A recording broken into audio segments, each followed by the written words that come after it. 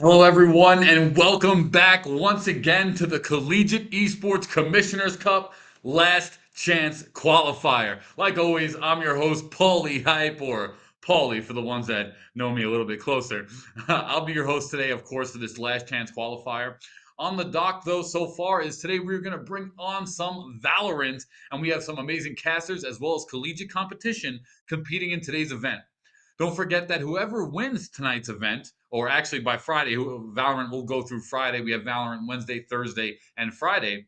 Whoever wins Friday's online event, the number one winner, will join us down at the Gateway Center Arena May 7th and 8th down in Atlanta, Georgia. So the winner of the event will be able to get that coveted prize of competing at the Commissioner's Cup for the Commissioner's Cup May 7th and 8th at Gateway Center Arena. As we take a look here, though, round one, we're going to have Marland College Park taking on Ottawa University. Round one, we also have Ball State versus Providence College. Akron versus Post University, and Georgia State versus DePaul University. Again, this is going to be the east side of competition, and as we stream on through the night, we'll be tackling those western teams as we give them a little bit more time to wake up and get on sync here. But today, I'm obviously not in my green screen studio, but I am at the CSMG office right here in Stamford, Connecticut, doing this show live right from the office. And of course, I'm feeling like Ric Flair, baby. We got the CECC drip diamond ring. We've got the old, before the rebrand, the CENC, last year's Barbasol trophy. Woo-hoo-hoo. This was last year's event trophy by Barbasol. So we have an even bigger, more special trophy this year at the Collegiate Esports Commissioner's Cup. Once again, got the Ric Flair drip on, a little bit of the ring action. But without further ado, let's throw it over to Catnator 3K and Los, who are going to bring to you tonight's first half of the East Valorant action. Catnator, Los, over to you guys.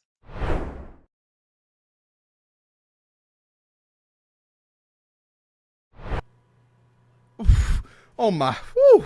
I gotta get a jacket. My boy's drip is cold. You see that trophy, Los? One of these teams gonna be moving forward to compete for it. It's the last chance qualifier, Los. So we've seen plenty of regions get an opportunity to qualify through. This is the last chance. We've got 32 teams coming into this bracket. 16 from the east side, 16 from the west side, and they're coming through the finals. It's going to be on April 22nd, where one of those teams will qualify their way into that Gateway Center Arena event. But only one can do it, and we're starting it off right here today.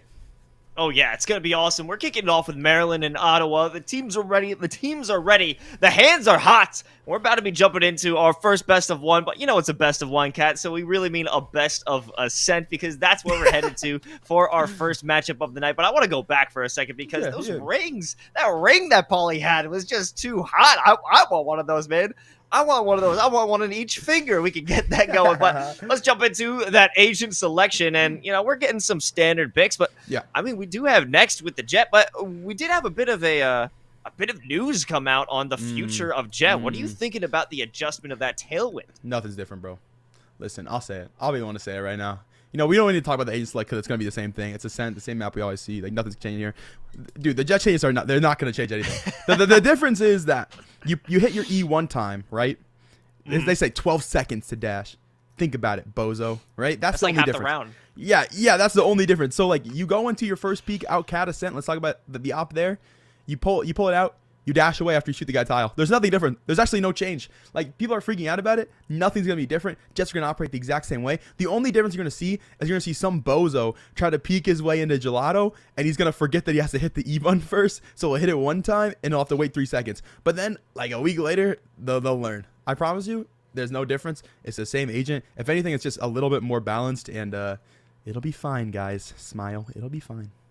I think it's solid for just lower rounds if you're on the attack. Maybe the defending Jet's going to try and go for the peek down mid. Nobody decides to peek it, so you lose out on that ability. You're not going to have it at hand in a later scenario, maybe for like a retake.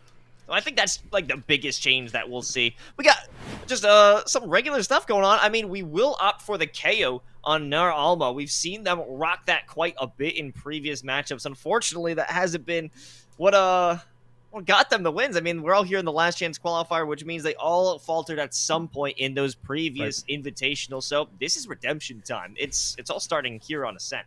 Yeah, that it is, and I love the KO coming out, man. The KO is so good, so dominant, and even though that Jet can technically still dash regardless, they can't if you throw out the 0 points. So that's the advantages for the KO. The KO has been huge. A lot of teams have been utilizing it perfectly. The 2 pop flashes going towards cat control, the 0 point going to make sure that there's not an easy burst execute out of garden. I mean, KOs make the difference on almost every map right now. The util is so nuanced. It's so dang good. We see the Sage come out. It's much more comfortable for the side of Ottawa, but man, the KO, I think it trumps a little bit. So if it comes down to it, I'm gonna give it to these 2 agent picks right now. That'll be the actual difference that we see come forward. But hey, time will tell. If you use the Sage right, all good. And with a name like Among Us Pro, I mean, I don't know if they're able to suss out the Sage. Oh man, that was banger. Somebody clip it, add it to the reel. That was 2 heat. And a lot of utility already dropped out by Aru sending out those shock darts, not finding anyone just yet. Maybe a second one for the recon. Might be able to catch somebody out on mid, but it's just going to be destroyed. Nothing gained. They blew the bank on that one. A lot of util. Yeah, I'm not going to lie. Like, that's when you go down, you play Monopoly, you get all at Park Place, man. And nobody lands on it the entire game. Blow out the budget, you go bankrupt, first one out the game. Like, it's a lot of util. And you can see, like, it kind of cost them early because they put the Sage Ball already down B main. So, like, they can't really play out the space. I mean, it's fine, I guess, because as soon as that, you get at least until that wall gets broken down before we have to worry about it. But now they've anchored 2 players towards B anyway. So all this mid control, you're going to see it get recognized. Oh, we can just go mid. There's nobody here. The Silver doesn't have util to catch us. Let's just walk in. That's what they're going to do. Okay, Almec hit with a flurry of util. There's the paranoia. There's a 0 point. No way for them to get away. We were just talking about how Ner Alma being able to remove that dash is going to be critical. So they get the kill into market, but they're just going to back off. You got Killjoy way up there. Endless might be able to make something happen over by A main, but there's still plenty of utility to catch that out. Okay, so the Sage Wall is gone. I like this play a lot. We go up mid. We stall early. We break the util that doesn't actually exist, but all good. Now the Sage Wall is gone, and we're going to go B. 15 seconds, so you got to do it quickly. Great recon to the back of the site to catch this Sage. Sit into the back of green box. Nair's going to catch that 1 second frag for them. That's going to be the plan to go down. No one's around to stop that one away. That's because that Sage util got used so early. Next has that angle. They've got the Sheriff. They don't have a Tailwind. Just 39 HP. This has got to work for them, and it starts off nicely. Wakaya and Vexy make things a lot more difficult, but still, it's an uphill battle. The 2v3 Endless coming out from the smoke from Market. This is going to be a great pinch. If they can survive it, they're good for 1, and a second follows up. Yes, sir. And this will walk through. We'll wrap things up. And I like the play on the pistol. We don't always get to see teams slow down and really think about util things like that on the pistol. So I love to see that come out of the University of Maryland College Park. They stop, they go up mid, they recognize the Silva util's gone, so they can take that space, they can grab that pick, then they get it. They say, let's not overcommit here because we don't have any info on to B, so let's actually wait up. Let's go back to what we have, which is tile, go lobby, because now we know that Sage Wall is gone. The Sage is going to have no util. It's pistol round, bro. They don't have anything else. So they get to walk into the B site and take it for free. Very clever awareness for them. And now they'll go much quicker into this one. They got the upgraded utility, and, well, the upgraded utility is doing upgraded utility things. Oh, next has got to be careful. That's a very close Almec, and that's a conversion into the Spectre, so it is just 1 SMG loss. But once that dark cover goes away, they might have an opportunity to get back in, re-engage. Those nanoswarms will make them think twice. With spikes planted, you got some time. Might as well throw some bodies into the round and just hurt their economy going forward. Oh, that pop flash. The timing of that is quite unfortunate. Endless will grab one there. There's another, and the Shock Bolt will grab one just for funsies. 2-0. Only 1 gun to be dropped as well, so the bonus is going to come in hard for Maryland College Park.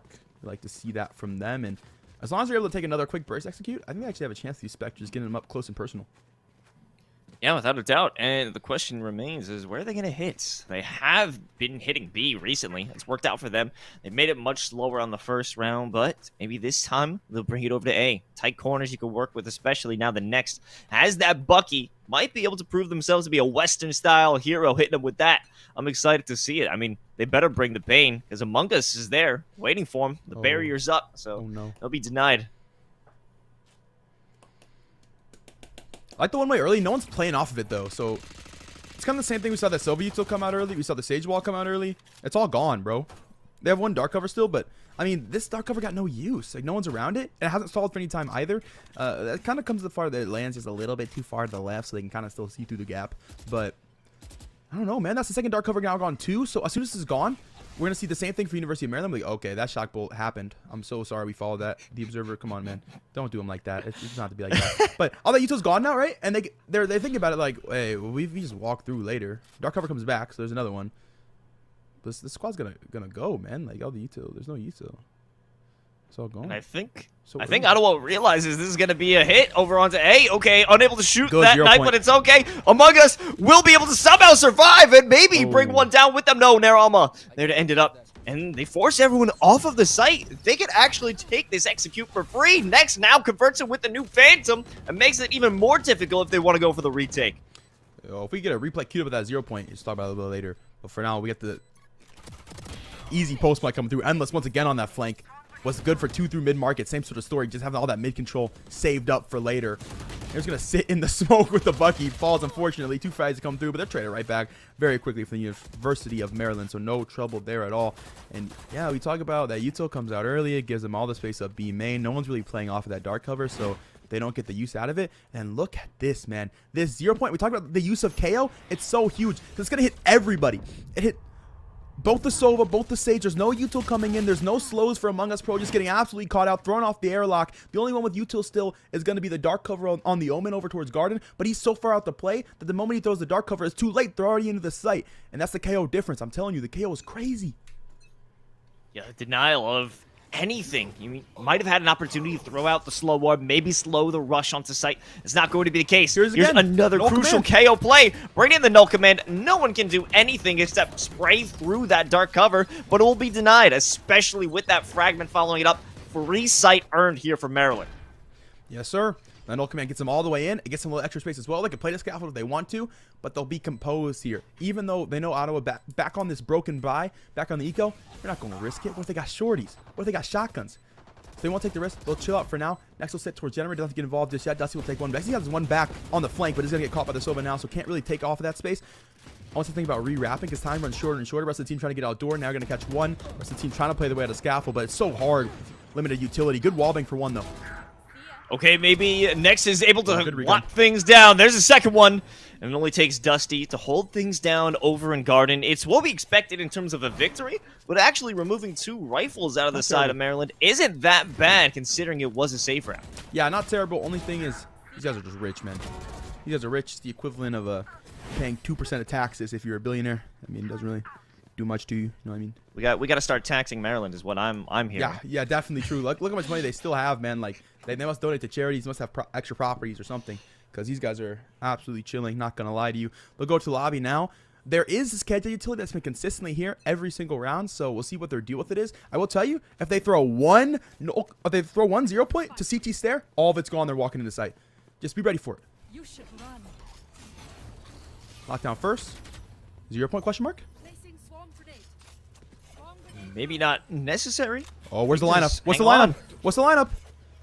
Oh, it goes backside. Okay, they're playing for the backside KJ there. It's not going to be there, so they're not going to hit it. All that utility will still stay towards CT, so players are going to be ready for it. They've stacked the lockdown. Lockdown now gone. If you quick retake this for Ottawa, you have a good chance of winning this round. And all players are ready for their retake. They're hanging out by those choke points. 2 in market, 3 CT. Here comes. They're waiting for the spike to be planted. Now it's time to get a move on. Next is blocked off by the dark cover, but the second they walk out, they're going to have access to every player on the side of U Ottawa.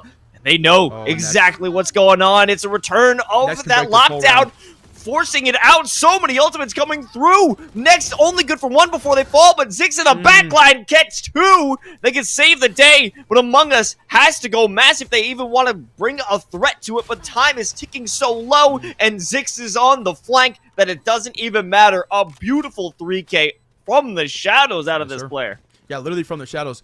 Was the player sitting tile, was forcing the 4-on-5 for his team, but if they throw the lockdown, they get everybody out towards CT, and he throws one dark cover, it just stalls them out. They say, we can't push yet, we can't see nothing, bro. They don't come out of it. Zix is able to grab these nice 2 frags. That's because the KJ goes down almost first, coming through the lane. Then that first pick to the back of Boathouse, that gives Zix the opportunity to come on the flank because the alarm bot that was mid to guarantee that play was impossible was gone as soon as KF falls. She falls, there's nothing there for the team. And Zix is able to recognize, takes the space off of it. Good lockdown to get them in the first place. And then consistent utility is what wins the day for them there on the post plan. So beautiful plays so far from University of Maryland. They are absolutely crushing it, 5-0 at the moment. This is just continuing to snowball more and more, but they've taken it back a bit. They're playing it slow. We're seeing something similar coming out from U Ottawa. They don't want to rush into any sort of commitments, but you might see Vexy make a play from Cat. It will be Dusty, though, who denies that. So what's the plan now? You already have someone running back. That's Among Us Pro, hoping to cover the angle that they just lost from A. But you see nothing out of University of Maryland. They're chilling. Yeah, and you really can tell they can recognize how fast Ottawa is willing to get rid of utility. So they honestly, if they're not willing to burst execute, they'll just put util on the default, or they'll put players' bodies on the default to where Ottawa feels like they have to use utility. They say, okay, the utility's gone, and it's almost like they've got a little notebook in front of their IGL and just writing down every piece of utility used every round and goes, okay, is this what they have left? They just use a drone, the wall's gone, no slow. Okay, guys, we can probably go A. And that's what they're going to do. Time to make a move. You only have Among Us on the other side of the smoke, but Nair sprays through it and finds the kill. Next, getting aggressive, scary. and they want to ensure nobody can find the kills as they get further and further. A second smoke kill, maybe even a third, and it's a wall bang to boot. Even going into guard, and you're running out of ammo next. What's your next move? It doesn't matter because Dusty is there to help them out. They get the CECC flawless. It's 6-0 right now, Cat. How is Ottawa able to bring this one back? Okay, I'm not going to pick up the op for the first time this game. This could be the difference. There has been a significant amount of presence, if not the entire team coming through. There's consistently been rotations through mid, if necessary, if enough util is there early for Ottawa. There's also always been a flank mid, whether it's Zix, whether it is the KJ, doesn't matter. Somebody's always coming through mid, so Almac should be able to find value in that regard. But he's going to put it B main. He's trying to go for the read here because Maryland's been doing a little bit of flip-flopping, but they're going to be wrong on this one. It's going to go A instead. So Dop's not going to find the value we hope right now. It makes it have to retake instead, which is a difficult situation. Good slow orb, though, to stall early. Some more Cloudburst to give them protection. Next, walks on through. This has been another case where you have Maryland walk right into A, find little to no resistance, and get that plant set up. I mean, you will have a commitment of that Hunter's Fury from Aru, and it does stall things out, and Zix is actually found with it removed. So that stalls things just a bit longer, but still, they haven't taken the space such a off nice take. Yeah, the Hunter's Fury stalls for the plant, but look, they don't get any space. So they still have to fight their way out of scaffold with utility. Ooh, close wallbang. Not quite, though. From the shadows came through. Didn't decide to go main instead, though. The Omen's going to come back and help the rest of the squad. Just stall for a little bit of time. That recon going to come through huge on Almac. He's getting wallbanged. See you later. Oh, even more damage. Kaya potentially coming out from tree. No, that aim punch ruined their chances of getting that kill. Endless doesn't even need to go for the swing because everybody on this Maryland squad is on another level. And something I wanted to point out, Kat, we saw it a few times. Yeah, it's bring it on. a bit of issues in terms of dart shooting. We haven't seen much dart shooting coming out from Ottawa. Also, specifically with that 1-0 point. And we saw earlier in the round with Among Us, they looked right at it. And if they destroyed it, I think it was round 2, maybe round 3. If they destroyed it, it would have just decimated the chances of them walking through. And you're allowing free information to flow right into the minds of University of Maryland. You have to stop that. You have to shoot the darts. You have to shoot the daggers to keep yourself safe. Absolutely. Dark out for Renee. We'll take notes on that one. Dark gets shot, but so does Next. Trying to sneak through. Vexy will have that one with a frenzy. That's going to have that null command to come up from the shadows as well. We'll get the Omen safely to scaffold. Would have had the flank opportunity there, but Dusty going to catch it instead. We're going to sneak through that dark cover, but gets caught. Now we'll grab another one as well, and that's players to fall. As Maryland shoves their way in. They do have that upgraded utility, and they use it quite nicely. Vexy will have another. Good headshots there. A little bit of BM to come out here. The scaffold player, the Sova, will swing through. I love that. Recon's early with the drone, and, well, you can't break that one, unfortunately. Well, you can. It takes a little more bullets, though, not going to lie. And Dusty will come through with 3K to pick it up from scaffold. A nice Sova play. Dude, Sova's ability to set up himself is so nice. We don't always talk about it because, I mean, until you see, like, a big play like that come out of Dusty, there's no really need to. It's more like you throw a dart, team gets in, they get the information, you get the assist. But Dusty said, no, I'll throw the drone. I'll get my own assist, man. I'll set myself up, and that's a very nice play to come through from the Sova. So when you can make solo plays like that for Maryland, where you can make team plays for Maryland, it's very hard for Ottawa to find answers. Without a doubt, I mean, both of these initiators at the moment, Dusty and now Alma, finding so much value for their teams. I think a combined 12 assists out of these players. And now, starting things off, is the Hunter's Fury. He already spotted one over in Garden. Maybe they'll look for another. The shots go wide, and Dusty won't be able to secure a kill. And at the moment, they've still taken control of A site. It's like clockwork, Cat. If they hit A, they take A. Plan's done, but the door's broken. I mean, wherever they want to go, they'll get it. Oh, even blinding the drone. Hello? How did Dusty survive that long? Bro's playing Minecraft. Actually looking like he's in survival games, bro. Endless gonna come through on the flank right now. We'll take one. Nars one with the fragment grenade. Zix is traded back all Mac though, so the KO. Life not in vain.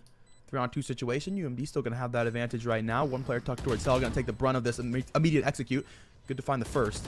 TP to come through from Vexy. Has picked up his teammate. Still the 2v1 though. Stuck in Generator, has a TP to work with. Dark cover up in 4. Gonna look for this first swing, we'll win it. Dark cover for the triangle if they want it. Knows the player's gonna be there trying to get the spike to half. Endless will know about it. We'll swing through. We'll get him off the spike, but the kill will come through from Vexy. Gonna be so very close. A couple seconds, and he just cannot grab it. So it gets through on the retake. Just not enough time. Unfortunately, it takes a little bit too long to swing, and sometimes that's how the cookie crumbles. 9-0 the scoreline for Maryland. Still, that has to be the best retake situation that we've seen from Ottawa to this point. Even if it's a minute improvement, we've seen them show signs of life, but it's too little too late. Remember, this is a best of one, so if you aren't able to bring it here in this first map, in this one map, you're going home. And University of Maryland is certainly showing they've got the right stuff. Not a single hiccup in terms of these rounds. 9-0, and they're going to continue the domination. The scattered buy that we're seeing from Ottawa isn't going to do them any favors either. 2 sheriffs, light armor all around. But maybe that won't even matter because you only got one player holding on to A. It's Aru.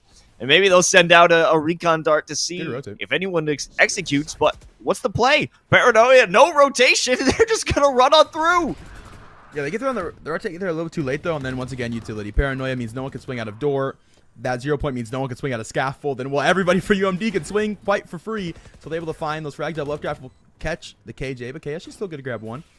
We'll back up for now.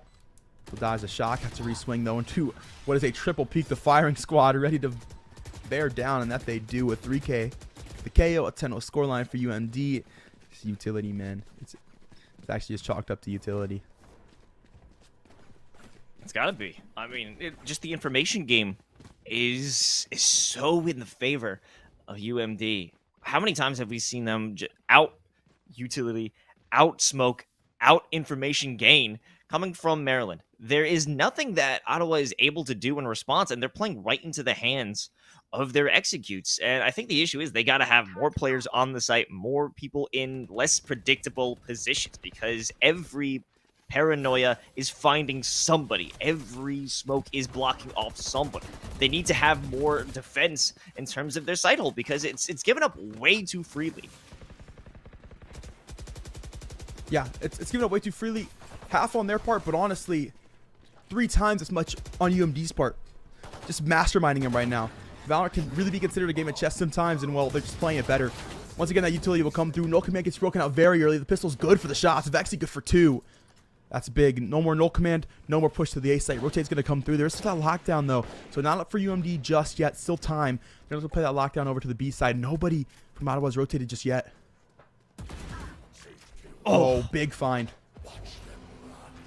Great shot from Zix, and now they get some information, see who is on B. Clearly going to be nobody, and they'll get that plant for free, and it gives them some time to set up. They especially need Endless to get into a good position, set up their utility, and play for potentially we're going to have some nanos because they're chilling on B main.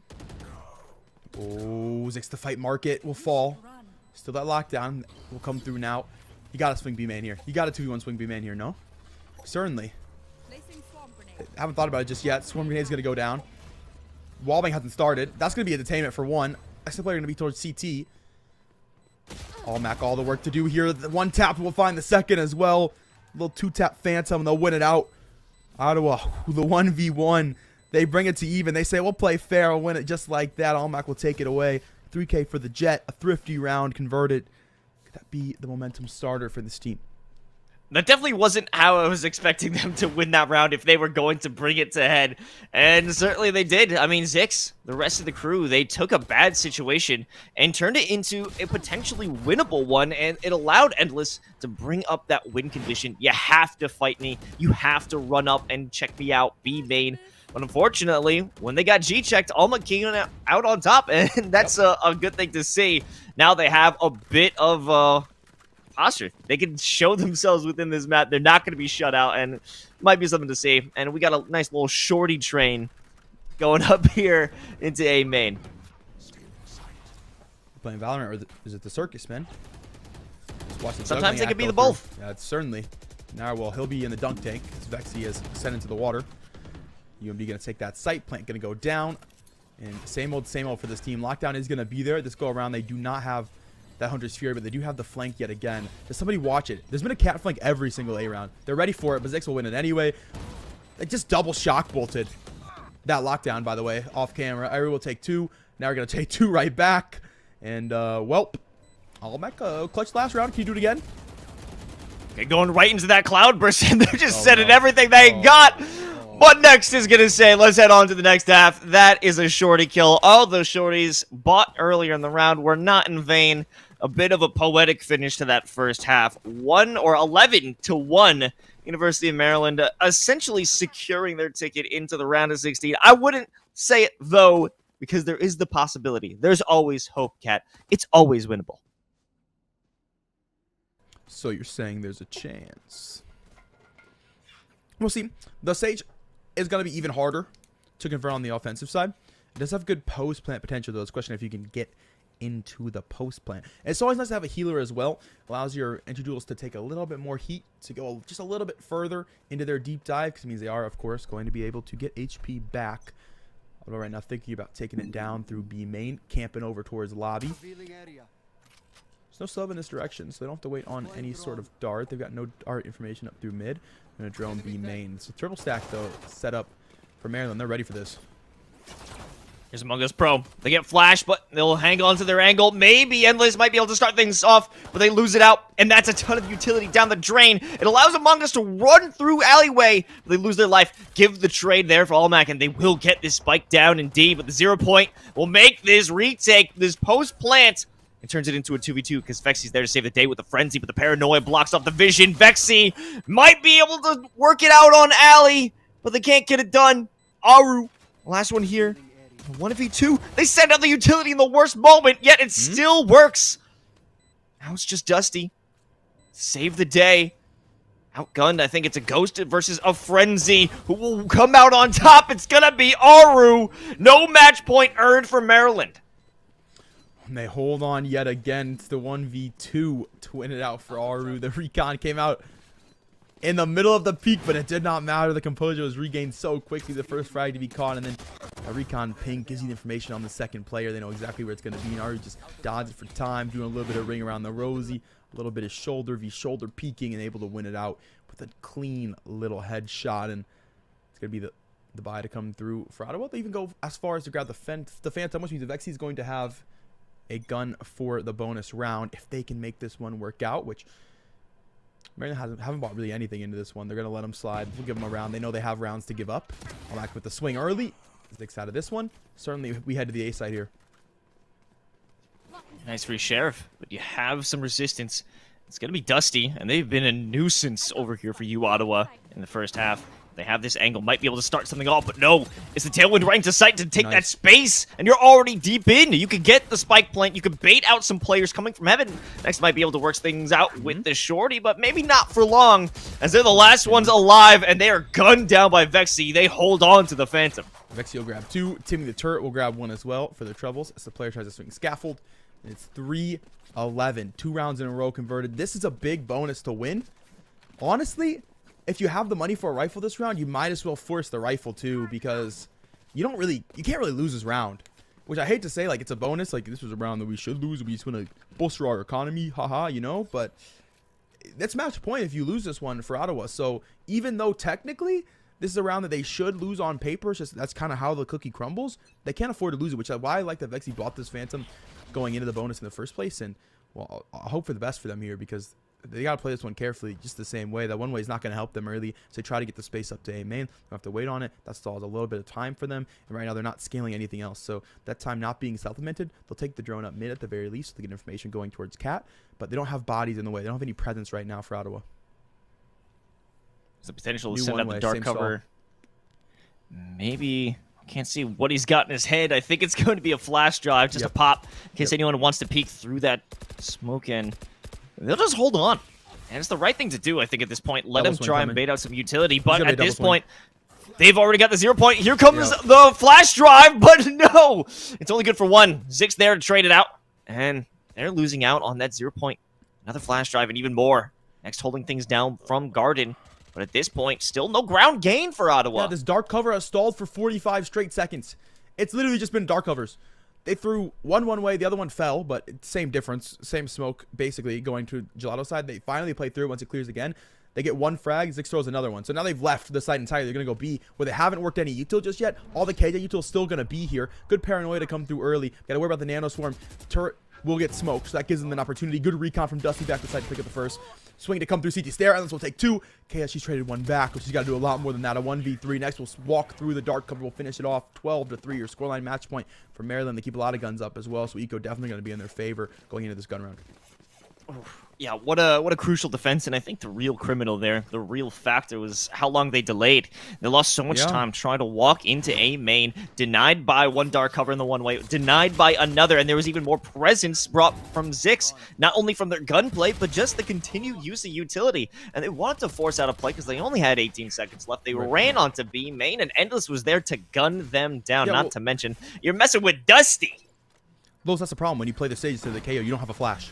So they don't have a choice. They have to wait. Next going to walk straight in. Paranoia will send him forward. God. We'll get three. It's finally shut down by Haru, but is it too little too late is the question. Haru's going to back up. Going to look to hold on to this round flash. Try to come through this one. Full flash. Both. Not able to find it, though. Will flash themselves just a little bit longer than anticipated. Swung a little early, so Haru will take that one away while they're both full blind. Puts them into the 2v3. Not over just yet for Ottawa. One going to walk up Cat. A huge fight to be won for Allmac, and we'll lose it. Dusty has that one. Ari will sneak out the drone now. Walk into a drone of their own. Tagged up as well. Dusty's just got to shoot through the box. We'll go for the shot instead. He's trolling! He's vibing. The Minecraft player is out. It's one shot in the chamber, and one shot's all they need. Dusty will wrap it up. It's 13-3 in Maryland. They're moving forward in the last chance qual.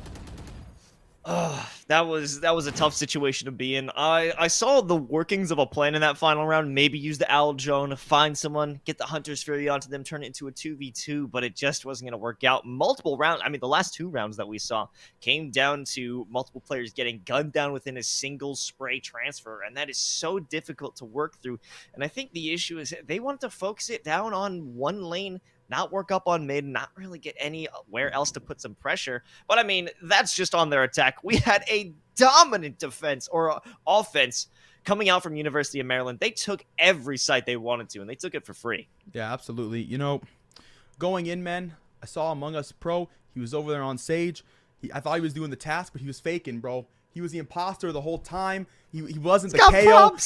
I threw him off the airlock, bro. I'm sorry. You got to throw the Sage off the airlock for the KO. You just have to. We saw the differences. We saw the fact that they sit there in that dark cover on the offensive side for literally 45 entire seconds because they don't have the utility to get away. They used a shock bolt. They tried their very best, but it goes so far back. It's harder to control than just a little right hand over with a flash drive. That's the difference there. You see the Sage, they get the slow orbs out, but you talked about it. You talked about the fact Maryland, they waltz on in because their jet just dashes through the slow. It's just not enough.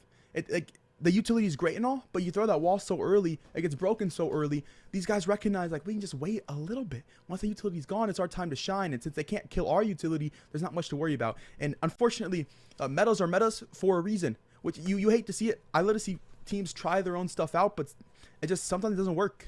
And I really feel like the big difference there is the Sage into the KO. Yeah, I mean, they got beat in the agent selection if we're going to talk about it. But in the end, it was a great amount of skill that we saw coming in from University of Maryland. And I'm excited to see them progress throughout the rest of this tournament because that was a 13-3 ascent. Yeah. That was just an absolute slaughter coming out from the gang from Maryland. And I'm excited to see them and the rest of the teams that we have coming up. And don't go anywhere, folks. There is plenty of CECC VALORANT action here in the last chance qualifier right when we get back.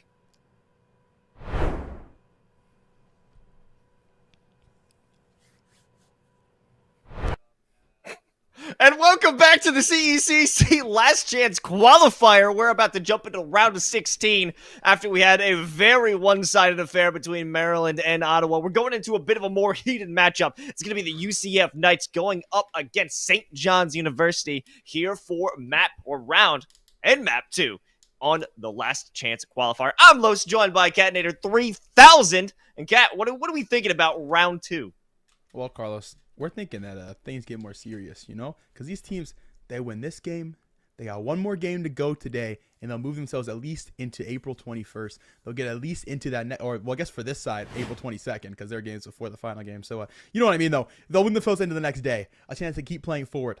The University of Central Florida Knights, very good team. Not just here in the CECC, in almost every conference. Showing up, banging it out.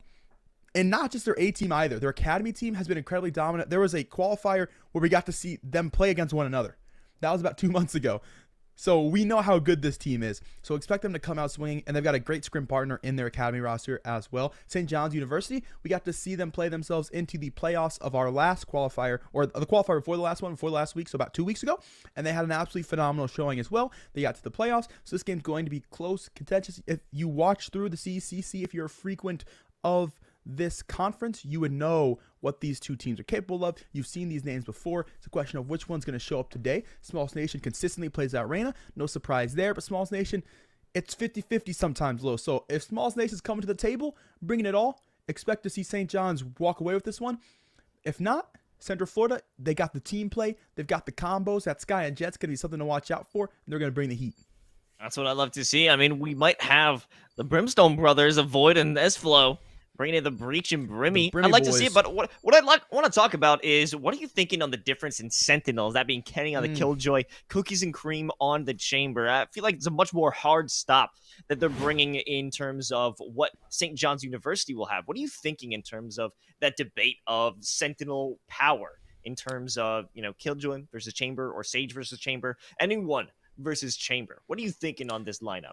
It's a playstyle difference. I say definitely the best two Sentinels right now are going to be your Chamber, your Killjoy. If you're going to play the solo Sentinel, which almost everybody is right now, because double Initiator or double Controller is just too much fun. It's just way better than trying to mess with two Sentinels. I think Chamber is incredibly versatile to allow for players that want to play Sentinel, but want to also take a little bit of extra space as if they were to be a controller. Chamber's a great choice. It allows you to get peaks up long. It allows you to play a little bit further back, and of course have that rendezvous totem to get out of danger. It also allows you to anchor sights a little bit longer, because you're allowed to rendezvous out the back of the site to get to safety for retake. So it allows you that potential.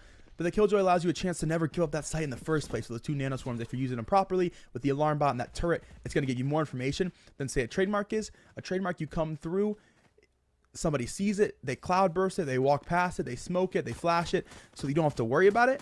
The same concept, though, that trademark, it's not going to get you as much of range as that turret's going to get you. So it really is trade-offs, and I think it's all about play style using these two Sentinels. Both incredibly valid, though.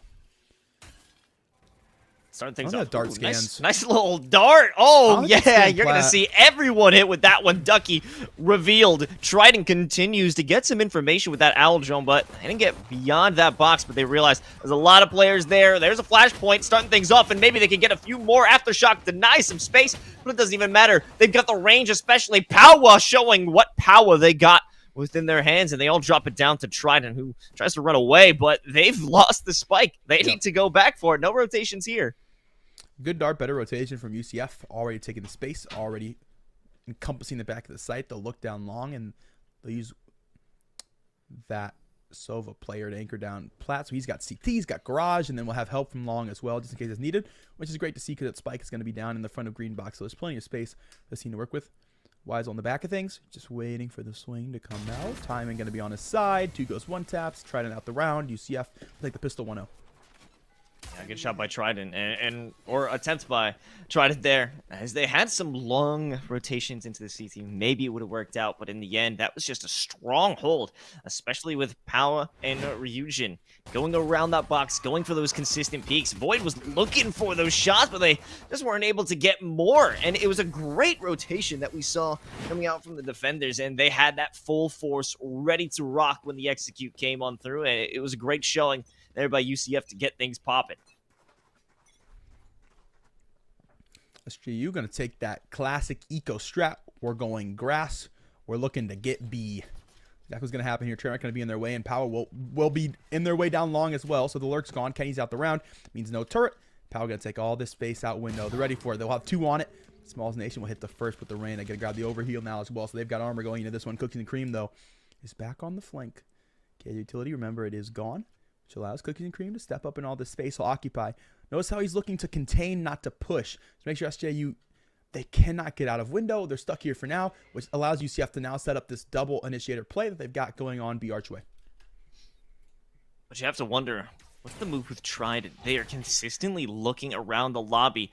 It's almost that they want to swing, but they're both playing a game of chicken at the moment. Trident's super low in terms of that gun difference. Spectre will rip them apart if he decides to swing it. Come on. You won't. Do it!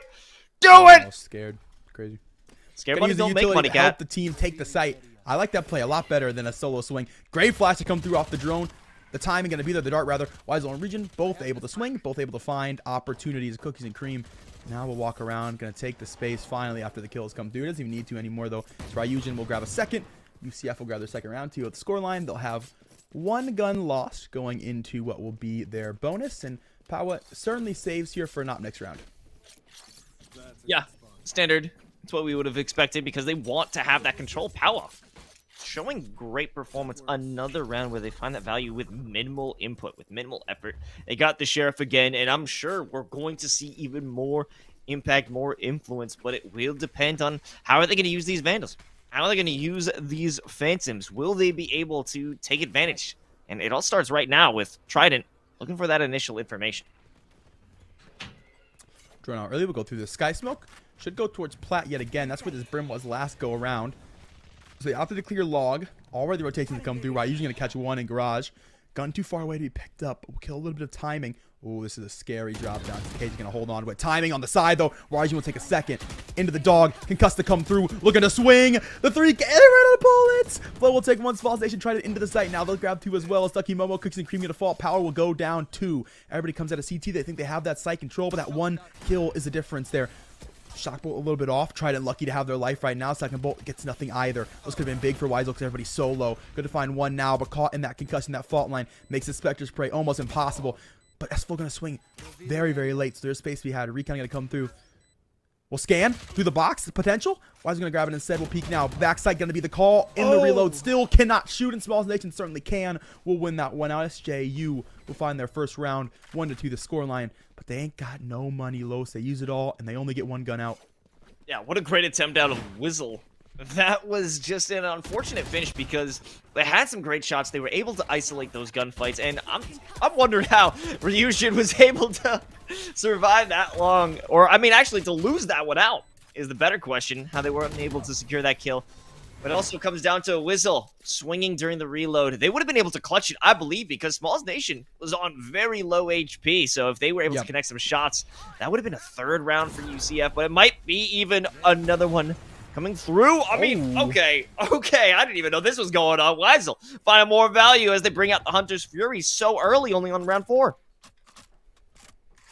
So much value. Hunter's Fury. We'll get a tag as well. And Cookies and Cream will grab more than tags. We'll grab some frags. Good for 1. Nothing more, though. Void will take it with the Ares. We'll back away to the top of things here. Still going to be that op in tow, but will not find the value. 30 HP. Got to get to your Sky. Got to get hooked up for the heal, but Ryujin's already through mid-window. The peak to come through. We'll find 1. This boy's going to fall. The Phantom Seeker's now out to spawn. Ryujin got to be careful how much space you take here. Waiting for that Brimstone to seek around. See Long biding some time with those guiding lights, and space to be made from Ducky Momo right now. They're more than contained in the back of spawn. Player to come out of grass. It'll be Powell on the op. Good to find first. So timing there. Take down S-Flow. Dog is caught. The concussion got to be there, and Powell will grab a second. That's why they saved up for that op. He finds the value. 3-1 the scoreline. UCF lead by 2. That's why you need to see Powell on the up. But regardless, Ryujin and Whizzle both finding their part, doing their part. Great use of that Hunter's Fury to get the information, deny the push, and create some space to get the rest of the squad to move on up. I mean, we had Cookies and Cream make their way into sewers. It allowed even further for Legion to take that movement up to mid, deny any avenue for them to attack. It all came to a head back on grass where Power just cleaned it up. And now they're going to be able to do it again because you only got pistols and I believe maybe a Guardian we saw on the side of Smalls Nation. So maybe they can make it work. But, you know, that's a tall order coming in for St. John's. Yeah, that's a 7-1 order. Smallest Nation, well, we'll see if they're able to hit that growth chart. So they're going to be looking at that trademark in towards Garage. Cookies and Cream once again going to take all this space down short. So UCF more than set up. C-Long going to be the contact in just a moment here. So when this Sova decides to swing. And has not just yet. Going to be chilling on the angle, making sure no one's pushing up. But Powell certainly is going to have the op in tow. Very much ready to go. So you're just trying to play their way up grass. And because of all this early aggression, all this early play from UCF, they know exactly where these players are going to be. Powell now going to get his peak. So Cookies and Cream, they took out that space. They're very patient on it, and they find the value. Patience, it's a virtue, man. It gets you those frags, and they're able to find themselves too early. Small Station send one back, though. Gets the overheal as well, so that's some space to work with. But the rest of the team's gone. Powell and Regent will grab the other two. And Smallest Nation, Vandal in hand, overhealed. Gotta find an ace to win this round. No way! Power trolling, actually trolling him. Yo, what's good, bro? Yo, spray me. Swing my teammate. Does just that. That's a beautiful bait play. Scary bait play when you got the op in tow, but you trust the teammate, and I like that. I thought maybe it was a bit of overconfidence. No, well, I mean, I guess it was from Power. I thought they were ready to rock, just B-hop a little bit on through, but it was a great bait. I mean, that's tough, man. That's tough because it was an opportunity for Smalls Nation to maybe convert into another one. Might be able to remove the op from play and save it out. Turn it into a potential, or just regardless, they were denied and they were mocked in all of it. It's a tough start, but I mean, there is some potential for St. John's. I mean, they've already put a that was also a save round for them, so they should be rocking with much better equipment going forward, and they have 4 ultimates at the ready, and maybe you could even feed an orb and a plant into Kenny, get that post plant lockdown to secure that second round. So there's a lot of possibilities, a lot on the table for St. John's to bring here in round 6. Los, what do you want to see different from this attacking side? I'll put you in the hot seat, big dog. I want to just run it up. Run it up, run it down, and not play so slow. Because, I mean, we have seen them try to make fast executes on C, but that's only after getting every piece of information that you could possibly use. Every piece of utility out of Trident. Send out the darts, send out the arrows, maybe a shock dart too as well, if you want to get a bit more damage and info. But that's not going to be the case because, well, you're going to get denied. Powell looks for the shot through the smoke, but they miss. They'll back off, send out another one for that game killer instincts, but it doesn't find anybody. I will say to your point, run it up. You know for a fact, UCF, if you guys don't do anything, if you default, they're taking early space. They're going somewhere. Whether it's up C-long with that op, whether it's up A short with the chamber, they're making space. So if you burst execute, that's your best chance, right? You get that advantage. You get to overpower one player on an extremity and then get to push your way forward. That could be the difference for this team. They make a lot of presence up C-long early into this round. They'll head back to spawn now. They're going to look to go through A. Slowly but surely they scale their way up. And it's a good call right now because there's absolutely nothing in their wake. But you are going to see that Powell snuck through grass, has cleared it out. C players, by this point, you know there's no contact. And this dart should be the cue that this one is going to be headed over to the A site. So not really able to stop this one. They're going to have to let it go through. And there's a lot of ults for this post plan as well. SCIU, I would not hate to see the Rolling Thunder, the Orbital Strike converted. Just win this round out. And you already see him starting to play for it. The Breach going to go down A long. We'll be there for the Rolling Thunder. Same story coming through the rest of the team. They've got Nanoswarm doing Spike as well. This should be an easy one to take. Yeah, that was an interesting initial setup that we saw from Wiz. Oh boy, wait a minute. Okay, we got Power jumping on through. They will still be hit with that Rolling Thunder despite the fact that they're in there. But Void kills himself with the Orbital Strike, leaving it all up to the chamber. It's Cookies and Cream hoping to win with the Tour de Force, but they don't. A great deal of ultimates committed here. But St. John's, they get the job done. They put all of their eggs in one basket, and they will succeed. Thank goodness. That's all I'm gonna say. Right? That one will be hard to lose. Very hard to lose. That one hurts to lose too. So just see them come through with it. is good. We do like to see that. Void, a little sad about those results. Means that they're going to have to go for the light shields this round, the 400 instead of 1,000, because they just can't afford it because they had to rebuy their gun. And SJU are right back where they were. They're playing once again for this very unaggressive play. Kenny can't quite find the op shot. Cookies and Cream will take it with a Vandal yet again. Once again, to claim their spot up through a short. SJU got a lot of work to do. They've drone their way into C yet again, which kind of gives off that they are playing this direction. The jet does not get seen, so they've seen 2. There's a third down CT now moving to site. SJU yet again, it's deja vu. They start C, they use util, they pull off, and UCF, you see them taking a much better redo it this time. Such slow starts here from St. John's, and especially losing that up in the initial peak. You still have Cookies and Cream looking down sewer, waiting for someone to try and pick it up. Pow catches a shoulder, might be able to get more, fighting for their life, but no! Whistle there for the support, able to save the day. They'll continue to maintain their control here on mid. Last 2 players are hanging out by A lobby. Maybe a nice shot from Smalls Nation can turn the tide, but they still got to take out 4 more. They do. Lear gonna come out. No peek though. Once again, that Brimstone is up C long. Trident's found Ryujin. Trying to make some space. So much noise being made with Tucky Momo. Cannot hit the shot. So Smalls Nation will take that one and into the C site. They're going to storm their way forward. The Chambers got on their backside and enough time to be able to swing for the plant. And it's looking to set them up for it as well. Power to take one on the cross.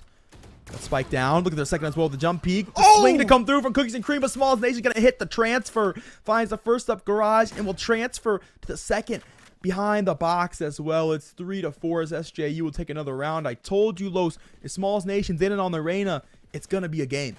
I mean, we were talking about how UCF is able to take control. They take that forward positioning. If St. John's isn't able to make those fast executes, they try to hit the default, and UCF gains ground, and that's actually put them in the back because it allowed so many 1v1s, so many isolated fights for Smalls Nation, and they just ripped them apart. Even those different angles brought together in that final fight where Smalls pulled off the spray transfer. It was too clean, too deadly, and it might make them think twice, but maybe not, as Powell is already walking up to try and hold that close angle in A lobby.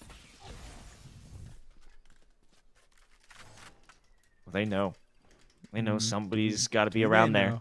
It's up to Silva to bait or not. If Silva can bait this hard enough, I don't think they clear it. But Whistle's got to get into the angle, which he has not. Okay, they don't clear it anyway. That's they shoot the dart early. No one knows. Powell's good for 2 here. Will now look to swing once again. The dash to come through, trying to get a swing. There's a 3K. Both players stuck towards short right now. Cloudburst to sneak in just a bit further. That one way is going to be in their favor as well, or maybe not, as Kenny takes that one away. Sees the feet, shoots towards the head. Whistle's grabbed Void over onto site, and Kenny's got Spike, but is in a 1v3. Peculiar situation. Gonna look to take it down to the C site, hoping no one's there, but it's a race that they are not winning. Well, it depends. Can Ducky win this gunfight? I mean, they do not have the equipment Spectre long advantage. range? They got a smoke and they've got a molly, so they can block off the entrance. Question is Kenny? They're gonna run it down, or they're gonna run it back, and maybe head over to A. There is time if they want to sprint it up, but they don't want to make any sound cues, rightfully so. So I think in turn, we might see a plant on to B, or perhaps even a clear out through garage. Oh, they've been spotted. They don't have many options now. They have to fight for their life or lose it in the process. There's going to be one player's Whizzle waiting around the corner, but they set up the nanoswarm. They're going for the plant regardless. No, it's a fake out. They want that secondary kill, but they get nothing in return as Ducky Momo through the garage, through the grass, gets the flank, and time was the true enemy of St. John's in the end. Also, Power. Well, yeah, that's in the beginning, though. Don't worry. Don't worry, Los. Your call's still very good. 3K for Power shuts down the round so very early. It puts them into that situation in the first place. And yeah, sometimes there's not a lot you can do. So Kenny's trying their hardest. That Brimstone utility griefs them coming up C long. They can't take the space safely. So they come back through. They're trying to make a move over towards B, but they get caught from garage window peek, and that gives all the info in the world for UCF. You do a great job of triple swinging in as well to shut things up. Oh, Power takes the Blade Storm down C long, and Void is already out the round. That's the controller gone. SFO send one back, which is nice. Got a lot of work to do, though. They've jumped into the B site. Looking like more of a fake than anything else, as SFO just kind of stuck. Oh, they bring moved on up. But they're expecting this play from Wizzle because Wizzle always likes to play it back on A. We've seen them hold the CT doorway multiple times in Link, and this time they will be caught out. It's not even a B hit. They've opened up A because they know that Wizzle's in the back line, but they have to watch out for Cookies and Cream because they are a consistent sewers player. But no one's looking in that direction. Are they heading to heaven? Are they going into the defender spawn? What is happening in this attack right now? Powell catches one coming out from the B main. And Cookies and Cream, What? I think they've got a free defusal. What is going on here? Hold Oh! spike. GG's. You can just They get stop it. They stop it with the Rolling Thunder. He stuns. Flow pulls up the 4K and what should have been an unwinnable round. What even happened, Cat? Bro, just replay the last 20 seconds, dog. Just replay the last 20 seconds, man. Okay, so they go down into CT to get this extra space because they don't really know where they are anymore, and they just faked over towards B side. So they think like, okay, they gotta be over towards C link. They're gonna rotate to CT spawn. They're right. They bully him, and then just you throw the util. I mean, you got the ult. You might as well. That was a sheriff round too. Very That was close, thrifty. very close. Oh my god, Cat. Well, I mean, we've had some wacky rounds back and forth, and that certainly is one to top them all. Trident, a spot out chamber. Cookies and Cream has to back off. They've only got the shorty at their disposal. Maybe the headhunter will be good for one. Not going to be the case. Close. They take quite a bit of ground. That's a far rendezvous. Right? Oh! Wait, that's crazy tech. I don't know if that's worth grabbing a replay of, but so Totem is actually not in short for him. It's in A-Link. So he can send the totem farther, so he can get all the way back towards garage. That's a crazy totem. Because it hits through the wall. It's got that much range on it. There's a lockdown, but it's easily read as a fake. You can see Cookies and Cream as well as Power. They're expecting it. They're in position for that C hit. One by CC, one behind the site. Oh, no ability to get the rendezvous this time around. Easy shot for Smalls Nation. They'll defend the rest of their squad for the plant, but Power is there for revenge. And it's back and forth in between. Trident still maintaining on to their lives. 3v2. One from CT. Well, last one in the C link. Maybe Wizzle. Get this shot out with the sheriff. Maybe recover a rifle to make things a bit easier. Almost securing a kill onto Kenny, but they won't win that one out. Weisel. Good for two, even. They turned into a 1v1. Trident. They just have to play time at this point. You got a ring around the Rosie from the back of sight. Only 2 bullets on the Vandal, but you're not going to be able to get it done with that little amount. It's just a game of chicken. No. Trident, no. But in the end, it doesn't matter. Weisel gets the kill, but they don't get the round as it's all evened up 5-5 here for St. John's and UCF. Man, just wanted to call him Wizzle, man, because he's such a whiz on the Sova, but he was looking pretty wise. Going through into this retake, but sometimes you get everything you need, but it's just a little bit too late. Still gets all the frags though, which is nice. You like to see that. It makes a big difference going forward for them, and it means they still got eco to work with. They've broken the eco down as well as JU not having a ton to work with. There will be no rebuy into the next round. So this round is a big vie for economic control. Should mean that whoever wins this round is going to win the last round as well. So it should be a 7-5 half for whoever takes this one. Well, we've seen some wacky thrifties before. Cookies and Cream. Another banger of a hit. They can walk out for free, and they continue to use that tricky tech TP. But, oh, they got to watch out in the back. A great thought from Trident, sending out the shot of the Hunter's Fury behind them, but Cookies and Cream, they're holding it down. You don't even need the flank at this point if you've got the chamber on site, but Powell here for the support. They'll stop the spike plant. It's all up to Smalls Nation. We talked about Smalls Nation. If they could pop off, they could save the day. Just a leer to their name. They're being hit from both sides, but there's still plenty of time for them to work with. 55 seconds on the clock. And it all comes down to what defenders are willing to do, what Power is doing as they continue to take space, but they walk out at the same time. They swing together. Even so, Power is good for the shot, the flick, the execution, and the finish. The 6th round goes to UCF, and based on the prediction, 7th will follow. It's a good fake there for Power. Just to throw the cloudburst, to just make so much noise. If another one getting it, it's going to be Weisel from CT, who's already there, ready for it, ready for the swing. So, actually, a very nice play in the 1v2. Hold ons, but never a struggle in the world. I mean, you got to swing this guy. He's running it down. He's an elephant stomping up C long, and it just allows for the potential for the CT player to really get the kill for free, but Powell gets in instead, which is even better.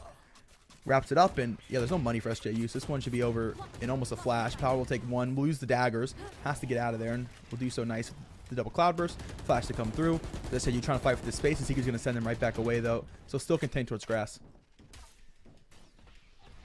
Bulldog ready, and they'll peek even through that sky smoke and kind of expose themselves a bit more by using that updraft. No utility to speak of left. Cookies and Cream drop in 2 as they hold on to Sewers. They are unstoppable in this position, and that offensive going to A will be completely nullified, negated. Don't even think about it if you have Cookies and Cream holding down short.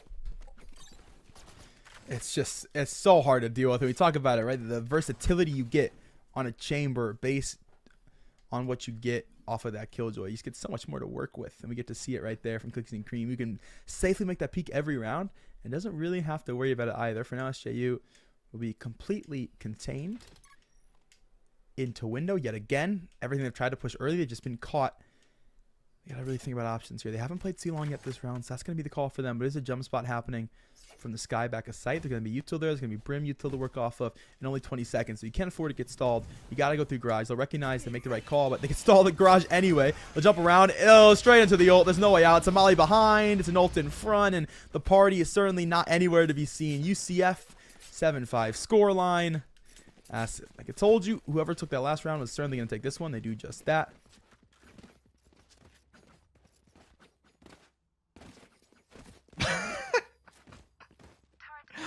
Anyways, what a nice segue into the second half. I'm excited to see what we're going to bring to the table, but we also got to look at Cookies and Cream.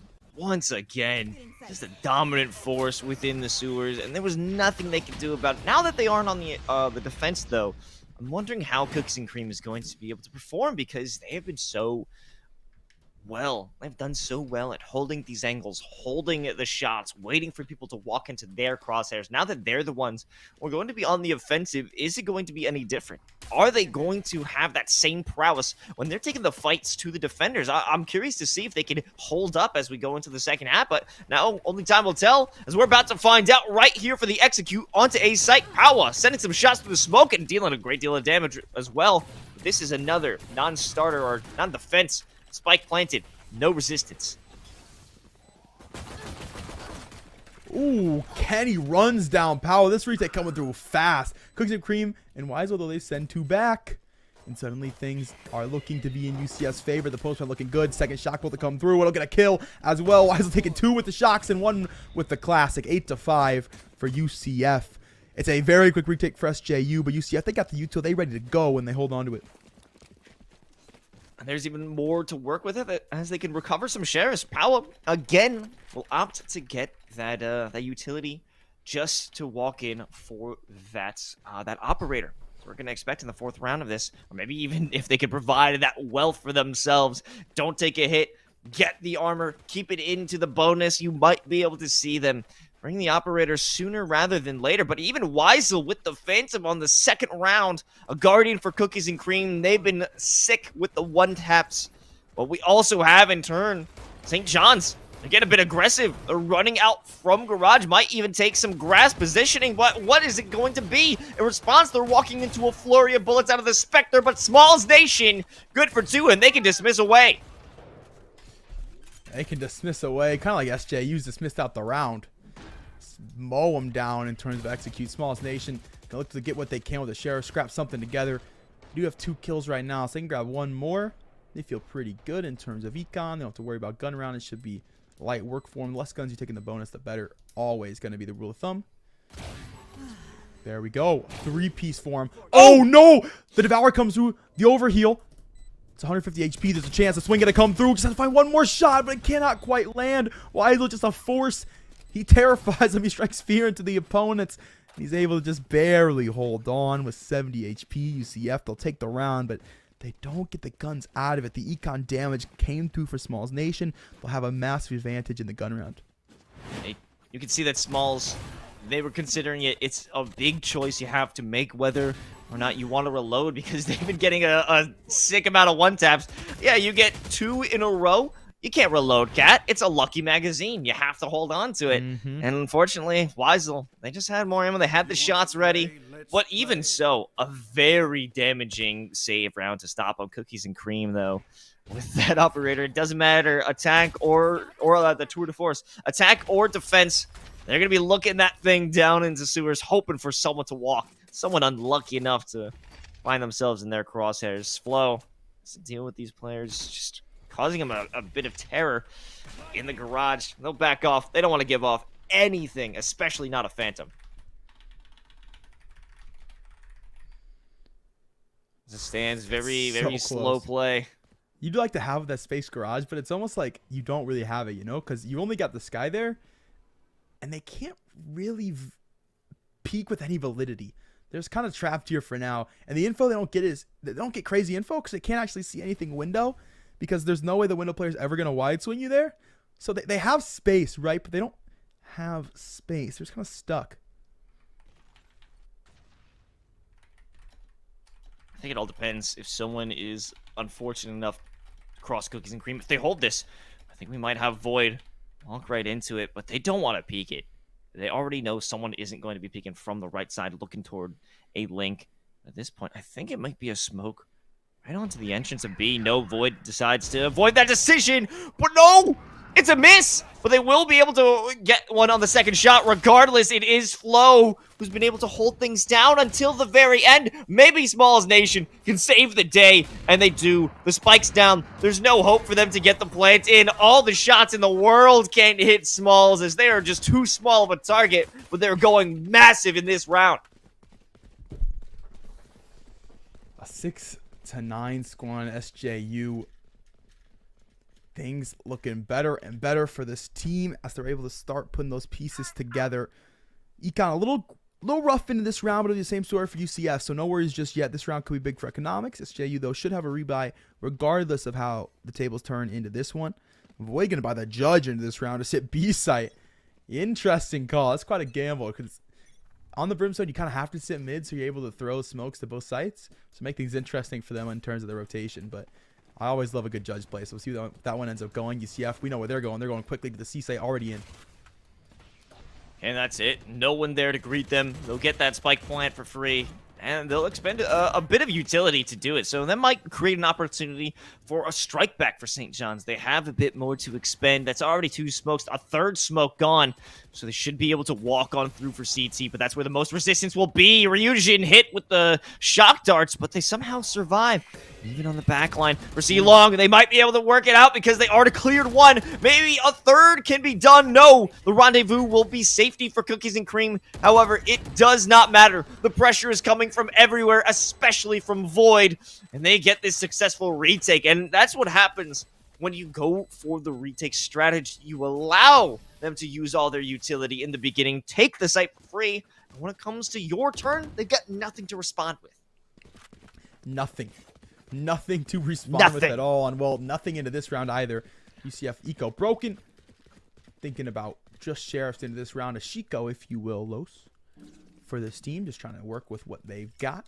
And hey, we've seen some Sheriff plays today, but those Sheriff plays, they were calling out Smalls Nation, who's going to be on the other team, sitting chilling with a Vandal in his hand. So the odds not incredibly insane for UCF right now, but I think do just a little bit of damage, get a little bit of guns to the hand SJU, make them rebuy. They'll be feeling just fine. They're still up 2 rounds. Things are chilling right now. Just got to worry about this scoreline. It's getting closer and closer to tied. Where I usually will send out the dog. It's going to get fault line, though, so there's not really any info coming through the C site.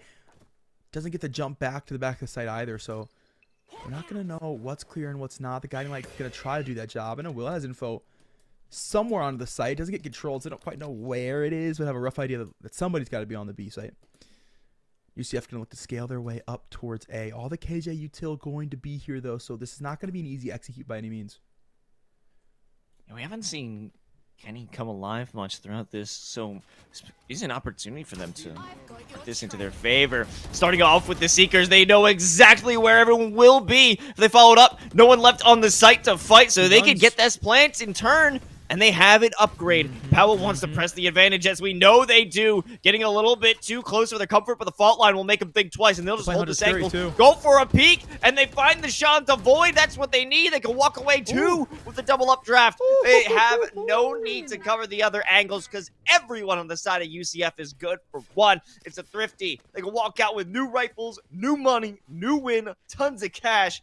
Time to strike back. That is the best case scenario. Not only do they win the round, they get 4 rifles out of it, and they're straight chilling. They were going to use the Hunter's Fury. You saw immediately Weisel ran his way down short to be ready for it towards A lobby. Was no need. They just rolled them instead on the site. That's a massive for UCF, and it puts them back into control. Things were getting shaky for just a moment. Looked like the bridge might have collapsed, but man, they brought the foundation in, and they brought it in fast. SJU going to look to take it to them up early towards grass. They sent the Reyna all the way down. This is scary. The breach going to be there too. Timing on this flash could be everything into this round, but there is no flash to be had. Ducky Momo will find one, Cookie Cream the other, and suddenly that early grass push, that play for SJU to try to catch him off guard, it has not worked. UCF holds strong. They are chilling into this round. They've got plenty of time to do, honestly, whatever they like. So just kind of scale up slowly. They'll play it together, and they got the numbers advantage. As long as we push this 4, we're going to be good. That was a peekaboo play from Smalls. Hoping to get somebody just coming up in the worst moment, especially as they look for the shot through the Sky Smoke. And Sky Smoke's placed in back of A, so no one has any chance. I'm trying to fire back, trying to stop this plant, so it will be another standard play. Ducky, it's the plant play, and a brief consideration from trying to, they were thinking of going, I don't even care about that. We got to talk about Cookies and Cream. They are standing strong. They are continuing those shots. Trident will be the one to meet them, and they do rise to the challenge. However, all the walls were closing in. Powa, you know they're running it down, running into the back line, and they'll finish off the job. So it's 11-7, 2 more rounds, and UCF will finish things off. Oh, yeah. Beautiful plays by Cookies. Oh, yeah. Oh, yeah. From everybody, too. The whole round is clean. Not a single 1v1 to be worried about. They just win it all so confidently. 11-7 your score line. SJU still not a confident buy going forward. They'll buy down here. They're going to be looking at just that next round's buy, which means that's going to be match point here. Most likely. Smalls Nation, we want to pick up the hero rifle. Means they don't have a rebuy in the next round, but if they can find enough frags, they might not need it. So that's going to be the point here. Recon come through early. We'll scan both players. Trident with the 2 no scopes. Off the Marshall, pick up 1. Hunter's Fury out, coming up the long. Tags all 3. Kenny good for 2. Looking for 1 more to swing sight. A 3K to be had. The orbital strike will come through. We'll find nothing. UCF, they're left with just the chamber. Pop the tour de force as well, and Cookies and Cream gonna be staring at a drone. And to be honest, that was Ducky just trying to kill Steel in the end. You can't blame it. You can't blame a guy. Can't blame a man for trying to grab a couple frags. You do the same. Don't lie, Los. Well, they will be able to survive. Match point denied. So nothing to worry about. They can walk on through. And that's what we need in terms of having this round extended. It does come through for Kenny. Having that turret, it was critical because Powell wasn't able to get that updraft. They didn't have the speed. The tags coming in from the turret slowed them down immensely. So the momentum of their play was severely cut down. And the rest of it followed up. Kenny, a big step up as they've been recently lacking throughout the entirety of this map. That'll make them think twice if they want to hit A again, and you can see no one is in the position to walk it on through. You do have some scouting going on towards C long, and that might be the option to hit. But regardless, I'm going to take it slow this time.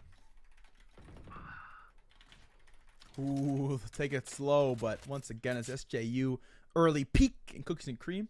You know he's happy to take the early peaks. All of UCF have been just kind of waiting for SJU to try to make plays. You can tell they're getting just slightly desperate, which means that they're pushing up just a little bit more. Trying to give consideration of what they want to hold. So no one is sure where this play may end up. Even checking to B, might see someone through Link, but now we have some activity. Now we know that the players are going to run into A. It's a rolling thunder, hoping to stop this rush, hoping to get this push denied. And Trident jumping out from heaven is good for 2, but Powa sitting inside the Cloudburst on top of the box will be able to destroy them. Slow though. Turn, come out from CT, but Cookies and Cream, if they can win this one out, that would be insane, but no! Slow for the 3K, and to save the day, continuously denying this map point, continuing to save the lives of St. John's University. Well, these guys are barely holding on. S-Flow, that's a big play to be had.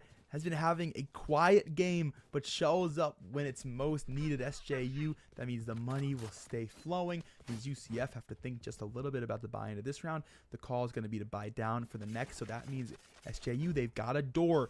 They've got just a little bit of a window. It's a matter if they can jump through it here. If they can get this round, that means they're going to be set up going forward. They're going to be just one round away. And Trident, he looks to keep it that way. Good for one early. They're going to get caught from short, though. Power's already up.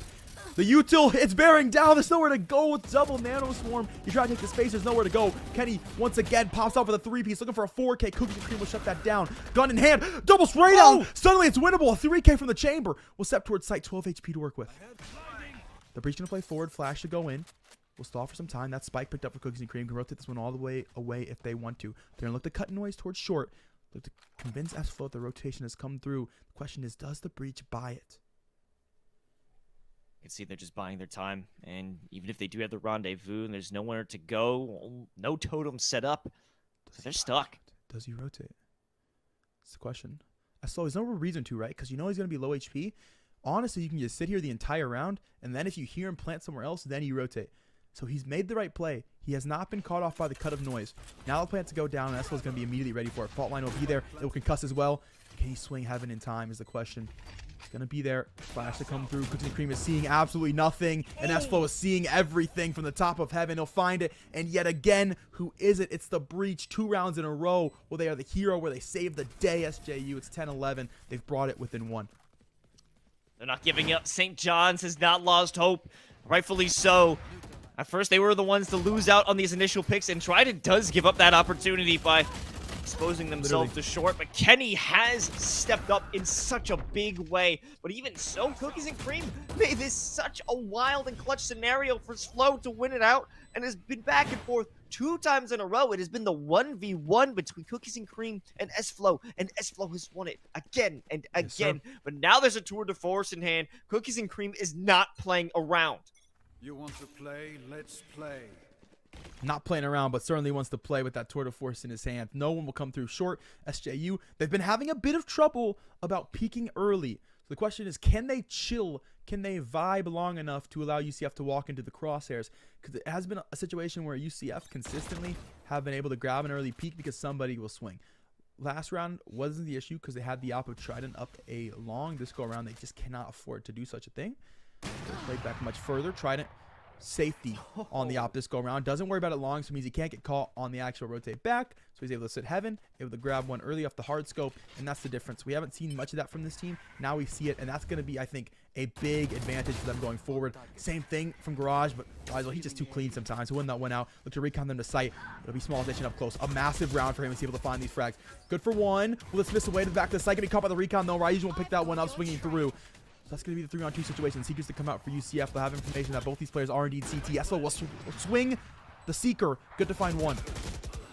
And Ducky, they want to get revenge, but they give it the 1v1. They had the support from Cookies and Cream. Cookies is now all alone. It's the 1v1. This time around, no they switched weapons. Trident equalizes it. The up duel does not happen at all. They give it up. They want to reposition. Bringing out the knife is the worst thing you can do when you have such quick action on that tour de force. They give it up, and they give it up in 11th round here. Trident has continued to find those shots with the operator, and they found another one today to bring the equalizer. This is getting worse and worse for UCF. Ironically, this round, this retake gets won by 2 players swinging utility. You saw the Seekers get swung initially by Esfo the Breach to get them out, to get those first 2 frags onto the site itself. And then you see once again, the frag gets picked up by Trident because he swings not only an op angle, a tour de force angle for Cookies and Cream, but he swings the slow field. Cookies and Cream says, I can go back today long. No one swings this. No one's a psychopath. Trident says, you think? Are you sure? Swings anyway, a situation that's almost never going to get won for him. He recognizes, I can take it anyway. He's not holding it. He's moving back. Catches him in the rotation. Massive. Just 2 players having all the confidence in the world, and that's big for SU to have when they're down around. The fact they're able to come out like that, they've got all the confidence now. They've got that boost. They've got it to even score lines. Can they keep converting rounds? Cookies and Cream checking every angle, not looking to make a mistake they previously made, and allowed St. John's to bring this comeback. Both of them just one round away from map points. One more, two more even, to continue throughout this tournament. Here comes that dart. Doesn't find anyone. It will tag S-Flow, but they're stuck in the Cloudburst. They don't want to swing. Weisel good for the shot. And no one left to defend. They will secure that plant, and a lockdown will be brought out in return. But a few pieces of utility coming out, and Void actually falls prey to the orbital strike, but in turn, Weisel will lose their life. Now, finally, the spike will be planted after a long delay, but it's a 4v3, an attempted post-plant situation. Smalls Nation up at the top rope, reduces it by 1. They have the dismiss, they drop on down. I don't think anyone realizes it. No, they certainly didn't hear this drop off the Lear getting shot. So Small is able to swing for 1. Ryujin, though, he swung for 2 down to CT. Plus, he's to send 1 back from Hell. Down to dismiss towards Sight, out of the TP, but caught by Cookies and Cream. He comes out of the invisibility and gets caught by the Chamber. Big drop down play, but a bigger play got made to CT. Ryujin, the Sky. The confidence comes straight back to UCF to win that one out. 12-11 gonna be your scoreline. It's 1 round away now for UCF. The game's been so close so far. It's come down to huge individuals making huge plays, and Cookies and Cream is able to hold on to the nerves there. And that was necessary for Cookies and Cream, because it would have been multiple occasions, I think 3 rounds in a row, Cat, where Cookies and Cream just couldn't come up. They couldn't clutch it out. They weren't able to win that 1v1 to finish it off and bring it to map point. Finally, they were able to secure that, and they're at least making it into overtime. Trident only has a Spectre in hand, so this is going to be an incredibly difficult retake, or at least hold. Might be a little bit of damage onto your teammates, but hey, what's a little bit of Hunter's Furies between friends? Oh, Ducky Momo taking a hit with that shock dart, and will survive. They have the heal. What is the next step? Is retake time, baby. Everybody's set up for this one. This comes down to whoever's making the bigger individual play yet again. It'll be the Silva in first towards Garage. Ryujin up close. Just grab that double swing. Don't forget about it. Into the last post plant. Does he do it again? The op shot's going to be missed. Ryujin going to pick up 1. Ducky Momo to swing for 2. Suddenly the retake is falling apart. S-Flow to find 2 though to send it back forward. Kenny to grab one with the Bucky. He'll push forward now with the Spectre in hand. They've gone side control back for now. Vandal picked up. Nanos want him to stall off anybody pushing. Powers up close and personal. Good to find 1, and Weisel will find the other down long. UCF will hold on the post plant. It's 13-11. They'll take it. They'll move forward past this round of 16. And they hold on here in the last chance qualifier.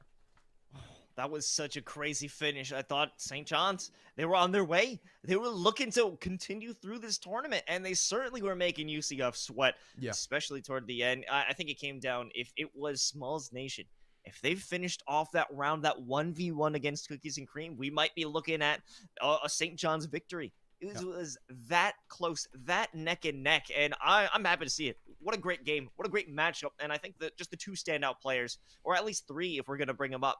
4 even. I'm going to bring in 4. 2 from each, because you got to keep it fair. You got to keep it balanced. It's S-Flow, Smalls Nation out of St. John's, and we got to talk about Powa and Cookies and Cream. Powa, with those playmaking capabilities, getting so aggressive on the defense, denying so many avenues for St. John's to take, especially if they want to default. Oh, you want to default? You want to play it slow? Well, you're not going A. You're not going C. You're not going B. Any round that they played it slow, it was not a good move for them, and Powell is the one to deal that damage. And wow, oh man, I'm excited to see them continue throughout this event.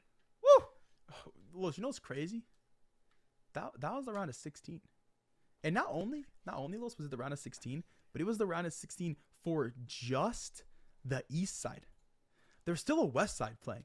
We're not even into the farther end of the bracket yet. There's still 2 more rounds of the bracket for both sides, one that hasn't even started yet. And we're already getting that close, that intense of a matchup. That really tells you the way these teams are playing here in the last chance qualifier, how bad they want it. Recognize only one of these teams, Los, gets a ticket into the Commissioner's Cup down in May, down in Atlanta, Georgia. Only one team.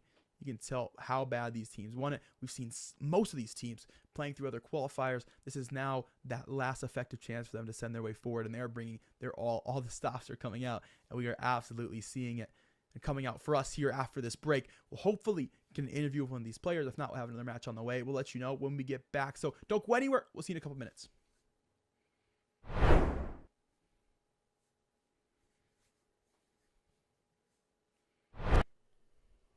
Welcome back, one and all, to the CECC, the Collegiate Esports Commissioners Cup Last Chance Qualifier here for the game of Valorant. I am Candidate 3K. That is the handsomest host of Los, and he's here to tell you what two teams we've got here now into this round of 8.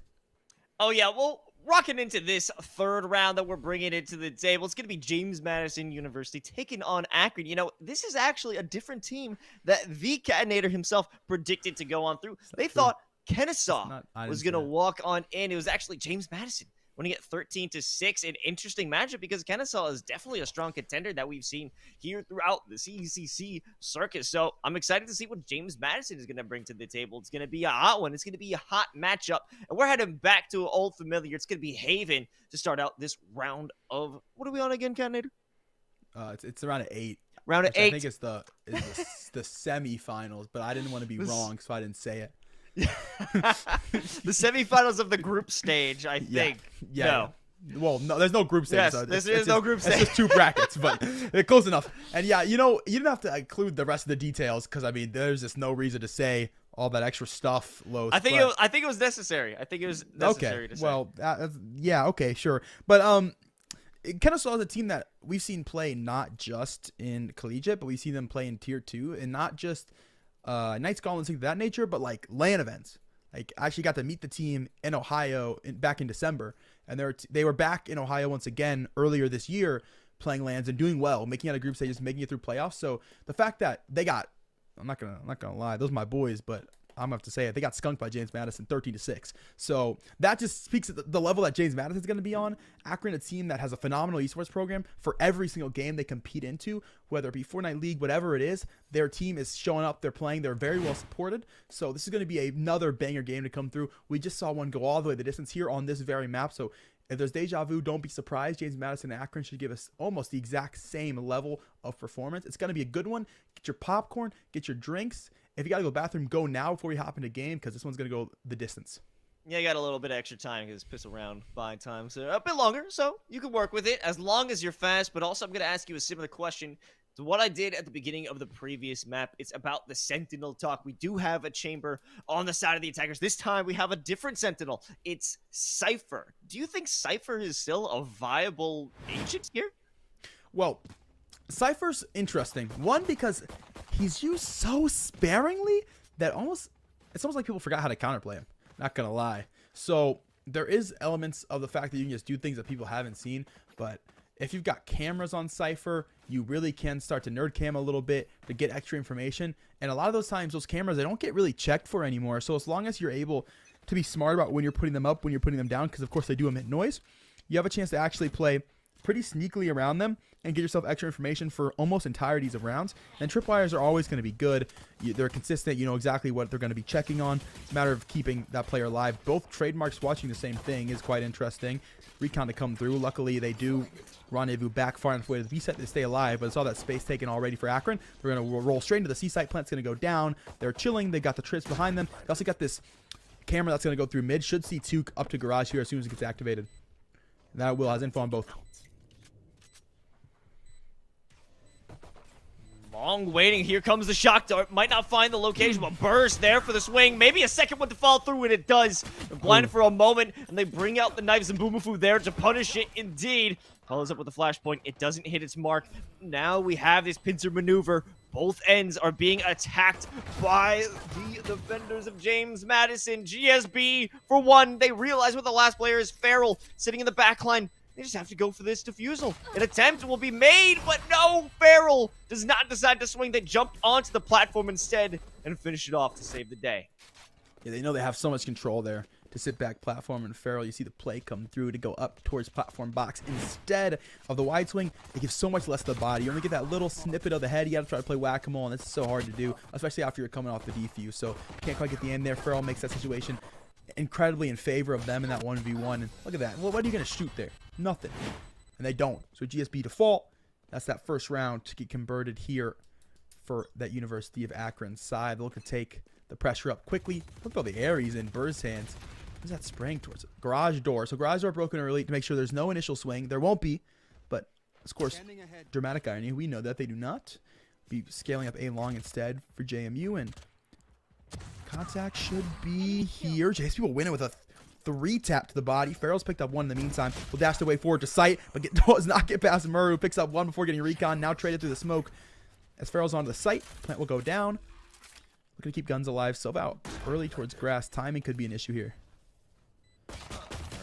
Oh, yeah, they got spotted. Maybe they could get away.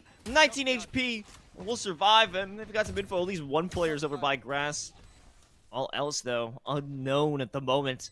There is a possibility they could potentially grab a Spectre if they picked it up by a lobby. And, yeah, that's the fact. GSB have to start things off. They have some information. One behind the box, but it doesn't matter. Farrell and Atrium, they get the job done. No problems there. The Spectres reign supreme, and the second round goes to Akron.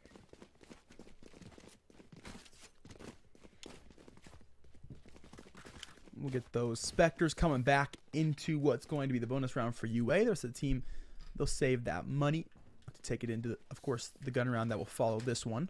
So what econ damage you're able to get up to. We do know that JMU like to scale up towards A here, so if that pressure does come through early for Akron, they should be able to catch these players, and that's going to be rifles get converted. That starts to allow for potential for this team to start to walk into this one. We should see a dart early, which should break down anything. Dart from both sides, actually. Fault lines come through to stall initial pressure. Dart broken. 0 point information towards the back of A. They got to worry about long, though. Do they check this jet?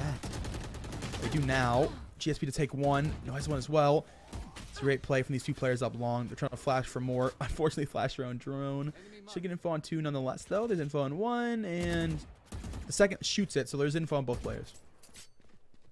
Yeah, great shots. Great ability to survive for GSB especially. That's a tough corner to escape, and they don't even need to escape. The sprays are good, the shots are there, and the support from the rest of the squad will keep everyone intact. So it's a nice buy round in response. They've got going on now over into garage. Oh, a little bit of friendly fire, and maybe that trademark is so deadly, so annoying that it focuses the fire away. And Murrah, with the follow-up of the paranoia, can secure another kill to the detriment of Akron. Nobody has fallen yet, and even Ryan, they want to make it through. They attempt to get one kill before they fall, but they're walking into a massive spray, and it seems to all go down. Burst, not even able to secure one in their death throws. Zamboomafu will be able to break out open here for JMU as it's a flawless gun round. A big name for a big man. Zamboomafu will come through to wrap up that round. It's the gun round now to come forward. This is the round for economic control. JMU should have the rebuy regardless, and that's the advantage of keeping enough players alive going into what is your inside bonus when they're able to convert quite cleanly. UA got to think about where they want to set up into this round because they haven't been giving a lot early. Been playing for slow scaling, just kind of work off of what JMU will offer them. Let's go around. You see JMU, they play just a little bit further back. They will move once again that jet forward. But initial jump peaks, sees one outside of a lobby and says, okay, we'll back this one up. Interesting chamber play. Not often do we see players actually jump to the top here, so it's interesting. DD gonna have the chance to peek one, and then of course we'll have the rendezvous, so it's not too concerning. It's a matter of if they can find the frag or not.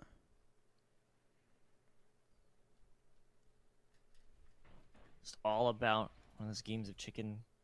Ryan will be the first one to make an engagement. Here comes the 0 point. Be followed up by the Owl Drone. They'll get some information, but they don't look to the top left, and it doesn't matter because the rendezvous is there. And still unnoticed, it was Dina Rocco. Finally, they will be spotted out, hit with the dart.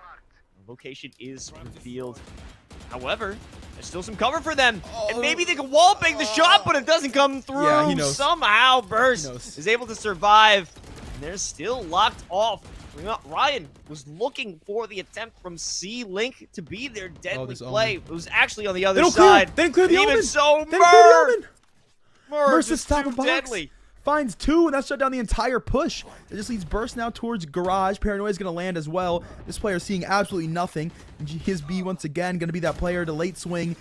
We'll find their second frag on the round. They first swung that player to the front of the B site. Now to swing towards garage to finish the job. A 2-2 scoreline. And it comes off of cheeky little angles. JMU loving to work the verticality. DD Rocco showed us it very early. Coming out to the B site, rendezvoused away. Once he heard of that utility, he said, I'm going to get flash. There's no way I'm staying on this angle. Leaves, gives him the extra control to come forward. And then Murr sits to the top of C long. You get nervous there because you see Farrell coming through. You see 2 players coming garage. But he stays strong, isn't worried about it for a second. Nobody checks it thanks to that dark cover that's coming outside of garage, able to find the first 2, and from there it's a wrap on the round. Oh, we got DiRocco. They've been on the op. The survivability has been there, but they just haven't been able to get their name on the board. Kills haven't followed through yet. This might be their opportunity. It is just Atrium who's looking over toward C-Long. They decided not to go for it, especially considering they're carrying the spike right now. It'll be Farrell to lead the charge over into Garage when you still have some players over by A, maybe looking for an initial peak to cause a rotation. That won't be the case so far, but the real issue will be that trademark. That's some information you see of the immediate adjustment coming out of GSB.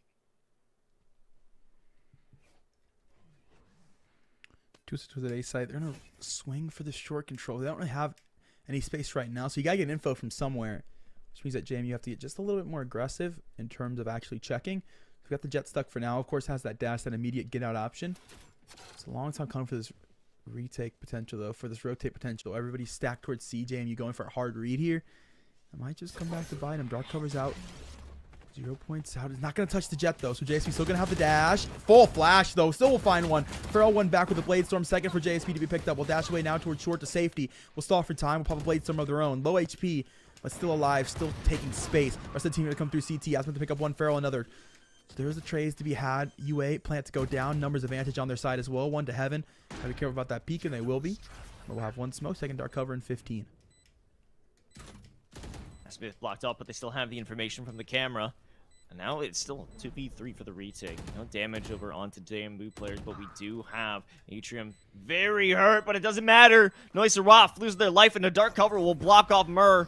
And this 1v3, the fake of the TP, hoping to buy some time, maybe a distraction enough. Here goes the dark cover, but there goes Murr. It's a 4K for Farrell as they continue it on. It's a thrifty there for Akron.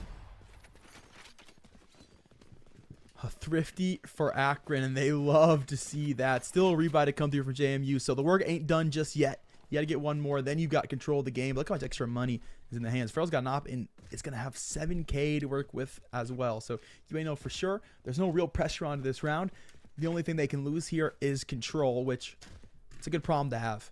Means you're still going to have your rebuy. You still have a chance to play forward into what will be your round 7 if we get to that point where it is tied. But right now, there should be a lot of confidence going into this round. Don't be surprised to see him play just a little bit faster.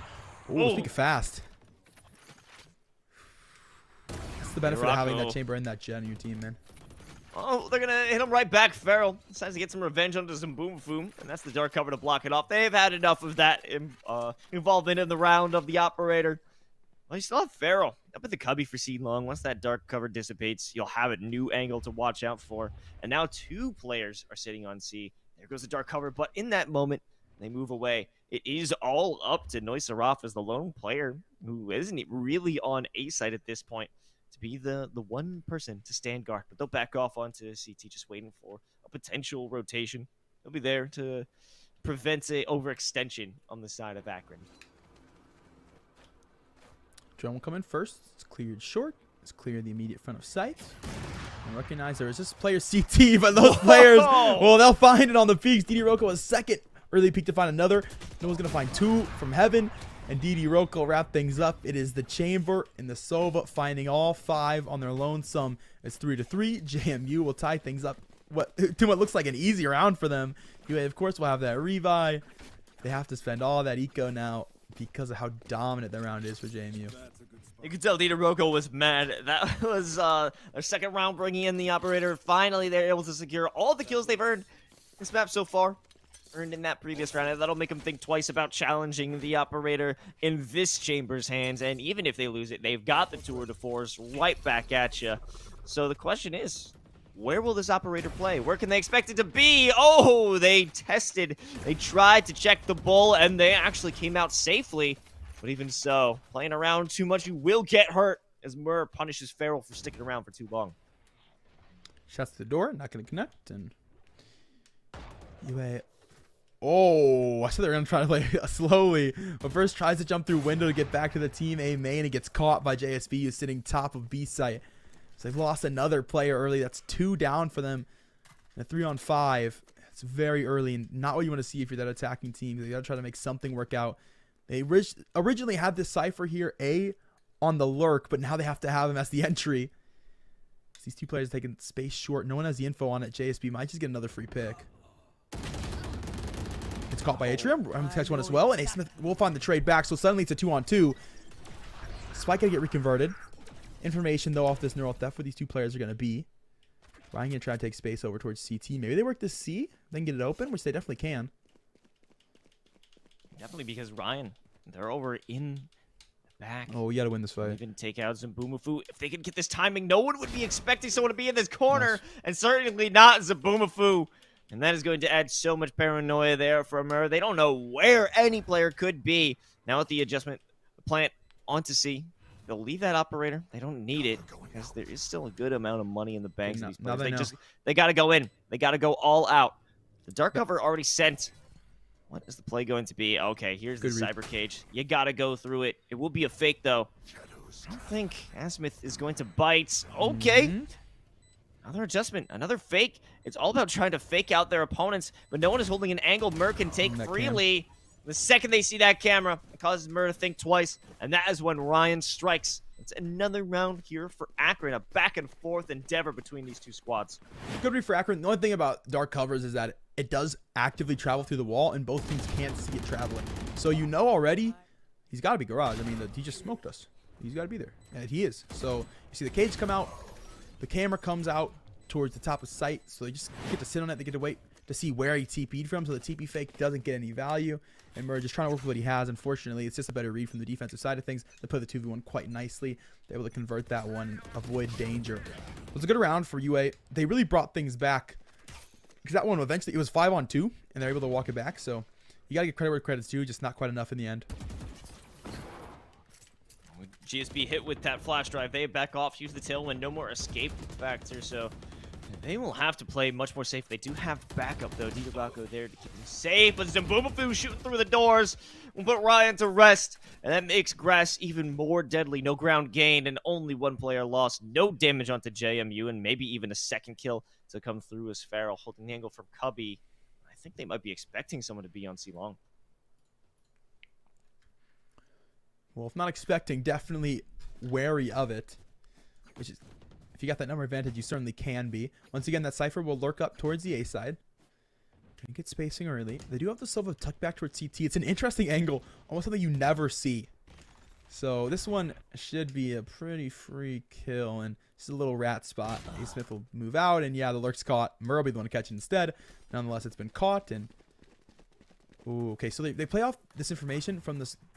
The Cypher who walked all the way through A site say, okay, A site's clear. I walked all the way through, but we know that two players were CT. Now it's 3. So they're going to get to the site, but the retake's coming instantly. Oh, or not if Farrell has a double spring out through the smoke. Oh, here comes the flashpoint, but you also have Noisarov sending in some damage. It was the aftershock to keep him in position, but now you only have Atrium and no time left. 4 seconds maybe to get it done. You gotta swing. You have to finish it. Atrium clutches it out in the nick of time. Oh, it's so down to the wire. JMU, you see them throw the utility to make the retake possible. Nostraf comes up huge with a double, and everybody says it's time to go. It's go time. It's time to swing. You get last 2 players. They make their way out towards CT, but the issue there is that Atrium, he's got no time. He's got 8 seconds. It's a 4-second plan. He's got to sit there and hold it. They double swing because he taps. He's able to walk out and find both players. You don't got to swing, bro. Just wait. It's a 2v1. You're chilling. You have all the control. You know he has to plant the spike. He taps it. Just let him plant, bro. Just let him plant. Atrium gets to work off the time difference. He baits him into the peak, crosses over like Steph Curry, and swishes it from downtown, bro. Yeah, the issue there was that they peaked, but not together. Tito Rocco didn't commit. They saw that there was going to be a peek out from their teammates, and Boomafu wanted it so bad. And they realized, wait, maybe this isn't the play. But by doing so, it isolated gunfights, and it gave Atrium the perfect storm to win a seemingly unwinnable round. And now they've got that streak. Akron currently running high on 5. They have that no command. Time to make another play to A. Sending out the paranoia, sending shots into heaven through the smoke. Goodbye, Noisarov. Goodbye, Dino Rocco. The defenses here are futile, and this spike will be planted. It most certainly will be in UA. Well, they won the post point with 1 dude. So now to win it with a 2-player advantage would not be surprised at all. The cage to go to make that noise towards CT. The Jet will touch into it. Nerdcam as well over the top of the cage. Harder to shoot it. but still getting just as much information. Breach will send them in. Atrium will pick up a 3-piece, and Rich will wrap things, or Ryan will wrap things up. 6-3, your scoreline for UA, who hold the post plant in flawless condition, you could say, Los. Yeah, that's the CECC flawless. The commissioner's flawless, if you will. Yes, it is. The hype man flawless. If we could get like a graphic of that ring kind of just swinging through, that'd be. Get the trophy held up by Polyhype. Yeah, just get a Polyhype graphic. I would like that a lot. I feel like that's doable. That's doable. Regardless, yeah, another good round for Akron, and they are booming in terms of the economy. Did Rock go back for revengeance with the operator? Remember, they've got a 3K the last time that was in their hands, so they might be able to bring it forth again. So Boomafu getting a bit aggressive, and it will pay dividends. And walk away with the kill. Dita Rocco on the other side of the map, continuing the denial of service here on Haven.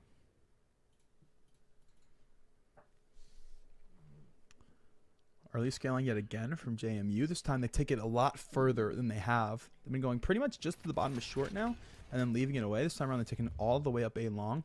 It's a matter if they can condition UA to come play for this A angle, because they're not going to find the value off of the aggression that they have if nobody's able to play around it. And right now, UA are taking the space B. They recognize this thing's wide open. No one's swinging us this go around. Typically, there's at least some util against us. You guys got nothing. We'll walk in, and if they do, they're going to plant a B instead. Ooh, hit with so much utility. Atrium does get tagged by the fault line, and It's a now late they've got Hunter's a bit Fury. more trouble. It's the Hunter's Fury. However, no one is even close to that, and everyone is going to collapse onto Neusseroff. They say, okay, you want to bring that out? Leave yourself defenseless? Bet. And Burst joins on through. GSB. Going crazy. It feels like they're just throwing their bodies into the fight. At this point, I think they might have a chance, but you know exactly what's going on. It's the return of the Hunter's Fury, but did anyone notice it? What? No! What? No! Did you On forget where it Spike, was bro! planted? On Spike, Oh, no!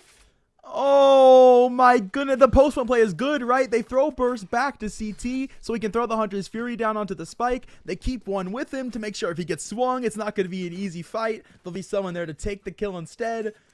But the first burst goes to the default plant spot instead of plant spot 2, which is on the exact opposite side of the box. It's just a little bit of a lapse of judgment. Unlucky, really. And Merce says, I'll take a Ninja Diffuse, bro. All good. Oh, man. No, you it saw started You in the saw right it place right too. on him. His cat got on the keyboard, bro. Oh no. I mean, I guess just a better gaming chair from her. I don't know. Gotta be. It seemed like such a lackluster retake because they were throwing their bodies on there, but in the end, all it takes is a bit of guts and a bit of a miss in terms of the Hunter's Fury, and that just has to kill your mental, at least for the moment. But UA, they still got plenty of steam to work with. There's exploded onto site, courtesy of Farrell. Good night, defenders. It's up to the rest of this squad. They can walk on through wall the stake, but Dita Rocco in the back line looking for something cheeky, but Ryan denies it wholeheartedly. Spike planted, post plant 2v5 for the retake. Let's see what they got. Garage is a nightclub, and Ryan's a bouncer, bro. Both players denied entry, said not this go around. And Nosrov got the weight of the world on the shoulders, and there's nothing you're gonna have here. Move on to last round. They bought for last anyway. Oh, wait a minute. Grabs 2, gonna grab a gun as well. Camera broken, knows where that spot's been consistently. Got a dart to work with, 1 recon. First look out of the dark cover, and Ryan once again the bouncer shut things down. This is why we paying the big bucks. A 3K for the KO, a 7-4 scoreline. UA now in this last gun round going here. JMU, see if they can make their odds in the next half just a little bit easier. This round would be nice to have. Yeah, it was a little nice to tap out from Neusseroff, but the fake IDs got spotted. And, Ryan consistently holding things down. What a good watch of your backline, denying every single flank. And, of course, the place where Ryan that's where Neusseroff and JMU was able to find a bit of success. Now we have them back in the money. Dita Rocco, again with the operator. They should be able to bring even more pain. Farrell starts things off, commits both of those updrafts, finding nobody. But this has been another cheeky spot for GSB before. Are they going to fall for it again for the side of Akron? Oh, all the breach utility gone, and GSB is going to be gone as well. So Boomafu, why, yo, where are you? Okay, Boomafu will take 2. tries to get the Rolling Thunder out, but does get caught by Atrium, so that's not going to happen for him. Paranoid comes through to CT. They're going to back up. So they do make the spacing eventually. Got a little bit scary towards short for a minute, but we're able to reconvert, and we're all good. A 3-on-3 for the post plant. Very low health bars for UA. Recon will come out. Yuroko not quite finding it with the op just yet. Finding out with the headhunter, but it's 2 frags back the other way. Ryan and Burst good for 1 each. That's the 1v2 situation. DD Roko will rendezvous away to CT. Looking to shoulder for the first with that op in hand. We'll switch to the rifle now. Both health bars kind of low. They are playing the crossfire though, and Burst will catch him from Graffiti. It's a 3K for the Sova. It's an 8-4 scoreline for UA. They got 4 rounds up here going into the half. Woo! What a finish there for Akron as they hold things down. I'm excited to see what they can bring forward here on the defense, but let's take a look at some Boomerfoo plays or attempts. Oh, yeah. Yeah, you got to talk about Farrell just walking in. Unfortunate timing. And even so, even though they have that opportunity to get things started so well, they just can't close it out. It's been that case multiple times where they have good footing in the beginning, just aren't able to close things off.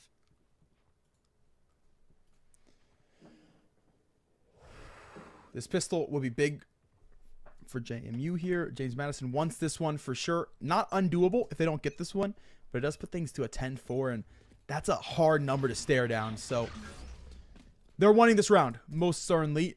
0 point early will catch 2. It means no Sova Dart initially either. JSP can't dash short, so James Madison early presence not going to find that value, but Burst has walked up all the way down C long. They check. They know Burst not getting out of this one for free. Oh. Almost able to convert a 2-for-1. Does get damage down to Mur. A lot of damage, in fact. So one tap does come through down to just 20 HP. Sometimes it is convenient to buy armor. This is one of those cases for sure. Now you've got that return back to mid. Peter Rocco, the first one to make their engagement. Might get caught in this one. They just want to check on each link. Not an angle for them to shoot that. Finally realizing there's one that's a bit closer. They will be denied. I think he actually gets away. He could utilize this classic in the meantime, but you have to land those shots.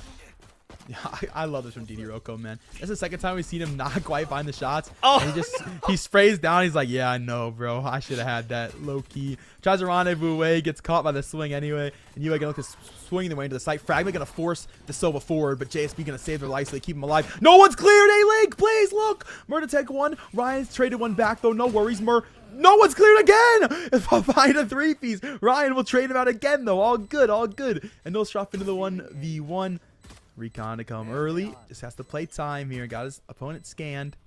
Just wants to keep him off the spike. Doing a good job so far. Ryan will find it though. Will find the 3K. He's gonna have time for that defuse as well. It's gonna be a 9-4 scoreline, and UA they're gonna get this thing all the way up to 10-4. That's scary for James Madison. Very scary. Yeah, that was getting a little hairy toward the end with multiple players walking right into the link. Please, somebody just look, bro. He gets away with it twice.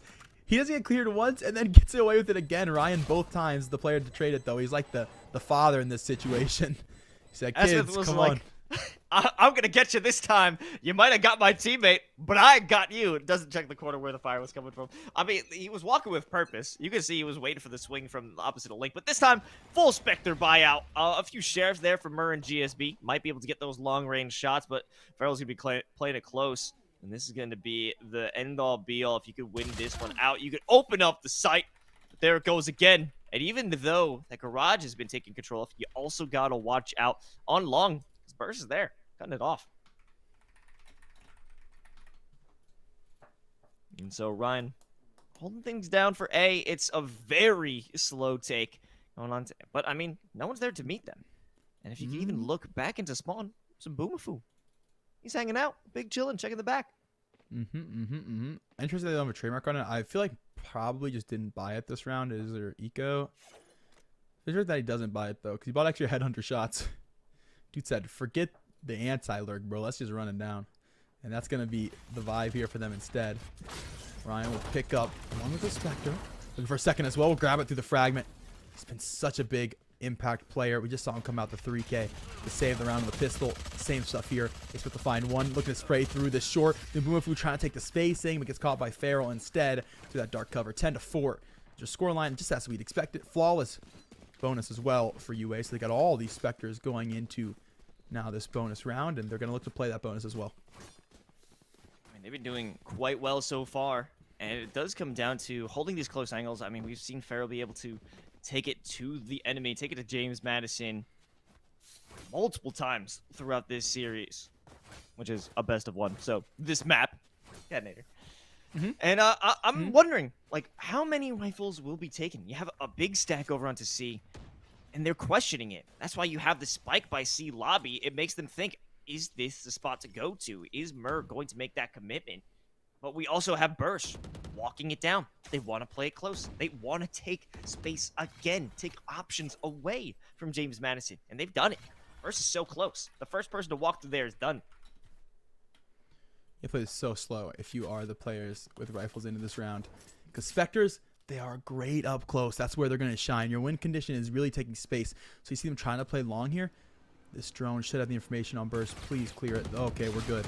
Burst still finds one anyway. The drone knows about it. A second to go with it. I told you the Spectres, they shine close range, and you're seeing why it's a 3-piece for Burst. He shut down the entire look to go down long. Mur finally trades it back. There are rifles to be converted here, though. So if you're JMU, you almost have to keep playing this angle, or you're giving away 3 freaking rifles for free. You can't give away 3 rifles, and they know it. So they haven't left long. They're looking for peaks, and peaks are not what they're getting right now because UA have no reason to peek to check for info because they've already taken the space up garage door. They've already taken the space window. They're going to know if the rotation comes through. They can stay there the entire round, and with 25 seconds left, you have to push. Well destroyed, no information gained. They have this easy breezy crossfire. Walk on through and see what happens. Mess around and find out. They're headed over to A. Rightfully so. I mean, he's going to opt for that. All the rifles picked up. Heart removal, yeah. Thanks, bro. They're going to get the plant, but they aren't going to get much else. Mur now has to face off against an army, a strike team, headed to take him out. Well, with the reposition into heaven, maybe they can make something work, but I'm pretty sure this is going to be well read by Akron. Oh, yeah, they even have the Cypher cage up there. Yeah. Mur just biding their sweet time. 1 on 4. Easy to fuse. Can't really do much about it. Would have had to jump down heaven into what would have been certain demise. So that's the round. And that is one of the most convincing bonuses I've seen in a while. Yeah, that was crazy. The fact that Burst was still able to survive out from there, fine too, because they consistently gave Burst the 1v1s. You have to just make a commitment along with your teammate. If the first one goes sour, hopefully the second one works out. Maybe the third should work, but it took 3 to take him out. And even then, they were trapped. Oh no. They certainly aren't looking good for James Madison now that they're back onto Spectres themselves.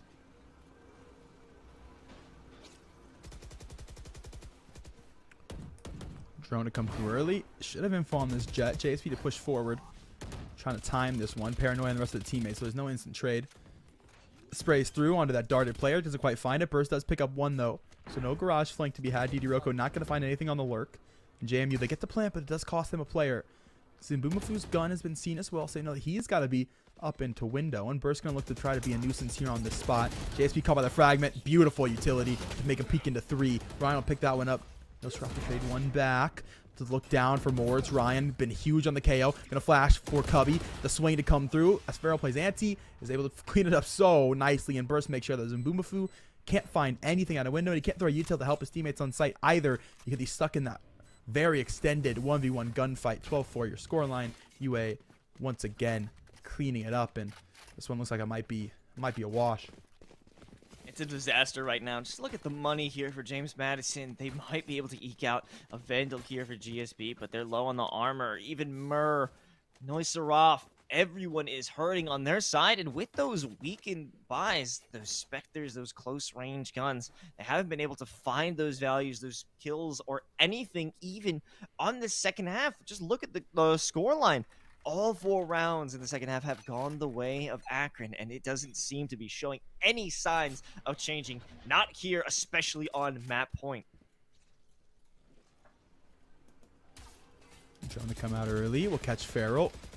Door down. It's time to spray through, brother. Burst to pick up 1. Still no spray. You got to get out of there now as the recon does come through. The area spray hasn't found anything just yet.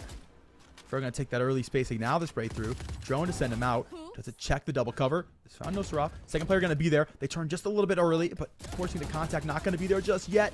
Hunter's Fury's out to mid. Ryan's picked up one. Hunter's Fury will find value as Murr's going to fall. JSB will get tagged, and Farrell will swing off said tag 13-4 as UA will run it through him. Coincidentally, last semis with a 13-4 as well for UCF, who took down Ball State. So that will be your finals matchup here on the eastern side. It'll be UCF up against this squad who, well, they look pretty good, Los. I'm not going to lie. They looked really good, Kat. They looked really good. I mean, there were moments where, you did have James Madison. They stepped up a bit. They had good moments where they were coming together as a team. I do want to point out, even though they struggled quite a bit, DiDorocco on the operator, once you had them on that position, once you got them going with the sniper, they were a serious threat within the server. But outside of that, if they didn't have the sniper, if they had a Spectre, a Vandal, anything like that, it was just a lackluster performance. And the biggest play that we saw, I think it was especially out of Mur, was the fact that they got a cheeky angle. They didn't check Mur on a box, and they wound up with a 3K. That was their biggest play throughout. Otherwise, you could talk about anyone on the side of Akron, and they came through. Especially, we got to talk about that defusal. That defusal in the face of the Hunter's Fury. I mean, that was just a mistake. That was just an unfortunate accident. Let's move on, Kat. Sure. It did happen. Yeah. Well, I mean, you see that come from Burst, but I mean, then you get to see Burst clean up the house. So it's easy jump backs for this team. No worries at all. And yeah, you're right. Moments from everybody. Ryan has huge moments coming through. Asmer doesn't get checked yet again, and he comes through. He takes the trade both times, and then is able to win out that final 1v1 as well. And that was the pistol round. You see the 3K come through. It means early control in the second half. It means a 9-4 scoreline, and they take that 9-4. They get rolling. That I feel like that really broke the momentum there, because it looked like around that almost certainly was going to get one. You could tell Mur was really feeling himself from A-Link, and then to see the trades come through anyway, to see the util get worked around quite nicely as well by Ryan, just starts to make things happen. And then really the damage from Burst sitting there A-long, gets checked by the drone, still finds a 3K with the Spectres, and that's on the bonus round. That was the nail in the coffin. It was like, if Burst is able to sit there confidently in your face, still gun you down, you know it's just gonna be Raps. And Raps it was. This team gets to take it on home, and they now have moved out of what is the best of one stage. They'll be in best of threes, and that starts for them on Friday. Exciting stuff, but I mean, this is just the East Coast. We're about to bring it over to the West in just a little bit, but we will have an opportunity to maybe talk with one of the players over from Akron, get a little bit of insight before they make their way onto those playoffs. But we'll be right back with more Valorant action here for the CECC Last Chance Qualifier right after this. Don't go anywhere. We'll be right back.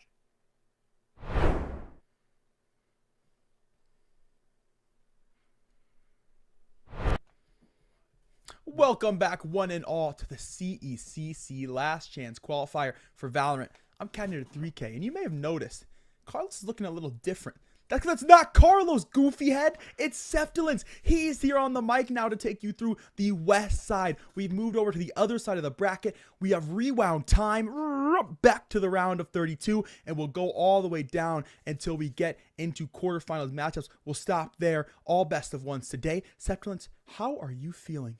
I'm great, Kat. I've been waiting all day to get out here, get on the mic, hang out, come to the CECC Last Chance Qualifier, and this is going to be really interesting. Best of ones, I think, is a weird dynamic. In a game like Valorant, you can lose map 1, come back on map 2 very often, because that map can really make or break a team, and here in a best of one situation, there is a much larger factor here. If you get kind of a bad map, like, you're doomed from the start. You don't have a redemption arc.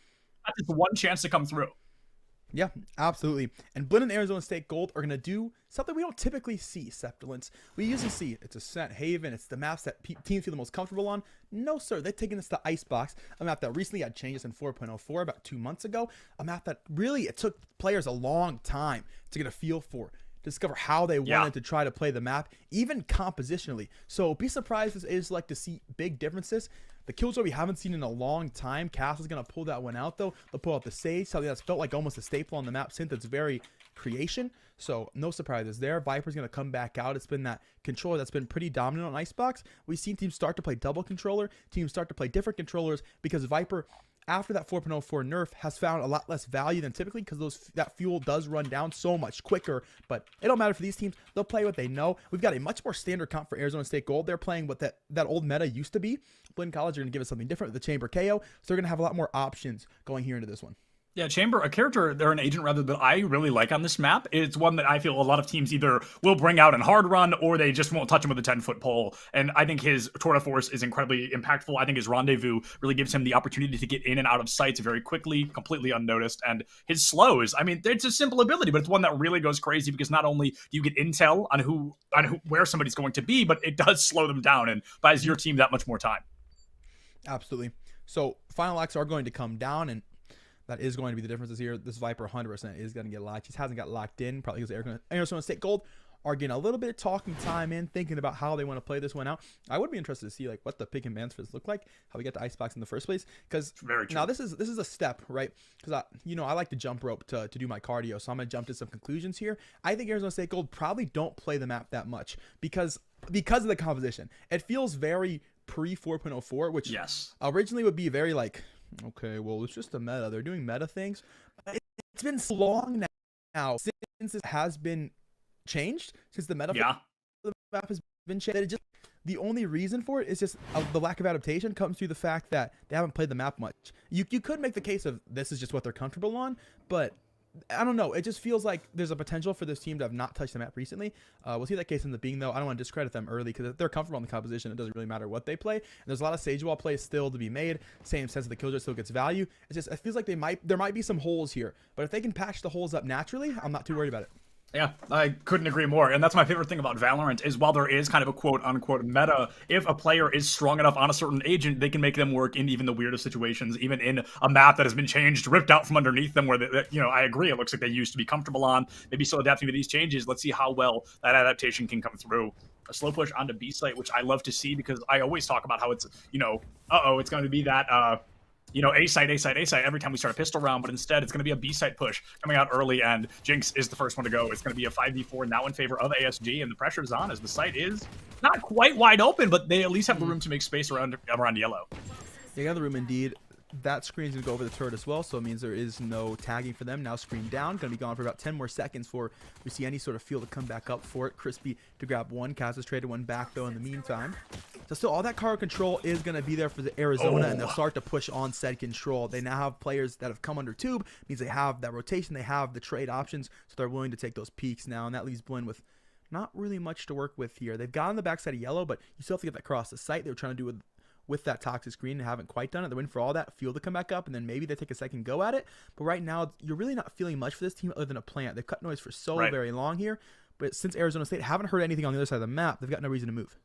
Crispy trying to go for a bit of a, I'm not really going to call this a flank, almost to make noise, get into the far side, maybe pull people off of B sites so that plant can be found. Those additional 400 credits can find themselves a little bit earlier, a little bit easier than expected. Crispy now has some intel, knows somebody's going to be there under tube, finds one, misses two, and all of a sudden has no idea he's walking right into the power of friendship. A 2v1 down to 45 HP. Dilly goes down, and it's up to this Sova to try and save the day, but winning a 4v1 is pretty difficult, especially in the pistol round.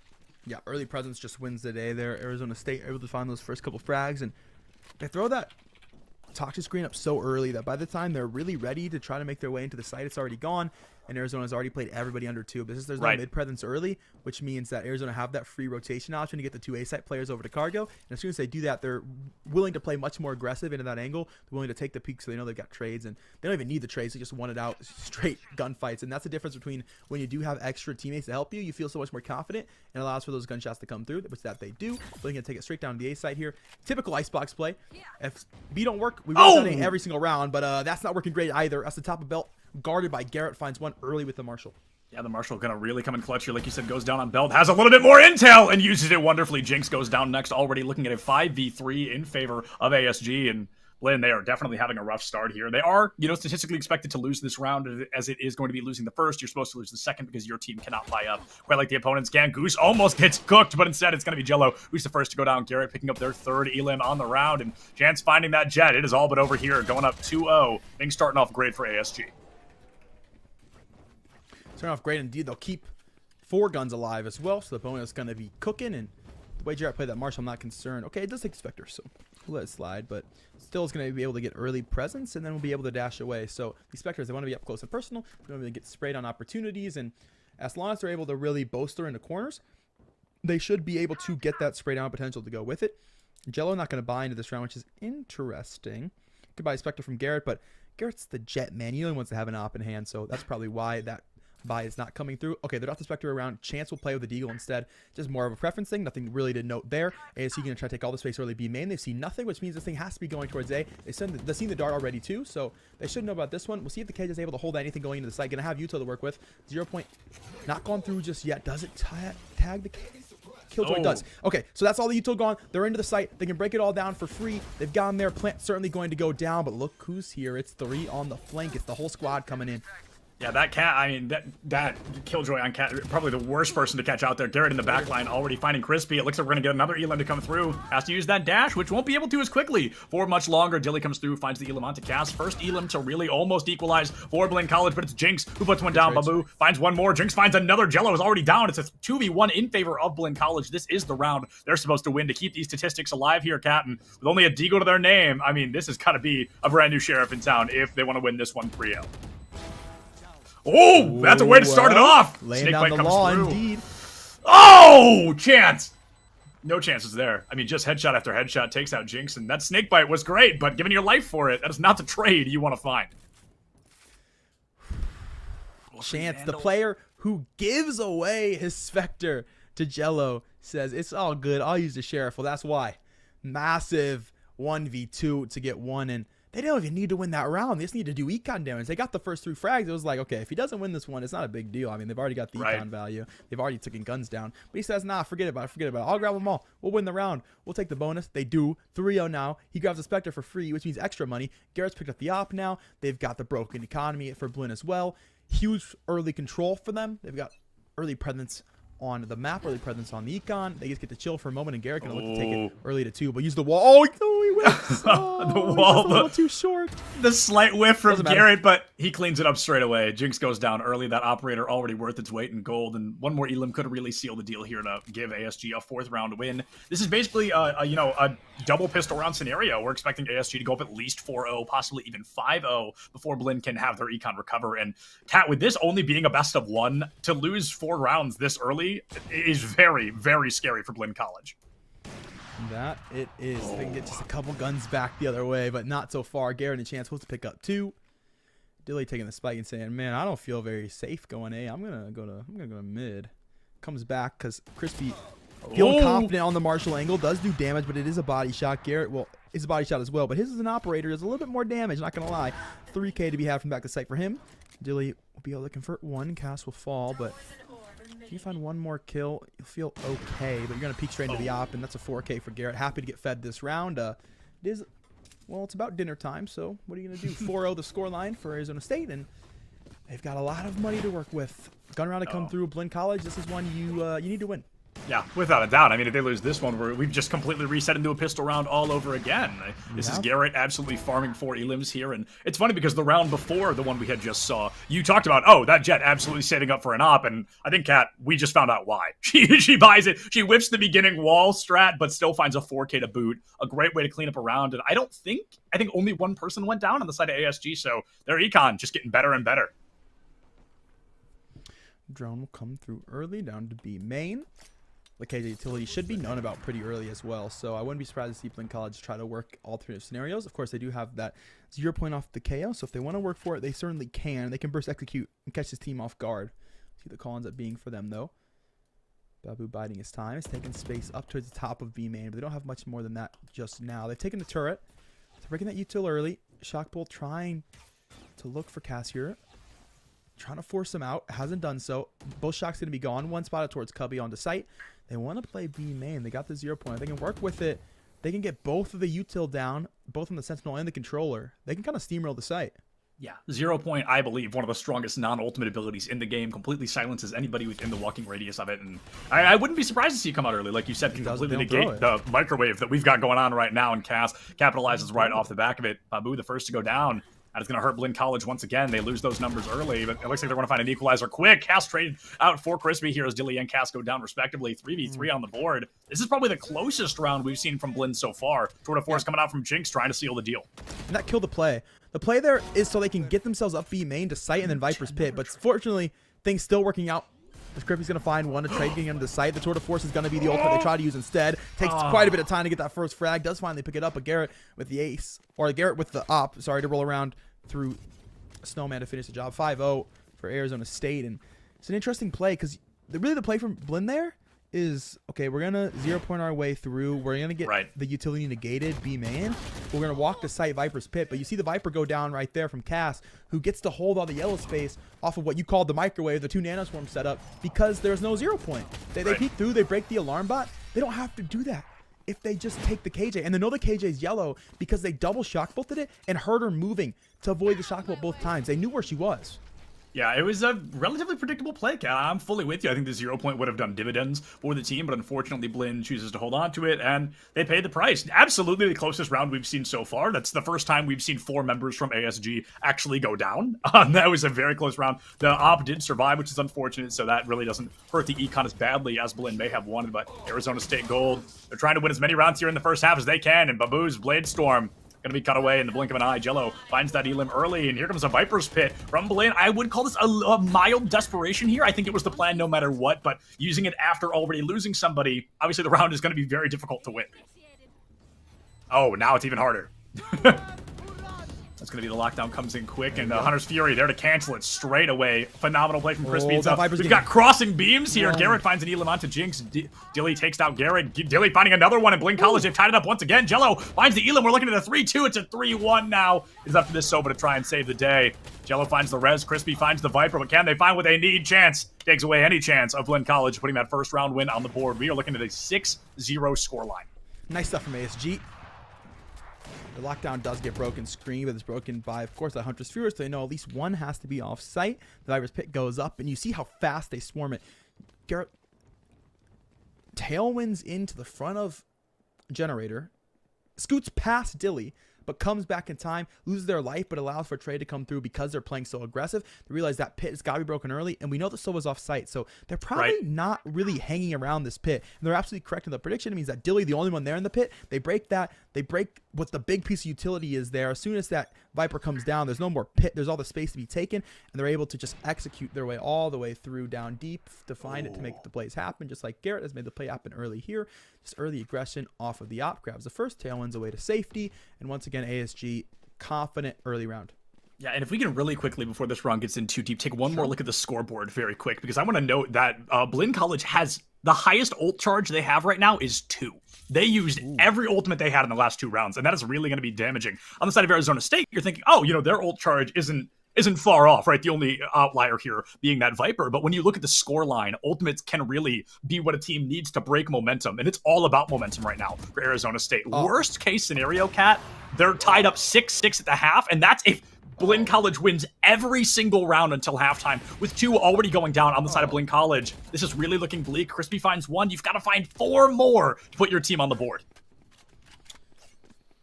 Fiat finds the value early. Does get traded, but it's enough to make Blinn College feel like we're going to go the B side instead. There is some space to be made for this team. Unfortunately, Toxic Screen's already gone down. So is the Orb. So you're not going to be able to use any utility for the Viper pre or post plant. You got to do it all naturally. Right. Cloudburst should be in the favor. Should be at least 1 left. Yeah, they'll use it to get to the top of yellow. Recons come through the back of Snowman. They've made the spacing. They've made use of the utility that they have. Remember, on this post plant, they're going to have none. So they got to take the space to the bottom side of Cubby, to the bottom side of Cargo, or things are going to get real difficult. They sit B main because they're going to get trapped here. They can't find a way out.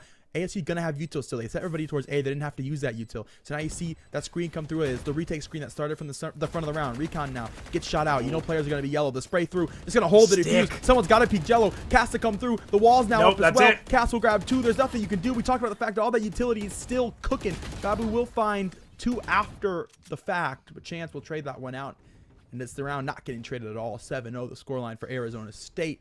A beautiful retake. Utility had and used. Yeah, and I really like the Nano Swarm there. I think that was a great play from Cass. I think the intelligence was absolutely there. The timing is what I didn't like. I loved it. They planted it in Gen, so when they knew the team was there, they'd be able to prevent a plant. I think it would have made a little more sense to wait until you actually heard the spike going down, because then you have the opportunity to use it, get some damage, and burn even more time off the clock. But committing all of that utility so early, they had nothing for the hold there, and it unfortunately just did not work out as well. ASG, they clutched it when they needed to. The Nano Swarm's a small thing for me to kind of dilly-dally on, but it's definitely something that I would like to see a little bit different from them. You know, right now, doesn't look like we need many changes, as they are up 7-0 after all. And Blinn College, no ultimates. They've just got to run in. They've got a little bit of util. What can they do with it? Dilly finding an early plant. 400 creds into the next round, and Garrett takes down Babu in the blink of an eye. So quick on that trigger. Has been so consistent with the off as well. One will tuck towards Ninja. Jinx looking for a lot here. Typically, we see Blinn College play themselves into belt. This go around, they've stayed onto site. So this might catch Arizona off guard. It's a new post-plant positioning for them. Recon's going to catch Goose at the top of 410. That op shot almost coming through the top of snipers. Good util for the Vipers pit to send out. Jinx gets caught by Jello. Now they're swinging through the rest of the site, trying to find this player to the front of the ball they have. Turbo's found 2. Garrett will find the other frag as well, and that's an 8-0 scoreline for ASG, who continue cooking.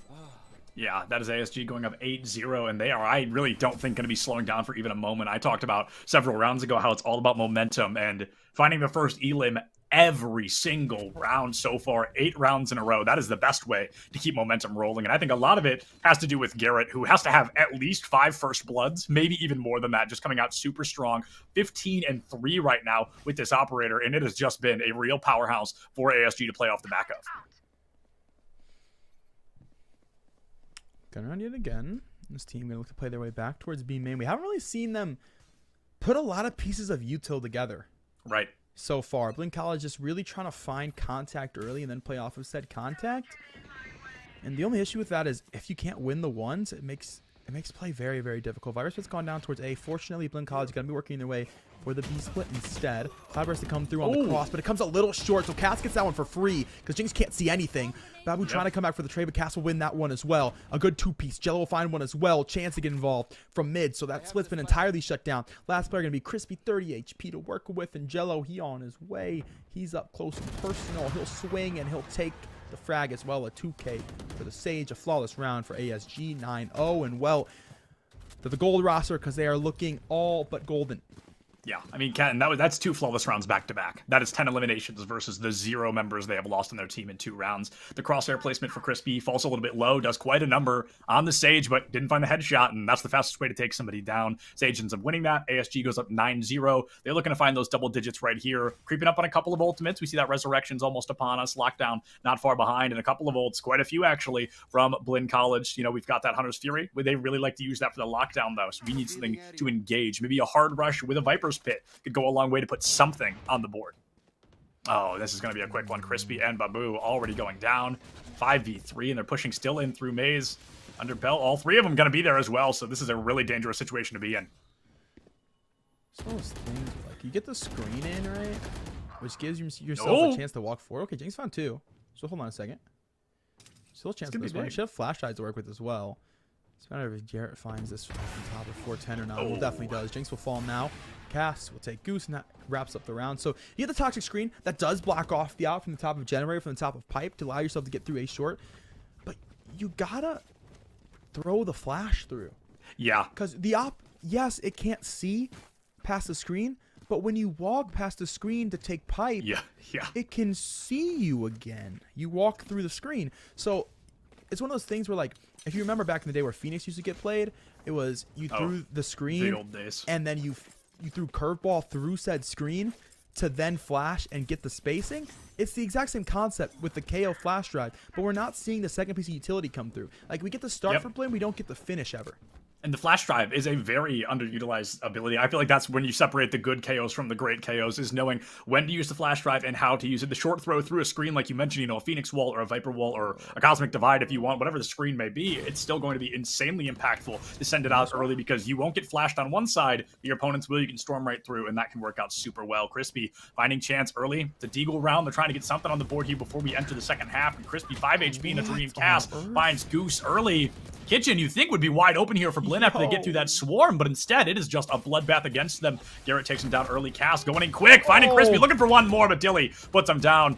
Jello takes out Dilly for a trade. It is a 3-1 lineup. Babu just does not have the lineup they needed, and that is ASG winning their 11th round, 1 round shy of a perfect half.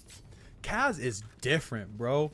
Very Knows true. that they're through the kitchen, walks up into the angle anyway, goes to the top of box, and just runs it down twice. Gets the first, says, okay, I'll back up. I'll let them play their way forward into the hallway. And then just says, nah, forget it. They haven't gone to site yet. They're taking too long. Comes back again and was going to swing further after taking the Sova as well. Man, it's just a maniac. You can tell ASG really feeling themselves here. And yeah, the Nanos one, they do get to walk through. It only holds Goose, but ASG, not a big deal for them. They get the information nonetheless, and they're able to collapse on it quite quickly.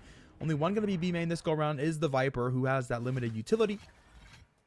Just have an op in hand. An extra op, a back pocket op. Yeah, I like that. If you have the money for it, to buy the Why op not, and then right? to have Last the round. Vandal option, if they push you, it means you can switch to the Oh! Rifle. Unfortunately, they can't switch to anything because they're going out the round. They can switch to their teammates watching in the observer feed. Ability to pick up one Jello and Kaz to come back. Ability to grab another, though. The trades to come through means they do get the B side. They get the Viper put down as well. They've made the spacing. This is the best chance they've had at winning a round. Can they hold on?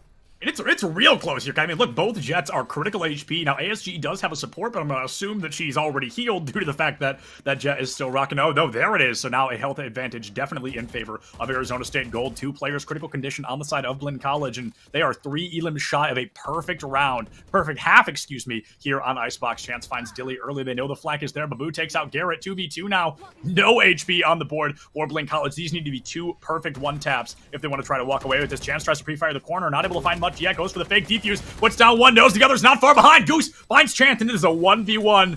The wall up and done. Maybe enough to seal the deal. Rez comes through. The fragment grenade, though. Oh, and there it is. Jello takes out Goose. That's going to be a perfect half. Nope, it's not. That is a clutch for Blinn College. Not quite the perfect half we wanted. Bro, I'm flaming in the comms. Why'd you res me? Fighting for his life in the team chat. My KD, bro. Why'd you res me, man? There's no time. He throws the wall res. I do like the play. Farming those weeklies. There's just no time, man. You see him try to go for the bait. He reses him into the fragment grenade. And the man's just crying in the comms. Unfortunate. They do lose the res going forward, but it hasn't been a situation where they've really needed it. Chance was looking for that. Honestly, he deserves it. Because he kills the first, and he just goes for the second spray. He human flashbangs. He human flashbangs his own teammate involuntarily. Chance did not want to come back. He's like, hold on, trust, we've got this. And reses him, gets the kill off the back. But like you said, the timing just wasn't there. They were already out of time. Momentum, if you'd like to call it that, in favor of Blinn College now. Can they capitalize? Winning this, they can make it an 11-3, 2 rounds in a row. But Jinx getting darted early. It's going to be hurtful. It's going to open up the site pretty quickly. I love the B site push early as well. The dash is going to get converted here to take the back of yellow. Spacing's been made. Wall up. Plant certainly going to come down. But Blinn College will still have all the utility to work with because they have not expended any in terms of actually defending the site, Kaz. Right. Oh, boy. Never mind. Crispy will turn just in time and will shut that down before any sort of lurking can happen. We'll still be ready for just a second lurk if it does come to fruition. There will be the one-way setup here. Garrett to find the first. Use that player who dashed through to get that spacing. Dilly will take it back. Goose to swing around. Garrett going to fall, and there's nothing to be had from the B-main players. Yes, they're getting absolutely ransacked. Babu will find the last 2, and BC will take their second round. Wow, that's going to be Blinn College. Back-to-back rounds. They put a second one on the board. Statistically guarantees them a third, but against a team that's been as clean as Arizona State Gold so far, I wouldn't be surprised to see them buy up here, try to pull a thrifty, and go into the third round with that advantage. But I'd say absolutely a risky thing to do. If you do it and fail, then you wreck your econ. It really can hurt. It looks like they're going to stick for the tried and true, safe, just bringing out pistols for the second round. ASG going to hit us with the classic. One you don't get to see too often. I call it under the tube. They're going to run this thing down. This is going quick. And Crispy, yeah, I don't know how clean your Guardian is, brother, but you got a chance to get a quick little ace on your side. Jinx will find one. He holds it down right now. Going to get reconned. Here's the updraft and we'll sneak away. Not a bad call. Get out of dodge. Make sure no bad situations to happen for yourself. Dilly finds one. Oh, my and goodness. the Guardians, well, the shots are pretty dang good. Chance will walk forward, but walk straight into a trademark. They know exactly where this player is going to be. The swing hallway. He's able to sneak away to spawn, straight into another Guardian. He can go back to hallway, straight into another Guardian. We'll walk out into the swing, and Crispy, the one to take that away. It's 3-11. It's a flawless round for BC, something they definitely could need. Boosted the confidence just a little bit. Now, can they win the bonus? I think the bonus, hey, man, things aren't too bad. There's a chance to walk this thing backwards. Yeah, that's exactly what I'm thinking, Kat. Other than Chance playing a horror game, the only thing on my mind was that it's going to be a really fascinating situation. I think we very clearly learned Blinn is more comfortable on defense. We saw that even in a Guardian round. I just felt they were more comfortable with rotations and just play style. So if they can win this, they can give us a full-blown mirror back of the first half. Maybe they bring it all the way to 11-11. Who knows? But either way, this is the round to really decide that. If Arizona State Gold wins this one, statistically, they're supposed to win the next. But if Blinn can win 3 in a row, they can wreck the econ of Arizona State and put quite a few rounds away. Classic ASG. one-way. Interesting drone early to go down to B main. They're trying to pull a player off. Hasn't Right. worked just yet, and well, now it has. So we'll move over to Boiler for now. Just watching that mid split just in case. And the rest of the team will work their way over towards that A site. It's a matter, though, of if they can keep up pressure to the B site for at least one player. It looks like they might try to throw this recon down to the B site to then go for their execute. That's what I'm reading right now. I don't know what the Silva's doing on his POV, but that's what I assume. Definitely feels like a reasonable assumption. And Yeah, just started back at B. Just started back at Yeah. B, Snowman. Arizona State, they're playing a much slower game right now than what we saw from Blinn College on their offense. Blinn College, it felt like a lot of rounds they were just holding W, hard rushing They all onto tucked the dart site. too, Sephi. Trying They to all force tucked the into a dart. retake. Oh, that's I'm not going to call that lucky. That is just very intelligent to all duck the dart. Nobody's able to know that where you're at. The push in, they've got no idea how many. Blinn College trying to hold a smoke. This is going to be tough, though, because on the side of ASG, they've got to break through a smoke that can get them clapped as soon as they go through, but instead it's Goose who goes down early. Babu not far behind Crispy with a double kill headshot from Catwalk, and it's going to be Garrett coming in quick with that counter kill. 3v2 in favor of Arizona State. They forced Blinn College onto a retake, and all of a sudden it is just up to this Viper to try and save the day. Dilly 1v3. Oh, no. What can they isolate is the question. They've seen one cross. They've seen one over the top of Pipe, and Garrett will win it out. He says Pipe down, Dilly 12-3 as ASG will move themselves in a match point. BC, of course, will have a rebuy here. That was their bonus. Do not forget it. I love that Viper's toxic screen. I love that screen there. It's so underutilized to come through early round, but it really is nice because you see how much time it stalls them for. Because they can't play through, they can't see anything. This comp has no flashes, so they can't easily make their way through it. They really have to wait for that screen to go down, or they have to just push through, and they just decide to push through anyway, where T-Turb just ends up mowing down the player backside of Generator, and that opens up the site for them. Crispy has a nice 2K, but just not enough, unfortunately. Just the aim not crispy enough. Unlucky, really. And once again, ASG back to that slow default, is looking to take space. I like the speed. I talked about that a little bit during the last round. I didn't really get the chance because it jumped right into a full battle, but I think playing slow is interesting. Very clearly, Blinn College likes to hold W, and I think we see that here in Babu as well, extending very far, looking for an Elam, and okay, finding one. So not going to work out as poorly as I had anticipated. Jello going down early. You removed the healing, the wall, and the slow. All things that can be incredibly crucial on an offense like this.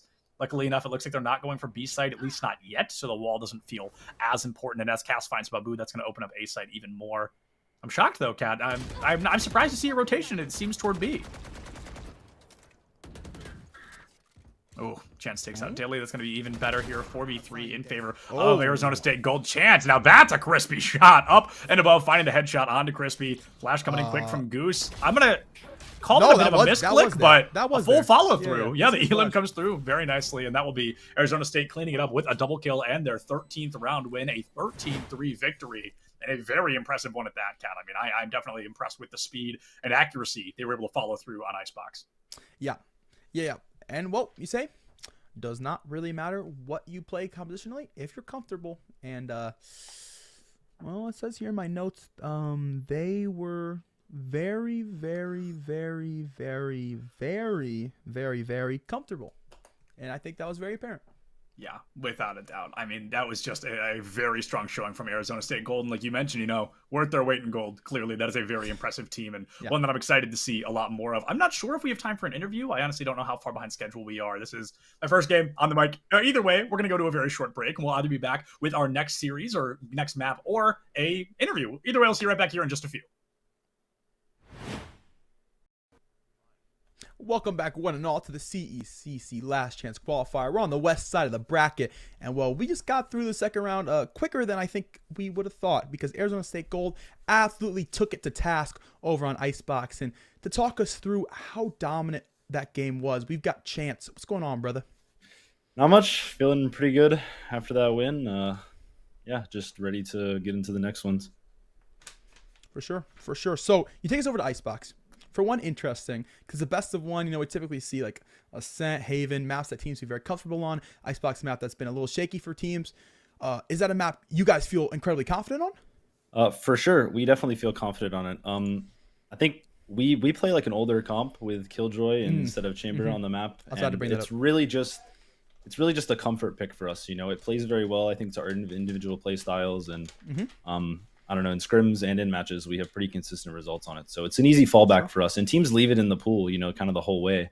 So through the whole ban phase, yeah. So I don't know, it's just a good one when teams pick it against us. We're always feeling good. For sure.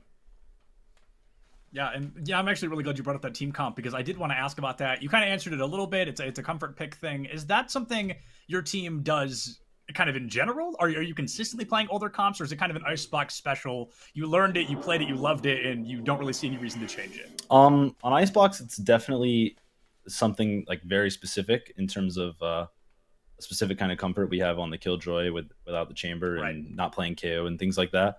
But in general, we've just kind of experimented, in scrims with the newer comps, with the older comps, and kind of seen, what new comps do we like, what new comps do we not like. And we really just play for what is most consistent. I think at the end of the day, the thing that will win you maps in this game is fundamentals. And I think if you can play better fundamentally with maybe not the meta agents or whatever, I think you're going to have a better chance to win, at least in our experience. Absolutely. No, sure. I agree with you wholeheartedly. I mean, that's definitely my thought process on the game as well. So, moving forward, looking into this, do you feel your team can perform as strong on other maps with different compositions? Because Icebox 13-3 is not something that is done easily. Like, you guys really went in there, just beat the crap out of your opponents and kind of walked away. Is that something you've got the confidence to do on other maps, or is that, again, kind of an Icebox special for you? Icebox is, obviously it's one of our better maps, but I think I'm confident with us on really any map. We've gotten better throughout the semester, and we've widened our map pool, and we've gotten more comfortable playing with one another. So I think, we're really, 5, 6, 7 maps deep. I feel like against any team, we can go up on them toe to toe, and we have a pretty decent little strat book, and I think we're definitely feeling good about whatever map we play on. Yeah, no doubt. Sure. So, Chance, just one more question for you before we let you go. Is there anybody you'd like to give a thank you or a shout out to before you head out? Thanks to all the homies in the ASU Esports Club. Always showing great support. Thanks to Rin, our awesome manager. She does incredible work. And happy birthday, Martha, if you're watching. Oh, happy birthday, Martha. I'm really glad we got to share this moment with you. Yeah. Thank you so much for joining us, man. A huge congrats and best of luck against Grand Canyon in just a bit. Yep. Thank you. Appreciate it. Thank you. And with that, folks, we're going to be thrown into another break. We've got another banger of a series coming up for you in just a little bit here. Hawaii versus, I believe, Texas A&M. So that'll be absolutely phenomenal game. We'll be right back with that series in just a couple of minutes.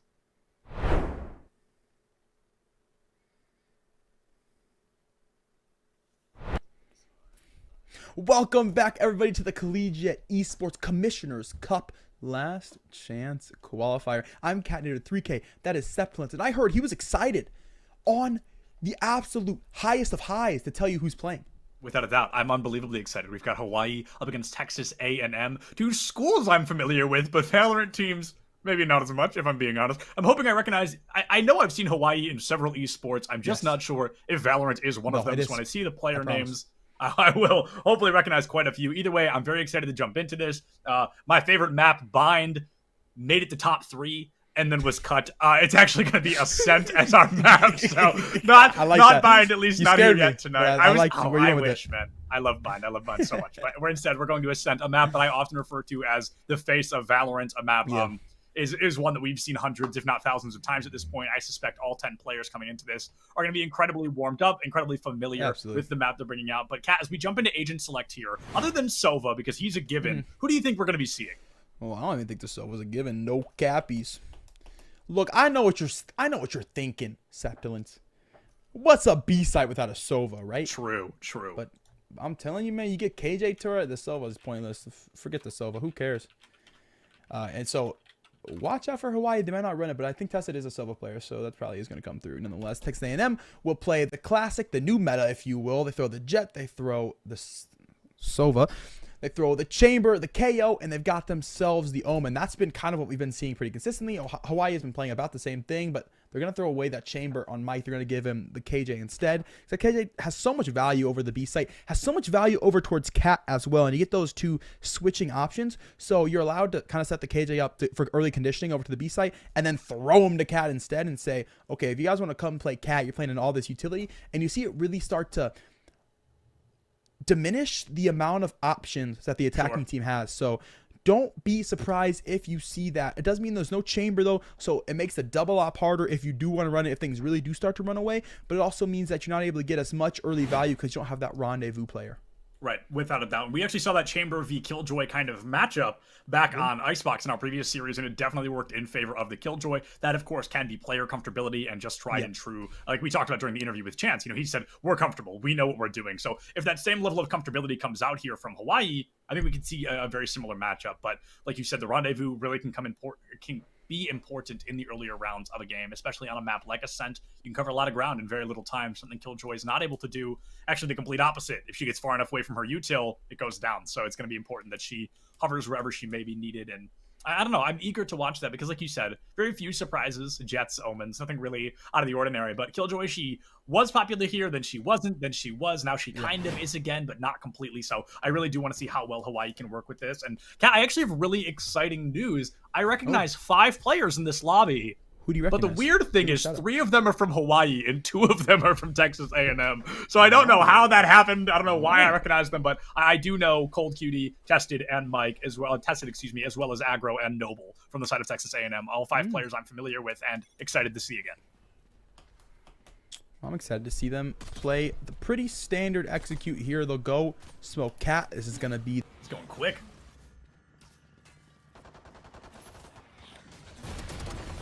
Quick like lightning. Oh my goodness. Cold finds one. Damn, going to be able to find another. And it's going to be some very quick aggression coming through. Tested takes out Noble. It's a 4v3 in favor of Hawaii. And right now, Texas A&M, they are just storming onto site looking for that plant.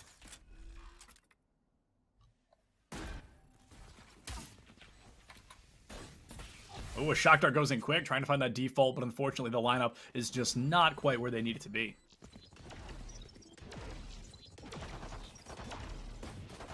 I believe Kat has DC'd, so he'll be back with us in just a moment. But damn, taking out Comey, making sure that KO DCs from the very fight. We're now tied back up into a 3-3 matchup. A Sova Jet alive on both sides. Tested finds Aggro, damn, with their 3rd elim of the round. And Mike gonna be going down on the wrong side of that bullet. 2v1 now in favor of Texas A&M. They've got the spike point. They need one more elim to seal the deal. And damn, with the pistol round ace to seal it all up. That's gonna be a great way for Texas A&M to start this map off. There's actually no better way. A 5K, he's basically got an ultimate in his back pocket. This is gonna be great. Cat Knitter will be joining us in just a couple of minutes, folks. But until then, you should get to hear this sultry voice. I am alone on the mic for the time being. And honestly, Texas A&M, I mean, what an impressive cleanup. I really am surprised with that. Aggro coming out early here, coming off of a weird win. It's a win, but nobody gets an elim except for Dam, and Aggro doesn't seem to mind bringing out a Phantom in round 2.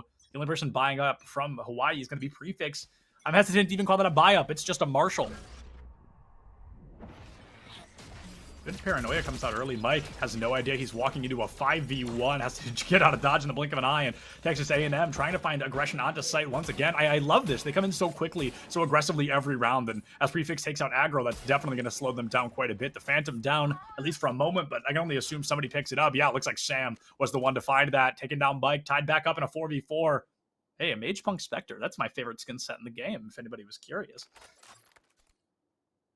It's weird. Texas A&M, they've gone from this kind of hyper aggression where they were really storming quick into B site. They tried it again on A site, didn't work well, and then they just tucked tail super early on. They've played it calm, cool, and collected, very slow, and this can work well for them just as much as it can work against them. They've got 50 seconds. Getting onto site is going to be great, but delaying plant any longer than you have to is never something a team wants to do. Sam takes out Prefix 3v2 in favor of Texas A&M, and I'd say even if Hawaii loses this, one more elim, actually like that. I mean, they've really damaged the econ of Texas A&M. After winning 2 rounds back-to-back, you'd think the econ should be good moving into round 3, but Hawaii, they should have a real advantage to turn things around as we enter that 3rd round. The spike plant is going to be planted, and the shorty drop in.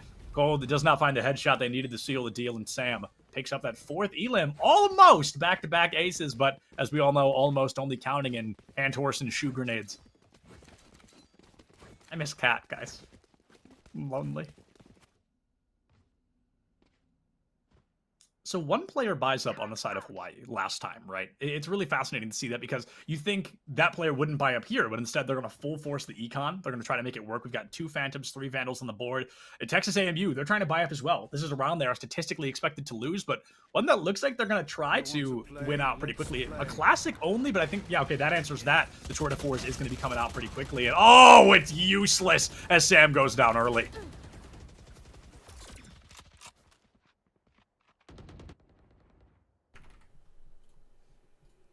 Hawaii, they've got the numbers advantage, but this has not done them nearly as much as they've really wanted it to moving forward. Texas A&M, they're playing that slow game once again. Prefix, oh, just does not have the crosshair lined up. Aggro peeks the correct corner. Tested finds the trade onto Noble straight away. 4v3, still in favor of Hawaii. Hunter's Fury at the ready as well, and I'm really curious how they're going to end up using that, because normally on this map it was used for a long time to almost entirely negate a Killjoy lockdown, but there's no opposing Killjoy anymore, so maybe you use it to increase your chances of a plant, prevent a plant, or a defuse. I think that could go you know, in quite a few positive positions. Coming in quick, Aggro with the distraction. Damn finds that elim. It's now a 3v2, and I heard a bit of a giggle, so I'm hoping Catinator 3K has joined us once again. I love that paranoia. It's so silly, man.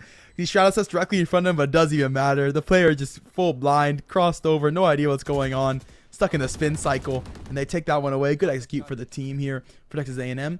They hold on to things here. Odds are pretty good. They picked up rifles as well. Comey's picked up a frag, puts it into the 1v3 scenario. Dan to pick up the first on the top of generator, but going to get swung. Ooh. Double untested. Will grab the 3K to pick that one up. So that is going to be the anti-bonus converted, but it's 3 guns dropped. Things not out the woodwork just yet for Hawaii. Going to have to work just a little bit of a tussle if they want to get that eco back secured. That was a little bit sloppier than I think Hawaii wanted it to be. That's a round they're supposed to win, and convincingly, right? That's a round that they're supposed to walk away with maybe 1 player, 2 going down on their side, but instead they lose 3, nearly 4, and it's not going to hurt them horribly, right? It's not like we're looking at a 3-0 like back on Icebox, but still, it shook the econ a little. Now if they lose this round, that little bit goes a long way against them. Okay, man, you don't have to say that. They're not even in this series, bro. You have to do them like, you have to, acceptance. Bro coming with the punches. He's not holding back. All good. Dart not going to hold this team back either. Able to push their way straight forward. Aggro to take 1. Yo, what's good? From the shadows to get information on Boathouse. They'll cancel it, but they still got to worry about the pressure to come in. And Aggro, well, that's a name for a reason. He's taking out Mike as well. Into the site they go. Plant will go down. Hunter's Fury has not found much. So easy plant there. Chilling. 1 will be close to mid door here as the swing starts to come through. Log player does not get checked, so Sam Dolphin good for 1. Aggro will find a 3-piece, and that leaves Tested towards CT. Good to find the first. The reswing is there, and a 4K for the Jet. 3-1 for Texas A&M. They're feeling quite good.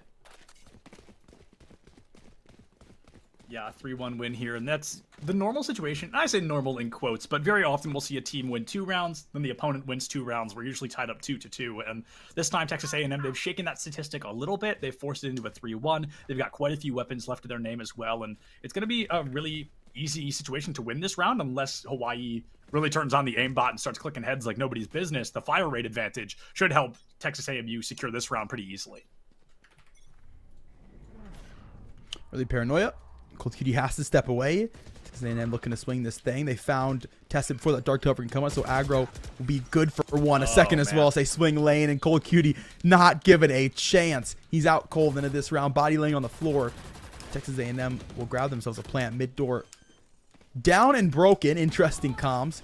Tested, or Aggro just wants the room to take shots. Sam Dolphin, well, you got the room, and maybe you should have left the door up. Prefix will take that one. Will fall by Noble, though. CT stare. Comey trying to throw a dagger, and will throw out the round by Noble, who's good for a 2K. 4-1 for Texas A&M as they are continuing that sweep of momentum. Back into the gun round for Hawaii. Have to win this one, or it's eco broken yet again. Eco broken yet again. That feels like a story we're going to be telling quite often here on Ascent, at least from what we've seen so far. And it's interesting. Texas A&U, they've done kind of the same strategy 5 times in a row, and it's worked 4 of them. They just hold W into sight, and it works out really well. Not quite as back as that first round where the ace came through from Dam, but it still works out very well for them pretty consistently. They just kind of hold W, they force the opposing team into a retake situation, and they capitalize off the back of it, often finding early elims 1, 2, 3, 4Ks, even the 5K one time. Might as well include that, set all the other ones. I like that. Switch to be broken. Fragment thought about, won't be needed. Door will stay up for just a moment longer. They don't clear the side of scaffold. Tested has an opportunity to come up massive right now. Oh, good for one.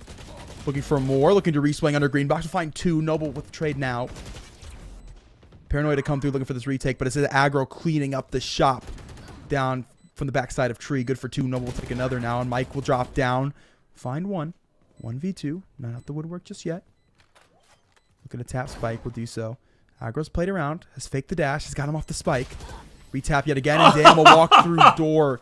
All the work done by the Jet there just to stall for some time. It's a 5-1 score line. It's Texas A&M yet again will take a round.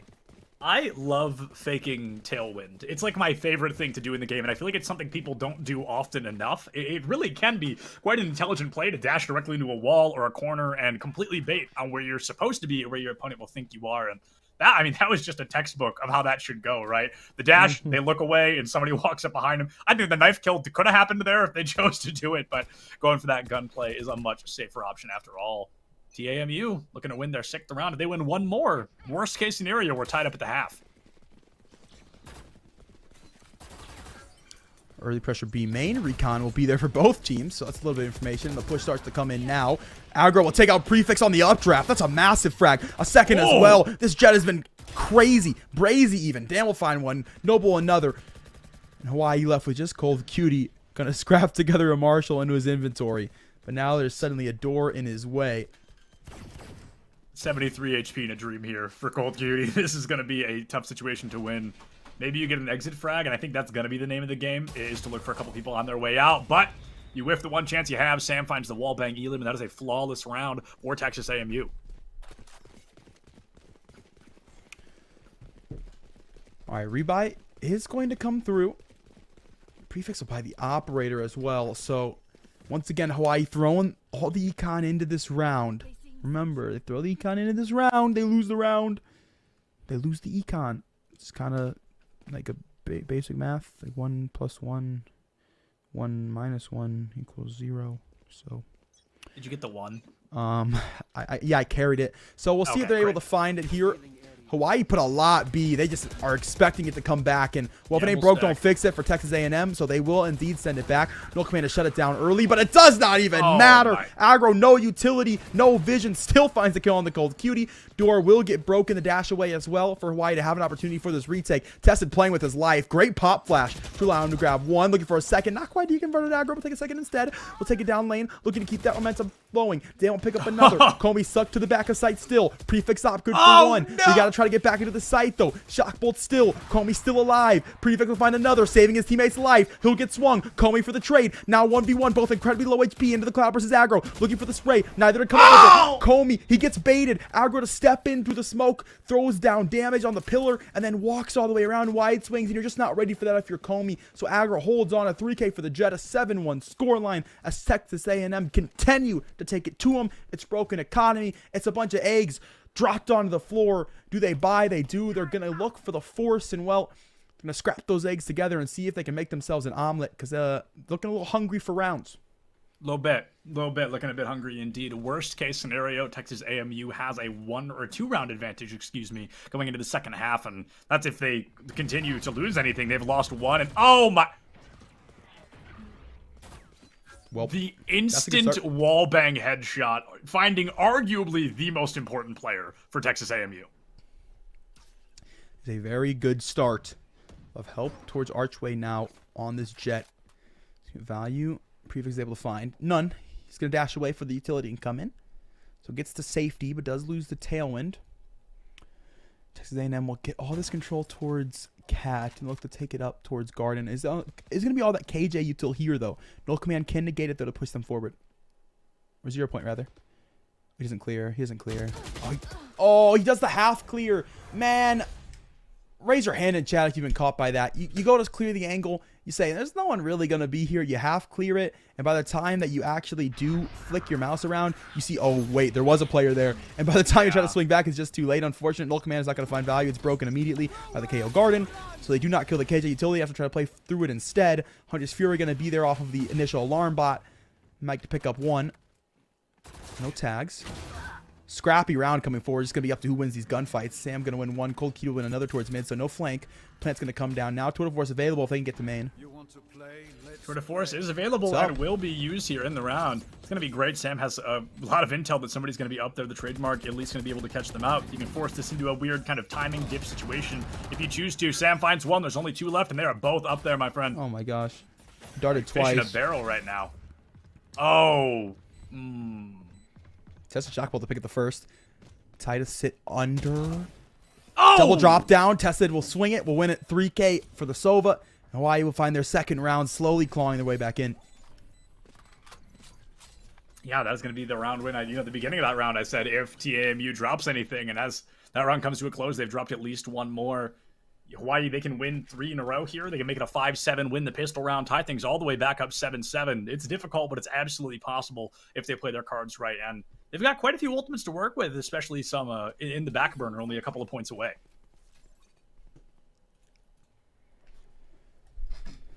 All right. Hawaii still winning rounds, but losing members. So utility still going to be a bit of a question mark. Gold Kitty throwing the judge, and he's got the read. Dark cover in the right place. Oh, this could get interesting. They'll push their way forward. Pop flash to go in. 0 point for information. A scan 2. They take that space, but it has all that presence early has negated the push from Texas. They say, oh, we don't want to push into util. Let's just go back to mid, and that they do. So they've reset the default already. They look for that 2-prong push towards A. Remember that KJ utility has been an issue for them trying to get their way into Cat. Last time around, that 0 point did get instantly broken from Garden. So they need a little bit extra space before they can feel confident in that KO. Oh. Not to use the null command, though. The null command going to get all that extra spacing. Don't have to worry about the 0 point being on point. It means they can walk their way straight in. So no KJ utility. They're into sight. The KO going to make noise over towards door as well to try to sell the fact that there is not a jet there. So they're just going to try to lurk to Cat. We'll see what that brings them later into the round. The null command definitely buying some time and Yo, a what's lot good? of space. Damn, checking a wall. No corners yeah, there. That was definitely a fascinating choice. Perhaps a little too paranoid that somebody was in that smoke, and it did not work out well. Why they've now got the numbers so much advantage. work to do. Aggro, oh my goodness. Takes down Comey, and this is going to become harder and harder, especially as they continue to go down. This crosshair placement from Aggro is incredible. Tayo finds prefix. KJ's looking the wrong K way, and it is going to really hurt down the line. TAMU, they win an 8th one. I don't know if you noticed that, Sep, but that lockdown got broken. That's shock bolts. That's crazy. Or fragment, either or. Yeah, I don't think we have the we're not gonna have the So angle here it of is. When does it disappear is the question. Oh, right, there, right here. Okay, Like, no right one's there. swinging it. Yeah, it has to get broken by util there. So the thing is, lockdowns, right? You get the Hunter's Fury out from the attacking side, and you go, okay, we can lock down garage. Let's get it, boys. It's not true anymore. It's actually just not true. Everybody has a lineup. Before you got on the Death Sept over on the east side, we saw the same thing. It sits towards Garden. You sit on that default angle. It's getting double shock bolted every time, bro. It gets double shock bolted. There's no lockdown. It allows for all of Texas to confidently stay on site. So the retake, they think, okay, they had to move. They had to leave for the lockdown. No, they didn't. They deal with it. Prefix going to deal with the push early. Has found 2 on the updraft over the dark cover. Last time he got flicked. This time around, he flicks to them. Able to take out 2. There's a flank on the way as well. Can we get the POV of this KJ? They're about to pick up a 2-piece. They're about to. Guaranteed. The Catinator special right here. They walked away. They walked away. They're walking away. Damn, put the 2-piece instead, so it's our Omen friend. Prefix finding a 3rd of their own and taking down Prefix, getting that Blade Storm out of here. Now it's a 2v1. Damn has quite the Herculean task ahead of them. TPs right into Mike. And I love the attempt, but a day late and $1 short. It's just not going to make the cut. Now a free plant on A site. That can go a long way here. The timing of this round has been quite peculiar. It's worked out enough for Dam to allow himself the opportunity to play the 1v2. Dark cover towards Scaffold, trying to sell the fact that he's playing closed green box, maybe Hell, and has walked towards the bottom of Scaffold instead. See nothing from Garden. They surely have to be Scaffold. Does have to break the window, though, for the peak. Break. Oh, opportunity for the first one, but just cannot quite find it. Cold Cutie will turn and take the shots. 30 HP. 3 That's one to bullet. 8. That's one bullet. Just one bullet away from that first elim, but of course it was a double swing after all, so Mike could have been there to clean it up. Who knows? Hindsight is 2020, and I hate that window as much as Dam does right now. That thing stinks. Can we just have a buy? Okay, we're good. Yeah, I was gonna say this was a weird buy. No, okay, we're going back to it. Noble bringing out the Odin here instead of a traditional weapon. That could be helpful just as much as it can be harmful. Not just Noble, my friend. Okay. Please. Bro, are they gonna spam? No way. They're gonna spam through B No main. There's way. nobody The counter there, spam? bro. There's nobody Well, there. hey, somebody died to it earlier. Aggro did, so they're trying to take somebody out before they get taken out. I like the vibes. Honestly, you might as well. If you can afford it, because last round anyway, you might as well. They'll throw them off, and now they'll look for the actual execute. They come through, they'll send their way just as quickly on the side as we typically see them play. Null command's there, but not before the dash has already come through. Aggro just looking for it through CT wall. Not going to find it, though. Coming will take one. Running it down, will win it. The KO going to fall. Now Hunter's Fury is on its way, and Mike good for damage. Sam to trade one back.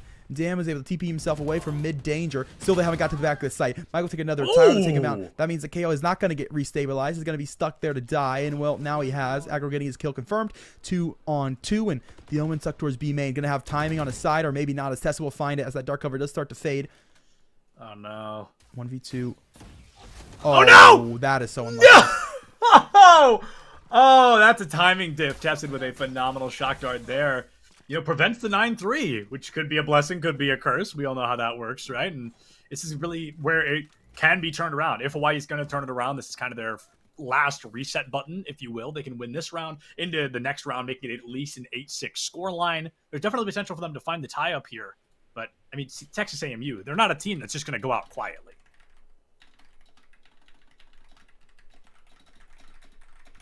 Well, that is 100% for sure. And I like what Hawaii's showing us right now. I think we might get a little bit of nanoswarm lineups coming out of Mike here to start off this round.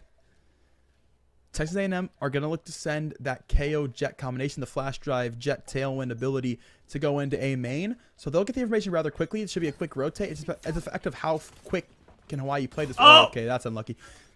How quick they play this, though? Can they get out quick enough that the rotate does not come through? Looks like so far they can. Paranoia, huge. That's just blinded 4. They get to the front of switch door, though. No one has to worry about it. No one able to capitalize. Tile back a green box. Damage, but no kill. Now to be found. One with the right click. Comey to trade one back. Mike to get involved as well. Site going to be open. Plant going to be down, but still utility. There's util on the dark cover for the Omen. There's util on the flash drive for the KO. There's a tailwind for the Jet. What can they find off it?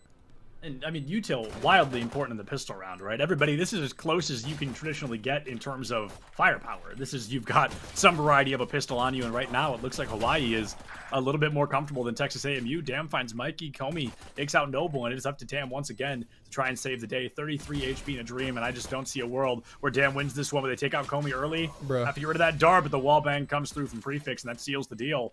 Hawaii walking away with that first pistol round.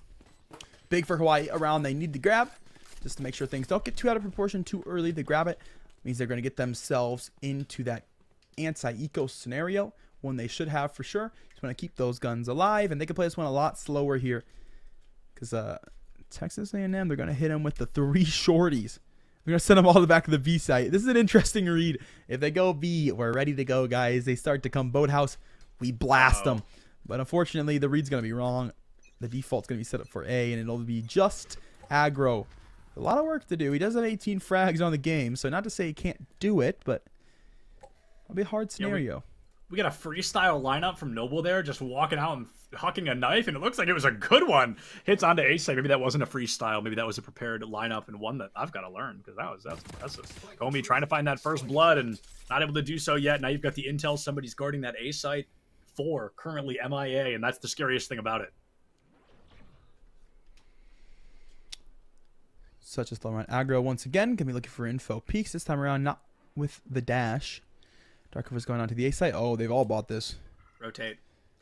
They've all One bought it. bit of It's contact up gelato, and they said, all right, well, they got to be A, gamers. They've got to be guaranteed. We've got 3 shorties. They've got to be here. We are in deep trouble.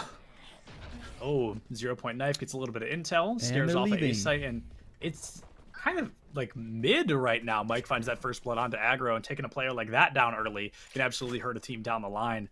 I think we're just going to see a gun diff here. I think we really are. To win a round with 3 shorties would be something that I've never seen before. Do they come to switch? It's Noble's time to shine. They come to switch. Oh, he's caught out. He goes for the jet, but everybody comes switch door instead. Cold Cutie will find the first. Now Boathouse. They've been setting up for this since the very start of the round. And, well, it's been completely caught out. The shock bolts from Tessa to catch 1. Cold Cutie will catch the second. The Nanoswarm doing so much damage as well to make that so much easier. Oh, the one. Tile clutching. You ever heard of the Tile 1v5? Yeah, I mean, I've never seen him lose these. Oh, I actually looked away. Did something happen there? I missed it. Oh, you blink and you miss it, really. Yeah. Yeah, I've never Flawless seen for Tile Hawaii. lose a 1v5. Well, you still never seen it. Yeah, no, I missed whatever happened there. Definitely not losing. This is an interesting one. It feels like Hawaii, due to the unusual approaches that they've kind of found here. Their econ's a little bit weird. They buy up some weapons last round, so they're not able to full buy this round. Lots of Spectres, a Bulldog, and a Marshall. On the other side, Texas A&M, they have put the shorties away, Cat. That did not work nearly like they wanted it to, and they are no longer joking around. 4 of them spending basically all of their economy to try and get this full buy online early. Comey already finding aggro, a much rougher second half for aggro here. Top frag in the first half, but as they swap to defense, that Jet just not able to find her footing. Going in quick, Prefix finds Noble. We're looking at a 5v3 full possession on the A site, and that goes a long way for Hawaii. I think they haven't failed defense yet. It's been the retakes, but they've really been able to capitalize off the backup. Testing, getting some intel on the high ground, the frag from the side of Hawaii, making all that space. Shock Dart gets maybe 10 damage if they're lucky, but not quite the intel they wanted. Sam on the high ground takes out Comey early. 4v3, Cold finds 1. The floor bang Elim, I believe, onto Sam. Great paranoia. Great util, yeah. Great paranoia. Add on top of that, as well, the Nano Swarm to make sure they can't swing out of doors, so there's no help for the Scaffold players who are trying their best to swing. 7-8, as Hawaii will take that one. They take the bonus. They take rifles away. They've got massive amount of money in there for them in terms of econ, and not the same story for Texas A&M. They are on that hard save. They're going to go Shikos for this one, make sure they got money to buy into the next round, and well, this one should be quite easy for Hawaii. If they can win the gun round, if they can win the bonus, this one should be no problem at all. Yeah, this is going to be great. Hawaii getting ready to tie things back up 8-8 here. And at one point, it was, what, 7-1, I think? And this was really a one-sided matchup. But as Sam has to already rendezvous out of there, a great paranoia to make that space. I think Texas A&M, they're going to give us the Hawaii special, hold W right onto B site, and pray for the best. Prefix already in the house. They're able to get the switch and close the door toward market. Looking for that opening Elim, and they are going to be able to find it. Sam and Tayo both going down. Aggro finally picking up an Elim for the first time in, I believe, 4 rounds. Not going to be the first one to go down. And that absolutely can work well. Aggro, what a read onto Mike as well. We're looking at a 3-3 lineup. One more Elim can really seal the deal either way, and Aggro is the one to find it. Comey going down. 3v2 now as they're pushing in. Half HP Sova and an Omen trying to play the offense of a lifetime. Or defense, excuse me. No, I was right. Offense. I'm losing my mind. Offense, technically. Defense as soon as they get the plant down, because they will be on the post plant. So you're right both times. Plant still not yet to go down. Texas A&M doing a good job of just sending consistent pressure. Like, as soon as they tap the spike, wall bangs, shots through.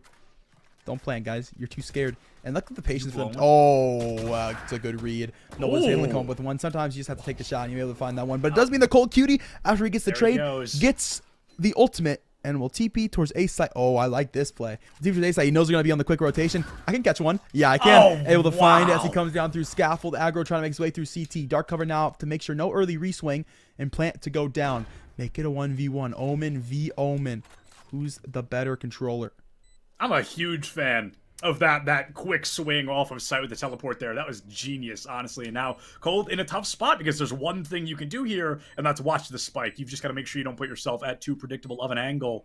Damn, expecting a flank now. Cold in their head. It completely has them conditioned to suspect that kind of over-aggression. I love the fake TP from Dam as well. This is a full-blown mind game right now, Cat. This is more mental than it is physical, and as Dam swings, wow! I thought they were a shoo-in to miss that, but no. The quick swing, lightning speed reaction, and they put that down early. Texas AMU. They say, we'll let you get close, but we are not letting you tie it up here. Oh, I'm so glad we got a replay on that. The patience is huge in terms of actually looking for this retake. They went away for the plant to go down. Cold Cutie is able to get just one frag, which means he has the TP. A beautiful swing to come forward before this plant because he knows they're going to be in that rotation. Able to catch one, get away, and then, man, 1 HP. It's played perfectly for Cold Cutie, but in the end, it's Dam coming out with the day, just barely able to take it, but takes it nonetheless. And Texas A&M happy to have that round. Means the eco not going to get broken. They got guns going back into this one. Drone through Cat early. We'll catch the op. We'll catch the player archway as well. TP away to Pizza. They know about that one as well. Drone tag there too. TP back mid-market. They know exactly where this Omen's going to be. And look at the spacing already taken. Yeah, Dam is a little bit stuck there. Definitely a lot of panic, perhaps. A double smoke into, I think, a double TP, right? Very afraid to really show their face. Cold Cutie trying to push up through this mid toward Pizza, but damn, just waiting for the opportunity. We're looking at the Omen 1v1 again. Sam winning a technical 2v1 there as the turret did not do enough. 11 HP. There's no healing on either side, so that damage is absolutely permanent. Sam will continue this round out at 11 HP. That's a massive 0 point finding, I think, too. Yeah, both the Omen and the KO picked up early. I would love to see a flash drive out here. I think that would work really well, but Noble gonna hold a tight angle and finding that Elim early, looking for a second one and able to do it. A one-way smoke coming in clutch and a flash drive. A little late, but I like the enthusiasm. Nah, you know, doesn't even need the flash drive there just because they've got no utility. They have to dry peek him. Right. Just lets him walk into the crosshairs. He throws flash drive. He gives the presence away. He lets him know at least where he's at.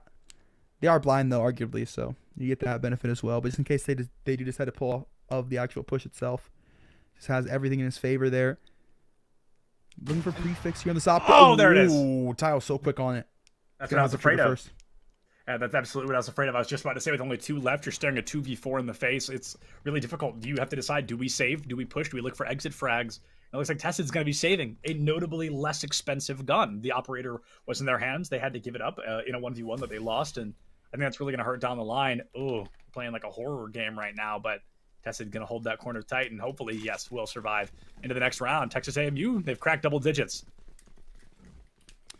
That they have.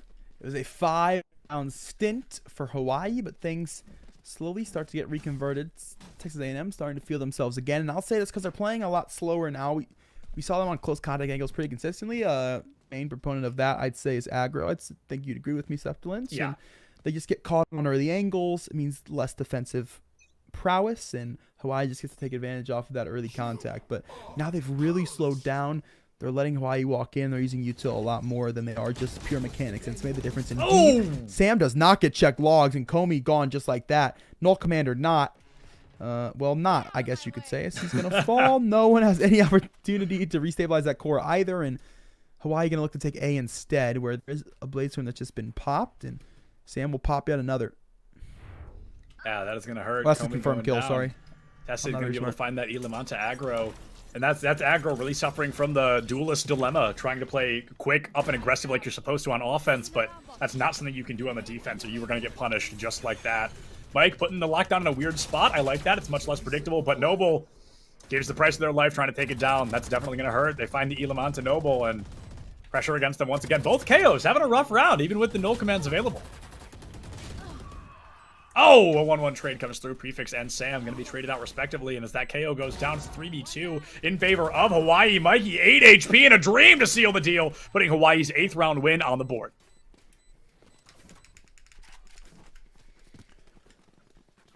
Money low for Texas A&M. I've got to think of if they want to force this one or not. They go for it? Almost really buy down here, right? Because Dam can't buy anything.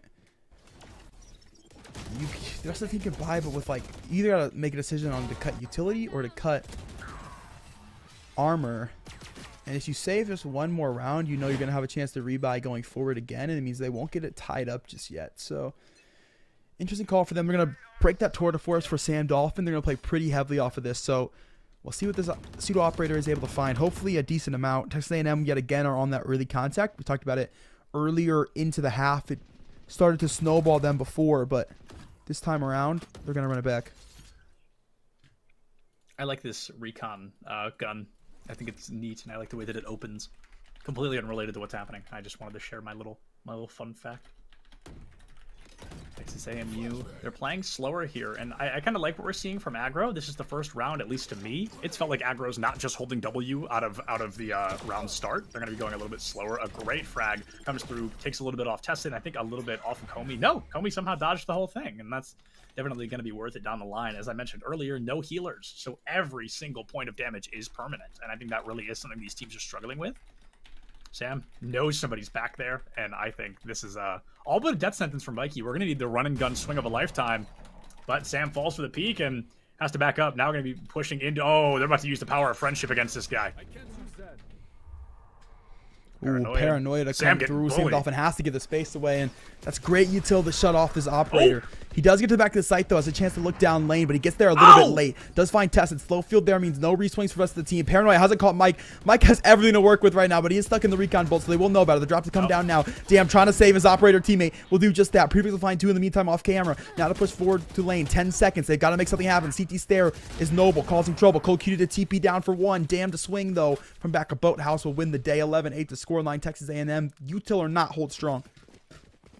That was a scary round. There was a lot that kind of just felt like dominoes there. It was one player after the next. Then Mikey had the great swing, but damn, being the knight of a lifetime, keeping that chamber alive, who then picks up, I think, a 3K, maybe only 2, but a round win regardless, and a very strong one from Texas AMU. Coming into this next one, they're going to have a Blade Storm, which I suspect is going to be used here. We see only a classic in their hands, and the Hunter's Fury, which you'd think would be used to negate a lockdown, but they didn't do that last time. It's a solid point, Septulant. It's a very solid point. Hawaii don't really care about anything. They're going to run it down. And yet again, they have not checked the log. Sam good to find 2. Will rendezvous away to the back of Boathouse. Will be there yet again to play with his teammate, who were strong to hold down yet again. Hunter's Fury has caught nothing. Cold Cutie just walks in and kills 2. Tried to make that play last go around. He TP'd in, wasn't able to find it this time around. Different story. Damn will find Prefix. They're already down to CT Stare. Noble will catch 1. Mike from back of sight. 1v2 over the top. And that's a beautiful over-under angle. Replay that and play it in 25%. I want to just sit there and admire how well that play is. Updraft to come through over the top. Rose for the Blade Storm Jet. Dam will come down under at lane. So one of them is guaranteed to find that kill. That is beautiful team play. That is beautiful Valorant. I need to see that in snail's pace because I just want to enjoy it. I mean, it's beautiful. They forced the KJ to look either onto cat or above. I mean, it's damn if you do, damn if you don't. You can only find the one inlet. Now, the flick onto the jet is phenomenal. Very impressive, but that's the point. One of them is expected to go down. It's a 2v1, and they're too far apart. You're not finding a collat. You're not finding a spray transfer. It's a guaranteed elimination, and they only needed the one to seal the deal. Texas AMU are 1 round shy here, Cat, of walking away with a 13-8 victory. Question: Clear log! Check log. Clear log! Oh, they did it. They flash logs. They check logs, and Sam goes down. A great opener. Tayo taken down next. Comey really coming out large here. I love to see teams grow. Learn. I love to see that. Logs gets checked. You know what? I'm going to say it. Why is Sam there again? Yeah, how many rounds can Sam has been there every round go? Except for the round where we saw the tour de force. Without Other than that, I believe cleared. Sam has been there every round. Consistency is key, I guess, but I mean, it becomes predictable after a while.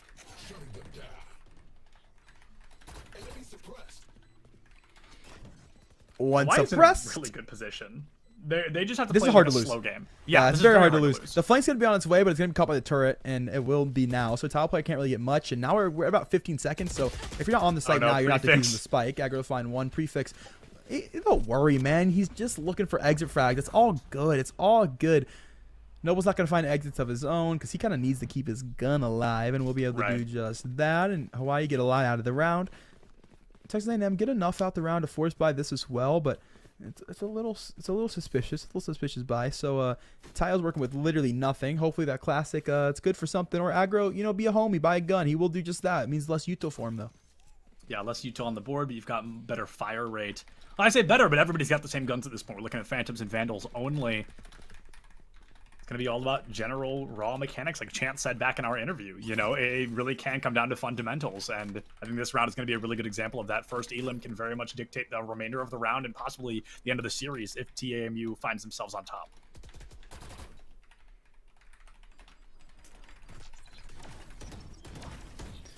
Trademark going to be up early pizza, so you got to be careful of how much space you take. They can cloud burst it though and walk in, so we'll see what that calls it being a little bit later. Timing could be interesting here. KO v KO. Ooh, Jinx, Naomi Soda after broadcast. Noble will be close, and suddenly not KO KO anymore as Prefix gets mowed down, and add an extra player, add an extra kill for Noble. Good for 2. We'll swing out for more off that flash drive, and we'll get it a 3-piece. Now let's switch to the Phantom. Flash drive yet again. Another player out. Caught close. 0 point gonna be there. No util. Mike doesn't need it. Hits the shots. Paranoia there. Damn, looking to swing. Looking for the wallbang. Looking for anything. Looking for the kill. Drone will be there. Aggro will swing 13-9. Texas A&M a bit of a bumpy patch, but they have overcome the bump. They switch it to 4-wheel drive. And they start climbing the mountain. They'll take it on home. That means they're moving forward in the bracket. They'll move forward to the next round. Last chance qualifier. Only one team quals, and they still have a chance to be one of those teams. Yeah, absolutely. They're getting closer and closer, and that was definitely a very close matchup. 13-8 is the closest one that I've seen today, considering the only other one I've seen is a 13-3. So definitely going to be a close one, and I believe we've got one more series, 13-9, excuse me. I believe we've got a great series coming up in just a little bit. I'm not sure if we have time for an interview, but this is where we throw it to break either way. So everybody use this time, get some water, get a snack, do what you got to do, but come right back here for some more CECC Last Chance Qualifier in just a couple of minutes.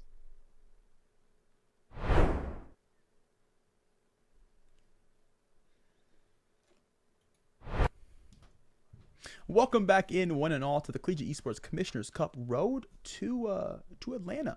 It's the last chance qualifiers. It's the last chance for these teams to make their way forward, and we'll get to sit down now for a second to talk to Agro from Texas A&M, who just continued on his way through in the bracket after what was a dominant start in end to ascent. What's going on, brother?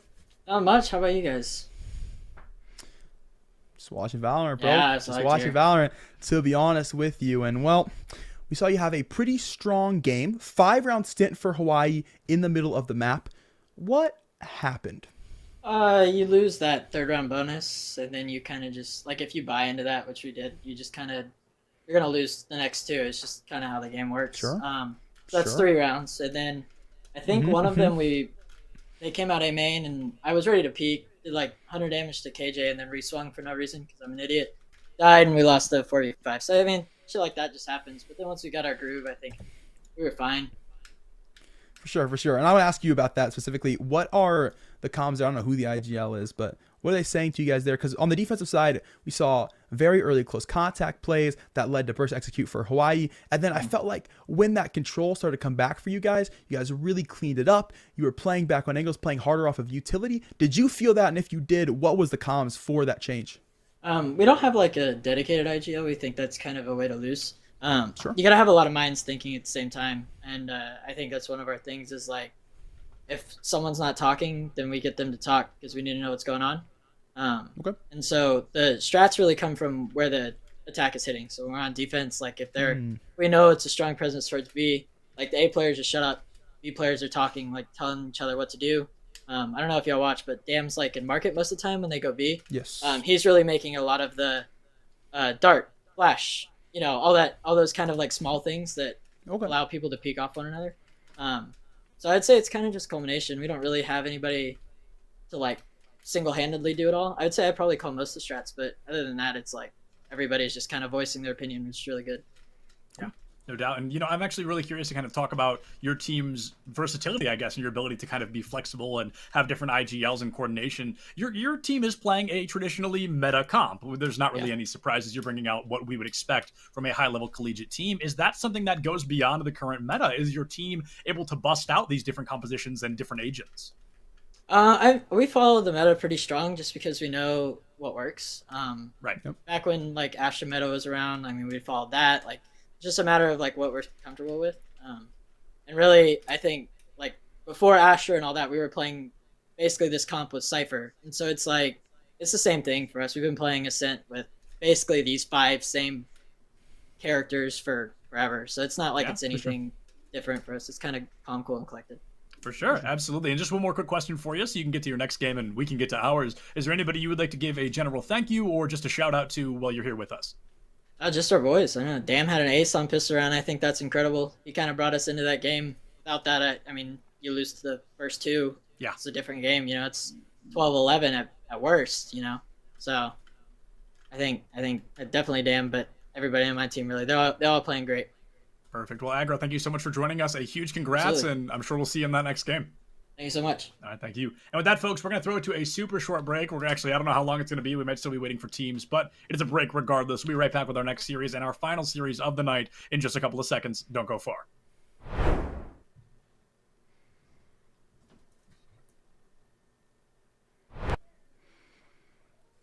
Well, howdy, partners. Welcome back to the CECC Last Chance Qualifier. We're over in the western side of things, and well, my friend, I heard, now this town, it ain't big enough for the both of us, Septulins. It's Texas A&M up against Texas. Yeah, imagine that I'm playing non-copyrighted Western style music. Yeah, that's it though. No more, because we'll get struck or whatever it's called. But yeah, I'm really excited. Not only because I'm getting to see a team that I've already seen win to make it to this point. My favorite map, Bind, made it to top 2. Just kidding. It made it to top 1. It is the map that we're actually getting to see this time. Why would you lie to which is him? exciting. I'm a Raze player. I can't help it. I can't help the fact that I like throwing silly grenades. You know, Kat, the other day, I actually got a crazy, like, once-in-a-lifetime kill on a Raze. I threw my grenade through the teleporter and killed 3 people. You can actually see the clip on my Twitter at https://twitter.com/Septilence, which is crazy. It's right up over there. It's really neat. Wait, I pointed it over here, and it's below. Whatever. Either way, I'm excited to see Bind, because this is a map where, while Raze can work well, it doesn't work out particularly. It's not like a given the way that I think Sova on Ascent or Viper, maybe on Icebox, she's not as set in stone, because she's just in the duelist role at the end of the day. She just happens to find a lot of value. Her grenades go crazy in places like U-Haul and Showers and Hookah, and basically all your major approaches can be canceled out by a single Raze grenade, and that can buy a team a lot of time. The question is, comfortability-wise, do these teams want to bring out Raze? Have they been running a duelist that's a little more consistent, perhaps? You know, one that can be played on other maps rather than just one that's brought out essentially only on Bind these days. Yeah, there's definitely some question marks to be had here. If we're sticking to Texas A&M's, we like the meta strats. Yeah.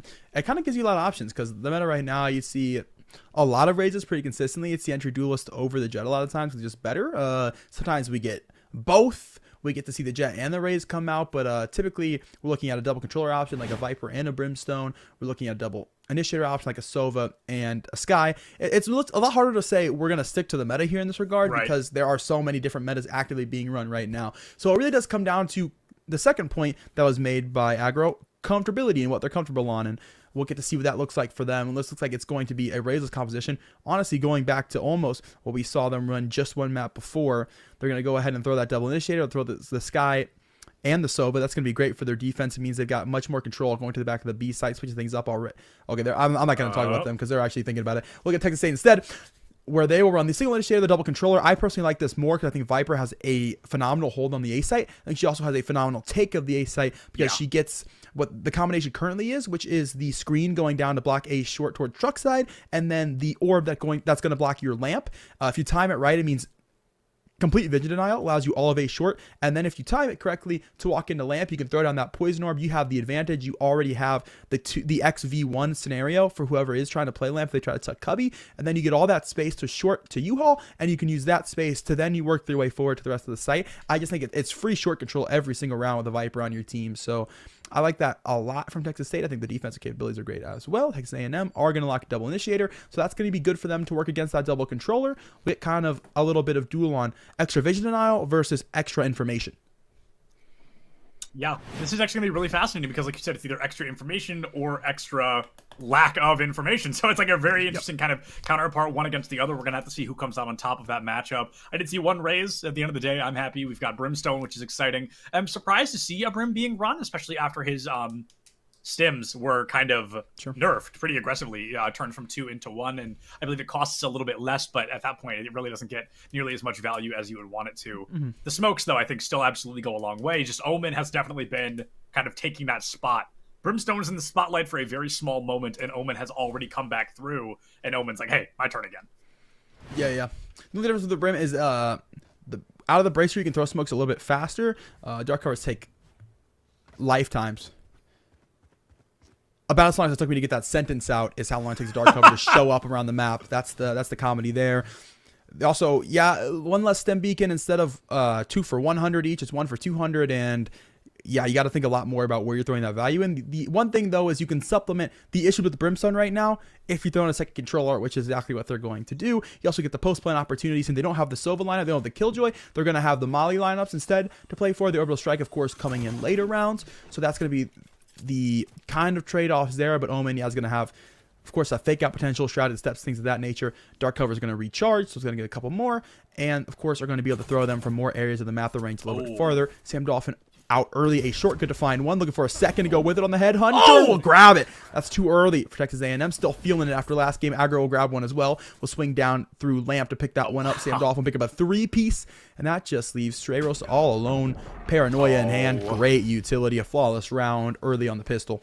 Yeah, Sam giving us their best impression of Dam back on Ascent, right? That pistol round ace. Okay, you weren't there for that. The pistol round ace came through on the first round of Ascent, and it's Sam, I mean, really coming in clutch here. Finding 2 out the gate, putting down a 3rd in the blink of an eye, and poor Sreyos. Like you said, just great util. Paranoia catches you out, and unless you blind fire headshot 3 people, that is not a fight you're going to be winning.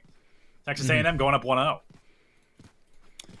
Up 1-0, and well, we talked about it from Aggro. He said that pistol. Oh man, it let us feel it. It was the difference between us winning and losing towards the end of the game, and we'll see if that story ends up ringing true here in this one as well. Aggro's gonna buy a Phantom into this one. Gonna peek it up towards long.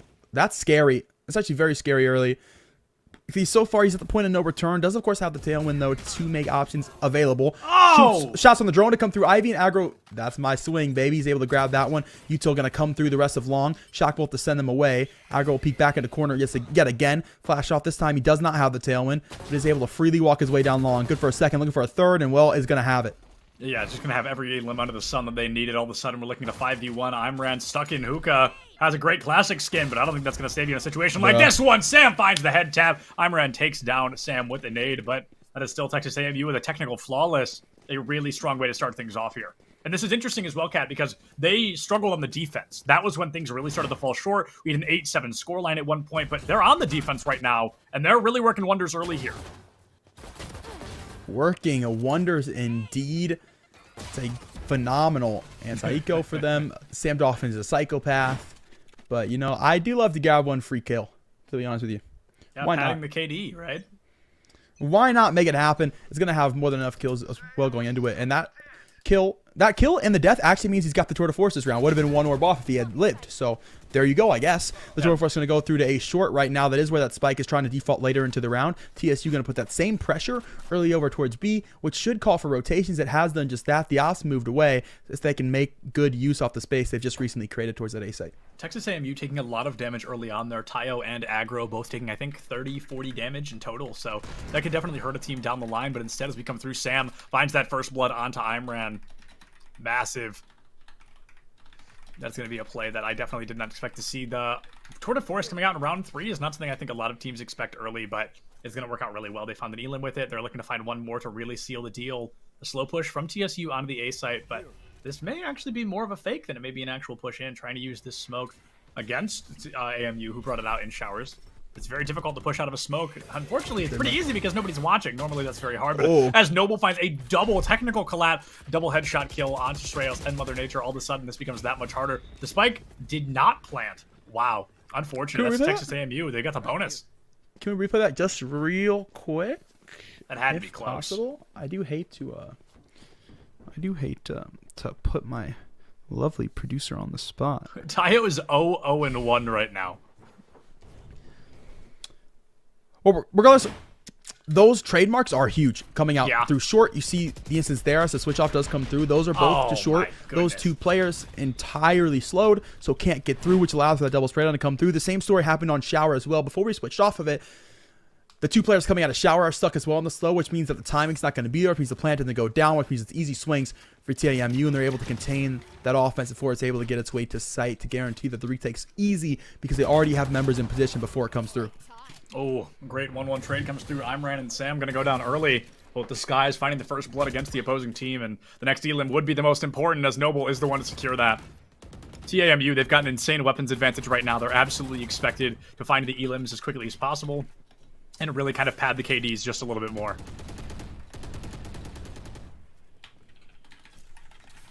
Noble already up short. Had 2 frags for it, so take that space. Good work there. There will be one player to cubby. It's Tayo who's been tucking the whole round. How long can he tuck for? Dark cover. They're going to jump through it. He hears all this audio. Line up 2 and will knock him down as well. Looking for one more. It's the headhunter from Ivy. Instant trade from Dan. Top box, though. No worries. 4-0. The scoreline for Texas. Clean as a whistle there. What a collateral coming through from Tayo, which is funny. That's their first 2 Elims, and They get them with one bullet. That was going to be a phenomenal collat to seal the deal. And like I said, TAMU, that's a round they were highly suspected to win. They're able to walk away with it. And moving into this 5th one, if they win this, I mean, we could see a 6-0 scoreline. Oh, man. Ooh, so clean. Just clean, unbelievably so. They were able to find Ivy. That would be the clip of a lifetime, but that's all right, though, because the team wins it after all. You've got a 4-0. And there's actually an insane chamber TP you can do from A site to B or vice versa, but it looks like nobody's really going to bring that out. It's not particularly helpful, but it's going to be interesting to say the very least. Or would be interesting, rather. 2 up Octagon. Taking that space very early. No one to the back of the site, though, so there's some room to work with here. It's a matter of when they want to start actually baiting this raise. That's kind of the reason it's in the composition, ironically. When it's on the offensive side, it's literally just double satchel in, bye, buddy, and then we'll swing off of you. And they haven't really thrown Imran into anything just yet because they haven't really been able to get a clean setup, and that's the reason why. Agro's found one with the operator. There we go. Imran going to send himself in to find one. Ivy going to grab a trade as well. So they're into the B site. TSU going to take that space. Plant certainly will go down. And we'll see if Texas A&M have the retake here, but it's not going to be easy. Not going to be easy at all. Not only are they at a numbers disadvantage, but they're, like you said, forced into a retake. Molly onto CT right now, and that makes it that much harder to engage. All the chokes coming through, you know, they're all very predictable locations. Aggro going to be going through that CT choke just with the Omen as well. Could be a collateral once again. Got to play their cards right. Sam, though, nobody's watching Hookah. Sam is absolutely kind of the linchpin on how well this works out. If Sam goes down, this is not going to work well, and Sam is the first to go down. We are now looking at a 4v2. We're going to need the Blade Storm of a lifetime, but instead it is a one-and-done kind of deal. TSU putting their first round win on the board.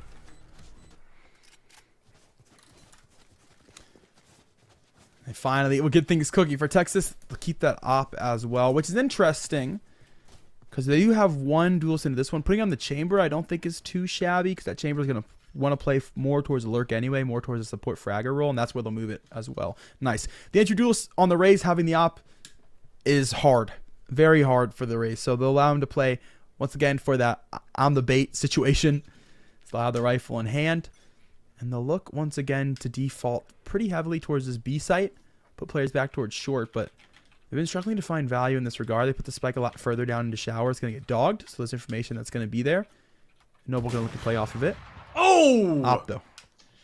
Noble, right place, wrong time. Just had a very good lineup there coming out from Ivy. Now the TP over to B site. It's going to be practically a full push. The spike, the last one to actually make it. Interesting. It's going to be coming through quickly. Sam might be able to find one. What a spray transfer to really seal the deal against the approach from TSU. 2 players go down. Unfortunately, neither of them with the spike. And, I mean, like the ladybug on my ceiling right now, TSU looking lost. Sam gonna be going in quick, trying to use that smoke to their favor, but nobody's in hookah right now. I still have aggro up towards Lamp. There's no orb, so the vision's still going to be there for aggro. He's going to have a clear line of sight and not a clear shot. Get back into it. Tuck the util, but not able to find it. Now the orb's there. No re-peeking any longer. If they do get to sight, plant should for sure go down. Not if they get swung or not. Aggro third shot, still nothing to be converted just yet. Omen's made his way over to back of the site, caught by Cyros, but he gets caught right back. Sam Dolphin to pick up a 3K, now shut down by Imran. 2-on-2, aggro stepping out with the op. That's...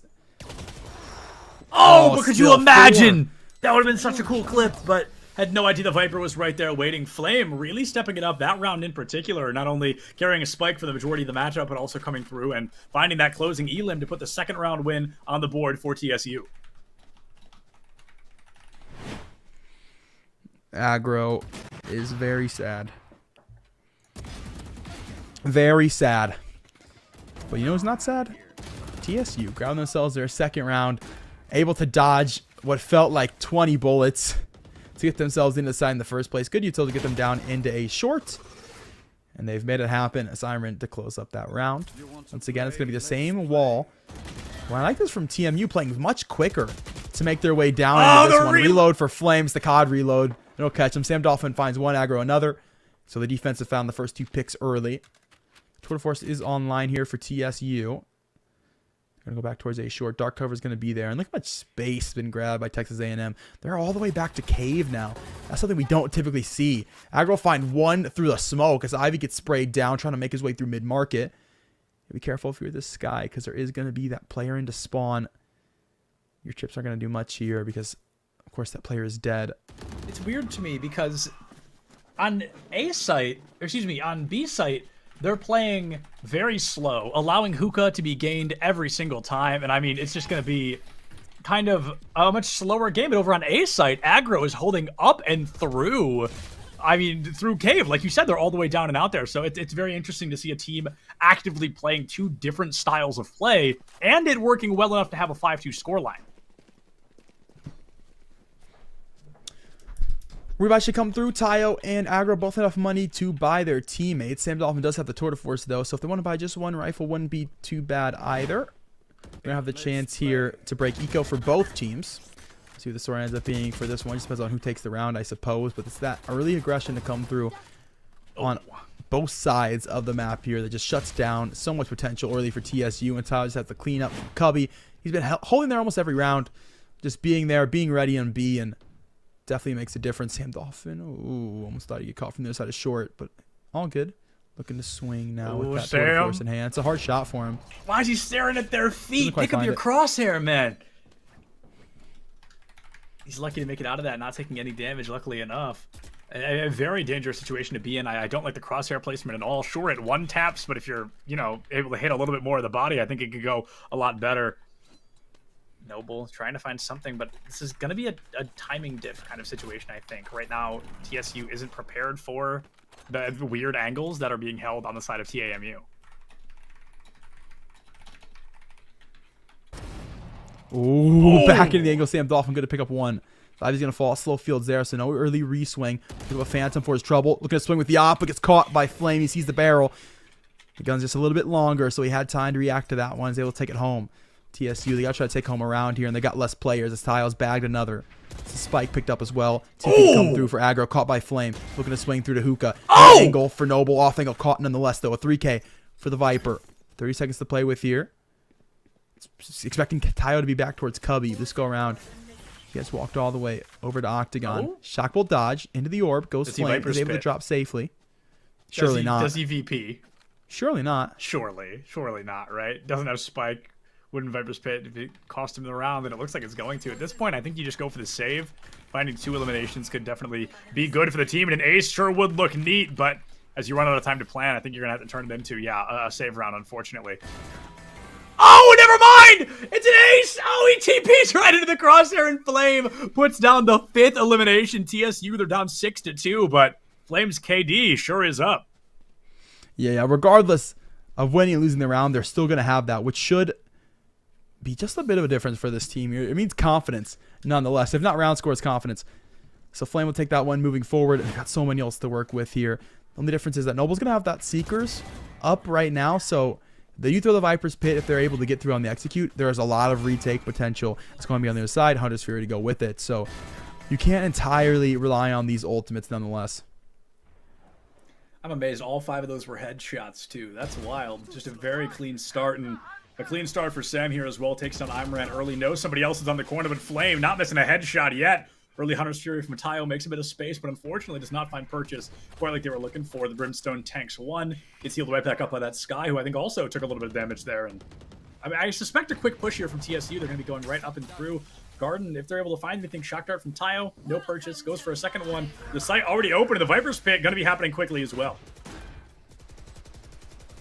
All right, spit down. Seekers out early, so they don't have it going forward to this one. Makes the retake a lot more difficult because they get that ult out so early. Ivy to find one, but the trades back the other way in favor of TAMU as they're making the retake happen nonetheless. Noble pick up 2, Tayo has 1 as well. And ult or not, they get the round. They get the round indeed there, Cat, and a great cleanup from TAMU. I thought the Viper's Pit would really help seal the deal, make it a lot more difficult, but they found quite a few spray and pray shots that worked out well at the end of the day. Flame getting randomly sprayed down to, I think, 40-something HP, and after that, you're a bullet and a half from death. Just kind of walked in, too. Yeah. Literally just walked in and said, all right, well, one of us has to win the gunfight, surely, and they just happened to win a strong majority of said gunfights. TSU still wants to work with. They're going to take them over to the A side now. Wouldn't be shocked to see an early contact frag and a Seekers to get them in. Showstopper as well if they want to pop it forward. Blind there for Noble. Has information. Going to dog as well to get an idea how many there actually are. The Seekers will lead them forward first. Do concuss one player. Orbital Strike has gone down towards Lamp. Showstopper next to go.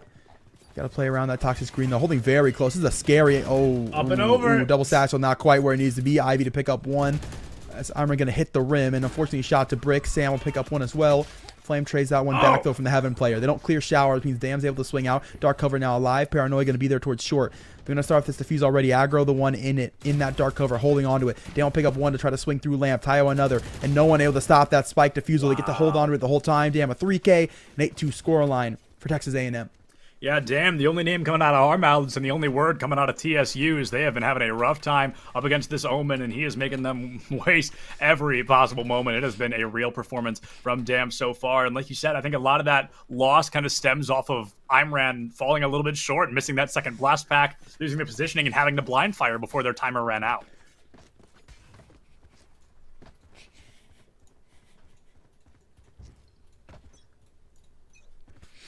All right. Hop back in the hands of Sam Dolphin. This go around, I'll be an actual operator, not just that tour de force. So he's got extra shots to work with.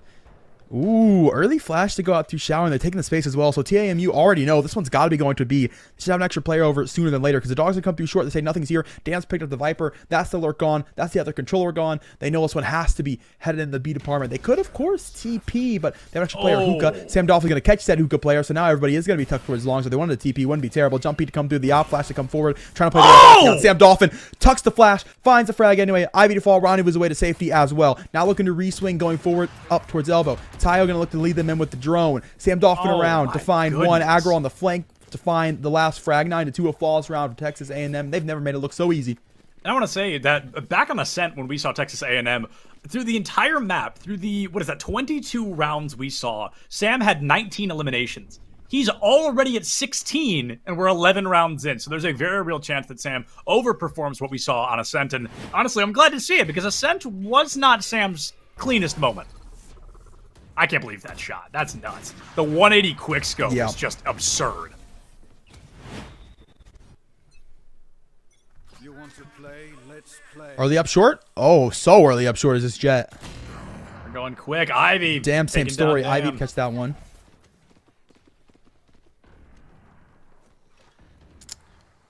Oh my goodness. They both want to play, and both teams learning the hard way not to peek this chamber up. The tour de force is not a tour de force to be reckoned with.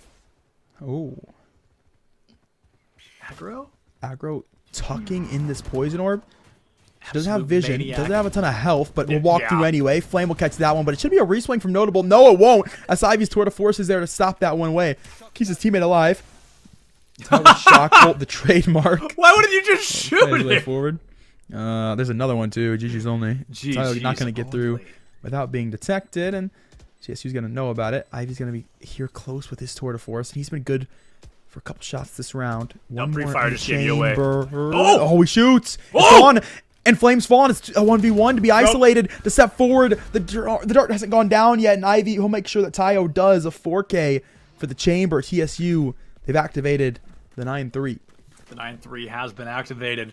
Will the follow-up we're looking for happen? I hate to say it, Kat, but I really don't think so, because Texas A&M, their rough half, in quotes, back on Ascent was defense. That was their defense. And they're up 9-3 right now. Their offense was nearly impeccable. There was a 7-1 scoreline at one point. They were large and in charge the whole time. And if they play with the same level of aggression that we saw back on Ascent, I think that this map isn't going to be much different. Yeah, I really can't disagree with you there. I definitely cannot disagree with you there. They were a team that knew how to get in and knew how to work off one another.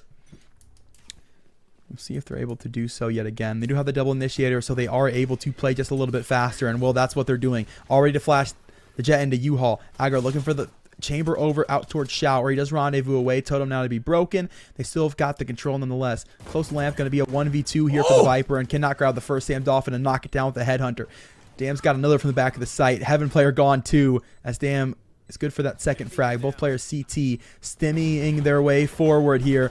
Sam Dolphin again with a Headhunter. You switch to the Ghost and you switch to being dead. Aggro's around with the Frenzy. 10-3 flawless for TAMU. And Seplins, if you just want to repeat that last point, I think you really hit the nail. The on point the head. stands, Cat. Absolutely. I mean, I hit the nail with a sledgehammer spot on at this Yeah. point. I splintered the wood with the accuracy of my point here, and it's really going to be Texas A&M. The offense is what I knew them for going into this, and what they clearly are known for. It's very just hold W, go absolutely crazy 100% of the time, and win off the back of it. Aggro is usually the top frag, but with the way Sam has been playing so far, I mean, already dropping 20. It's absurd.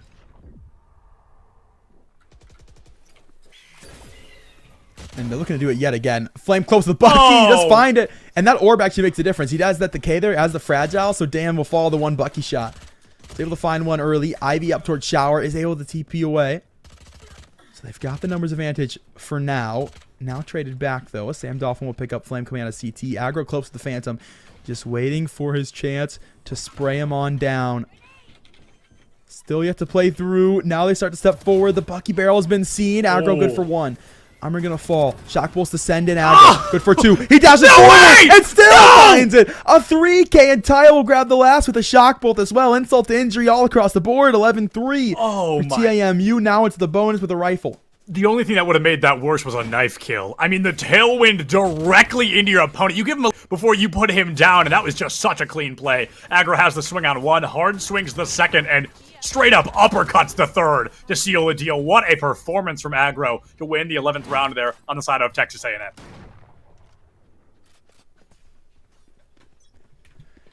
Texas A&M will say, hey, that speed, I kind of liked it. Let's take that same speed and let's go beat what they're gonna do. Early flash to come through off of this shotgun player. Armor does find one with the judge, but he's cut with the Bucky. So shotgun supremacy for both early kills this round.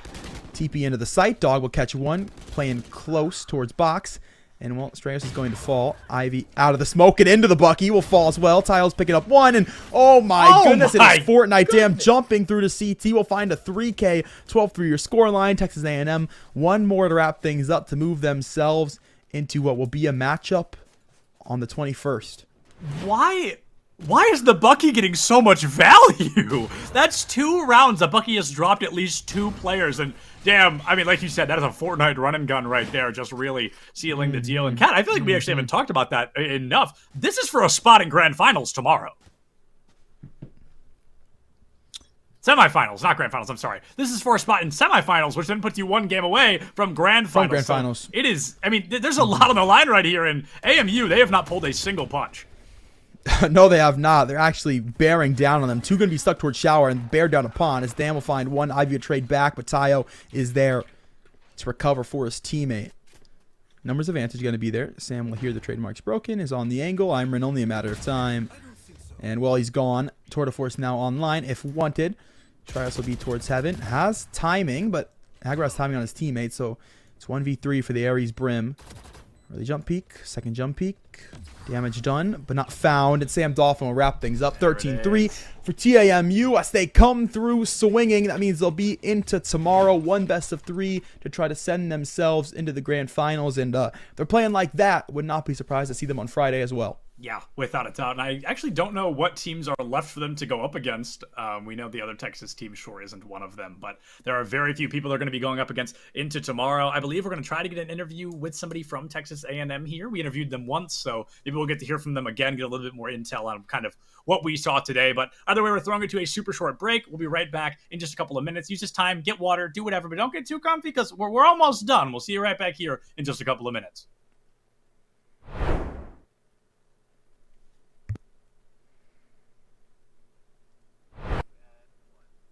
Welcome back on in, everybody, to the CECC Last Chance Qualifier, wrapping up day number 1 here for VALORANT. But before we do so, we've got to bring Aggro back onto the desk. We got to see him 1 round to go, but now they just ran through 13-3 on Bind. Made it look pretty easy, Aggro. And I got to ask you, did it feel like an easier game? It did. We know Hawaii's a good team, so they're always tough competition. We weren't sure about this team, but felt much easier.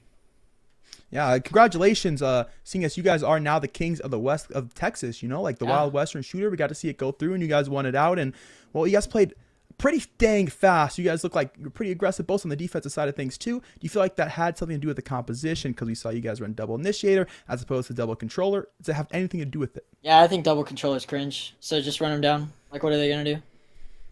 Okay. Clearly not much. I mean, we've got proof in the pudding on that one. Right, They're right. not going to be able to do Molly's much. just running through him. Disrespect. That's all. It was working sure, really well for for sure. you guys. So looking into tomorrow, you have two possible opponents who I believe are battling it out right now, if I'm not mistaken. Oregon or Grand Canyon. So which of those teams would you rather go up against? Is kind of my first question here. I think I'd rather go up against Oregon JV because that sounds more fun. But it's probably going to be Grand Canyon. They're a good team over there. Yeah. So do you think you guys are going to be able to conquer either Oregon JV or Grand Canyon? Yeah, I mean, I don't think we've ever played Grand Canyon, so I'm really not sure. But I know they're decent over there, so I'm not gonna say we'll run them over, but we'll see. Okay. It's very respectable aggro, and you know what? I hate the respect, man. Get it out of my call. I want the real comments. I want the real authentic facts, aggro. It's the last chance qualifier. That means that out of these 32 teams, only one of them punched the ticket to Atlanta. Is it you guys? Oh yeah, we're pumping the Red Bulls, dude. We're getting it ready. We're going.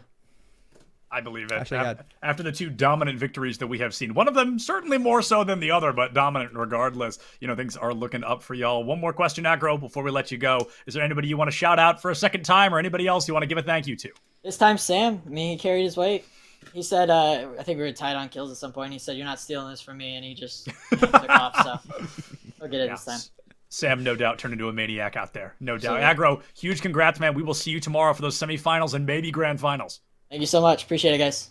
Thank you. And with that, folks, we are calling it a night. It has been a pleasure. Kat and I love to do what we do, and we love to be here for the CECC like we have had the chance. It's going to be fantastic tomorrow as well. We hope you all enjoyed the day. Thank you to all the teams and players that came out today. Thank you to everybody in chat for hanging out with us here tonight. And thank you to Colton and Cool Scoots, our producer/observer in the back line. We love both of y'all, and I think you all know that. All right. We love each and every one of you. Check your posture. Drink some water. Don't forget to love each other. And we'll CECC you tomorrow.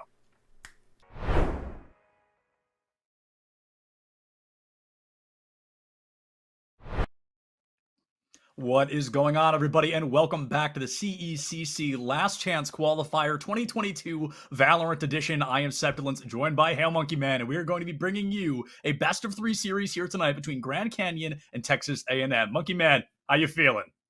It's a wonderful night. I've already had Brenner, which means these guys are ready for dinner. Maybe a few snacks in between. But you know what? This is the last snack before that big grand final. Just plate of all the goods right in front of them. But they are just outside the door. So we get to see if they're ready for that and more. And it's awesome to be able to be in the booth, of course, alongside the legend that is you. Oh, stop it. I'll start blushing and then I'll get all flushed if my color contrast falls apart. But I think you've made a great point here. And, full disclosure, you and I talked about this before we went live. We have only seen one of these teams. Grand Canyon has played all the way up and into a semifinal without being on stream, at least for us, a single time. So we're going in with a lot more known about Texas A&M. And if they play today like they did yesterday, I mean, they are going to be one tough team to beat. Aggro, in particular, a Jet player from Texas A&M, is just a maniac in the game. I mean, dropping a 30 bomb, then a 25, then I think almost a 40 at one point yesterday. It was just Aggro's world, and the other 9 players were just living in it. So if Aggro comes in and plays to that caliber today, I highly suspect this can be a quick one for A&M. But the dark horse, we know absolutely nothing about Grand Canyon. That is good for the side of Grand Canyon as well, because with all of that war room style film that the Aggies are going to be able to have on them, there's nothing for the Antelopes. And so maybe there's going to be something that they'll bring out of the woodwork, maybe a strategy that we just haven't seen, or maybe these guys that are sticking pretty hardcore to the meta are just be like, yeah, you know what, it's just this, we're the bulldozer and you're just more cement that we're going to lay on top of. And so we get to see exactly how Grand Canyon will approach us. It's best of the West, and then everyone else is just the rest. We get to see how these agents are going to line up for us, and I'm super excited to see it. It's going to be on Icebox for our first map of our best of 3. Icebox kicking it off easy. I suspect from A&M, we're going to be seeing, who knows, a Jet, probably Tayo on the Sova, the Chamber from Sam. Absolutely no surprise. Dam locking in the Viper over the Omen. It makes sense, but it is a little bit surprising. I'm definitely used to Dam's Omen after yesterday, and there's Tayo on that Sova like I mentioned a moment ago. Grand Canyon right now, they're bringing out nothing surprising either. We saw a Neon for a moment, but this is a pretty traditional comp so far. You talked about this already, Monkey Man. It's sticking to the meta. It's playing it safe.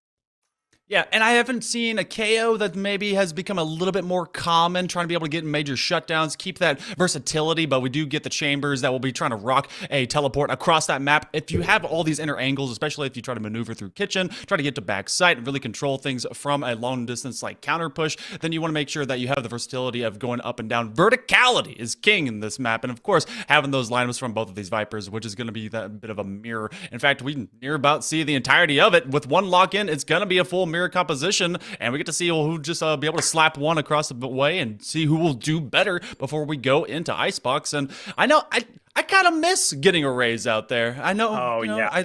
I love sending the boom bot out there to be able to hang out in maze, but you know what? Sometimes you just don't get it. Ray's a personal favorite of mine. She is my favorite character in the game after all. And there's something really unique, Monkey Man, that I feel a lot of casters don't talk about. And it's really interesting that a mirror matchup, statistically, one of these teams has to be better at this mirror matchup. One of these teams is going to be more comfortable, is going to be more experienced, and it's tough to turn around a snowball when you're in a mirror matchup. If all 5 of your members are getting outplayed in the very role they are playing, it is almost impossible to come back from something like that. So if it's, neck and neck, it's going to be great. If one of these teams snowballs even, 3 rounds in a row, we might just see an absolute massacre either way. That's true. And the good news about getting massacred in a best of 3 is that you have another chance. It's Yes. not like we saw BO1s yesterday, where if you get massacred, the whole 13-1 goodbye. And this time around, you can say, okay, I've brought this to the table. You brought nothing to the potluck, and now that's kind of rude. This time around, we get to see who will be able to bring more goods, more different flavors. And this is all the same flavor. This is like someone wearing the same shirt as you, bringing the same green bean casserole, and then, of course, bringing the same gift. So maybe someone's will be just a little bit better wrapped. A little bit indeed. I love what we're seeing from Sam. That's my favorite spot to sit on the defense right there in that cubby. Wait for some action and strike through. Viper Wall definitely helps, but as nobody peeks around the corner, that's going to force GCU, or excuse me, that's going to force TAMU to get a little bit more aggressive, perhaps overextend a little more than I'd like, but if they find the headshot, it's all going to be worth it, and Sam will be the one to put Taro down early. The Viper falls. That is a lot of utility off the line for an attacking team. Yeah, and that's reminded me of a few of your plays that I saw on Twitter. So, already making good use of some highlights. I know they've been watching our talent because their talent has to match ours. But as they start to peek, you start to see if they'll be able to get around this main vault through this corridor. We do have a spread, and there has been a bit of a field trip to go on to A, and a bit of a trade, as Noble will be hanging out in the backside corner. They got the intel, and they'll be able to push him back. That's going to be one chamber finding an Elam on both sides. Tile picks up the trade onto Sam, and I think that's going to be great because that keeps Texas A&M on the numbers advantage. It gives them the opportunity to continue this reign of terror here in the pistol round. 4v2, the Jet and the Sova left alive. 2 serious power players. Both Jet and Sova have pop-off potential like very few agents in the game. They've already got a little bit of intel where Watanabe will be hanging out. Oh. And it's a pretty much met of getting rid of the doppelganger as the defuse will be coming through. Everything all gravy for the side of TAMU. You had said yesterday that you were wondering about how their defense was going to be able to react because they were so good on the attack. Well, I mean, maybe they've been able to take a bit of that momentum and lessons learned and turn into a great defense. I can definitely hope so because you're absolutely right. I was really worried about Texas A&M's defense yesterday. They went, and I don't think it was on Icebox, but there was a map where they went 11-1 in the first half, and then that game ended 13-8. It really became a nail-biter against Texas A&M, and they had found themselves on a kind of downhill slope, and it was a scary moment because this is a team that up into that moment felt unbeatable, but then all of a sudden they lose 8 rounds in a row. And their defense definitely showed some cracks. Starting off, though, winning the pistol round guarantees them at least one more, statistically speaking.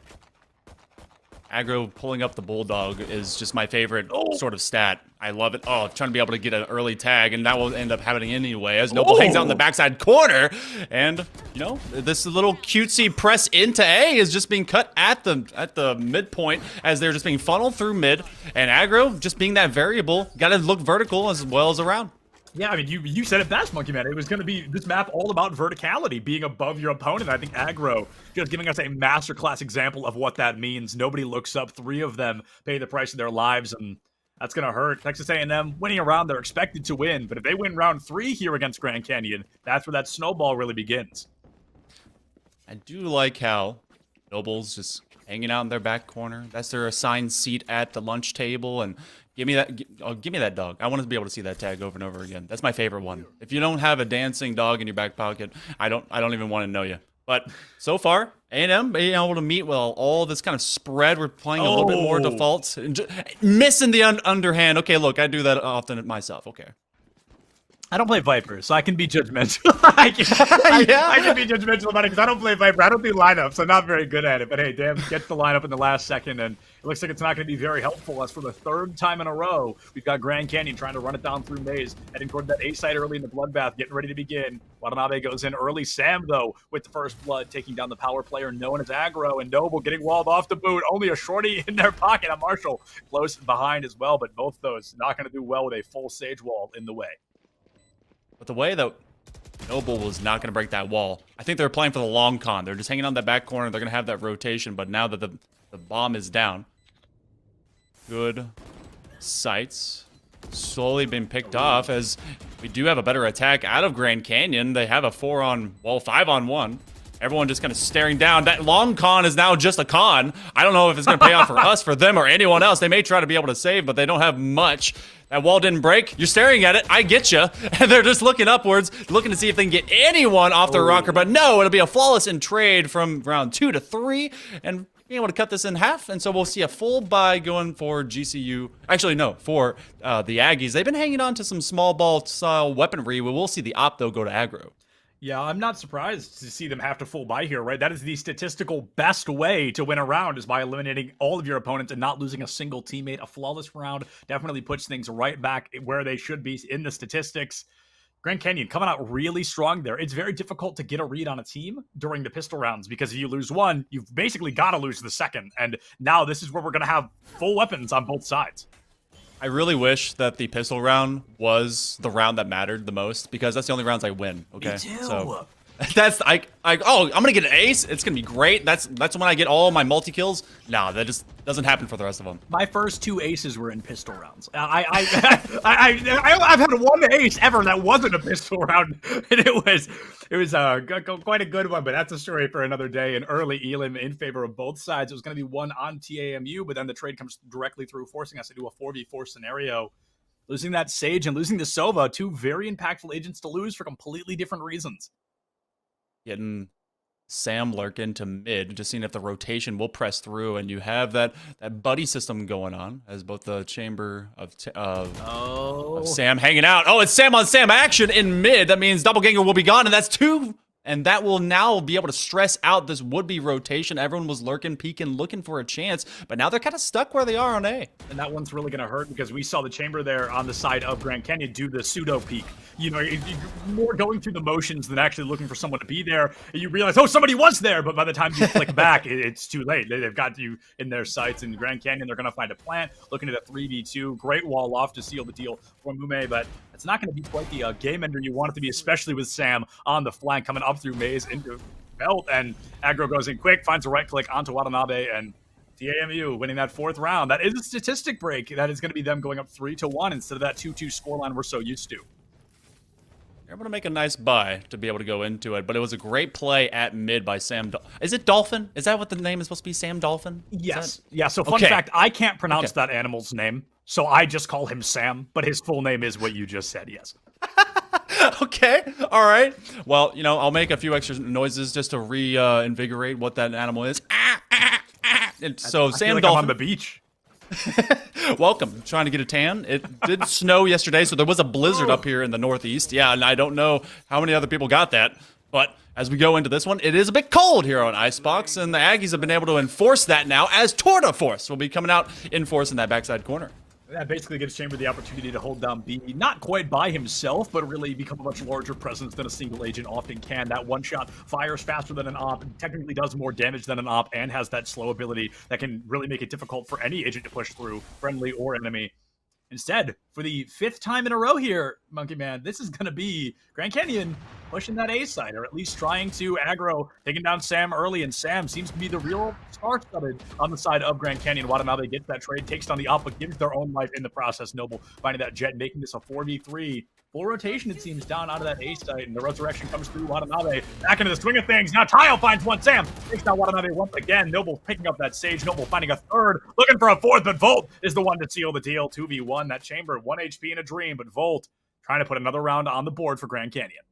This is absolute melee in the middle. No, everyone said, hey, pick up the chair, go get your Lunchable, but find him in the back. Sam Dolphin able to take Volt down. And you know that sniper? I started playing Chamber a little bit more recently. That thing fires as fast as the Halo 2 sniper and is just as lethal. So that's why I started to love that agent. And I know that Sam does too. Chamber, a good friend of mine. I like Chamber a lot. He's one of my favorite agents. He's one of few agents that I feel I can actually play at a competent level. And that tour de force is definitely a reason for it. It's an incredibly powerful ability, and not only that, but with Chamber's, technically one of the fastest characters in the game if we utilize the rendezvous appropriately and get directly out of the fight. And as this tech pause comes in, I'm actually glad because it gives me time to talk about something that I haven't really had the chance to yet, and that is Sam on the side of Texas A&M. I feel that the team's performance very often relied entirely on Sam's performance. We saw a game where Sam was a little bit lackluster toward the bottom of the leaderboard, and that was that 13-8 that I talked about earlier. The next game, Sam drops, I think, 30, and they win 13-3, if I'm not mistaken. So it was all of a sudden this Sam factor, if you will, and it blew me away. But so right now, Sam 7-1. If they keep this up, I think Icebox can absolutely be a quick one. Well, the great hero didn't make it to the volcano unless Sam was there to carry him, so why not be able to do the same with this particular group? And, Sam, he is wise. Sam is the man. There's a lot of puns that Sam Dolphin has been able to be very clever. I like the utilities brought with Chamber, and, of course, the versatility. And Watanabe will get rid of aggro, and that's one of the biggest factors to be able to have victory on A, which, again, for the 6th time, they will be pressing into favorability on this site. Watanabe winning the Jet 1v1, but not winning the rounds off the back of it. Mume comes in quick, finds a double tap, and it's going to be the spike plant off the boot as well. We're looking at a 2v2, very similar to what we saw just one round ago, that ending in favor of A&M. No tour de force in their favor this time, and as Dam goes down, it's going to be the same word coming out of their mouth right there. Now a 2v1 in favor of Grand Canyon. Can they find the follow-up? There's one! You just need one more, 150 HP. You got to find one bullet out of the stage, and he does! Puts down Mume, and that is going to be the 5th round win for Texas A&M. And Monkey Man, I've got my fingers crossed that Grand Canyon tries this B site at least once. I think that this should be the time that they do it because, maybe they're just trying to play devil's advocate. They're like, you know what? We're going to go A. This time, they won't expect. We're going A. There's no way they expect us to do it 8 times in a row. They never expect that. They're just conditioning. What if they only do A 12 times? All one half A. I'd be flabbergasted. That would drive me insane. That would drive the other team insane. But it also gives them just an easy, all right, we just kind of funnel you in, make sure Sam stays alive, and then boom, we win. That's a winning factor. Without a doubt. And like I mentioned, Watanabe has taken out aggro first 3 rounds in a row. Grand Canyon has won 0 of those rounds. So maybe that's not the elim we need to be looking for earlier. For the first time, we're not getting an immediate rundown through Maze onto the A site. Hopefully, we've got a bit of a change of pace coming out for Grand Canyon. A Hunter's Fury and an early one at that. Volt trying to find anybody, trying to even get a hit marker, but just cannot find the damage he's looking for. That's an ultimate that I feel like they're probably going to want back. Maybe, but it's enough to be able to draw eyes. You see the rotation from the backside of B. Sam is actually in kitchen for at least a moment.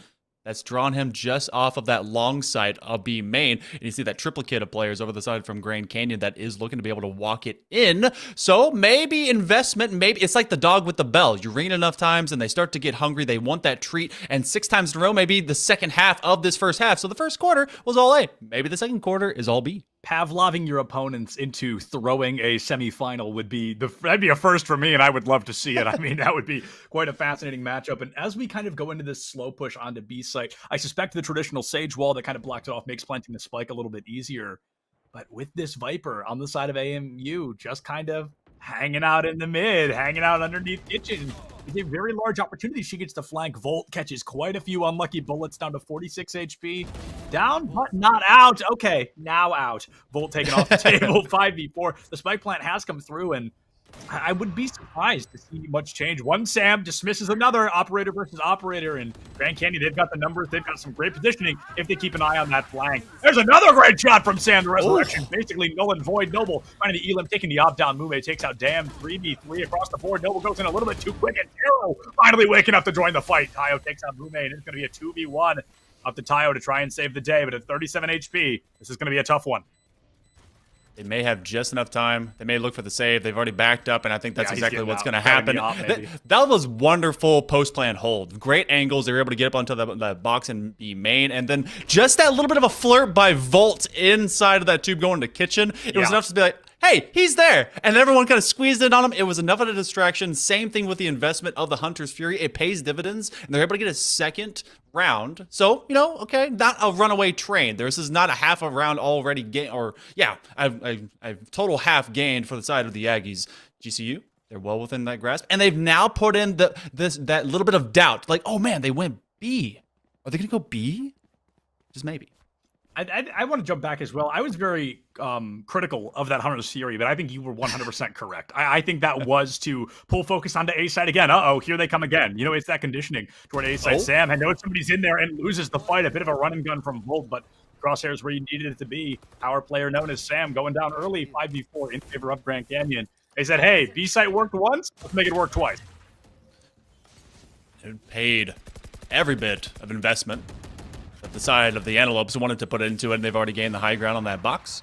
A play from backside, and I've loved the rework of Icebox because of this. It's really like you had that dead angle you couldn't really do much with. Now because of long yellow box, it's really been able to kind of reshape how the retake from especially Snowman works. But this dead angle is danger close as Watanabe's trying to take on the world. He's inside of a triangle of doom, but he's able to escape. Very scary, down to 8 HP in a moment there, but got out, and luckily enough, a lot of it was decay. The snake bite from Taro should open up that spike once again. Finds an Elam on the Tayo even, Sam, thinking of a double kill of the round. It's going to be a 5v1, I think, aggro, just trying to get out of there, but Sam not going to let that happen, getting a little bit aggro himself to find that Elam. Grand Canyon, 2 rounds in a row, that B side has worked. You've got to wonder what they were trying to do back on that A. I mean, even their comp is built for B site. I mean, it's amazing to me they spent so much time over there on A.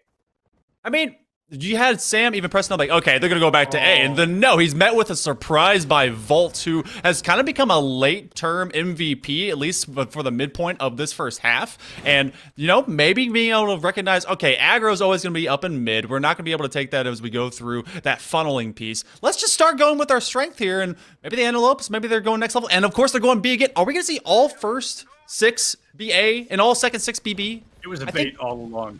It was.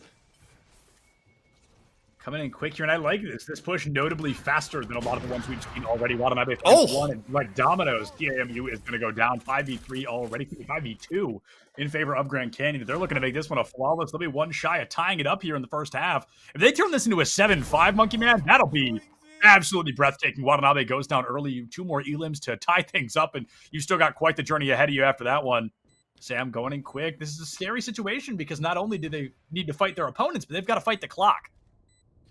They do have to fight the clock, and they don't have a whole lot of time to do it, which is the exact same thing. I said the same thing twice, but just 2 different ways. But Sam-on-Sam action is always going to render someone dying real fast, and that great angle hold as he just forces them around the back side of low kitchen. Tayo has really nothing he can offer, so he's just going to hang on to his Vandal, and my goodness, okay, Antelopes, they found something that works, and they've been able to chase it time and time again. And they went so fast. They got 3 kills, I think, inside the first like 5 to 7 seconds, and there was just 2 remaining. And Sam, he can't get all the kills. Yeah, Sam not getting all of them, but getting quite a few in every fight so far. It's funny because I talked about during that tech pause how Sam on the side of Texas A&M felt kind of to be the clutch factor, and we're getting that same story with Sam from GCU. It's very fascinating. I don't know if it comes with the name or what, but these Sams, I mean, look at them. Both top of the leaderboard, both of them the only 2 in lobby with more than 10 elims. And there's going to be a massive, and it already definitely is, a massive just weaponry difference between these two. As they're like, all right, we're going to be investing a little bit more into B. We're going to rotate a little bit faster. Sam will get the heck out of dodge as the Dolphin will flip. And the side of the Aggies will start to actually go through that flank. I want to see how this flank will actually work out, or if they will commit to it. Instead, they press through A, and now we just see everything fully committed all over again into mid-B. I'm shocked not seeing immediate Viper's Pit from the side of Grand Canyon. I think that kind of secures this round pretty comfortably in their favor. There it is. Okay. So better late than never. I'm glad to see the Viper's Pit come out. It should make this fight a little easier. But Taro, that reaction time, not what it needed to be. Chamber walks right up to you and finds that Elam Watanabe. It's great, but as Dam walks into a shock dart, definitely going to hurt. Dam takes out Tayo, aggro in the backline, finding one. Dam taking out Watanabe. It's up to Sam to try and save the day. 150 on the board, and he's just going to try to blind fire into the Viper's Pit. And I didn't even get to talk about it. This was Texas A&M's Viper's Pit. This was not Grand Canyon. I got bamboozled by that because I thought GCU was going to pop it, but instead, it's Dam who runs in, uses it to almost prevent Grand Canyon from being able to do so. They got to clean the team up from there. I think this was a counter of pits. There was both pits. It was a used at Venn the same time. diagram. Yeah, it was crazy. So Taro, he was waiting until you said it. He was listening to the stream all of as much as he could, predict the future. He jumped into his own Viper's Pit, got killed immediately, then counter Viper Pit, took over the area, the land grab that it was, and boom, that gave him a freebie to be able to just say, hey, 3-on-1, come to us, Sam, come to us. I got pranked, baffled, and bamboozled on that one. That is a good catch for you guys. That is a great use of those Viper's Pits as well. Texas A&M, they finally put themselves back on the board. It's going to be important to note that worst case scenario, they're going into the second half with a draw. That's what they want to be looking at. Ideally, they go in 7-5, but it means they've got to win this round. And winning these B sides has not been their forte so far. At least not yet. It has not, and you see a lot more investment, some early util usage, as they're going to be able to get rid of the wall. That was their first hurdle, their first wall to break through, first obstacle. And then, of course, you get the bite from the counter Viper. As, again, this mirror composition has rendered a couple of different results. And, as you start to really give your hand at what is your strategy, you're giving some ideas to your opponent. As everyone's starting to drop, and the defense is starting to roll through, the Aggies bring it on in, and Sam will drop that, leaves it only one, and then that is done. The Battle Sage coming in clutch there. Noble dropping 3 amidst the panic, and that is going to be Texas A&M going up 7-4. There's one more round left to be grabbed. Could we see an 8-4? Can we see a 7-5? Only time will tell, but if AMU makes this an 8-4, that's difficult. Not impossible to come back from, but at that point, they're one good pistol round away from double digits. It's true, and I think this may be the one time. Do they go back to A? They found so much success. This might be a little bit more default. A worked one time out of 6, I think. B has worked 3 times out of 5. So I think there is a notable choice to be made here. Do we go back to what's becoming a little predictable, what our opponents seem to be getting a little stronger with, or do we just run it back into maze and hope things are different this time? I think they're waiting on the aggression from. I mean, look at this forward lean out of the Aggies. They are definitely over the midline of both sides. They're looking to be able to go at them, and then you have the Antelopes just kind of waiting, like, okay, we're gonna wait in our cage. We're not gonna go too far out, and they're maybe gonna proceed through B. But there is a nice little sight line, and Tayo says, "Nope, Watanabe, you're not gonna go anywhere in the middle." Tayo says tie no to that approach. Mid and look for a second one on the operator. A little bit scarier, the wall off. Resurrection comes through, and I'd be shocked to see if they didn't go, or excuse me, they did go up through kitchen. That becomes a bit predictable, so you're gonna have to try and play a little safer, a little bit slower. Less than a minute on the clock. Aggro takes down Bolton. We are back to that 5v4. You talk about being above the midline. Aggro's on the back line right now in their opposing spawn, trying to find some flank elims, and I think that is very possible because it'll be the first time it's happened. Sam hitting a pretty crucial shot. 1 to boot. Tayo finds that elim. 5v3 in favor of Texas A&M. They're looking for that 8th round win. Only bodies to drop have been from Tayo. Taro actually puts Dam on the ground, and that is a 4K looking for his ace. Tayo is on the top shelf. He's trying to be able to the top of the mountain. Oh, and they will be actually taking it from him. They said, no ace for you. Noble run away with it, but I'm sure the team comms are like, all right, we got through it. And get a res on the stat books. Why not? So we get a 4-8 instead of the 7-5. A lot of momentum, slowed down, and now the Aggies, will they commit to doing 6 in a row on A? I think that that would be such big energy. Like, you guys did it, we're going to show you how to do it 6 in a row. And while we've got a moment here, I want to look at Sam and Sam once again. Back to the point I brought up minutes ago. They are 14-8 and 14-9. Both top of the leaderboard, both having insane giga brain plays and both falling a little bit short in a couple of rounds here and there. It's amazing that it feels like the Chambers are the ones leading the charge on both sides. And both their names are Sam. Is it, maybe it's just one guy playing with like 2 mouses, 2 computers at the same time. He's dual enrolled in like psychology. He's a double major. Yeah. In physics and science. Oh, and Sam's gonna be the one to take Noble to the ground early. Oh, Noble didn't even get to see him. Oh my goodness, that was like a pre-fire with a headhunter. Oh my goodness, great accuracy from Sam there. A phenomenal shot, and what a way to disrupt any hope or dream or iota of an attempt on that A site already, forcing Texas A&M up through tube into kitchen perhaps. Going to be approaching that B site. One Elim to tie things back up, but no healer online, and with that Viper already at half HP, things get scary. Especially in the pistol round, when you have all of just your body meat to be able to keep you warm at night, and of course nothing else to be able to keep you going in that fight for longer. They've already pressed up into kitchen. Sam's hanging out there. Watanabe will be able to sight out Dam. As Dam and Sam, no longer that wonderful wombo combo, and everyone's just chilling in kitchen, seeing if they can trick it. Now the eyes are like, okay, this is Tom and Jerry. Where's the mouse? Where's the cat? Where are we going? Where are we going? That is absolutely the question here, because Texas A&M hanging out for a little while. An amazing shot from Sam. Has to try and find another one. I think winning a 2v3 is absolutely possible here, especially with 3 headhunter bullets left on the table. But winning a 4v2, I mean, that is tough. That is 2 per 1 on your side, at the side of Texas AMU. I think right now, ideally, you're looking for spike plant. If you lose the round, so be it. But you want these 400 additional credits, especially moving into the second round. I like that these players are able to sight different ways to be able to get this. Oh, but Sam takes down another. As Mume will find the ground as well. Oh. It's a 3-on-2 from the rafters, looking over. He's just right on top of him. Knife kill. But he's keyed up right behind. Knife Is he kill. gonna Knife kill. Do it. Do it. Yeah. Let's go. Takes down Stan with the blade. Tayo not far behind in Grand Canyon. They're putting that first pistol round on the board. This is huge here, Monkey Man, because they won this at 8-5. Statistically, they win this next one. It'll be 6-8. They'll be 2 rounds away from tying things up. And they can make a fat statement to be able to get 3 in a row if they can. I know there's going to be that power difference depending upon if they go with the eco or if they go with the bonus. And we had some great plays from Sam. I love being able to see players turn the landscape and a lot of these corridors into different approaches to get to each site. They went through mid, in kitchen, had a Spec Ops style just mission of their own to be able to go all the way around to finally get that plan on A, but they just couldn't defend it from all points. And I think what I want to see a little bit more, it's been 1 round, it's a pistol round, so I'll cut Texas AMU some slack here, but I think they were really spread out. I think we had 3 on A, 1 in mid, 1 on B, and very rarely are you going to win firefights like that. I think it's a very difficult situation to be in. Watanabe, going with what my friends call the Steptoland special, because I do this even past the second round, finds an immediate Elim onto aggro, smells blood in the water, and takes down Noble the boot, a double to open things up early.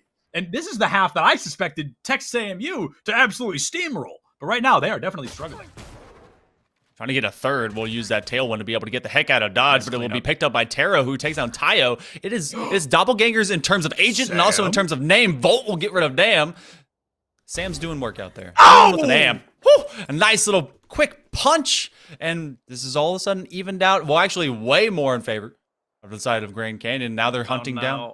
Wait, we saw this exact play earlier where this Sam killed the other Sam because he didn't check the corner in time.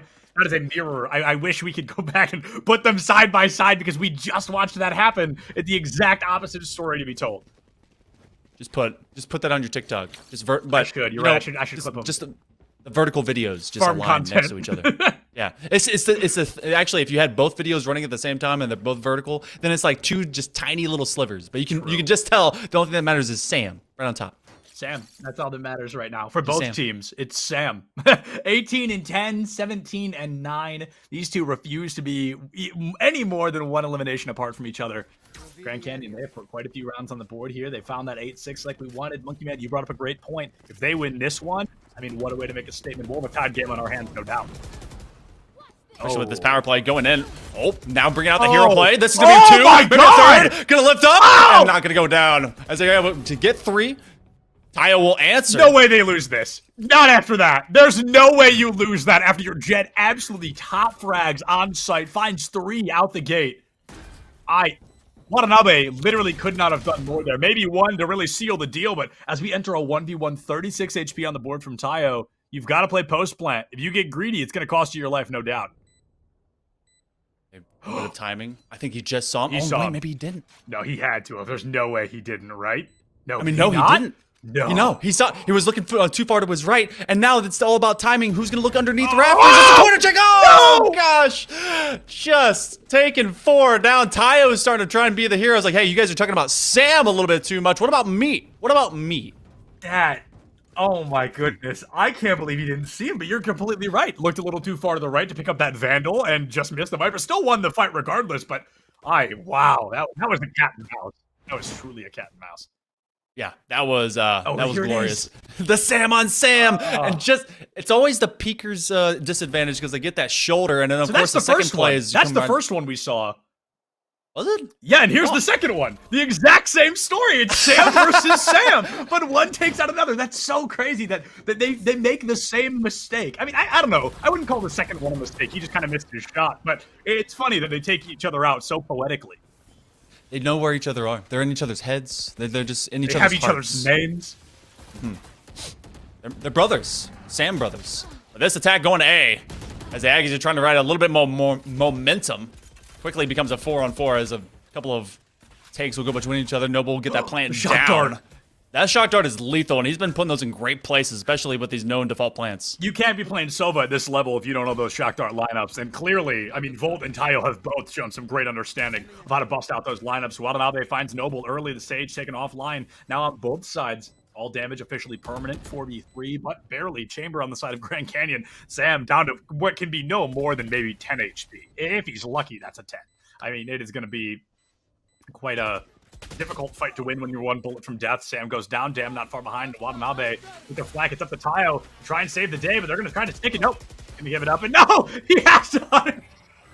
Oh, that's unfortunate. Has to bust out the Hunter's Fury onto Watanabe. I think you were dead no matter what. Grand Canyon, 7th round on the board, entering round 17. I swear, and this may be built in, and I may just be lying, but whenever I've been in that same situation, or I've been facing the Sova when they're investing that Hunter's Fury, I've been shooting them through that laser. I think that laser gives them armor. I think they're stronger while they're shooting that. Because I've tried. I mean, maybe I'm also just inaccurate. But, but I swear, bullets just get eviscerated, just vaporized whenever it goes through the laser beam.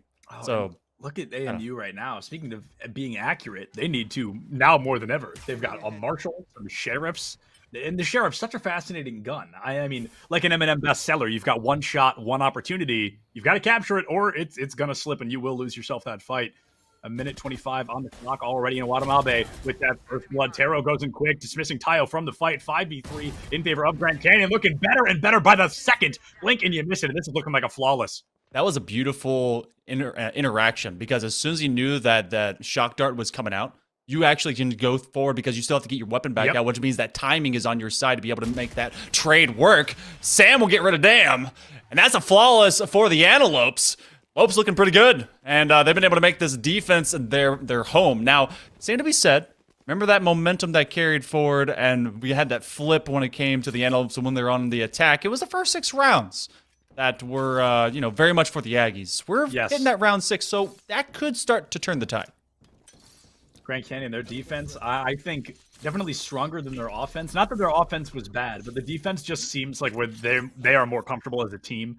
They have great lineups, great angles, and great approaches every time Texas A&M even shows their faces. Speaking of lineups, look at that. A great headshot angle there. Sam, very difficult to hit, but can hit their target no problem. If anything is hit by this, I will give a few subs. Oh, man.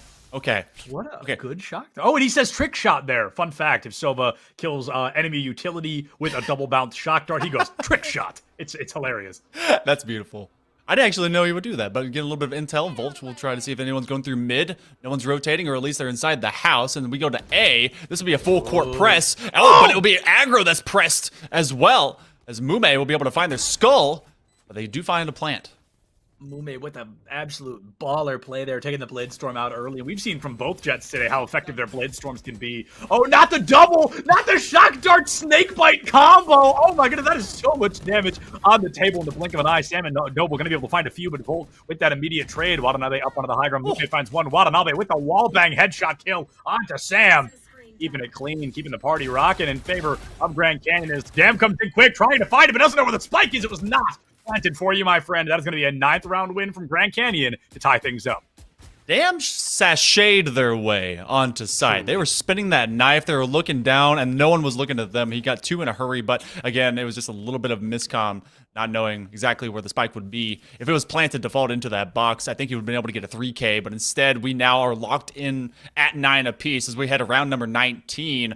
This has been a wonderful showcase of, hey, we're the dark horse. You didn't know anything about us. Well, we're making a fat statement to you right now. And we've been able to take the 5 of the last 6, but same to be said, equal but opposite. Let's see if that works on the side of the Aggies now as they'll try to, well, I guess maybe just steamroll into A again. A great recon bolt comes in early, getting a little bit of action, a little bit of information with them destroyed immediately after. You're like, all right, I don't know where you're at, but I know you're nearby. You're close enough to take down my dart.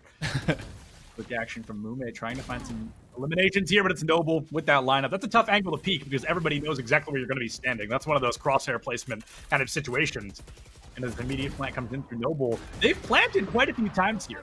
It's the post plant they really seem to struggle with, and Tayo trying to make it that much easier. Volt taking down early, a little bit of a lineup Larry show coming out from Tayo, but hey, if it works, you know, if it ain't broke, don't fix it. And what a shot early. Taro somehow doesn't take any damage. Watanabe updrafts right into the crosshair of aggro. Taro finds 1, but winning a 1v4 is going to be very difficult.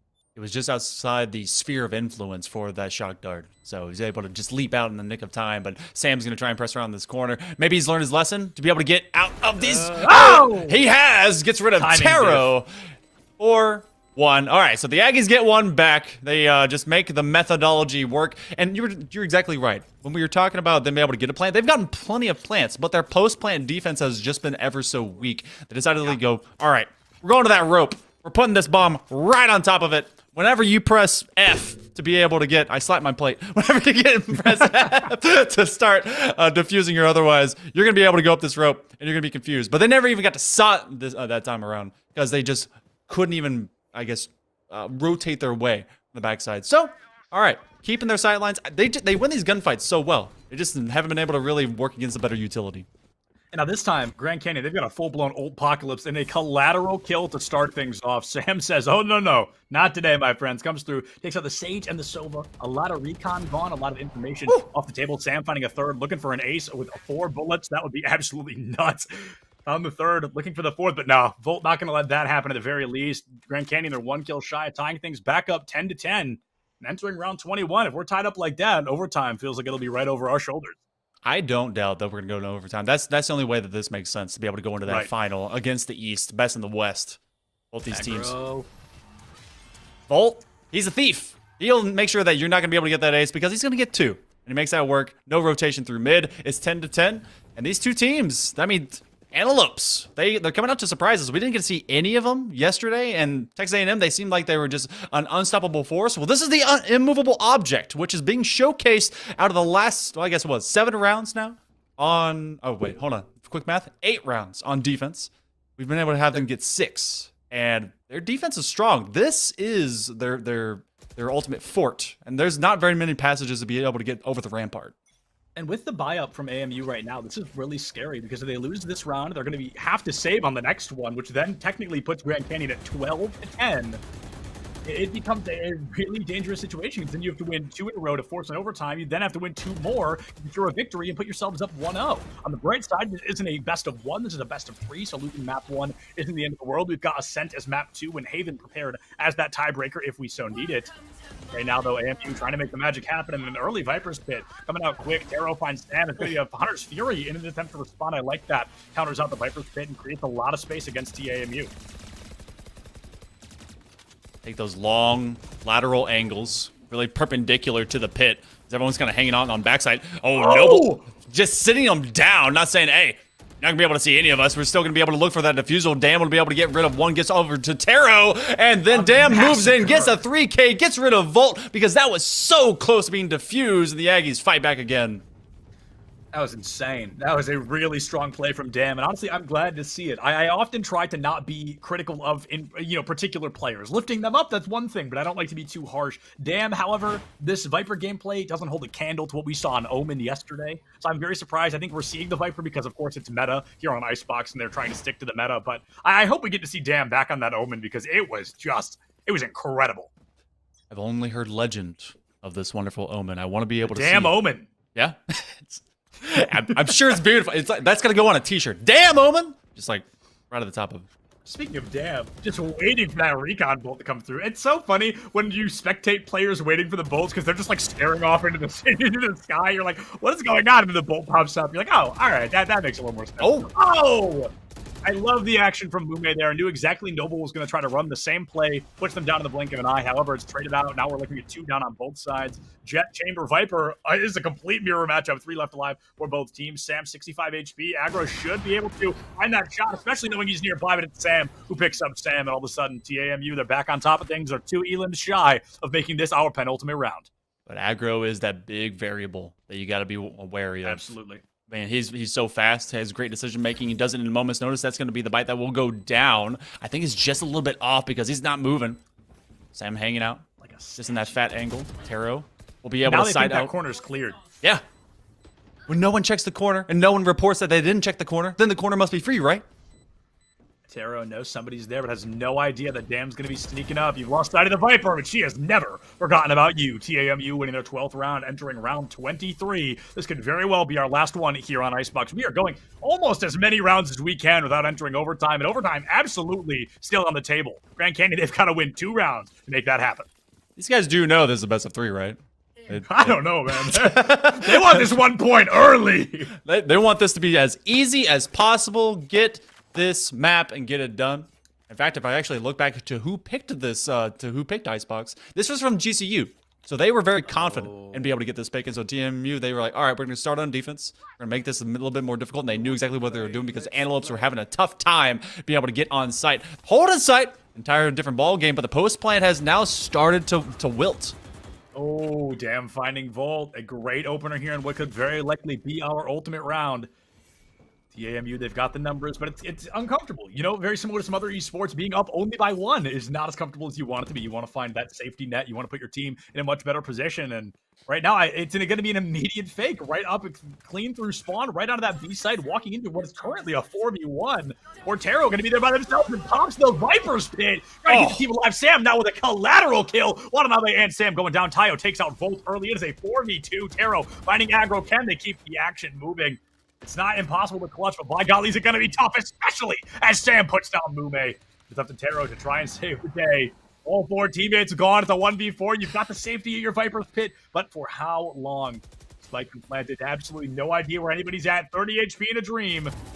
There's 1. Can you find 3 more? You got to do it very fast. This bomb is down. Everyone else is holding backside. You have a great recon bolt that would be able to see right through. Noble is leading the charge. Poison Orb goes up. Taro realizes they're basically done. They do get 3. Moving down in. Noble will be able to press up, but that will be the end of game. Match number 1 of our best of 3. 13-10. The Aggies will take it in a 3-round squeaker. And my goodness, that is just, I mean, that is literally as close as it could have been without entering overtime, maybe give or take 1 round, but what a great map to start things off. We're moving to Ascent in just a little bit, and we'll talk about that more after this short break, but I'm very excited because it's going to call for different team comps, calls for different just performance as well. You can't, you know, sage wall a B site on Ascent the same way you can over on Icebox. But folks, like I said, throwing it to a super short break. Use this time, get some water, get a snack, use the restroom, do whatever. But promise me, you come right back here for some more CECC last chance qualifying VALORANT semifinals. We'll see you right back here in just a couple of minutes.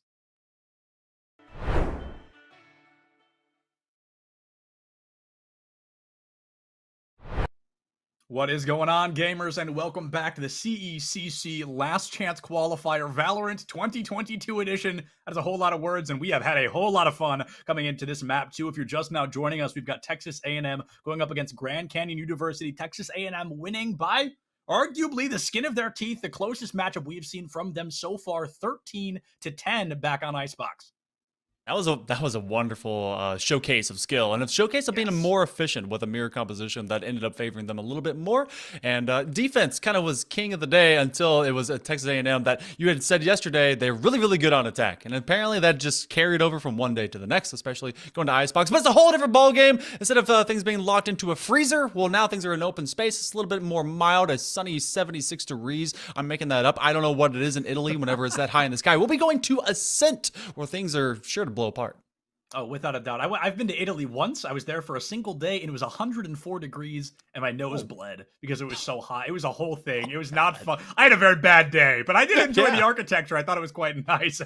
But moving into Ascent, there's something really particular I want to focus on, and it is Sam on the side of Texas A&M, because this is the map. When I referenced Sam having an off day yesterday, this is the map it happened on. There were several moments where we saw Sam either have somebody in their crosshair and they pulled the trigger a second late, or their accuracy wasn't exactly where we wanted it to be. And I think it really did hurt Texas A&M. They still won after all, but this was that 13-9 that we saw they had against Hawaii. So it was a very scary matchup. It was very close for them. If Sam kind of falters that same way, this could be another really close matchup. But if Sam plays like they just did on Icebox, this should be a quick one for A&M. You know, if he's also playing on that chamber, which was a very clever pick, and of course had a lot more of that teleportation to be able to move around the map at will and choose his positions, then I think it's going to be great. And I think from the side of Grand Canyon, they're playing more to the meta. They're putting both sides implementing that KO, but it's going to be them that's bringing in the Killjoy. So trying to be able to lock down, try to really suppress and just keep everyone off, maybe play for a better post plant, or just kind of rock in the house and be able to control site. Whereas, you know, Sam is just going to be looking to stop anyone from getting there in the first place. Yeah, and something we did, I believe, I didn't get a catch on it. I was so focused on the other team comp. I didn't get to see if Dam brought out the Omen. I saw a hover, but I didn't see a lock. So he did? Okay, great. So the Omen coming in. Yeah, fingers crossed. I would be surprised if he did, because Viper doesn't work here, and I've never seen him play something that isn't Viper or Omen. So, you know, statistically, the Omen is likely. And like I was talking about on Icebox, Dam on the Omen is a whole new beast. Did he do well on the Viper? Sure, I think he did his job. I think he did his part. But on the Omen, this kid yesterday was farming highlights like nobody's business. I mean, I truly suspect that Dam and Sam almost swap spots here on the leaderboard in terms of performance. And as we move into Ascent, I can only hope that that is going to be true. That Killjoy pick, though, from the side of Grand Canyon, it's not surprising, so to speak, but it's definitely falling to the wayside a little bit. So to see teams still kind of rocking with it is fascinating. And I do like it, though, because you're playing for maybe a long-term molly, be able to get a little bit of that Hunter's Fury, that kind of trade-off of who's going to be able to do that longer post-plant hold. And so maybe that'll work out. I am very much hyped. I cannot understate the amount of Red Bull that's gone into my excitement about the damn Omen that you've been really perching about, because he started gaining momentum towards the end of Icebox, and I want to see how that will permeate going into this round on Ascent. Yeah, I promise. This damn Omen is damn impressive. Let me tell you what. I mean, he is quite the opener. There's that first blood on the side of TAMU coming from that Omen himself. However, it is traded out for 3 elims from Grand Canyon. And Grand Canyon, their team comp, I would say slightly defensively built. I always say KJ, she's like 60-40 on defense, offense. Definitely can work well, especially on that B site. Has the microwave available if she chooses to use it. But looks like A site is wide open right now. So at least AMU should get a plant. They haven't really been too stressed out about their post-plant retakes, at least on their first map, but this is a whole different ball game, especially because Tayo's gonna... Actually, this is a whole Spec Ops mission to go through Garden. Yeah. Are they looking down sights? Oh, no! A little bit of a viewpoint, okay, as everyone's hanging out on A or B, and they realize, oh no, the door was wide open to A, the kitchen, all the answering, oh gosh, we left the pie open, and they're realizing no one is going to be in hell, and so they're going to be putting down the bomb, and this will have to be a post-plant defuse. They could have planted so much earlier, but they had no idea. They were trying to play it safe, and instead they chose the riskier option, giving their location away. It's going to be a quick approach up and through heaven. Dam does not even get to throw out the smoke before he catches the smoke from Taro. One Omen takes out another. Tayo finds Taro, but it is Volt who comes through and saves the day. The closing elim onto TAMU. GCU putting away that first round win. Team Ace, nonetheless. How exciting. Everyone getting involved, everyone getting a nice kill for themselves. And of course, as a trade of maps, GCU had actually picked Icebox before, which means if we were to trade how close both these teams have been, and maybe how just map picking will kind of bring the mojo or the karma, well, it's going to be maybe a foregone win, a conclusion for the side of Grand Canyon. I've said that all of one pistol round, and I've just made my mark. This is my second-driven outcome. It will be GC. It just makes sense. That's how I pick lottery tickets too. It's funny because there's this weird thing that happens in Valorant. I wouldn't say it's consistent, but it's weirdly common where teams lose the map they chose. I've seen that happen like probably hundreds of times at this point, where a team wins the map their opponent chose and then loses the one they thought they were comfortable on. It's a weird pattern that I've seen many times before. Taro taking out aggro early. Sam able to find Noble. Other Sam gets a trade onto Watanabe, but it's Sam who takes down Dam. Wow, a lot of AMs in this, including AMU. Wow, that's weird. They knew what they were bringing to the table. They're trying to get every letter of the alphabet available to themselves and just put an AM into it. The bomb did get dropped, but it's being picked up by Sam Dolphin. He's looking into garden. He knows everyone's there. Question. Saw the omen. Goes to the door close. Oh. I love that. I love that because you know somebody's going to try to push through and take out that door as quickly as possible. Where it does come through now, they know exactly where that Sova's going to be. It is up to Sam with a headhunter and a dream, but it is a 4K from Sam who takes out Sam to seal the deal. Also, something we should talk about. Sam is okay. This is so confusing. Grand Canyon Sam is off chamber and is now on Jet, so is playing the only duelist on the side of Grand Canyon. Oh. That's true. And then you have the double initiator between. So a lot of intel, because I mean that's something that we didn't really point out. You have the recon that comes out of Sova. You have the bots that are able to kind of play more of autonomous reconnaissance for the Killjoy, and of course that knife that just goes for the side of Watanabe. So all right, a lot of intel to be grabbed and taken, where it's kind of more just versatility of movement for the side of A&M. So. All right, and plus, I think I know a way that you'd be able to call Sam, and we know which Sam it is. If it's Sam from A&M, it's just Sam. If it's GCU Sam, it's Sam! Because he's Grand Canyon. There you go. True. This Sam, or Sam, has definitely got the Bladestorm coming out early, and I think it's really going to depend on how successful that can be. Watanabe, who was on the Jet, is now onto the KO. Two very different play styles, very different performances. It's going to be difficult to kind of change hats so quickly in a series like this one. 4v3 in favor of TAMU. They found the plant onto A side once again. Can they find the appropriate follow-up? Dam trying to hold tree, holding that mid-high right now. Sam takes out aggro, and it's going to be Tayo finding one. Dam finds another, and Tayo seals the deal. Volt goes down. We're tied up 2-1. I now realize that I've put you into a bad situation where you have to say Sam, and it will very much quickly. elongate. It will lengthen your cast calling. So maybe we don't do that one. Okay. So either way, able to split this up, keep from being able to get a 3 in a row, and that's pretty much a regular tail for the tape. As GCU have had a pretty good defense and a lot of favorability to A, but this will be our first B main push if it does go down this pathway. And I'm still waiting for that crazy performance out of Dam, but he's slowly picking it up over time. Waiting now to see the slow approaches onto. It looks like we've got a lot of action over on B site. The first Elim, I think, will be the kind of deal maker or deal breaker against either side. However, TAMU, they're going in quick. Elims are not. Aggro goes down. They know Volt is low, and Volt may get a couple of volts up the spine. Instead, it's the bullets that take him out, not that shock dart. TAMU tied up 4-4. They've got the spike plant. Passing it to Noble. Interesting. Trying to farm that ult maybe just a little bit faster, and it's all about that long game. Now they check logs, but not fast enough. Watanabe taken down by Sam. The rendezvous gets him out. He finds Mume as well. 100 Fury, I guess better late than never, especially as Thero takes out Noble. 3v2 in favor of TAMU. Smoker on the corner. The blind fire would have gone crazy, but Sam goes down. Oh, that's so close, and it will be an ultimate take as we now are tied 2-2. That smoke, it formed just a hair too soon to be able to get that up kill. And ultimately, Marketplace will be kind of the death knell where everything rotates. Hanging out in the side of the boathouse is cool as long as you make sure that no one gets into your house, but Sam is trying to wreck house every step of the way.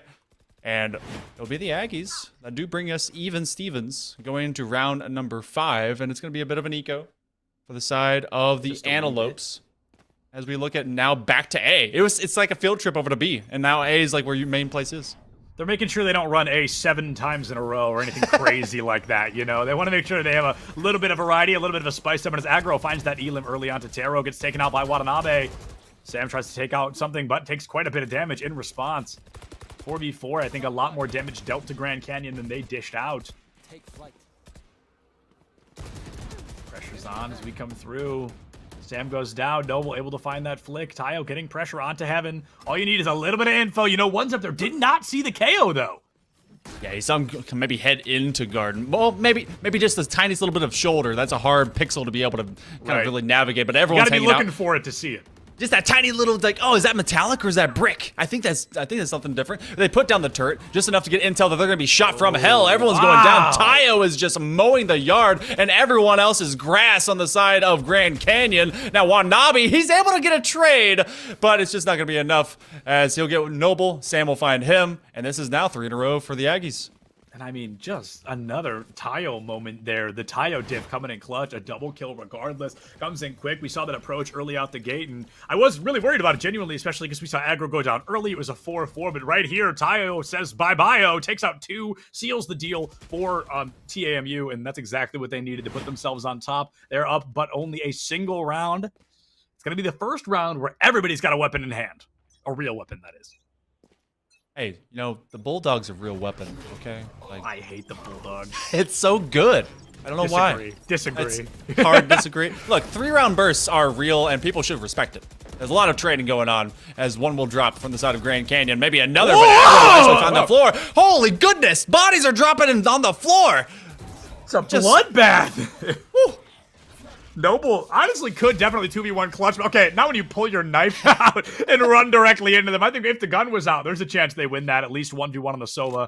Unfortunately, not able to do it. Hindsight is 20/20 at the end of the day, and blink and you miss it. In the first round with 10 weapons on the board, that was probably the fastest one we've seen so far. Apparently, everyone hated weapons. They don't want real weapons. In fact, Noble was trying to be training out for that sword. It was going full Doom guy, and he is trying to be the maker of hell, and that's going to be aggro. Just how many? We saw what, 6 kills inside of 2 seconds as everyone just pushed on to B, and it's just an absolute bloodbath. Oh, Noble wallbang headshot Watanabe completely blind. Just I don't see how he could have known he was there, but. It was a great shot regardless. Aggro takes down Watanabe early. We're back on the B site. The trade comes through. A KO down on both sides. A lot of recon off the table. The 0-point knife, one of the strongest non-ultimate abilities in the game, as it silences any opponents that are caught out by its radius. Mume trades out for Dam here. 3v3, a lot of util being taken off very quickly. Sova, gone. Killjoy, gone. This is coming down to raw fundamentals, raw mechanics, and Sam seems to be the one who's just a little bit more warmed up. Sam finds Sam. Volt finds Sam. 2v2 once again. Aggro taking down Volt. Can Taro clutch when they need to most? This is an Omen versus an Omen +1. So they brought someone to the dinner party, and they're going to see if they're going to be able to dance. Taro hanging out will look his way through.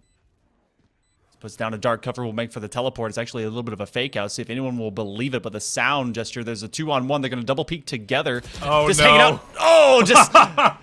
That's such a great place to be able to play hide and seek because you have both yourself and your friend, and you can just double tag if you need to. Yeah, the fake teleport falls a little short, and it just does not work well for Grand Canyon in the slightest. TAMU, though, still up by only a single round. I mean, look at the just kind of history of the match so far. It's been 2, 3, 1, 1. It's very back and forth. Like, okay, your turn, my turn, your turn, my turn. So let's see if Texas A&M can break that curse, or does Grand Canyon put this one down? There's not going to be a lot of guns on the side of Grand Canyon, so the Antelopes may come up a little bit short, but they've gotten crafty whenever they've been short on the side of the armory because they've been able to kind of split those angles. That's not to happen on the side of B. This has been a lot of sprinting. At first we're in a marathon. Yeah. Everyone was jogging. Everyone was holding hands. They were checking their Fitbit, seeing if their heart rate was in the right place and a healthy place, but no. This has been full swarm tactics, and they're just putting bullets in heads. I mean, it is just that the FBI open up meme. They are kicking your door down, and they are running right through with the run and gun coming in clutch for them over and over. Watanabe finds aggro, but gives their life for the cause. 4v2 now in favor of TAMU once again. Sam and Taro tying it up in the blink of an eye. Taro 9 HP in a dream here. Nobody knows that Omen is behind them. Dan might be able to. Will find one Elin, has to give himself away for it. Did he get a paranoia off right there? I think he was just able. Oh! But the weight of the world will fall onto the shoulders of Sam, and they now finally have a multi-round lead over the side of Antelopes.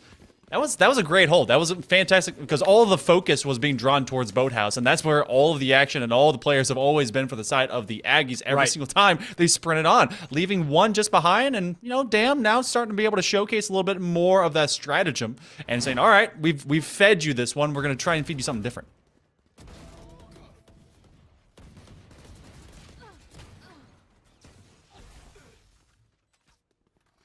It's an overall take. Couldn't get any sort of sightings or anything more. And Tayo, again, has been able to come up big since the late term of the first round, first match of this best of 3. And Aggies, they're starting to feel it. now looking to press their way into A and through mid. We got some folks feeling something here. Aggro taking out early Taro, the next to fall, and Sam picks up a double kill. They were both very low already, but I think Sam gives his life here. It's actually Watanabe who snipes the kill. I thought the Hunter's Fury was a shoo-in to find it. 3v2 in favor of GCU. You've got info on the KO, but somebody's still MIA. That Sova possibly has a flank up and through Garden. Can he get the crosshair? Volt was a little bit faster on the trigger, and that's all that matters at the end of the day. 3v1 now. Difficult, not quite impossible. Noble, though, looking for those extra creds, looking for that spike plant. Sends out the 0 point early, gets the intel on 2, but it's not the intel he needs, it's the eliminations. Here's footsteps. He's not paranoid. He's just doing work. He gets 2. A third is waiting on him. He's able to get a flash, and that will be not a free kill. Are you kidding me? The fast feet, fancy feet all the way through, and just enough. He's so good! Oh he's my so gosh. good! Oh, that was incredible. That's the Noble diff right there, my friends. Oh my goodness. I know we got a replay on that. Let's pull that up ASAP. My goodness, that was so clean. The one tap here turns it into a double tap. And okay, things get a little messy right here. We're going to look away from that. Oh, we cut it out already. Our production team is so good. Noble takes out Mume and seals the deal. Now it is a 3-round streak in favor of Texas A&M. This is really looking good for them. I'm not surprised to see this timeout at all. Yeah, seamless was that transition, by the way. Big kudos to our guys in the back doing awesome work, making it look like that 3K was just easy peasy. And this is a great time to be able to utilize your timeout. You're feeling all that momentum rush against you. I'm surprised we didn't see one of these whenever it was 6-1 on that icebox match. But in particular in this one, realizing they are down a map, they're trying to be able to cool the jets, get that IGL to be able to get everyone just calm down and getting ready for this next round, because they realize, all right, we cannot go into this with just making consistent mistakes and just losing our battles. That was a 3v1. Yeah, he was at full shield and full health and full everything, but you had the man advantage. That was I got lost in Chambers' eyes for a second there. That's on me. I got a little bit distracted on what we were talking about. I zoned out for just a moment, but I'm ready to jump back into this, and I'm sure these teams are as well. Coming in, we're seeing another short buy, another kind of save round from the side of Grand Canyon.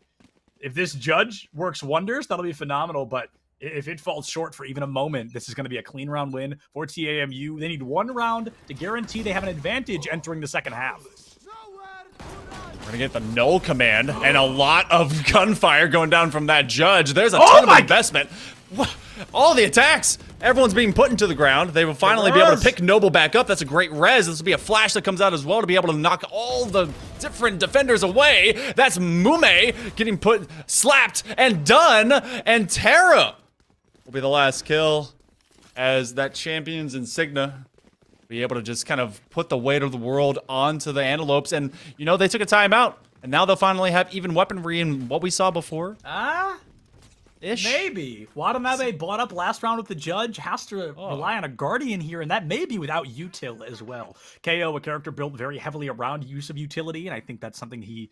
Okay, no, that makes more sense. Buys the Spectre, can buy a little bit more utility, but Noble does this thing that I wish more KOs would do, and it's so simple, but nobody does it. It's popping that flash drive out of a smoke. It's so simple, but no one does it. It does not blind you or anyone in the smoke, but it blinds anybody on the outside, which then gives you a free window to walk out of that smoke and get rid of the disadvantage you had. Noble did it a bunch yesterday, has done it twice already today, and it has worked every single time. You want to play? Yeah, damn investing from the shadows to be able to teleport onto side and get that early smoke, as the dark cover will be there to be able to just segregate everyone. But this will be a lockdown that's now going to have everyone hanging on, as we have just all sides covered. No one's going out. Everyone's gone. Wait, that had to be the Sova Dart. Nobody was even close to it. I think the Sova Dart took it down, but it looks like, oh no, oh man, it did go off, huh? I thought something was destroyed. I'm sad now. I thought he hit the trick shot. I was so distracted by that I missed the fact it said 4 players. Whatever. It's a round win for Grand Canyon, and a well-deserved one at that. I think TAMU was relying on the trick shot, but he missed both the shock bolts, and there was nothing they could have done. Nobody had time to run. There was nowhere to go. They had to pass it over to GCU, who now officially has a full economy. They are back in this. Volt telling everyone, hey, or not Volt, but Tayo telling everyone, hey, no, guys, I got this. And then his trick shot misses. Everyone looks at him. They're hugging themselves because they're now all just stuck. You know, they have that leniency. A 4-round diff, now just down to 3. they could be able to get a little bit of that going. But I'm liking more of the investment of these no command, or not no commands, but the daggers being able to shut down all this util is making this a little bit more difficult for the side of Aggies to get on site. Moving in quick, aggro, the only one to make it through thanks to that tailwind, has a really good off angle because I truly would not suspect them to be there. Damn. Whoa! Defies the timing diff. A fight they definitely should have lost. Fakes the shadow step as well and chooses not to go anywhere with it. TAMU, they've tied up the numbers. They've got a pretty strong aggression toward the A site. Unbeknownst to them, they have the numbers advantage as well, especially if Watanabe overextends here, which it's feeling more and more like they're going to. A bit of a timing diff, perhaps going to be coming through. Watanabe checks one corner, goes to check the other, and oh, yep. That's exactly how the cards were expected to fall on that one. 4v3 in favor of TAMU. Can Dam find a third? Oh my goodness, yes he can! Coming in quick, Taro picks him up, but I mean at this point, the damage has absolutely been done. One more elim needed to tie things up in favor of Grand Canyon. The floor bang trying to come through. Volt taking a lot of damage, dishing quite a bit out as well, sending on the recon bolt. Should give some good intel. Aggro has to play a short game. Oh man, Sam is 1 HP. Gets a kill with it though. Still looking good. He gets them both. Oh my goodness. What damage is that guy at? 15. That is half a bullet, less than half a bullet from death, but he still wins the round. And as we jump into the new half, TAMU, they're up 8-4, just like Icebox. You could accidentally slap him too hard and he would have died. But instead, no, he comes out and he's able to just turn himself into an ace and gets just the right number of kills to keep aggro from having to do any more work. And I love Dam being able to hold that cubby into garden, just making sure that nothing will come past them. And everyone looked into the wrong corner because you had Mume coming out saying, all right, I checked left, but it was right. And then just looking to the right for just a little bit too, I mean, not enough time. And Killjoy will move on, and Dan will take an easy headshot, and now this will be a 4-8 all over again. We are 5 rounds away, luckily, as the new half will be able to turn over for the Aggies to be able to get that grand final spot. This pistol round, crazy important, because if TAMU wins it, they almost secure themselves double digits guaranteed. They can make it to 10-4. If Grand Canyon wins this, all of a sudden we're at a 6-8, only a 2-round differential. They can win the bonus. They can get up into an 8-8, tie things up just like they did back on Icebox. An early paranoia comes through. GCU Sam able to find one tile, goes down. Dan picks up one, Sam finds another, and all of a sudden it is a 3v2 in favor of Grand Canyon, but just a barely, as 2 of their players are critical condition. Sam taken out by Mume. It is up to 70 HP Dam to try and save the day. The Owl Drone completely clueless, and somehow Dam gets away with it. The rotation out of that corner, that goes a long way. Sam really thinks that Dam is on that right side. Check logs, check logs. Oh, he saw our ponytail, and he finds the Elim. A huge kill here. If he takes out Mume, I'm confident to say that this is over, but that full HP Killjoy, definitely a force to be reckoned with. That's character model diff. Having a little ponytail? True. Cut that off. Yeah, you got to go bald in this game. You got to be like Omen. Box diff. 2 players side of GCU hanging out in back. You gotta be able to get this one down, and that is exactly what you do. That is frenzy supremacy. More people should use it. That is how you form the death ball. Have a bunch of frenzies, cause a frenzy on your first round, and that's exactly what you had said. They needed to be able to at least maybe secure a second round in a row and deny Aggies from pulling away too far. The double swing there is flawless. That's exactly what you need to do in a situation like that. Both of you have taken a little bit of damage. You know the opponent's nearby. Very rarely, especially in a pistol round, is the opponent going to kill both of you before one of you will kill them. It's a very simple play and an effective one. Now, Monkey Man, yesterday there was a big issue with aggro on the defense where they were up very early. I think it was like 7-1 at one point, and aggro had a big issue on defense of overextending, going out far past the midpoint and really overextending into the enemy team, often giving his life to maybe find one elim if he was lucky, just like that. That is the icing on the cake of the description I was giving. And if that continues to happen, I really fear for Texas here on Ascent. But if aggro can play a little bit slower, let the opponents walk into him, I think they can definitely play a strong defense. Just a matter of making at least that trade worth it. Aggro is much better alive than dead, but truly, who did you get rid of? Who were you able to just trade yourself out with? Because you're a fantastic variable to stay alive. And of course, if you have a Bucky, then why not? Well, not a Bucky, but a Shorty, which is, you know, even better than Bucky. Of course. I got to see a bunch of Buckies yesterday on this exact same map, which I thought was amazing. We're not going to see any of that right now. Quite a few yesterday. He did. Yeah, it was okay. Yeah, damn with the shotguns. Perfectly living up to the title. Goes for the double. Falls just a wee bit short. Sam finds quite a few elims down the board, and it is Volt at 19 HP, able to seal the deal, win that round. And that's a round that's supposed to be like easy for Grand Canyon. So for 4 of them to go down, they don't get to bonus anything.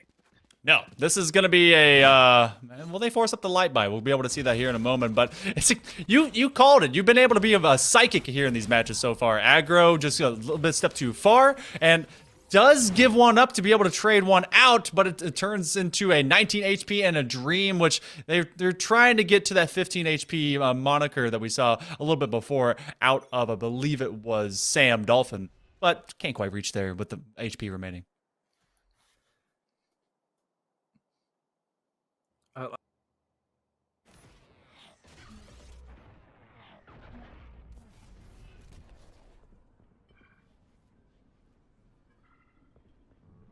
Grand Canyon now just down behind by 2. The Aggies will be looking more at weapons than I think I'm back. Am I back? You're back. Welcome. Great, Mume. Okay, Mume's excited I'm here. They're gonna pick up a 3K out the gate, finding a lot of damage early, down to what can only be, I don't know, 5 HP, maybe 11. So very close to going down there. Texas A&M, they can make this a 2v2 if they work fast enough. But I love that setup. One of my favorites in the game is that Killjoy setup right there underneath Heaven. I just want to make sure you know that Mume got 3 kills with a Bulldog. So that's you shut your mouth, Hail Monkey. We'll talk about this later, young man.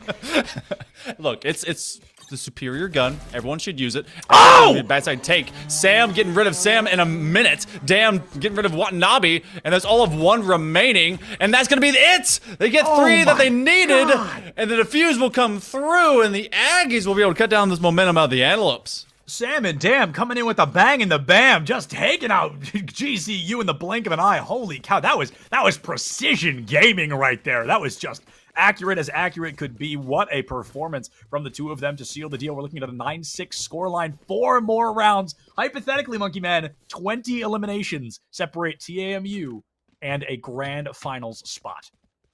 You were such a professional that you did 9-6 is the difference instead of 6-9. I did. You're right. I'm not You're professional. Right. I absolutely did that.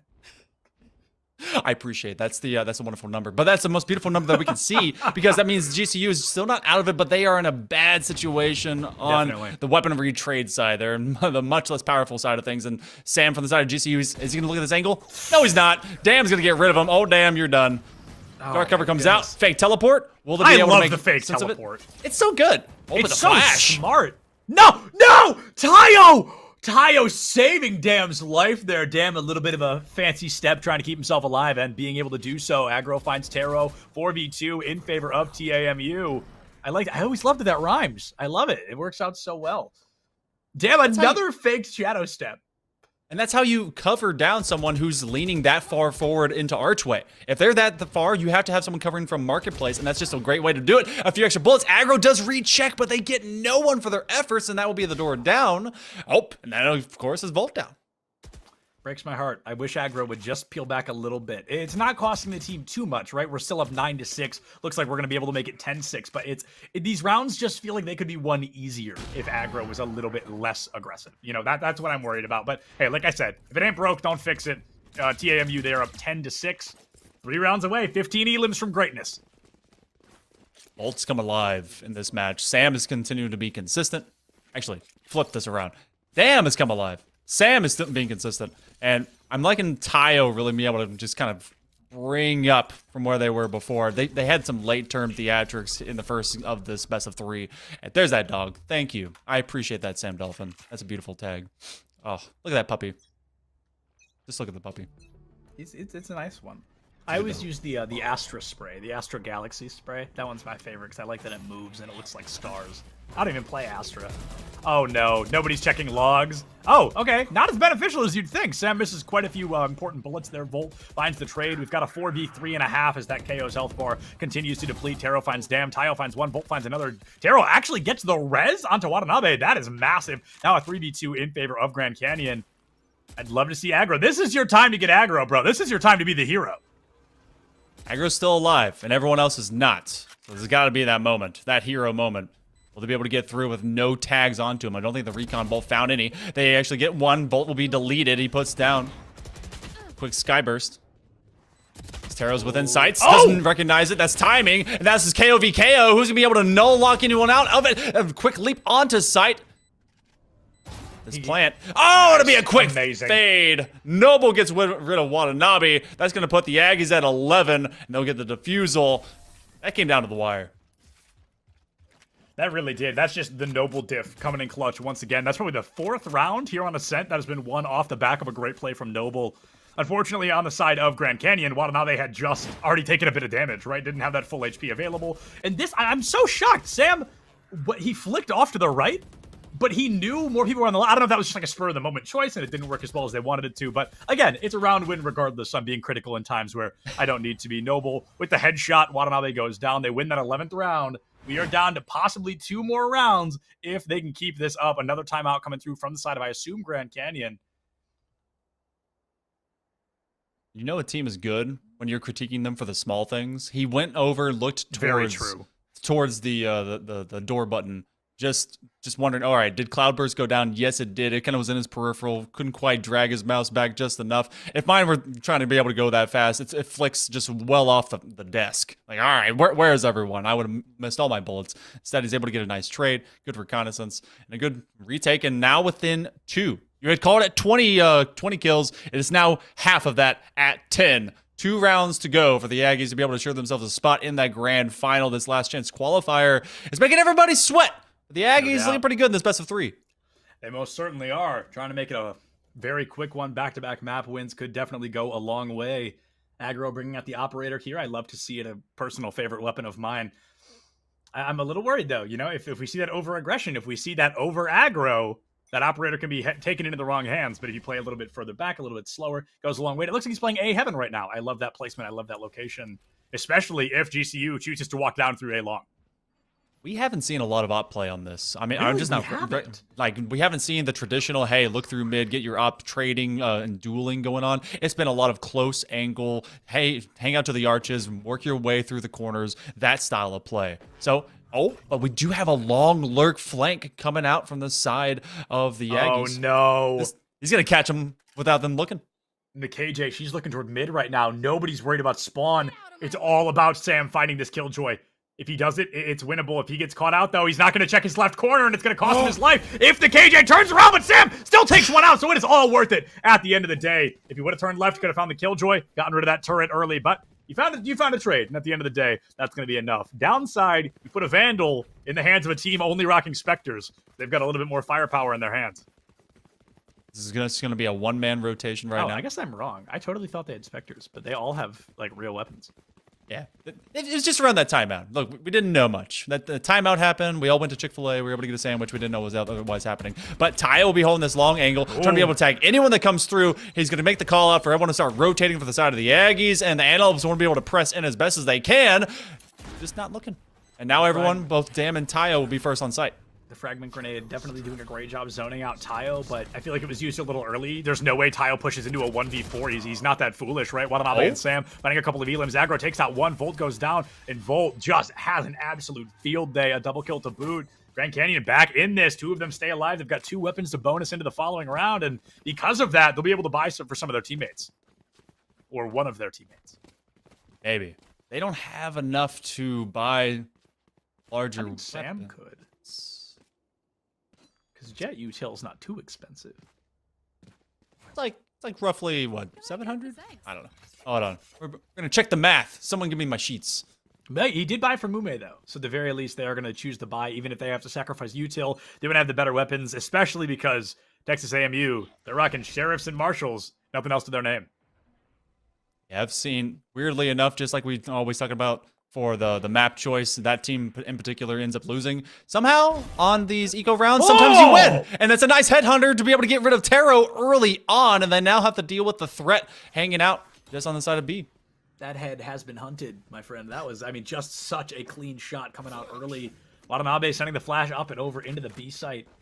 Unbeknownst to Grand Canyon, nobody's there. But hey, they're doing a great job clearing it, and that's what matters. They're making sure they don't lose anybody off of a rookie mistake. Door going to get blasted open by that fragment grenade, possibly creating an angle if they're not careful, but it looks like they're going to be able to utilize it pretty well. Aggro has intel up and through market.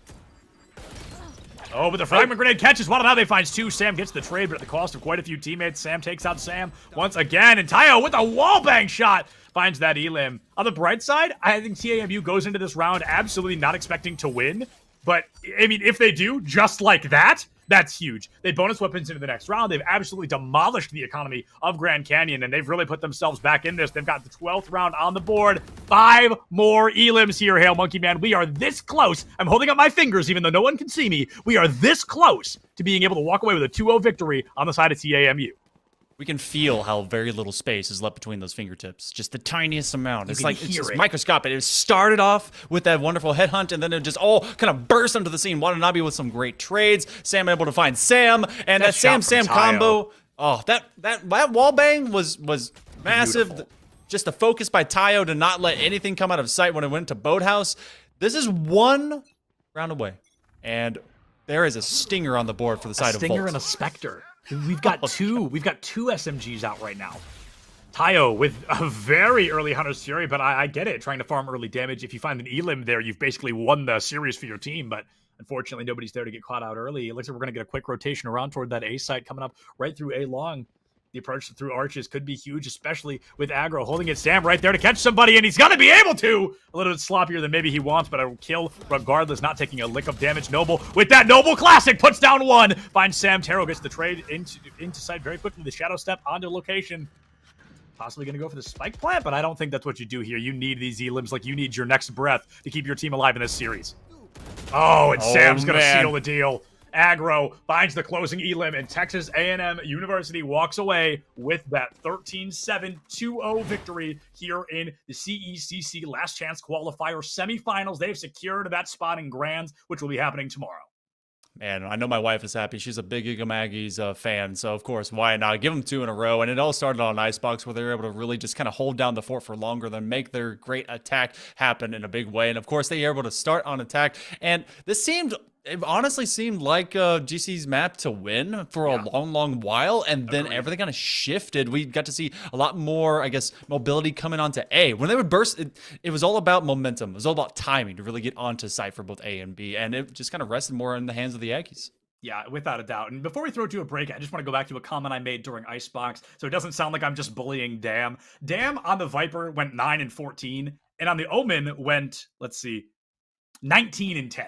So clearly a notable difference. Now the question is that the Omen gameplay, or is that Ascent versus Icebox? Who knows? But I want to see more of this damn Omen all the time. I just want to see it so damn bad. But hopefully we'll get to talk to one of these players from Texas A&M in just a couple of minutes. We're going to throw it to our last break of the night and hopefully be back with an interview in just a couple of minutes. Everybody use this time, get water, make sure you're sitting up straight if you're not already, and we'll see you right back here in just a couple of minutes.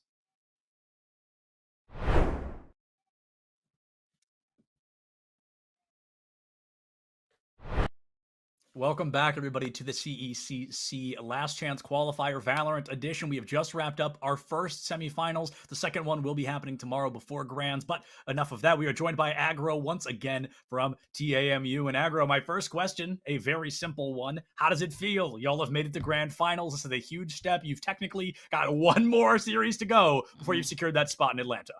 Yeah, it feels great, but we're not done. Not done yet. Absolutely. There's 1 to go. So my question for you is, to my knowledge, and you had a couple games off stream, but this was your closest series so far. There were definitely some nail-biter moments. We saw an 8-8, I think even a 9-9 at one point, and that was, Ascent was not as close, but back on Icebox, things really did start to get hairy. So what did your team kind of do to get over that hump? Because at one point, it was tied, and then all of a sudden you guys had won. It was such a blink and you miss it moment. So what kind of shifted for you guys? Yeah, well, we started off hot, and then they got like 3 rounds in a row or something. I think it was like 7-1 or so. I don't remember, but they got like 3 rounds in a row, and I was just like, damn, we just need to switch up what we're doing over there on B, because they were just abusing it. Do you mean like damn, we need to switch up? Yeah, damn, like Viper. Okay, yes. Okay. Yeah.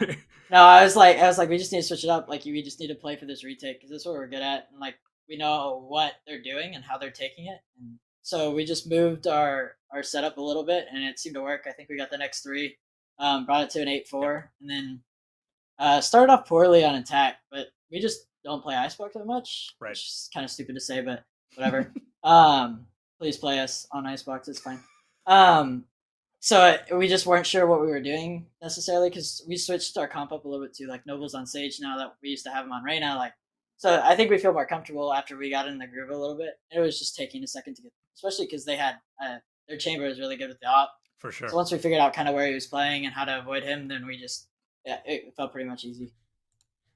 Got to see a lot of play from you guys yesterday. I didn't get to cast for you guys because that was wonderful. Septilence, he had that awesome opportunity, of course, Catinator. But got to see, we talked a little bit about IGLs, and I think you had mentioned yourself there really isn't just that one singular IGL, and you guys kind of trade a lot of different ideas between each other. But I think there's a lot of focus, or maybe just a lot of playmaking ability, and maybe intelligence to the schema and the stratagem when it comes to Sam for you guys. There was a Sam on Sam v Sam thing going on between these two teams today. So, I mean, does he kind of lean himself at all into more of that role? Do you guys kind of work around him? Because there seems to be that kind of lean. Definitely his performance kind of really brings you guys one way or another between these two different maps.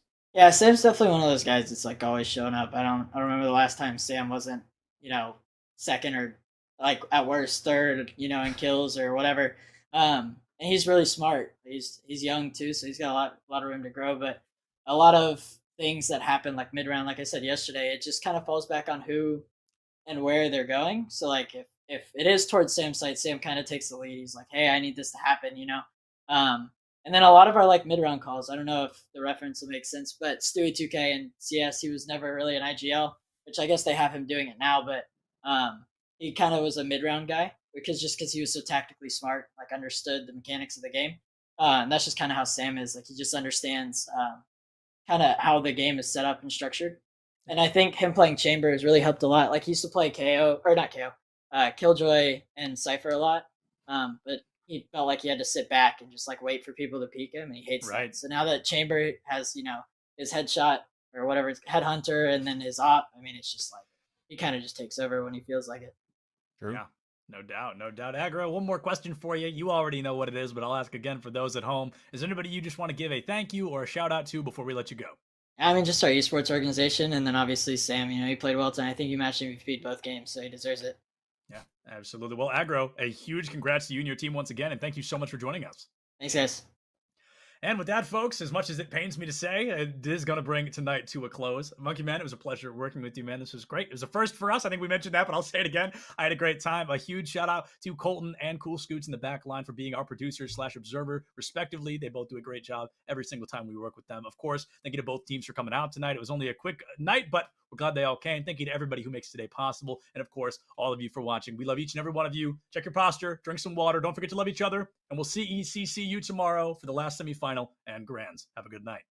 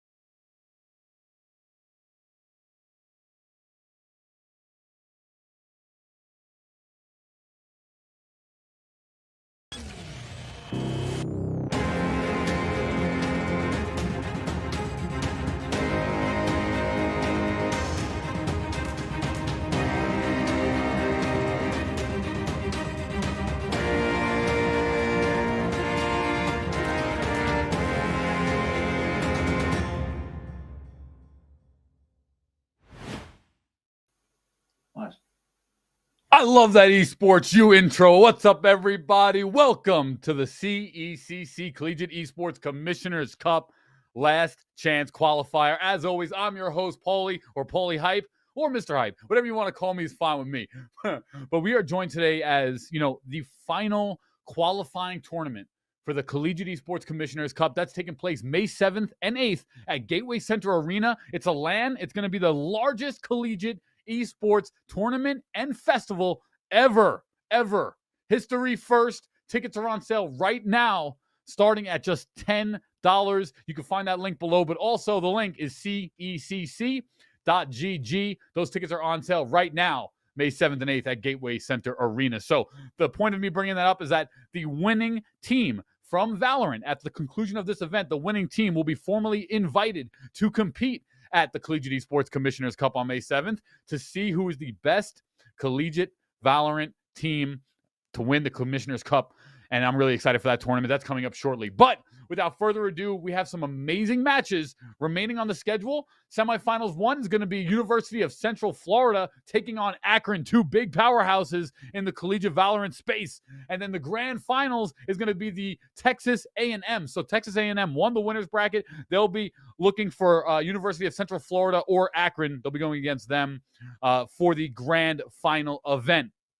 So without further ado, we have a quick one today, but let's get the minute of hype right now. Let's bring it on in. Let's get it pumping. Esports U, Collegiate Esports Commissioners Cup, University of Central Florida, Akron, Texas A&M. One of these schools is going to go on to compete at LAN May 7th and 8th. Without further ado, we have the stunning Spicy Pyro on the mic and the human Barbie doll, Los. Without further ado, let's throw it over to Spicy and Los for the first half of tonight's call, and then Spicy will bounce out, and we'll be joined by none other than K-Tad, the legendary Esports U producer, head producer, is going to be joining Los to finish out the night. That's right, on the commentary mic. So without further ado, Spicy and Los, take it away. I'm going to give all my hype to you.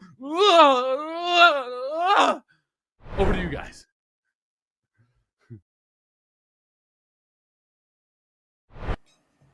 Woo! Thank you so much, Polly, for the intro. And Los, how does it feel to be the most handsome host?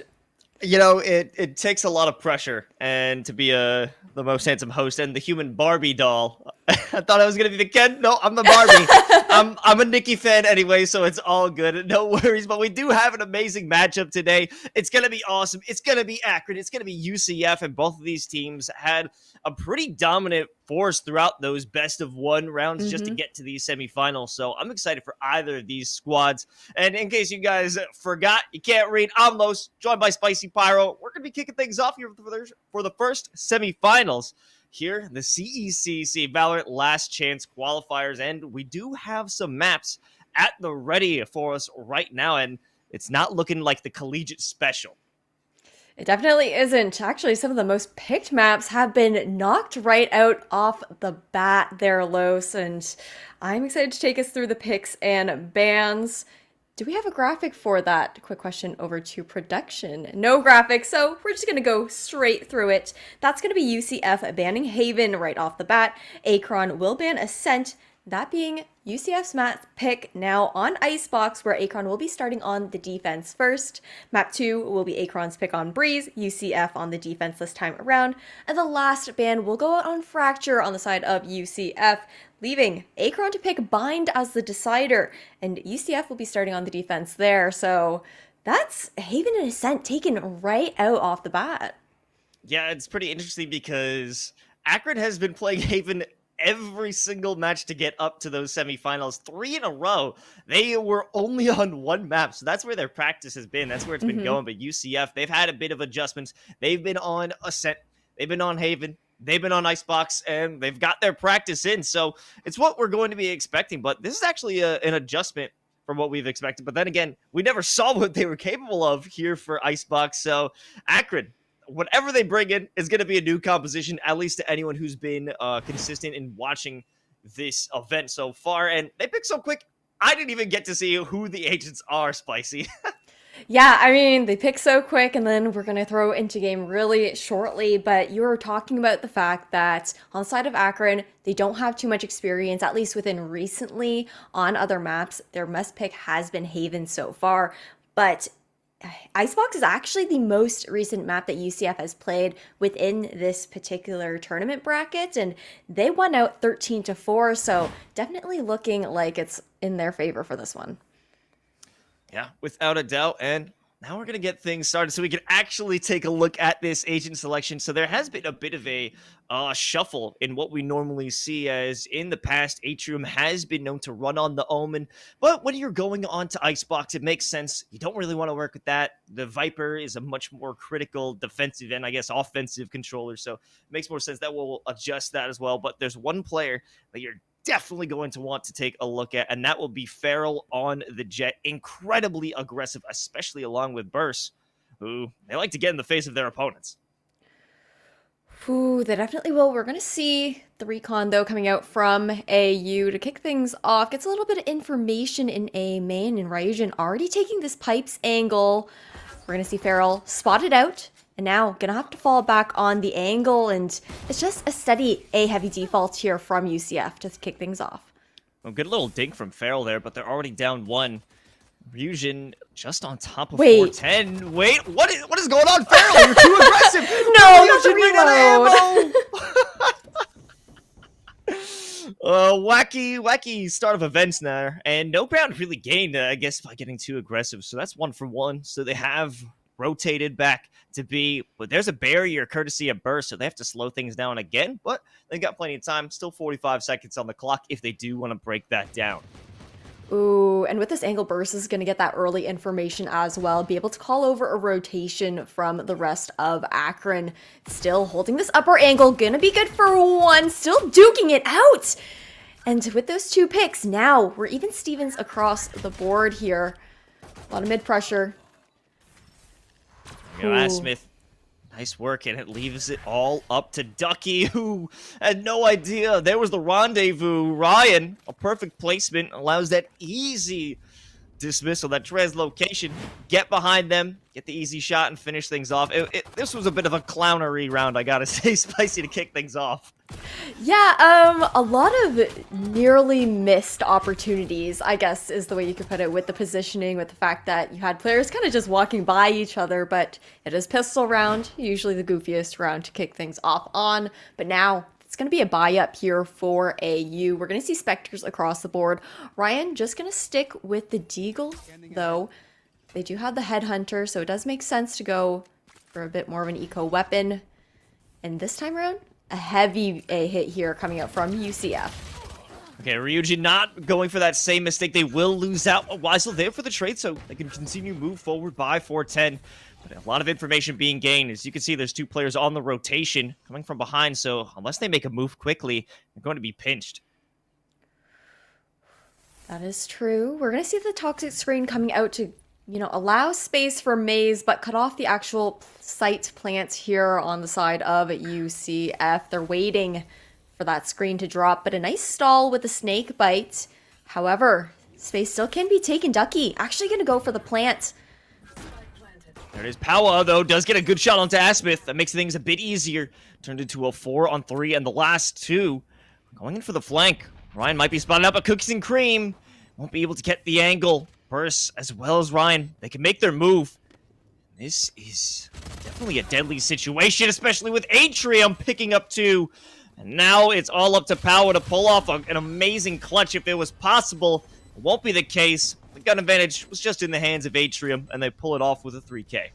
Yep, Atrium stealing the hearts in that round with that 3K. Now a clean 2-0 here for AU. However, it is going to be the bye coming up for UCF. They'll finally have those rifles in hand. So it's not too surprising that, round 2 usually goes to the team that wins out that pistol because they do have the economy advantage. I'm just taking a quick look at the ultimate statuses that we have online here. It would be nice to see UCF trying to make that investment into Weisel, get the Hunter's Fury online for this upcoming round because that's massive for some zoning potential. Yeah, without a doubt. And there's a lot of tight lanes, especially over in A and even in B long. You can find someone, lock them out, get the information, and even secure some frags in the beginning. Ryujin ensuring no one's hanging out around the corner. They still have to play it slow, and no initial attacks onto B have been made. It's usually an afterthought, but maybe Powa can start things off with a great headshot onto Farrell. They will be spotted out from the Owl drone, but they can slow it down, and they can take their space as Asmith, the last one standing. But Atrium here to save the day by putting or relieving some pressure. This is a spike down, but even so, they don't have full on-site control. Ryujin, though, has something to say about that with 2 quick frags, leaving Burst all alone in the 1v3. Oh, it's tough because Burst is also late in this rotation over towards the A site. Only 1 Spectre in hand. Does have a slow to delay a double swing through, but the toxic screen will come up. Burst having to push through, and they don't have the vision. So that's going to be Ryujin closing out this round. Now 1-2 here. Still a 1-point advantage for AU. Yeah, and it wasn't too bad because while they did lose 2 rifles, they're still able to take the rounds, but it will be a much more effective buy coming in from Akron going into this next round. So, or UCF going into this next round. So I'm excited. I want to know what the plan is going to be now that they have a bit more. Atrium might be able to get that Hunter's Fury online, but Ryujin, they've got that null command, so they want to just run things down. It wouldn't be an impossibility for them to take site with ease. Especially the A site, you know, you can completely null the Viper utility. We're going to see that null command coming through, denying the ability to put up that toxic screen, but a quick rotate. It's already 3 on the site here, and A Smith actually good for 3 right off the bat now. A 5v2 situation. And they don't even get hit by that shock dart. They're still alive and they're being healed. In fact, this is a complete denial. No problem at all here for A Smith and Akron. They can hold on. They don't have to push anything. The ball is completely in their court, and they can just wait. But it might be Farrell who wants to get a bit cheeky, wait for those angles, or take one of their own, hiding behind that box.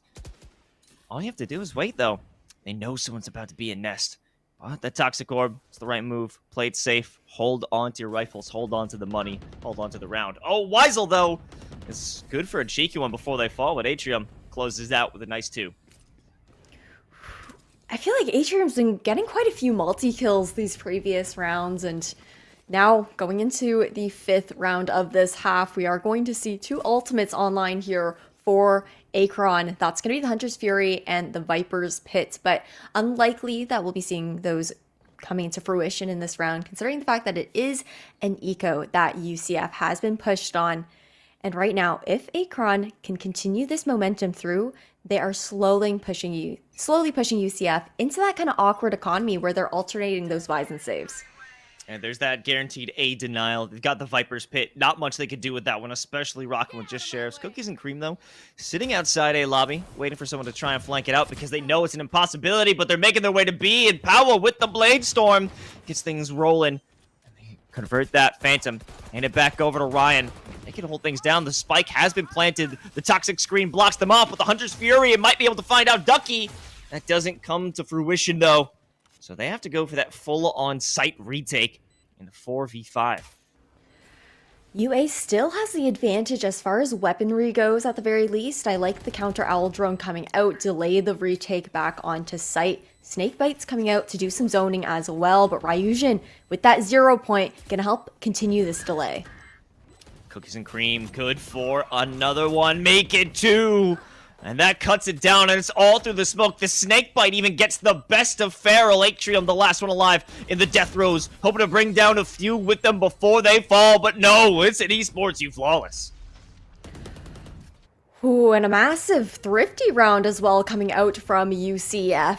They were able to convert that, and now we're going to see rifles across the board. And I just mentioned that UA was on the verge of pushing UCF onto that awkward buy position, but instead the roles are going to be reversed here, because if UA can't manage to win this round out, they're going to lose that lead, and likely we will be seeing UCF take it instead. And on top of that, I mean, look at the ultimates that we have online here for UCF. We're likely going to be seeing this go to 3-3. Yeah, definitely a possibility, but we've got Ryan here. They're getting a little angry. They want to take that aggression down mid. No one will be there to greet them. If they keep it going, it'll be a trademark to snuff them out. Verse, however, getting crazy aggressive. There goes the spike. They're still underneath green, and they will be punished for it. Still enough of the information. They know the spike's here. They know it will be a full-on rush.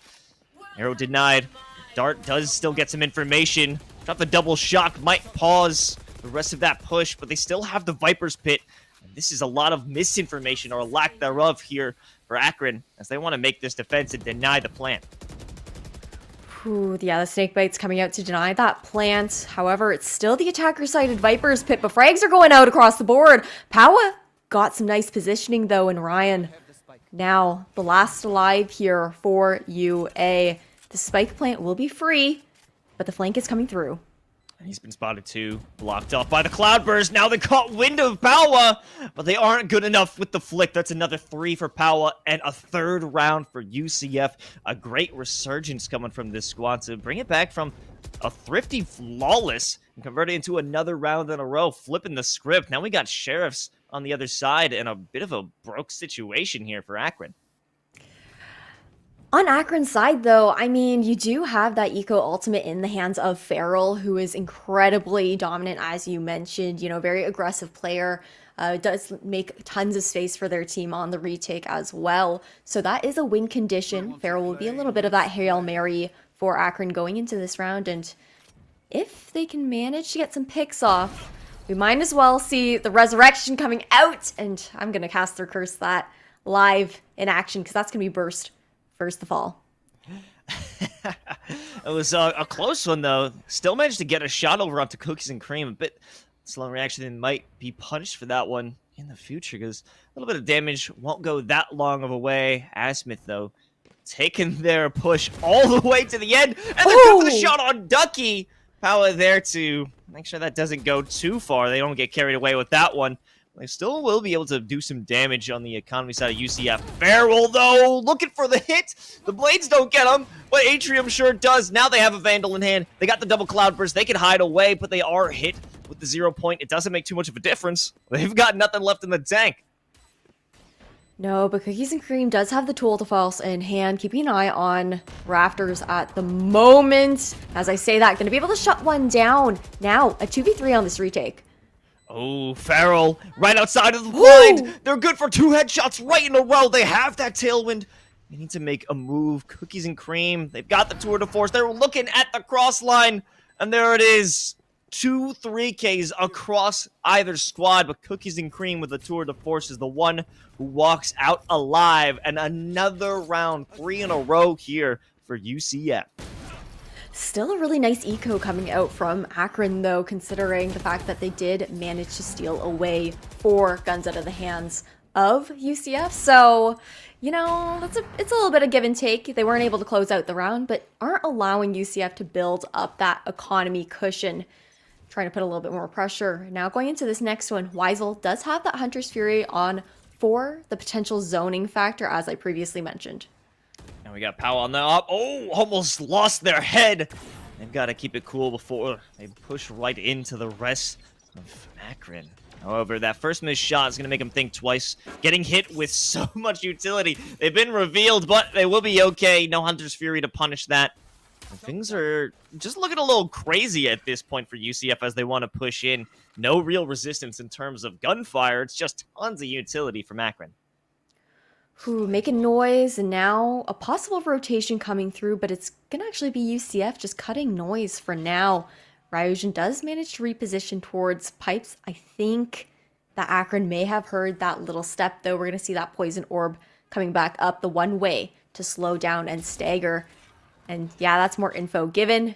Now that's 45 seconds left on the clock here, Los. Cloudburst detected, sent out the 0 points. Time to make a move. There it is. The Hunter's Fury was enough in conjunction with Ryujin's shots, and they have to make their way to the back. Here comes the pop flash. No one there to take a hit. Farrell is right beyond it, though, and the spray through the toxic screen is good. It makes its connection. Farrell still not giving up their position as they want to wait for the rest of their help. Powell looking through to CT from the rafters. If anyone dares make a move from there, it'll be all over. Here's the resurrection. No one there for the immediate peek, but you do have Farrell trying to make things better. Weisel with the 4K sprays through again. The toxic screen provides no protection nor cover, and it's all up to Atrium to hopefully save the day, but saved it will not be. It's another Esports U flawless here for UCF. Now a 2-point lead here for UCF. It looked like Akron was going to be taking the lead here on through, but the huge thrifty that came out, that flawless previously, is what helped turn the tides. And now it's going to be another eco round here for UA. No ultimates online either, so you don't have Ryan with the Tour de Force or Farrell with the Blade Storm to be that difference maker. But if Ryan can manage to maybe snag one pickup with that Headhunter, we'll see that Chamber Op coming out. Whoa, quite aggressive here from Asmith. We've seen this before as they walk along that toxic screen, but it will be denied. Now they're stuck. They don't want to move away because they'll lose their life, but maybe they could drop one before they fall. Farrell and Asmith are good for one. Farrell quick enough on the tailwind to make their escape. Maybe they're good for another, but Ryan over on mid. A Headhunter shot to their name, but they get a bit aggressive with the knife switch. They just want to pick up a gun so bad. They need a new rifle, and it cost them in the end, but still They've turned the tides. It's Akron, 3-on-2. 3-on-2, but Akron wasn't able to, none of the players could go pick up those rifles. And as Farrell's holding the upper angle, Ducky Momo will walk through. You hear the zip line. Now nest control has been given. A 2v2 situation, but that's a 3K now for Ducky. Spike will be planted up in nest. Now it's Burst. Last alive, able to pick up a Vandal for himself, though. Do have Power expecting this rotation. There it is, the shot with the op. Finally, they could get a hit with that one. They've been waiting for a long time to bring out that piece of hardware. And it does make that connection. But also, credit to Farrell and Asmith for at least finding some good connections in their save round. Moving 3 rifles is a critical piece of the plot or the puzzle when it comes to trying to claw their way back into this game. But regardless, look at all that money, Spicy. Absolutely. I mean, UCF, they've got a nice little savings seed, little nest egg that they have that they can play with here. They can sacrifice rounds because they have that economy. I believe we just saw 2 operators, 1 on each side. One still in the hands of Powett. Okay, no, on the defense, no op has come out. I may have misseen that. And this time around, UCF, they moved away from the A site. It looks like a 5-stack towards B. Oh, here's the Owl drone. They're going to have to back off. Space immediately conceded here for Akron. And now they're going to activate that no command. Walk right on through. The red carpet has been laid. And no one will be there to stop them. A free and clear plant from Ducky because they've got that no command. No shock darts can even stall it out. Ooh. There is a slow that comes out here from the trademark, but yellow control has been given over to UCF as well. A full 5v5 on this retake. We do have the recon coming out, pushing Power off that angle. Oh, Power can make the connection as Atrium and Asmith, everybody here on the side of Akron want a piece of this one. Ryan and Farrell to close it out. A full-on easy retake. The firing squad in full effect as they came on through swinging. Finally, after what seems to be, I think it was 5 rounds in a row that went the way of UCF, Akron has one on the board. What's difficult about that B plant, though, is the fact that if you don't have that Sage up, it gets a little bit more difficult to hold if you can't take backside B control, especially in a 5v5 situation. You have the Huntara attacking team kind of stuck by yellow, stuck by main, and a lot of their utility was actually expended just trying to get onto the site itself. So not too much left for the post plant. And now we are going into this next round. Another A hit this time around. UCF going back to their bread and butter. Farrell spotted out, and they will be suppressed through that 0 point. They know someone's going to make their way onto Belt, but just guessing. They don't know what to do. Followed up with the fragment. Everyone is just backing off. They want to play together. They want to go for that retake, but you could also see on the map, you might have a presence in the back line. Oh. Farrell expecting something out of the toxic scream, but Cookies and Cream is who you have to worry about. And all these ultimates expended because they're mad, they're pissed. They didn't want to lose that streak. And Power hanging out. They might make a move over toward mid just because they can. Bringing out the operator. Instead, the shots do not connect and send out a cloud burst. They'll back off and let the rest of their team do the work. Yeah, I don't want to risk losing that operator, but now it is a 2v5 situation. Would actually be nice to see UA try to go for exit frags and maybe save here, considering the state of their economy. One pick does manage to go through, whittling it down to a 4v2. Power definitely wanted to continue that aggression. They missed the first 2 shots. They were not satisfied. They went back for another repeat. Were punished for it. So Weisel had to whittle the rest of them down. Now we're headed into the last round of the first half, and it's a bit of a scattered bye that we're seeing here for Akron. Yeah, that's why I was saying that it would have been nice to see those saves coming through, especially, one, you're already in a 2v5 situation, Los, right? And then on top of that, you have all that Viper's utility you have to deal with, the Viper's pit itself. I feel like the guns would have been better in their hands. But now, going into this next round, there's no ultimates on board here for UCF. However, we do have 2 eco ultis on the side of UA. That's the Blade Storm and the Tool de False. Cookies and Cream starting things off. Bursts. We've known to get way aggressive.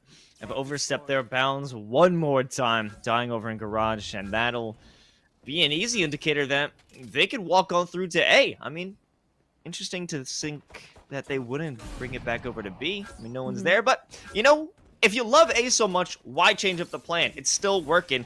Ryan has to back off a lot of utility to zone them away from taking those initial fights by Pipes or Maze. Farrell, though, and Ryan are responding back. They're not letting this site go freely. It's a really nice stall utility, though, coming out on the Viper side. That being, I believe, A. Smith on UA, stalling out that push through. Weisel still lurking by, though. Gonna be good for one. Now it's a 2v1 situation. Ducky Momo, nowhere to be seen on the A site, but also no utility. Yeah, that isn't looking good. They're going to be playing full-on gunplay this time round. But they have so much time, so he can go wherever he wants, adjust their positioning, and maybe a kitchen position will be solid. I think if they even go all the way by orange, shoot someone in the back, that could be an interesting play. I mean, we might see them catch him out in this moment, but not to be on the opposite side, and they'll realize the same thing too. Oh, and nobody's looking. Everyone's looking, in fact, in the wrong direction so far. The trigger discipline does come through for Ducky. Now, a 1v1 situation. Tap. It was just a fake. And now that they know that it was fake, but Atrium came up swinging from the ropes. And I do believe that they are going to have enough time, maybe? No. Ooh, just about a second too late for Atrium, and now that is 8-4 here, a 4-point lead for UCF. Now it's a clean slate across the board here. Los, we are swapping sides. It's going to be UCF now on the defense, and Akron, my bad, that being on the attack. I don't know. You seem a little bit more familiar with these teams, Los. How do you expect Akron is going to tackle this attacking side? Well, I think they really want to get aggressive, and that's been biting them in the back a few times, as we saw Burst, who just ran up to Garage, lost their life. It's been going down a few times, but they've always gotten aggressive when they're on the back foot.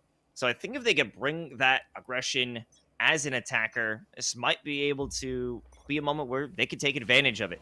It's only this one chamber and the Viper holding things down, but Cookies and Cream has been so deadly throughout. But Ducky has a lot of pressure. If they can remove Ducky right now, deny the toxic screens, this could be good. But Cookies and Cream, they rendezvous and they provide the support. Ducky able to walk out of that 1v2. The saving grace of the chamber keeps them alive, but how much longer can they last? It's looking like a lot longer, Spicy.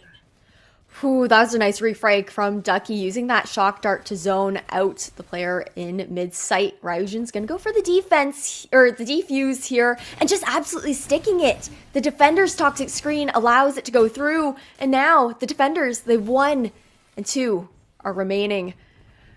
Now it's gonna be the buy-up here, Los. That was a nice retake coming out from UCF. I think, you know, some Vipers tend to throw their toxic screen B main, force the attackers to completely walk through, but I definitely prefer personally the one that just covers main and yellow at the same time, because it's huge on the retake and not just on, you know, stalling out the push on. What I liked about that last play a lot was how willing and how quick each other, or on the side of UCF, how quick they are to help each other. Cookies and Cream, originally looking down B long, saw that there was an issue by Orange.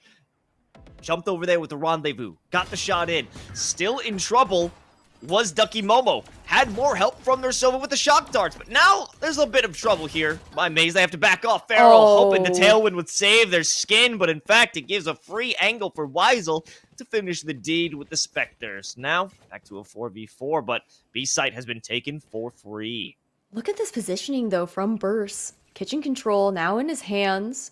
Might be able to get some interesting picks off. I don't know if Pow was expecting it, and that's going to be one. Now, Burst's going to fall back. I like this play coming out from UA. They need to stick together at this point because they're lacking in the firepower. Almost a great shot with the headhunter of the Cookies. You can see it whizzed by their face, gave him a brief kiss on the cheek, and Burst is looking to get a lot of kisses after this victory by getting another kill with the Frenzy. However, the Spectres are back in action. One more player. It's Ryan with the Headhunter, still unable to get the connection, and Weisel good for a third one as UCF are cruising through the rest of Icebox. Only 3 more to go, and we'll head over to Breeze. I think it definitely has to do with that point that you brought up. UCF, when you see them playing together, they're moving as a unit. They're making sure to play contact. They play those trades and they don't get too greedy. Meanwhile, on the side of UA, they have a little bit more of a tendency to play individually. There weren't really any crossfires set up there in that last round, and it's kind of tough because it was also their eco, so they're trying to be a bit cheeky at the same time. But UA, they struggle to set up for the refrags. That's true. I mean, they start off together, but once the fighting actually begins, it feels like they scatter. Kind of like roaches under the light. They run away from each other. It was a bit of a inconvenience there. Power was able to escape after taking a few to the chest, but nothing too serious. No strong information gained, as it's a big default. Ryan, though, all the way up in kitchen, but you know that there's a trademark there waiting for him. He's just trying to hold a cheeky angle, hope that someone will try to maybe rotate through. That's going to be the fragment coming out. And as I say that, Ducky is going to walk into the crosshair of Ryan. I like that shock dart from Weisel, though. Unfortunately, doesn't connect. Now, UA, they're vying for B. There's that toxic screen. It's going on up, blocking off Snowman once it's activated. And there it is. We have Power sitting up top on the site in the 2, but they'll back off just right underneath, and the instinct coming out of both Killer or Cookies and Cream and Power shooting right through that toxic screen will earn them another round, because Atrium, they're all alone. 1v4, maybe they'll be good for 1, possibly even 2. I don't know, but the walls are closing in. They've got to back off with only 20 seconds left. I mean, this is a strong push coming out from UCF. They might be throwing some bodies on the line here. No, a lot of damage. Cookies and Cream toying with their food, going back and forth, bobbing and weaving with the Spectre. Able to upgrade to that Vandal for free. Whew, now it's 11-4, and Los, things are not looking good for Akron. They're pushed onto an eco this round, so this is probably going to be match point here for UCF. But again, this is just map 1 in this best of 3 series for semi-finals of the CECC LCQ. It is also Knights or UCF's map pick. So it's kind of expected in a way for it to go into the favor of UCF, but I was thinking this matchup would be a little closer. I mean, again, it is only map 1, so there's still plenty of time for us to be surprised by Akron, and we have had good moments from them. Unfortunately, it hasn't just come together as a full team effort. It's all individual great plays, but as a unit, it seems that they aren't giving each other the best communication at this point. It's tough too, because I mean, on eco rounds, you could play a little bit lurky, just default, get that information, try to get solo picks off. But I feel like you're better off at least playing with the buddy system so someone can trade you out if necessary. And Ducky Momo has the entirety of mid control. You have that trademark outside of B main as well. So the information is essentially given to UCF. They should be expecting an A push. They're going to walk on through for free. I mean, you do have one player sitting up top in rafters, ready for it, ready for the play. It's going to be Ryujin, hoping for someone to just walk up and make their day. But honestly, they don't need to take this fight. They could let them plant, because they've got the greater manpower. They've got the flank set up. Maybe a beautiful shock dart to be put in display. Not the case. You have a lot of players looking down Cookies and Cream's barrel. They'll be able to survive out. A few kills for everybody, specifically Ducky Momo with the great flank. And they'll bring it up to map point. It's 12-4 against UA. That owl drone from Weisel was incredibly impactful, though. It actually spotted out every single one of the Akron players on site there after that plant. But like you said, we are at map point now. It's 2-4, and that's 8 rounds that Akron would have to win in a row to be able to take it to overtime. At the very least, they are going into this next round with a bye. We do have the Hunter's Fury online here as well for Atrium. And like I said before, it shines when it comes down to the zoning. But UA, they've been struggling to play together, and it only really works if you move as a team. And that's something we're about to see now, I suppose, with Farrell jumping on top of the tube. It allows the rest of the squad to take some space. And now Orange is being owned here by Burst. What can they do now? Especially Farrell opening things up. Burst with a good second kill. And no one is left to defend on B. There will be kitchen placement, and Powell wants to do the same maneuver, jumping right on top of the tube, and they're good for the shot through that toxic screen. Looking for another. They have that updraft. Floating over Burst, though. Through. Burst! They only need to take one shot. The trigger discipline. They're just handing these kills over for free. Ryujin, the last one alive. Already removing one from the play. Being shot in the back. Can't finish it off. Ryan, save the day, save the flank. And 3 are alive in this momentous round for Akron, as they have lost another 6 in a row prior. You know what? Maybe the pressure of map point was what Akron needed, because looking at this round, this execution towards the B site was a much different strategy than the previous ones we've seen Los. I mean, before Akron, they tended towards those very individualistic defaults or a 5-man push through one choke point. I like to see this splitting action going on, trying to pinch the defenders on the attack, and it's going to come out once again. This might be read easily. Cookies and Cream expecting just that. The Tour de Force denies this play. So what is going to be the adjustment? Now that they have their original play that found success being tweaked a bit, can they find the success? And now here's a bit of extra pressure because you've got Farrell on the back line.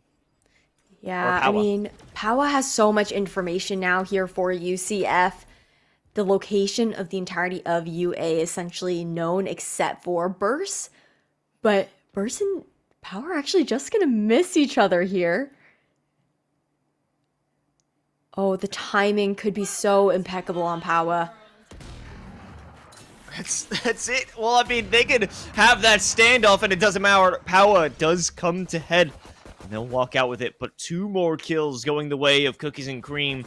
This is going to be a major issue, especially, well, they have Powa sitting in the spawn. If they want to back off, I think that might not even be the case. They're finding success here. Asmith only needs to remove 1 more to have a bit more safety. Weisel, though, potentially with that recon arrow. Walk on through. Oh, they know where the tracer's from. Maybe they can get the shot, but no! Powa finishes it off with another 2 kills, denying a 6th round for Akron. And they'll walk out on top on their map pick 13-5.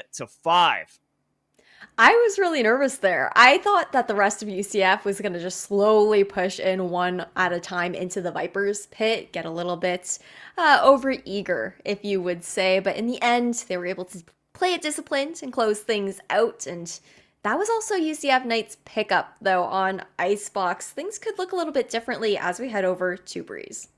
Yeah, I'm excited to see what we could have going on there. I'm hoping for a bit more plans, because in this first map of Icebox, it almost felt like Akron did not have any set strategies out. They were kind of just doing whatever they thought would be right.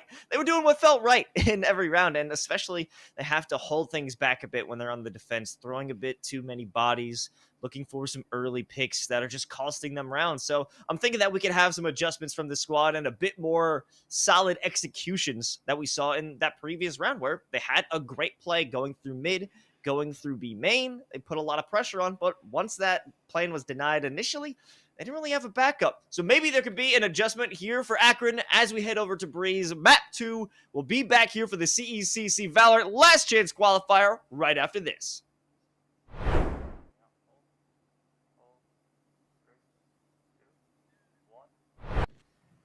Yo! And welcome back to the CECC VALORANT LCQ. A lot of acronyms to walk through, but we still got a lot of action to go through as well. I'm Los, joined by Spicy Pyro, and we're about to kick off map 2 of our first semifinal, actually our only semifinal of the day, between UCF and Akron. And Akron kind of took a beating back on Icebox. Are you expecting a resurgence now that we're headed over to Breeze, Spicy? It's hard to say. I mean, when it comes down to it, this is also Akron's map pick, right? And previously, they were having a long run throughout Haven, throughout this entire series. You know what I mean, throughout the tournament. And Breeze is a little bit more similar to Haven than Icebox is, in the sense that it is a really large map. The defenders are very spread far apart, so Akron might be able to take advantage of that shine here because their playstyle could be a little bit similar. Well, time will tell, but we are going to see these agent picks going in, and Powa hovering the neon. I don't trust anyone who does that. I don't believe it's always anybody. a bait. Yeah. I don't comment on hovers anymore. I've moved on. I've been tricked too many times. I've been made a fool, a buffoon, bamboozled. Even a plethora of words that make me seem dumb. Because I'm not going to believe these people. But, you know, we have Cookies and Cream, Ducky Momo reprising their role. And Cookies and Cream really was a star in that previous map. You had seen consistent headshots. And looking at the stats right now, 5 first bloods out of this player. They were getting aggressive, too. Yep, and I mean, Breeze is where the operator shines the most, right? Out of all of the maps in the map pool, Breeze has the longest angles and the most potential, especially for a chamber. The rendezvous are so strong with the repositioning potential, so we could see Cookies and Cream being a star player once again, but time will tell. We did see on the side of Akron, Burst was another star player for that team in particular. On that stage pickup on Icebox, had some really nice flanks, some repositionings as well, and just overall nice timing for the team. Yeah, this time they are adjusting it, though. I think that's the only change that they've made to their agent selection this far. It's instead of that sage, they're bringing in the Sky. So I'm liking it. There's plenty of utility that you could use to get that information. Use the Trailblazer, clear out those angles. Maybe elbow might be a bit of a danger. You want to ensure you're not going to run into the face of Cookies and Cream with the headhunter right to your dome. Certainly not something I'd like to find in my hallway. Definitely not, but I actually think that the Sky pickup is interesting. I personally feel like KO is a little bit more powerful on Breeze with the suppression because you can really stall out any defensive hold or a site take. But, you know, maybe UA just has that tendency to favor the agents with the healing abilities. Now we're going to see a default coming out to kick things off here for pistol round. Akron on the attack. Guiding Light does go through double doors, gets a little bit of information, but no kill has been capitalized off yet. And they want to take their time. Certainly, I mean, they've walked into some deadly situations previously by rushing in too much. I think their delay, their patience might be punished as you've given Ryujin an opportunity to send out that flash drive. But the peek afterward doesn't find anything yet, so I'm going to hold on. Burst, though, does get a shot down range, and that leaves only one defender by the pyramids. But you also have KO hiding in the corner right behind Ryujin. They're hidden. They don't know. It's not about trigger discipline. It's about movement discipline. There goes the spike. They've lost control of it, but Asmith behind the pyramids still dealing some damage. They have the efficacy in play, but they don't have the spike to control. They don't, and now utility has been stalled out. Asmith not able to put up that toxic screen quite yet, but doesn't need it. Good for 2 pickups instead, and now it's a 4v1 situation. All up to Ducky Momo, starting things off with 1, but everyone on the side of UA, they're all damaged. They're all incredibly hurt. Might be able to get a heal out from Sky if anyone's close enough, but no. Isolated. Asmith hanging out on the far side of the pyramids. There's a second one for Ducky. Well, Burst is there for the trade. That was a close one. Definitely a possible winning position they had. In the end, it was a very scattered setup that we saw from UCF. You have to be really careful as an attacker also placing down that toxic screen for the A push. Time and time again, I've seen it where the positioning is slightly off and it allows that little pocket of hiding spot there by bricks, and you got to be wary of it. Luckily, you know, Akron was able to close out the round regardless, but like you said, UCF, they were a little bit scattered on that defensive hold. So what's interesting is that we see more defaults actually coming out of UA on Breeze, playing that buddy system a little bit better than on Icebox, so maybe that map was just a bit of a warm-up for them. Might be the case. And Powa, interestingly enough, decides to force out the Marshal. If they can't find anything with that, that's certainly going to hurt their economy, but regardless, a lot of space taken here coming out of Akron. They've already gotten to the top of mid. I mean, they won't jump into Nest quite yet, and even have Weisel expecting a play like that. So things have been definitely slowed down. Ooh. I like that Ducky Momo actually pushed out a B main, took down that trademark, just to put a bit more pressure on the flank of UA, but it's going to be the rotation back towards the A site here for UA. Guiding Light goes through, and it's a free site for the plants. It'll be a 5v5 on this retake. And that's what I love, but also what I hate if you're an attacker and you're being put in that situation. 1-1. Lowering it down. Power walking into a deadly corner. And they'll find Atrium. And a couple of bullets to the teeth. There goes the Spectre. Now we have Ryan waiting behind Orange. Waiting for someone to walk on through. They're so patient. They're waiting for the shot, but Ryushin does not give them the opportunity. In fact, Burst is going to take matters into their own hands, say, Ryan, you had your opportunity.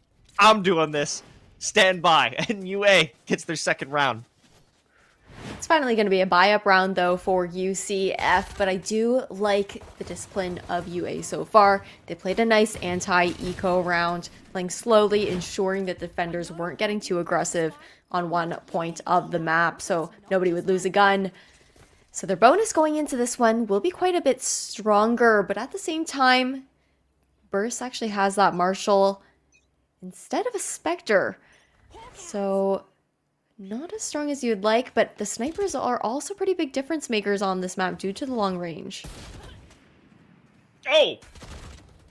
Not a sniper. That was looking for some impact there. Power easily cuts down Akron, and that's 2 lost for Akron. So this is a very successful start, and great 2 shots coming out from the Jet and the Chamber. So what's the move now? A lot of players down tube, but no one there to meet them. Trademark, though, right around the corner. Give us some information. They'll back off instantly. I think the bonus rounds tend to just be a little bit more difficult on Breeze for the attacking team, though, considering the fact that they do usually have just SMGs in hand, which are difficult to get up against the rifles. But if you can walk up halls, get these closer angle fights, like Atrium did, that's going to be another pickup. Now it's a 4v2 situation, but no sight control still. Yeah, that was a deadly decision to try and pick that up. It was almost like it was a trap.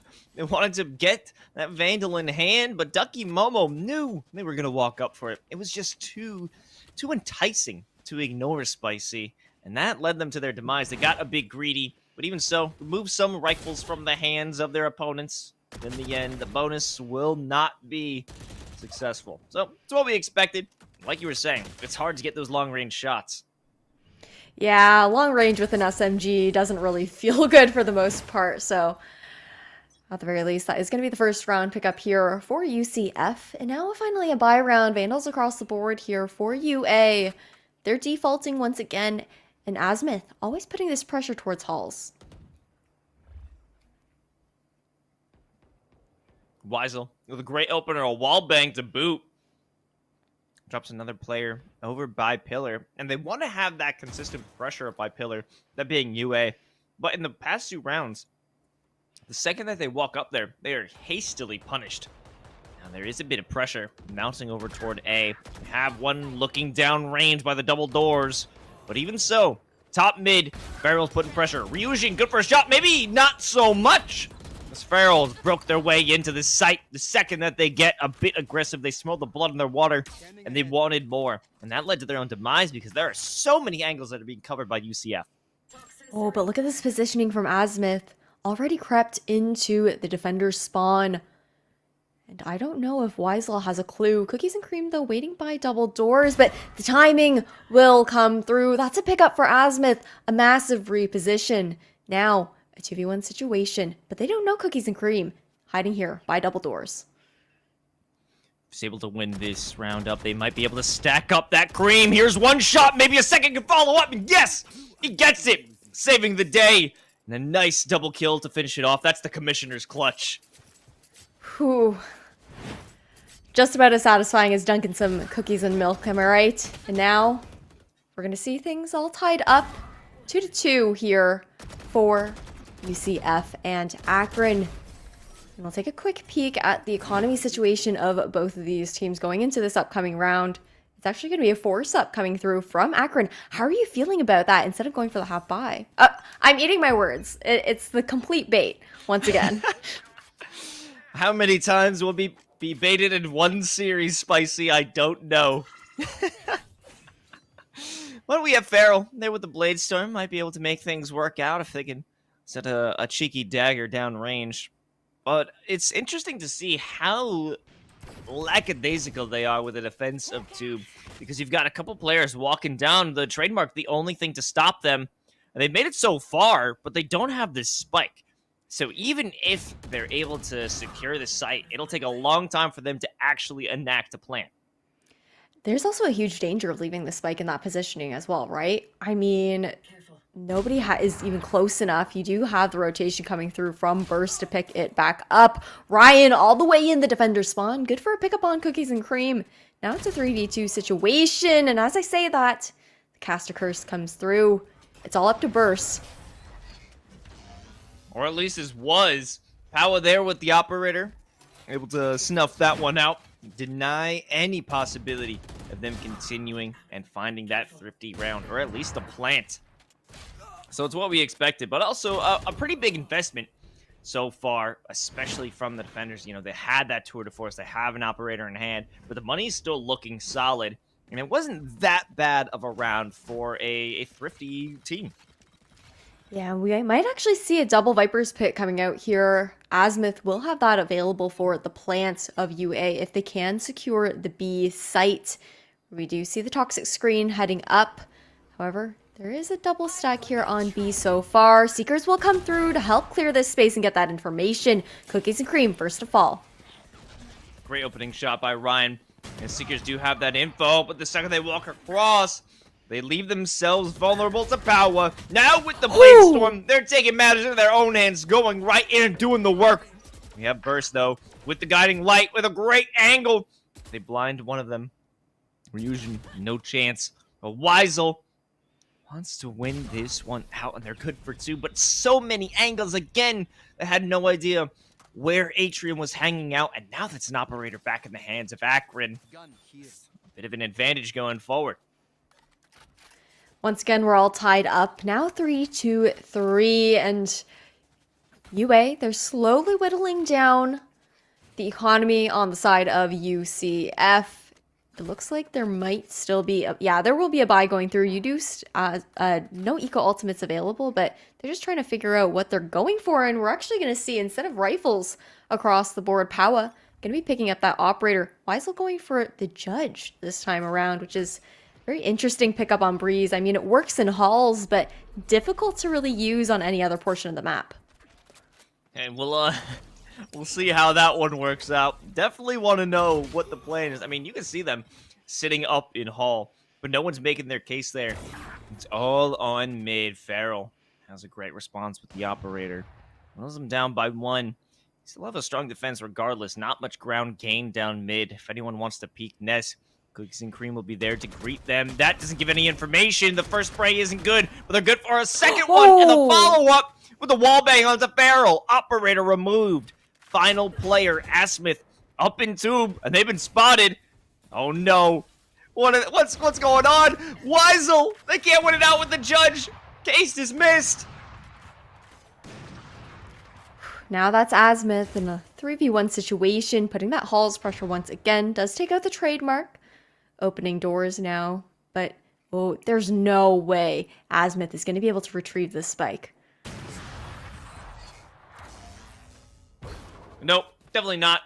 Especially with Powa having that operator in hand. That's a major loss of investment for Akron there. It definitely is. I wonder if the operator was actually potentially... No, that was picked up. What am I even saying? It was in the hands of Powa already.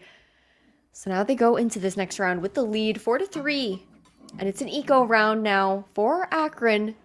They do at the very least have the tour de force available for Ryan to be a bit of a difference maker in this particular round. But otherwise, likely going to be seeing another one going towards UCF. Unless Akron can really get up close and personal with these SMGs.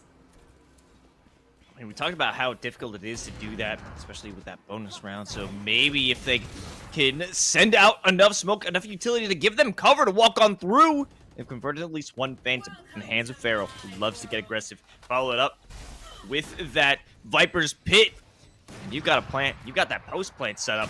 It's all about maintaining that situation. Whoa. But Power with 2 walls to go through, 2 smokes to clear out. They get the shot in the dark. Viper's Pit removed. Atrium gone. A third for Power on the up. And Weisel here to follow things up. Ryan, the last one alive with the tour de force. Not enough to make one shot, but they get a second onto Weisel. They do have cover of it. They ran out of bullets. It's all up to the Headhunter. But no, they moved! He moved away! Power didn't expect it. Still thinking that we're by the box. A bit of flexing led to their demise. They wanted to jump around with the updraft, and they lost track of the last player. There's a really nice reposition from Ryan as well. And now, I mean, this has been neck and neck so far. It's either, you see, the plant coming down for the side of Akron, then they have a nasty post-plant situation. In this case, obviously the retake did come through from UCF, but normally they're just able to stall out those pushes. I'm excited to see what the rest of this match has coming up for us, because we're at a tie once again here, 4-4. Look at how deep Power is already. They will be denied. Cookies and Cream wanted to get aggressive as well. This will be a punishment. Held out by University of Akron. We're already gone.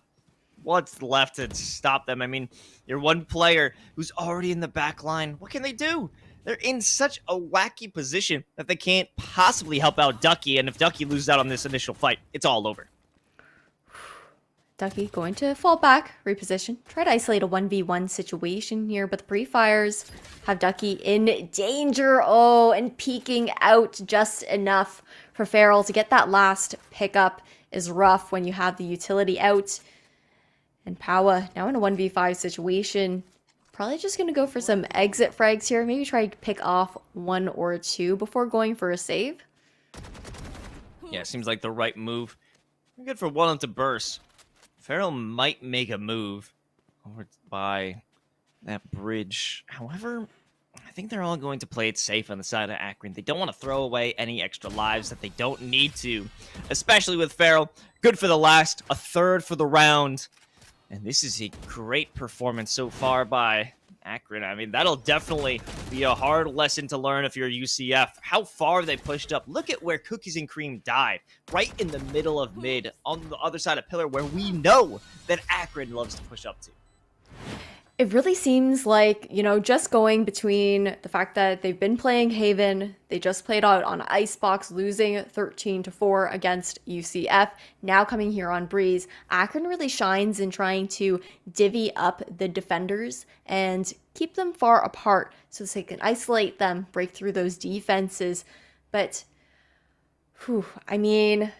Akron, you mentioned that they're playing safe in that post-plant situation. They kind of have to, though. They're already down 1 map. UCF has a little bit more liberty as far as maybe trying out some wacky plays. But, Akron, they don't want to close it out 0-2. They want to be taking this 1-1, get to this decider map. Yeah, playing it safe definitely has its place, but Spicy, scared money don't make money. But that's also a situation where there's no reason to throw extra bodies. There is no need to lose a bunch of rifles in that situation, just hunting for the final frag. But now we have another one of those cases where it's on the onus of UCF to play it close. They don't have those long-range capabilities. I mean, Cookies and Cream, Weisel with the Marshals might be able to make something happen, but in general, they are at a severe disadvantage. True, definitely true as far as weaponry goes, but they did pick up the eco weapons that do favor the long range over picking those SMGs, and Powa does have the Blade Storm online as well. The Owl Drone shut out, so Powa hasn't been discovered in halls quite yet, and mid control garnered here by UA, 2 picks. Or 1 pick already going out. Okay, I said 2 picks, then I went back to 1 pick. That's 2 picks going out there for UA. Right the first time, Spice. Oh, wait a minute! Asmith almost falling down to the surprise of Ryujin. That won't be the case. Now we've got a lonely Ducky Momo on the long rotation. Out here in mid by the pillar. And I think this is an opportunity for them to potentially walk out with a rifle at least remove another player so they don't have to walk into a flawless round. But you know what? What am I saying? It's going to be a flawless. Of course it is. You know, and even not playing the Sentinel role this time around, going to be on the initiator here for Burst, the Sky pickup. Burst is still doing a lot of work as far as having that impact with interesting positions, interesting lurks to be able to get those ratty picks off. And now going into this next round, it's a 2-point lead here for UA. They also have 3 ultimates online. Burst and Atrium could really use those ultimates in conjunction with each other.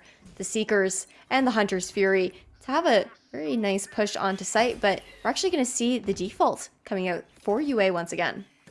That would be a beautiful combination if it came to, but Fusion, let's get crazy aggressive, and look how far Power is. They dive right into the face of the Trailblazer. Oh no, it's a disaster in that part, and their aggression certainly does not pay dividends. The only one who walks out alive is Ryujin.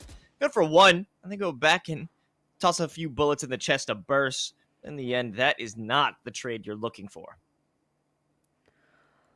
Ooh, you see the spike actually hovering over towards the B site. Information given with these shots and the recon. Not going to spot out Ducky Momo though. The stall is still coming out here for the defenders with that poison orb slowing things down. Azimuth still consistently putting this pressure towards Halls. Actually going to hide in the poison orb this time around. Try and get a lurky pick. I'm liking it. A bit of trickery, a little bit of sneaky plays. However, Ryujin sees right through that one.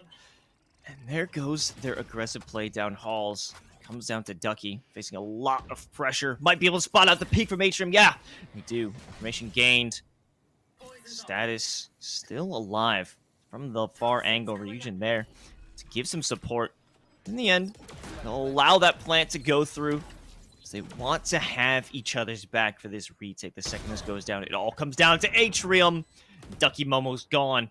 Now we have a bigger pinch going into play because Burst out from CT. Good for the shot in the back. Cookies and Cream has the tour de force. They don't know where to look, though. Oh, and Burst's gonna go for another reposition. It's 1v1 here between between Atrium and Cookies and Cream. But actually gonna duck around the corner, just missing each other with his timing. Oh no. Cookies and Cream, they realize they gotta move, it's go time, but it's too late, far too late. As Atrium rounds that corner, spots them out, and puts them in the dirt. Looking at the last round, it's almost the opposite story from what we saw back on Icebox. Almost the same scoreline. Nearly there. We don't want to jinx anything quite yet, though, Los. But I mean, Akron, they're looking a lot more like a unit towards Breeze as well. And here's going to be a force up coming through from UA. It is the last round of the half, so they got to use everything that they got. The Viper's Pit will still be available. Ducky Momo going to deny the B site with that trademark to help things out, but that's actually taken out right off the bat. So Ducky could potentially be in danger, but UA looking towards mid. Oh, okay. It did not spot Power. Power's not gonna dive face first into death this time around. Able to walk away. That's kind of a big deal. Losing Power early on in the round is a crippling blow. I do like how Power did reposition back towards A though after getting that initial information. Azimuth going for this Halls pressure once again, and UA, they're looking to pinch these A players. Okay, Powell looking to get tricky again. This time it won't work out. Farrell there to meet them with the Vandal. And a few shots to the chest. Puts that one to rest. And they do have their moment to move on through that toxic screen, giving a bit of safety. Farrell wants to make this aggression come to fruition. They'll find that second kill. They could walk on through. Smith not providing enough pressure out from the staircase. Here's the first shot. Another one over by Orange. They do have protection. It's all up to Weisel to finish it off, but they certainly cannot. We're looking at this first half. 8-4, University of Akron back at it. Ooh, back at it, and they're looking to climb back up after losing the first map that we saw in this best of 3 series. This is their chance to take it to a third one because Los, this is the CECC LCQ, and only one winner gets the spot. It's whoever wins grand finals. There's only one slot for a team to make it over to the Atlanta LAN. So I mean, these teams, they want to duke it out because they want to take it up against Texas A&M later today. Yeah, there's a lot at stake here, Spicy, because if you win this, you're going to Atlanta, and you get to meet Pauly Hype, which I think is like the biggest prize out of them all. Now that's hype, Los. That is hype. But we are going to see a counter guiding light coming out here from Burst. Potentially, yeah, we'll throw that out to cause a bit of discord, but it's not enough to save Farrell or himself, as Ryujin will get the first 2 pickups. Now, 3v4, or 5 on this retake here. That's that shock dart. A Hail Mary. Looking for anyone hiding behind orange won't be the case. But even before they can walk through the double doors, Asmith goes by. Weisel with a great placement of it. Even whittles down Atrium to about 15 HP. Ryan has no hope in hell of winning it out. They've been spotted, and they have been taken. UCF starting the second half with a bit of style here. I mean, UCF really needed to win this pistol round out as well, right? Otherwise, it would have been likely to see Akron take it to double digits in the bonus round. So this is UCF's chance to try and climb back, bring things up to a tie. You're going to see that buy-up coming through. UA playing it safe. They're going to save, wait for those rifles in the third round of this half. And it looks like another blitz towards the A site that UCF is setting up for. Hang out on mid. Rightfully so, but Theo's escape opportunity has been removed. At 0 point, denying the tailwind if it comes to that Owl drone. Oh, the information spotted. They don't even need to get the tag onto Farrell. They know right behind the wall bang, good enough for 32 HP, but not enough to kill them. Regardless, anyone walking by that toxic screen will be blasted, courtesy of Powa's Sheriff. Ryan over by the bridge with the headhunter. Maybe they can make matters a bit better for Akron, but that won't be the case. Cookies and Cream sussing out that flanker. Asmith has no chance running out with the knife. Or done so. Yeah, now it's a 4v1 situation, and Ryujin's gonna close things out on Ryan. That 0 point just shut down that headhunter. Now, only 2 rounds separating these teams here in map 2 on Breeze.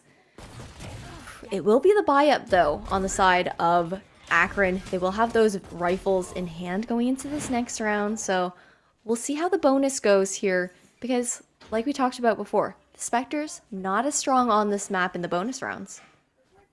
Yeah, but we only have 2 at the moment. It almost looks like a regular eco round or like a 4 spy coming out from UCF. You got some sheriffs as well. Even Cookies and Cream here with the Marshal. I'm expecting an okay round coming from UCF. I'm not expecting a win.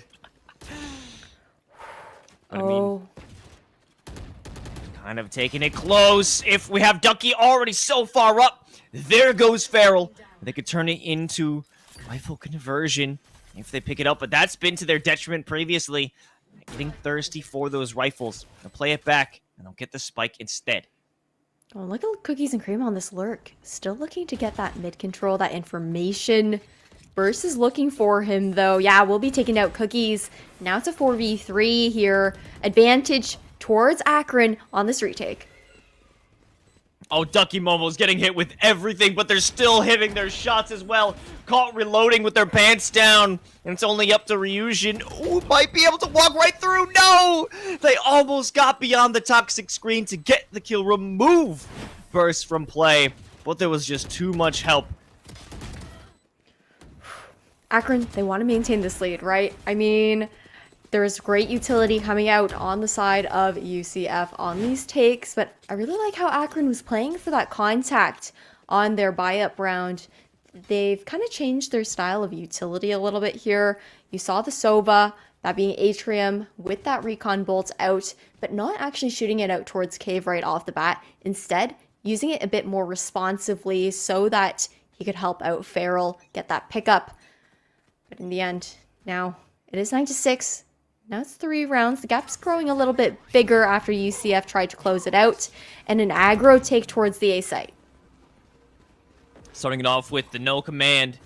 No one there to meet them as they fully played it back. Only have one player hanging out by orange. Even Farrell over by the double doors. Taking things slow. Spotted though. Atrium might think twice about moving out, so that's why they'll send out the Owl drone. But no tools to enact on it after they get the information. Tag it onto Ryujin. A-Smith though, up from the staircase, putting in that verticality pressure. But it's all about utility right now, Spicy. No one's actually going in for the gunfight. No, it's all util and a lot of zoning that can come through. Asmith good for one pickup, but a kill for Weisel as well, and Weisel! It's just a duel.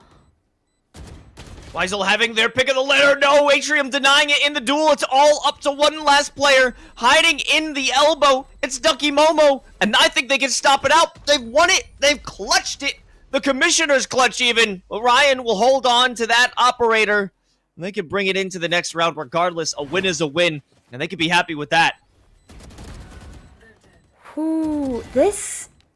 Once we saw, UCF swapping over to the attacking side, this map just got so much closer all of a sudden. But Breeze is also an attacker-sided map. I feel like that's something to keep in mind. The defenders are usually the ones with the weaker spot on this map, being so... I lost my words. Being so spread far apart from each other, Los. And now it'll be a buy-up just to try and match up to that operator in the hands of Ryan. Saved from the previous round. And a default coming back through from UCF. Spike actually leading towards B. Oh, yeah, that was great use of the Owl drone. Ryan unable to take full advantage of this rifle. But Atrium's got their back, holding it down by the right pyramid. No one can make their full-on advance here. And even as they get some initial picks over by the side of A, we're popping over the Viper's pit to deny any possibility of a movement over to B. But Cookies and Cream has something to say about that. Getting a shot from the top of mid. It's making Asmith think twice. Might even walk out of this and provide a way too easy kill. Won't be the case, though. Not yet. Oh, I like this play coming through. It's going to be repositioned here towards tunnel for UCF. Asmith going to exit the Viper's pit. Try to get one pickup before ducking back in. Oh, but the knife out. That's going to be Cookies and Cream with one. Now a free B site. Not the knife, Spicy. Not again. We've seen Asmith multiple times in this map specifically getting caught with their knife out. And when you're in a position like that where it's so critical to stay alive and stay in your pit, that is something that absolutely cannot happen. The terror of Cookies and Cream ended swiftly by Ryan, but they're all alone. Up in hand. Tour de force if they want to just get the double up, because why the heck not? But it's going to have to be a save. Going to be a save, but I don't think it's going to come through. I mean, we see Ryujin on this flank now. Might be able to take... Oh, actually, Ryan's suspicious. Actually going to be watching the double doors from Halls. And I don't think UCF will be able to take the operator out of his hands in this round. I'm holding my breath here. I am too. Oh, he sends out the 0 point. It does get the information, but you kind of learned that yourself. Ryan does stay alive, keeping the up, able to hand that off to another teammate if it might be necessary. Maybe to Farrell, if it is possible. But again, Cookies and Cream, just way too deadly in the server to save the day. Deny the pit as well. Now, I believe that's only one round surrounding these, or separating these teams, Los. UCF, they've nearly tied it up, and with this next round being an eco here, like you said, okay, Farrell will actually be the one holding the operator this time around because Ryan does have the tool de false. So it's pistols and a double op will be the saving grace for UA to keep off this tie-up. Aldrone out first. Dart denied. Walk on through. Nobody in the initial fight. Oh, but maybe a nice jump up. Power can't land the shot. Ducky Momo there to pick up the pieces. This is a very clean A hit. That's tough too, because that was the most powerful gun that UA had other than the tool de false in the hands of Ryan. But as I say that, Burst's gonna prove me wrong. Says that the sheriff is a headhunter in its own. And now that's Weisel just cleaning things up. It's a team ace here for UCF, tying it up 9-9. Oh, I mean, UCF, they're starting to steal away this momentum, Los. Yeah, without a doubt. I mean, there were some cheeky little kills coming in from the side of Akron. However, they can't stack up. They're having some major difficulties on the defense. I mean, only 1 round to their name at this point. Now that they have some better weapons in hand and quite a bit of utility in terms of that ultimate, the Seekers, the Hunter's Fury as well, they could stall out some fights. They could either stall out some fights or save them for the retake, but you mentioned how aggressive Feral gets. That's already 1, maybe a second pickup. Actually going to back off for now. And their aggression is going to pay dividends. Or at least it will hurt. That's 3. In return, UA only able to scrape out to a Ryujin. So hurt at the moment. They don't know what to think. Atrium wants to continue this trend, and yeah, a nice 1-tap onto Cookies and Cream. They look up to Ryujin. Atrium with another headshot, whittling it just down to Power, who, guess who's caught with their pants down again? It's Asmith. Who else would it be, Spicy?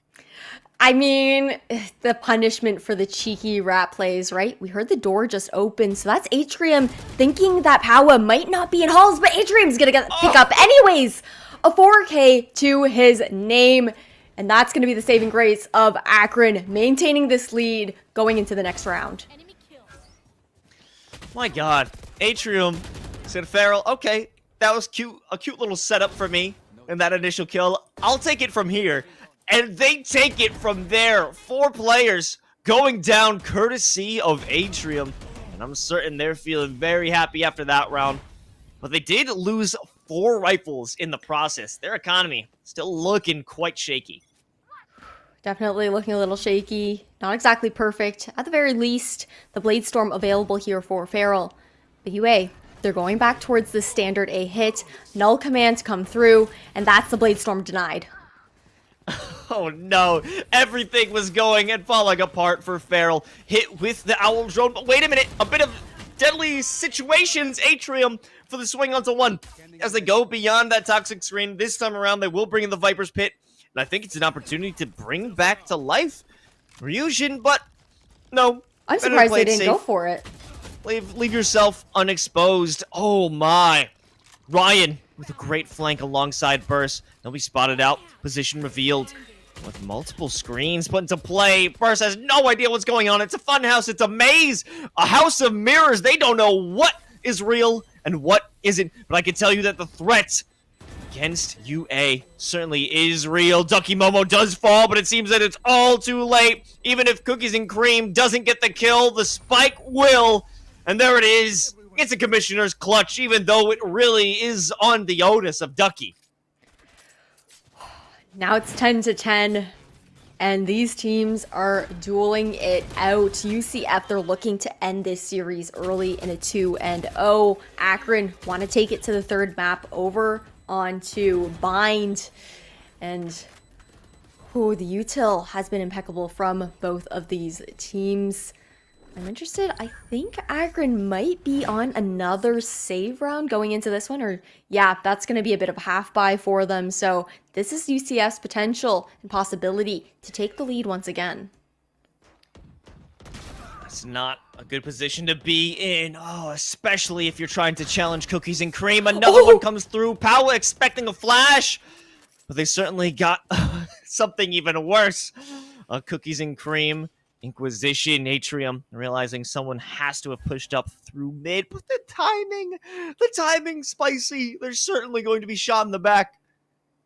Ooh, but Powa doesn't even know either. Gonna meet up with 1. That's gonna be Cookies and Cream, but the updraft does come through, and Powa with the power, taking a 3K for himself. It's 11-10, and this, again, it's Akron's map pick. Seeing UCF now 1 away from match point here, and if that happens, it could be all over. It's incredibly close. They don't have much to work with in terms of rounds to play with. You can't lose much more. This is a major investment. Look at the operator on Ryan. Only the Hunter's Fury. If they lose this one, be back on pistols.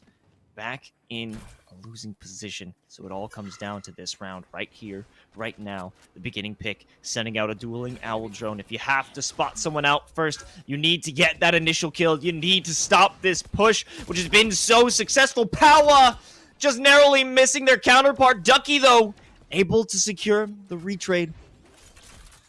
Now it's a 4v4 here. Spike will be initiated by Ducky. Snakebite to go out, zoning the yellow player just a little bit longer, and Cookies and Cream, good for one pickup. Now a 4v2. Cookies and Cream, they know exactly where their enemy is going to be. Well, it looks like Weisel knows as well. Ducky to follow it up and clean it up. It's 12-10. UCF is on map and series point. This is the danger zone for Akron. And like you mentioned, they're going to be pushed onto an eco. They have to buy up with everything that they can muster and pull off a really nasty thrifty as well. And oh, they got to be feeling the heat. This is the last chance qualifier. And just like in the title of today's matchups, there's no other opportunities to try to make it to Atlanta after today. Start things off with the Hunter's Fury. Now information gains, and that does not feel good. They just as missed your each opening other. gambit. Wait, Power? They've been spotted, somehow able to walk away with just 19 HP. Ryan wants to look back, doesn't find anything, and maybe they'll even push this elbow. Might look for that extra aggression, and they will. They'll continue down elbow and realize no one is pushing into B. It's going to be an A hit. Might have some rotations and adjustments, but all comes down to what this player is up to. Ryan, they can finish it off. They'll have that easy transgression of attacking onto A. Not the case. No, the silence did draw the attention of UA over towards B. Ryujin is known to be in halls at the moment. The shock dart goes through to do a little bit of damage there. Powa still trying to live just with the blade storm and the cloud burst, but Burst is going to come out on top. Now, even Stevens, 4v4 situation. A Vandal in hand now, and a rotation back to B. And Farrell has caught them out. Caught two, in fact. Get Ryujin in the backline of A has worked with Cookies and Cream. They've secured the site. Well, what else? There's only 10 seconds left in the round. Unfortunately, despite the fact that they've made it onto A, they've got nothing to plant, no time left, and the round will be conceded to Akron. Oh, I thought Cookies and Cream might just get that flick over, but Burst will be closing things out. Now 12-11, like you mentioned. UCF, they want to close it out here. And Akron, they want to take it over to overtime. That was a really risky play. Los, moving the spike away from the A site, which was completely already secured by the rest of the team. There just wasn't too much time left on the clock to make a move like that, to lose the spike into the hands of Akron either. But Akron, their buys still not too great. They still have to force up with everything that they have. And there's going to be one SMG in their hands. What's a last-ditch effort to get into OT? They certainly need it. Looking through potential any shot they can make out on the other side of this toxic screen, but it starts here with the Hunter's Fury, spotted out by it. Cookies and Cream there to finish things off. No! The defense is too strong, and no one can break on through. All up to Weisel to win the 1v4. They cannot find success, and we are going to overtime. You can tell how much Akron wants it. We're going to see a quick replay, but I believe it is going to be, they're swapping sides. So that'll be Akron on the attack, which was their stronger half through and through. They struggled a little bit more on the defensive side, but this is the half where, or the side, I should say, where UCF, I don't know, they were picked apart pretty easily when they were playing the defense. Akron just might take the lead back. However, Spicy, there could be some lessons learned for UCF. Might be able to fix their errors of, well, dying so easily on mid by getting aggressive, specifically Powa. Now they're holding it down on Hall. This might be interesting because if we do have potentially Asmith, check it out. The second they walk around this corner, it's going to mean certain death, but they miss the shot. Power goes down. A critical loss in the early seconds of this round. And that's tough too. I mean, that's all part and due to the conditioning that Asmith did on the attacking side 2 halves ago. And that was the investment of Power towards Halls with the operator, right? But the value didn't come through. And now UCF slowly falling apart. Only 3 defenders left. And Akron still just playing a steady default, picking them off one at a time. There's nothing UCF has done in response. This will be Nest denied. Top of mid control. Conceded. Ducky Momo, the last bastion, essentially, of B main. It all comes down to whoever walks in first. They'll sidestep away from that arrow. What else do they have? It's all coming from Connector from all the way. Maybe we got Weisel. Good for 1. They only are good for 1, as the rest of the crew has fallen. Cookies and cream now in a 1v4 miracle situation. Oh, guiding light is information given to Los. Swing potential. Checking everything they can. A dink to the dome. Ryan sends it home. And now we're only 1 round away from heading to bind. But at the same time, the attack was a stronger half for both of these teams.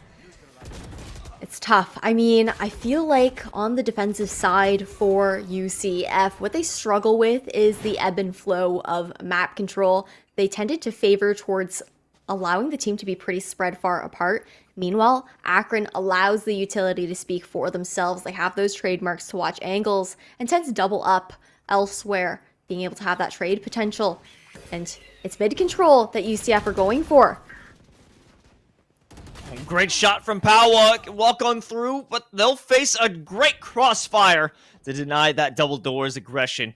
We have the last 3 players walking behind that toxic screen. Great potential for them to come through, but now with the falling, Ducky Momo gets the shot onto Asmith. No one hit from that initial shock dart and is brought back to a 3v3, and the spike is planted, but look at the flank. Look in the attacker spawn. You've got a double agent flank on the rise. And Weisel spotted it! First. Gone. Ryan. Gone. Atrium, the last hope here for UA to send it home, prevent a double OT, and they've only got 17 HP left.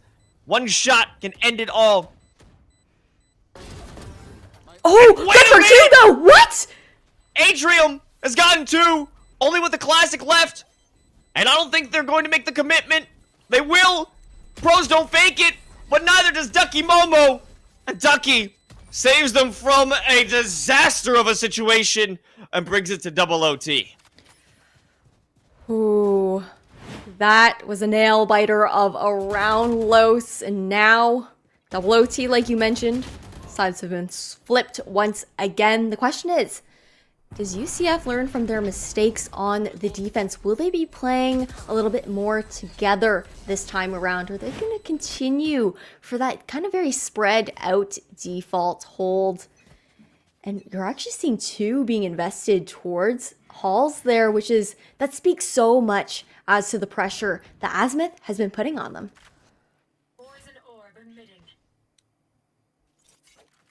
Poison Orb denying the vision initially.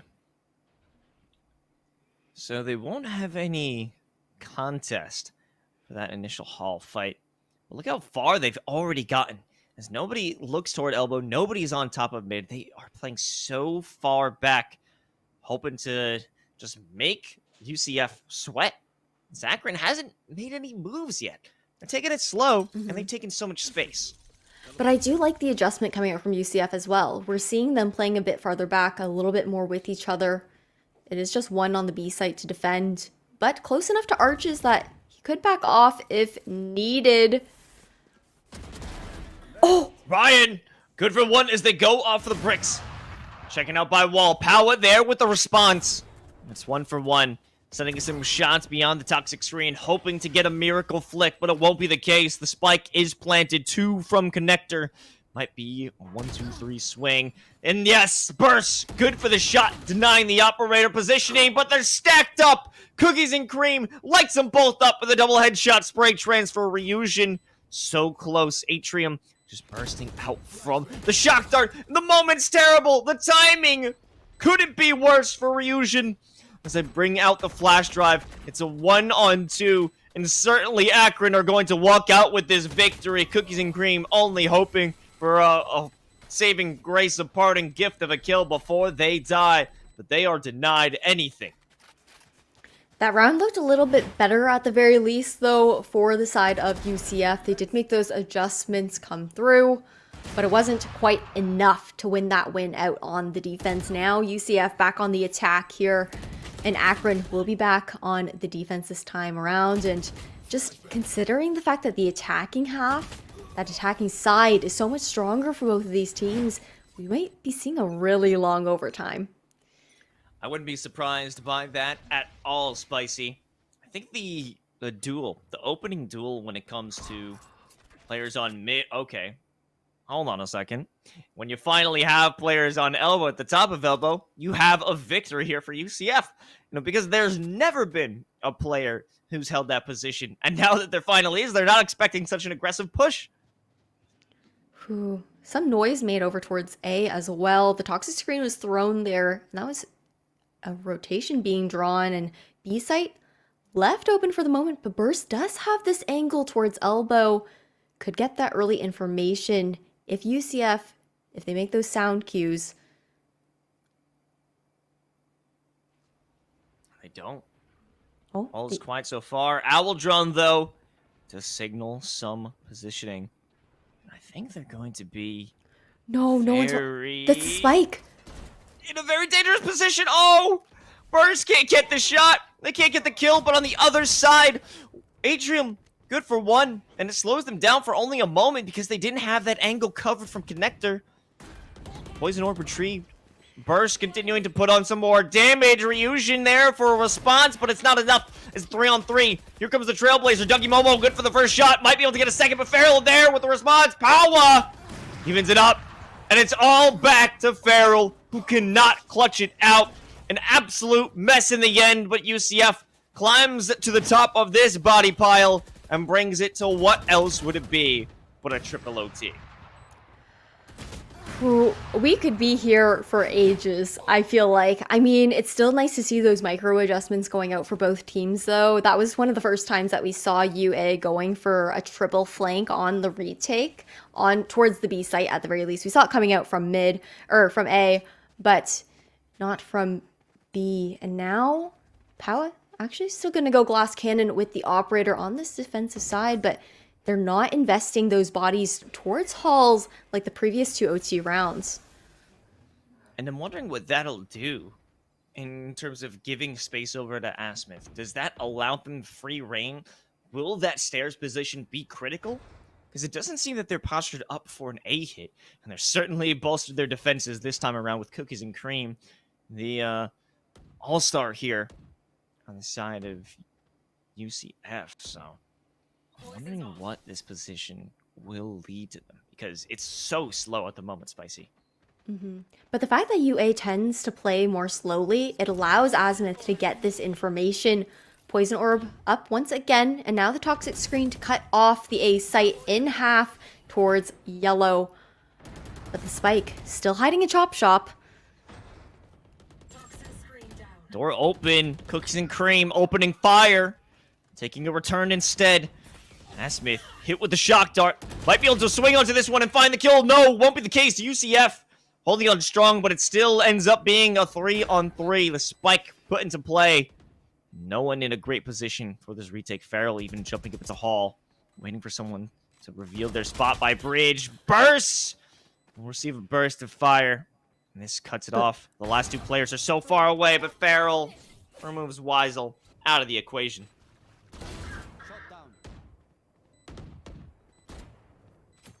Only up to Powa. Only 8 bullets left. 7. The fake defusal. Not enough. It doesn't bait. Atrium finishes it off. And what else would it be besides one round on the attack going the way of Akron?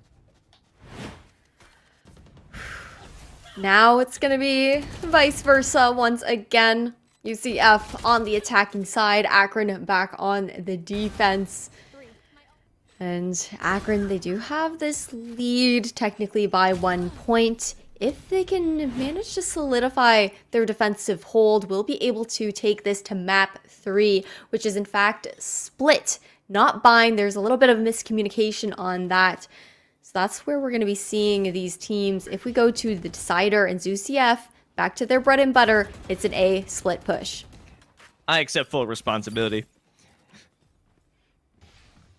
Not production. It was me. I didn't even blame anyone. Now Los out here exposing, as UCF are not exposing themselves to gunfire quite yet. They're playing slowly. Powa actually creeping out mid, looking towards double doors. But look at how far back we're seeing the chamber on Akron hold. Ryan, deep in spawn, just keeping an eye on this door because there's no trademark here. The trademark's actually invested towards B. Bit of a gamble stack, and it certainly was right, because A is a much more favored hit for both of these squads. We had barely seen General B executes, and rightfully so. It's so difficult to break on through when you have a Viper in terms of defense. Here is that toxic screen, starting things off. Atrium behind the box, no L drone to suss out information, but they have to know. And without any sound cues, oh, here's a flash drive. Ryujin opens it up with a great kill, and a follow-up with the 0 points will deny any ability usage. This is a good post-plant setup. 2 players stuck by double doors, blocked off by the fragment. Ryujin wants more. It doesn't allow that guiding light to come on through. Nobody blinded, but you almost feel blinded by how well this post-plant setup is. Yes! No way they can move on through. What is it, Spicy? Quadruple overtime. This is so tough. I mean, Akron had such a nice stack towards the A site. Ebb and flow, like I said previously, they gave up that space towards B, allowing the chamber utility to lock things down, the trademark to keep an eye on the potential of a B push. But ultimately, UCF, they played it out slow. They played their utility. The pop flash through to get those early picks off were really nice before the plant as well. And now, Akron back on the attacking side. They're leaning towards B, and Powa already aggressively pushed in through here, gonna take down Ryan. And now, no more information on the flank here for Akron. There's that Trailblazer going out looking for anything, finding nothing. Ryujin on the opposite side of the pillar. The ping there might realize that someone is by. Ryujin with the, well, interesting flash drive. Going out for a second with the fragment. But there isn't a strong presence out from A main. Not yet. And they want to hold on to that utility. They do. And look at this play. I mean, mid control secured by UCF. Burst is the one this time around, making his way up towards Halls. Not going to push in too deep, though. It's a lot of crossfires being set between the teams at the moment. Cookies and cream, good for 1. Now, UA. There's only 3 left here. And the advantage on the defense actually might go towards UCF for the first time around in overtime. It all comes down to who can win on defense. No one has been able to get that defensive win. However, Ryujin ups the possibility tenfold by dropping them down to 2 more players, walking right into the fragment. Asmith stalled and appalled with how they can't bring in that kill. 12 seconds left. No hope in hell to be able to execute all 4 players or get the spike in play. And UCF finally have a chance to close out this series.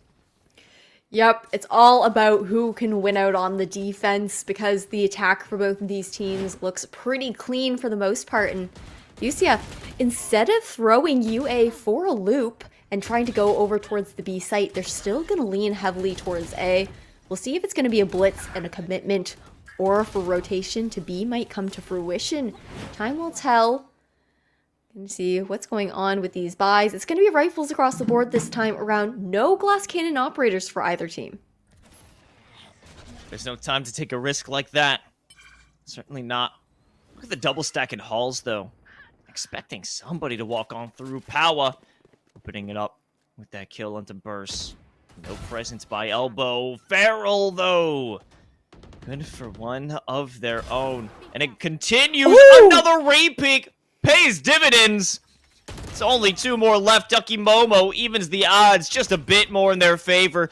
This peak doesn't work out for them. If Power can't secure a kill right here, right now, they're almost guaranteed to lose this and bring it to quintuple overtime. I don't know if Power knows that there's a crossfire coming out here. This is danger for the UCF players, but Ducky Momo walking through the cloud burst, not gonna check the corner. Feral with the third, and Power not able to get the refrag. It's Atrium closing out that round, and now it seems like the defense is looking better for UA. And that's back-to-back defense rounds being won here after the attack was so dominant for both teams. Yeah, I love that double peak from Feral. Having the confidence to take that initial fight, getting success, going in for another one, because certainly UCF wouldn't expect that because of how dangerous it's been previously.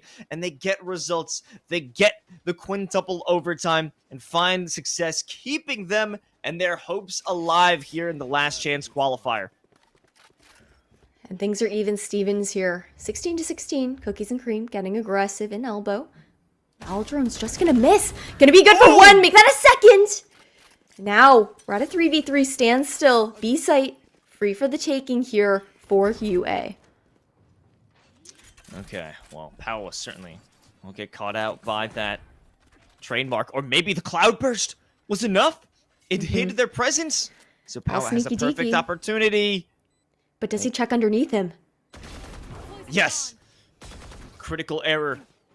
Not taken. Destroying that rendezvous removes escape potential, but there's no need to escape when you've got a friend like Burst landing those 2 shots, whittling it down. Ryujin all alone. Trailblazer doesn't stun them, but it does stall them. Still not a lot of time left to work with, but it doesn't matter as Burst is good for the third. And they're once again in the position to end things out. Match point here for UA. The potential to take it to the third map over on Split for this best of 3 series of the CECC LCQ. And UCF, they already have this 1 map lead. They're 1-0 at the moment, so it's their potential to take it to an 0 in this series, or we'll be seeing the third map come to fruition. But again, this is overtime, so every single round is a clean slate for both of these teams. No momentum can really be gained here. And as I say that, Power, good for the first pickup. Great opener. However, the follow-up isn't exactly what they were hoping for. Burst putting pressure, but it won't last for too long as it's alleviated and the spike is implemented.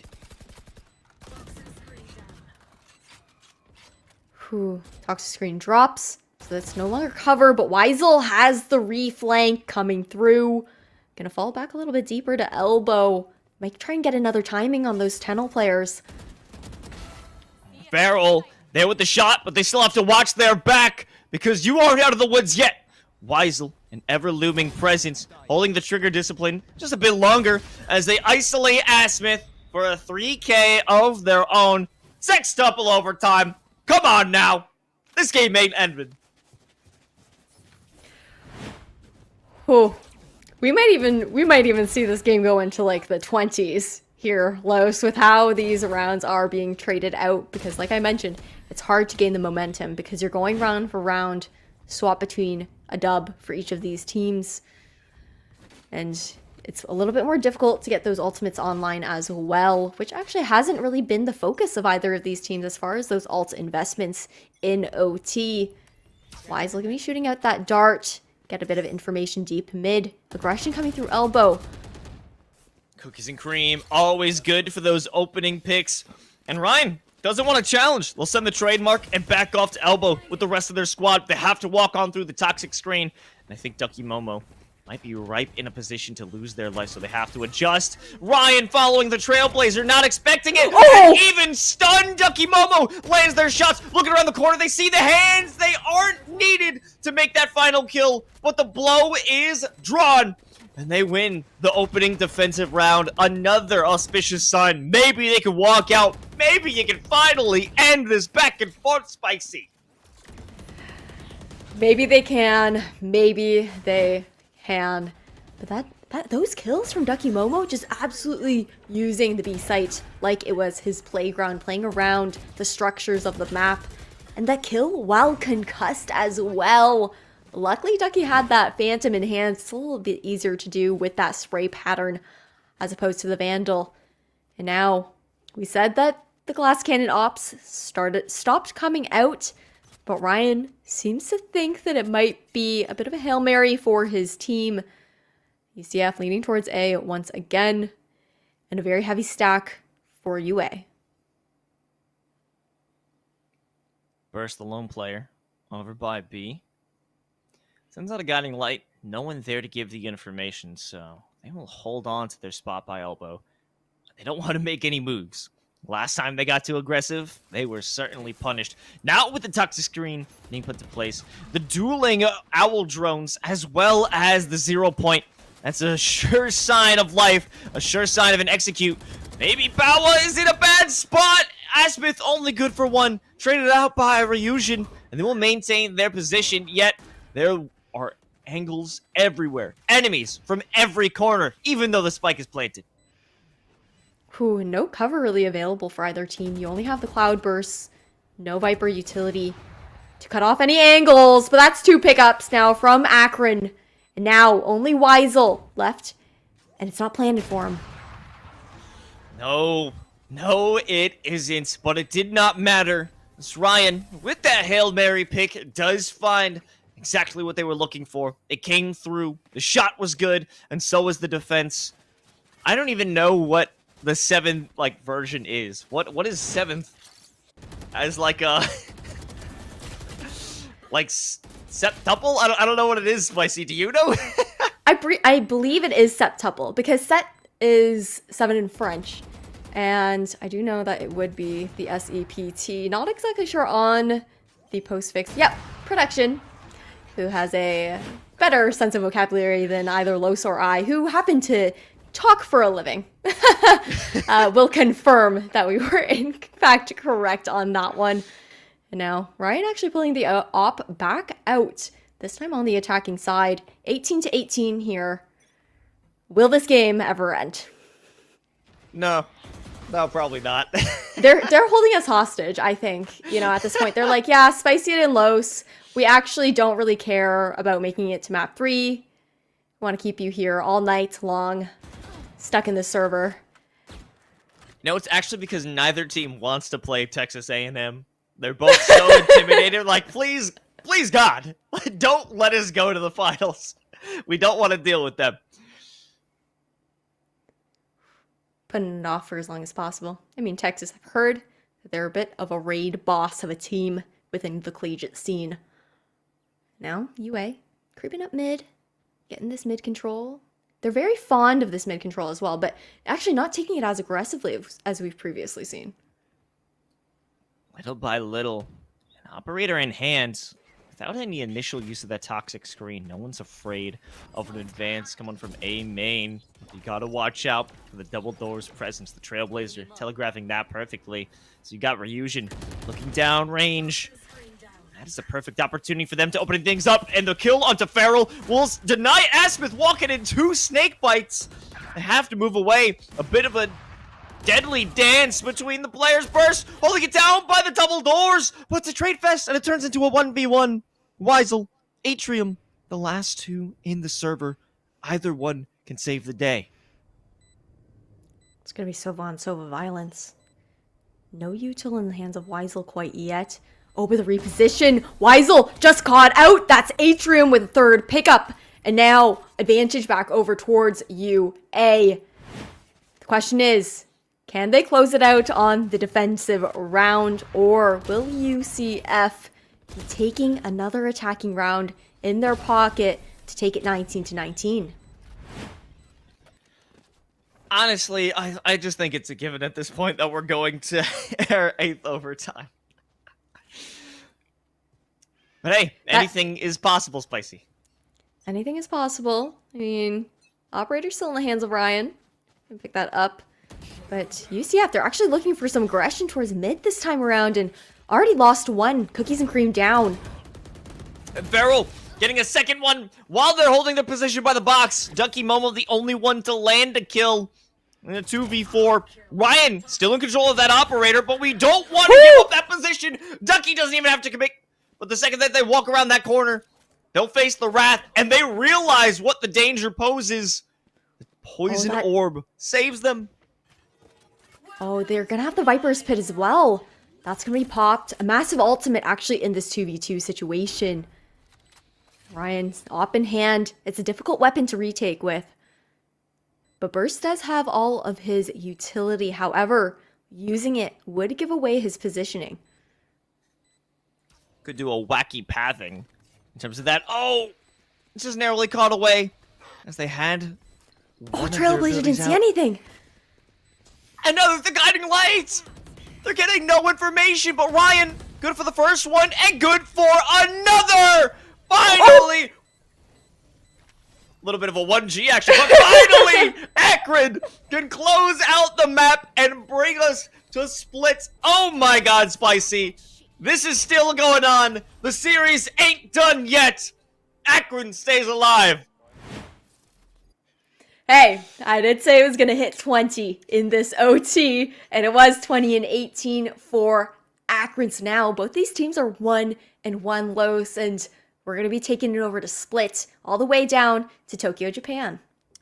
Oh my God, you talk about tenacity. You got to give it up for both of these teams with the stamina to keep this fight going. And it's just immense how you could continue this back and forth play. And I can't wait to see, well, is this going to continue? Are we going to be neck and neck for our final map? Well, there's only one way to find out, so stay tuned, folks. We'll be right back for map 3 of the CECC Last Chance Qualifier semifinals.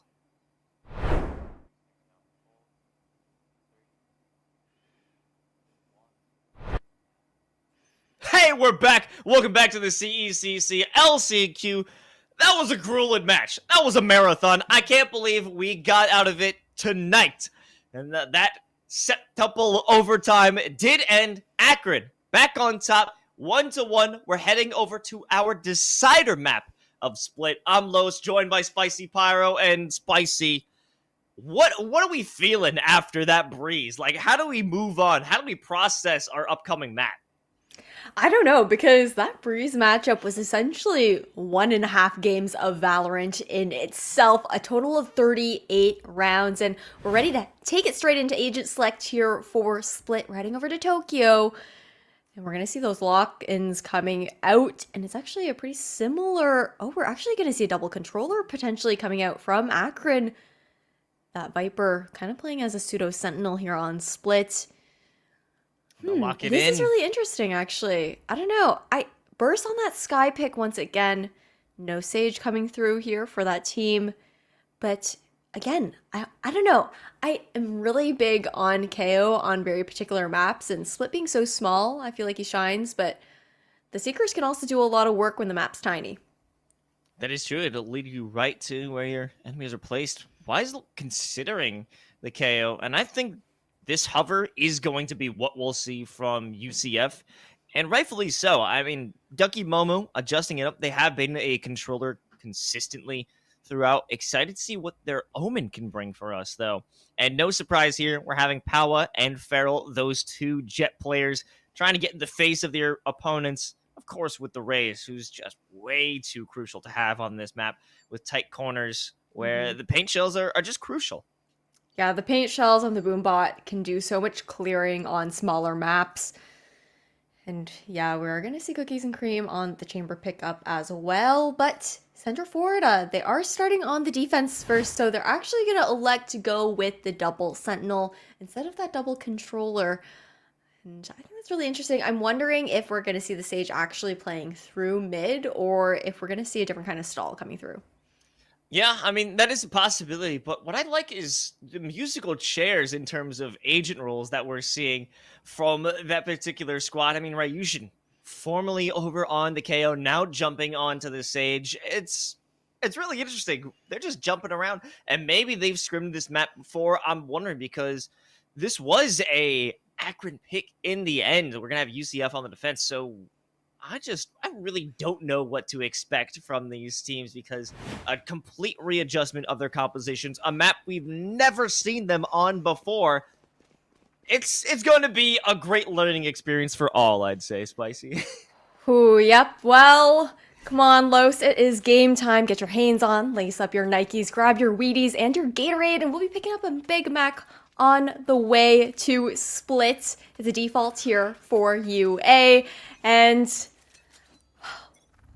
like you said, we don't really know what to expect here from Akron because they really favor those larger maps, Split being the complete opposite. Pharaoh getting caught out by that 0 point. Will be suppressed information given, but they definitely knew there was some presence of Akron already from that guiding light, giving them some space initially.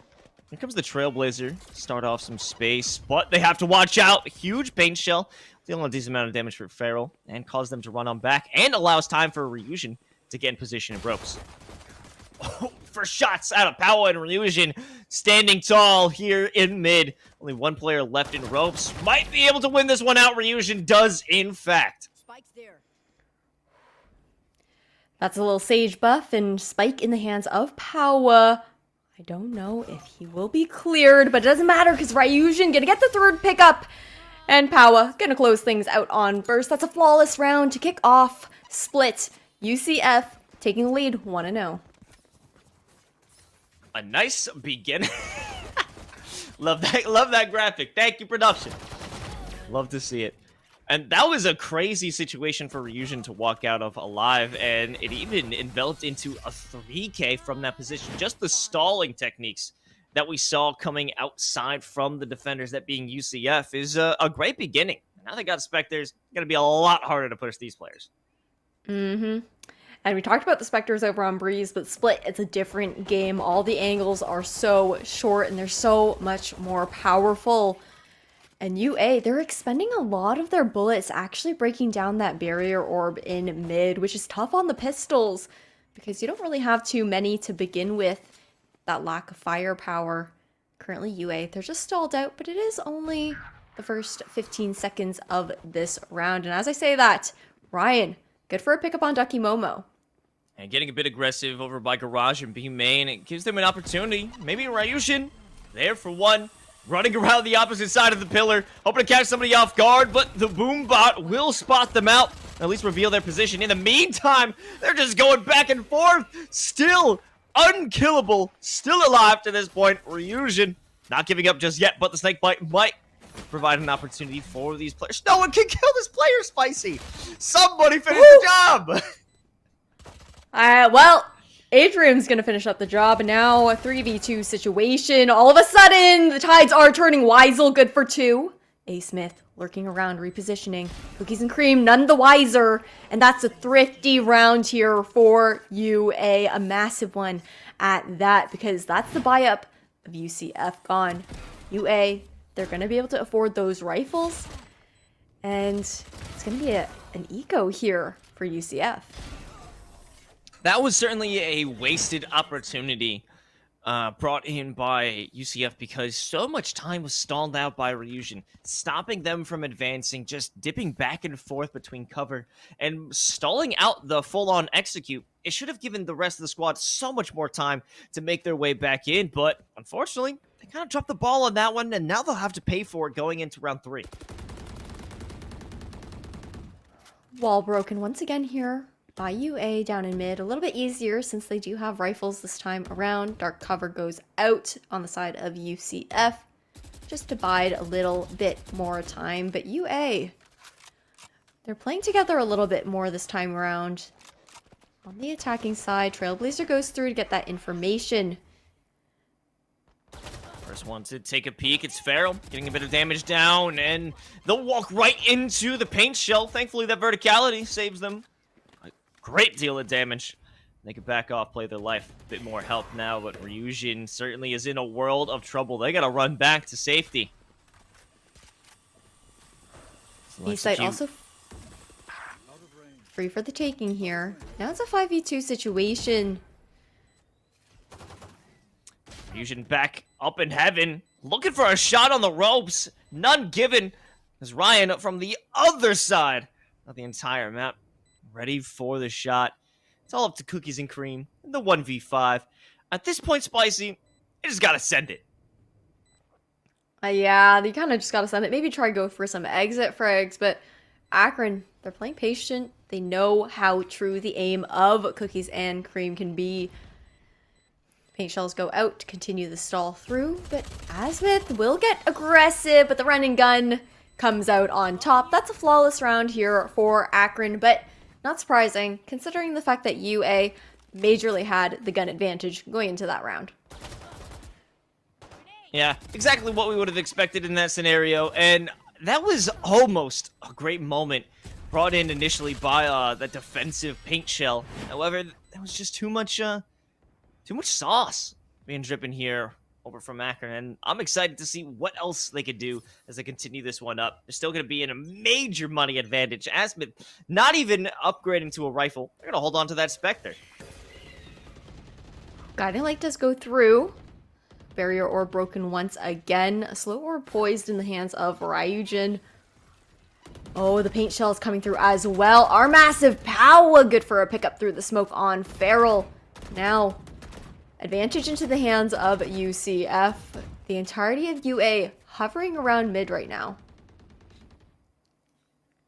Ducky Momo doesn't want to peek over onto A or onto B main because they've lost multiple times in that department. However, ropes being taken. Akron got a bit of freedom in what they want to do in those next steps. They have some presence being brought into A-Ram. They're going to smoke off mailroom. This might be able to buy them some time at the moment, but they need to move. That being Akron. Oh, in the perfect moment, Ryan gets the shot in the back of Cookies and Cream, and this is the perfect timing for them to make their way to A. Asmith still lurking up towards heaven as well. Gonna be able to spot out Powa, who's trying to flank around, but I don't know if Asmith expects Ryujin to follow up. That's the resurrection coming through already, and Ryujin shutting things down. It's a 3v2 just like that. That is critical, because the spike is still ticking down. Trademark destroyed, but you do have the information at least one person who's going to be making their way from A main. It comes down to who peeks it out first, and neither of these players, neither of them holding the spike want to do it. Atrium, for one, need to get the second, but they can't get it done. Ducky Momo in response, good for the shot, and they'll equalize it here on the post bonus round. 2-2. Los. Okay, we're 4 rounds in, right? Mm-hmm. I'm already a little nervous. We're already at a tie. We just had Breeze, a 38-round game, 13 rounds in OT. And now, I don't know. Gonna be on my toes for it. I don't want to jinx anything either, but I'm sweating already.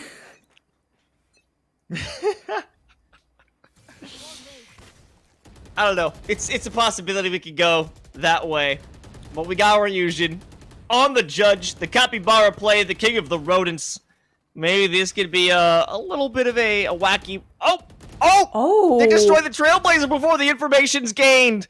They've done everything they possibly can to ensure that Ryujin is set up for success. They're good for one and only one as Feral denies the judge's onslaught. But that doesn't mean you're safe because Weisel's got one too. Now, a 3v3 Atrium with the From the Shadows will reposition back sight of A, but Cookies and Cream is there, but he can't close out that kill, and now the spike will be initiated, planted here on the A site. UA, they have the advantage. Time is on their side in the post plan. Dark Carver up in heaven, denying the vision. 2 players, Power looking for the shot over on ramp, and they get it done. Bringing out the showstopper, saying, "Come on and slam if you want to jam." But it's a Rosa ult. They can't make the shot. Going through the dark cover, the sprays hit nothing. But Asmith will make a connection through the smoke, and Akron brings it back in their favor. Now, push onto an eco here for UCF. We're going to see another judge coming through. Nice little replay of this mid-action. Thank you so much. Over to production for the nice clips. I still can't believe that Cookies and Cream ended up dying in that position after the From the Shadows. It looked so close. But that's advantage now. Back over towards UA. The eco for UCF. This could be 4-2. Entirely possible, but how about another tie? How does that sound, Spicy? Los, please. I mean, Great Cookies and start. Cream just got the opening pick. My guy. And now he's got the opportunity to bring that to a tour de force, which he will. But the issue is Atrium already up through mid. They have ropes control as well as mail. A full-on retreat. The 3v4. You have multiple players running in the back line of CET. So the question is, how is this retake going to commence? You do have that no command at the ready if they decide to do so, but Sight isn't fully taking control of. They haven't planted the spike just yet. No, Atrium will be initiating it, but it's also the eco round of UCF, right? They might not want to waste the ulti here. Oh, hiding in mail. Burst has that positioning once again. No one would dare think to check that. Certainly not Weisel. They're none the wiser. This double removal out from CT doesn't find any information and bursts here. Finding the shot. The last two go the way of UA. No ties to be found, Spicy. Not yet, at least. Not yet, at least. But there's a lot of rounds left in this matchup. And once again, this is the last game, the decider between UCF and UA within the semifinals of the CECC Last Chance Qualifier. These teams want to be the one to make it out of semis so they can meet up against Texas A&M in the Grands. Because whoever takes it home later tonight will secure that last spot at Atlanta. To kick off this next round, UA playing a very passive default. Oh yeah, so much information gained. They could walk right into ropes, but they didn't get that far. So there might be another player lurking on the other side. At least the possibility exists. Ryujin denying any chance of them walking up into mail with that barrier orb in play. So the question is it going to be a straight run through the ropes? It might be. There is a trademark to catch them out, though, slowing things down. Oh, a really nice fragment to come out, but it's not going to connect. Does stall out time, though, and Seekers will come through for the push.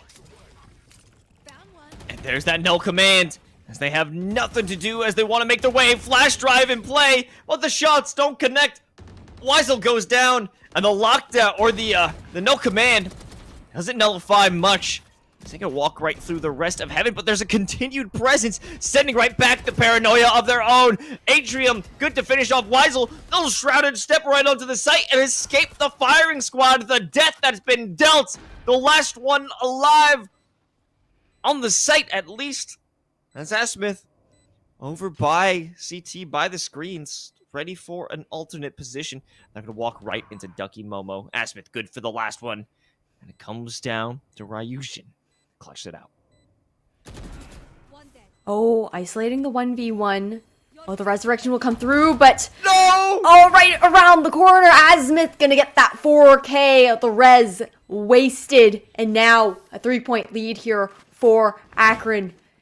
And we were worried. We were talking about it a little bit in the pre-show. We were going over to a smaller map. You know, Akron tends to shine a lot more on the larger maps where the defenders are split up.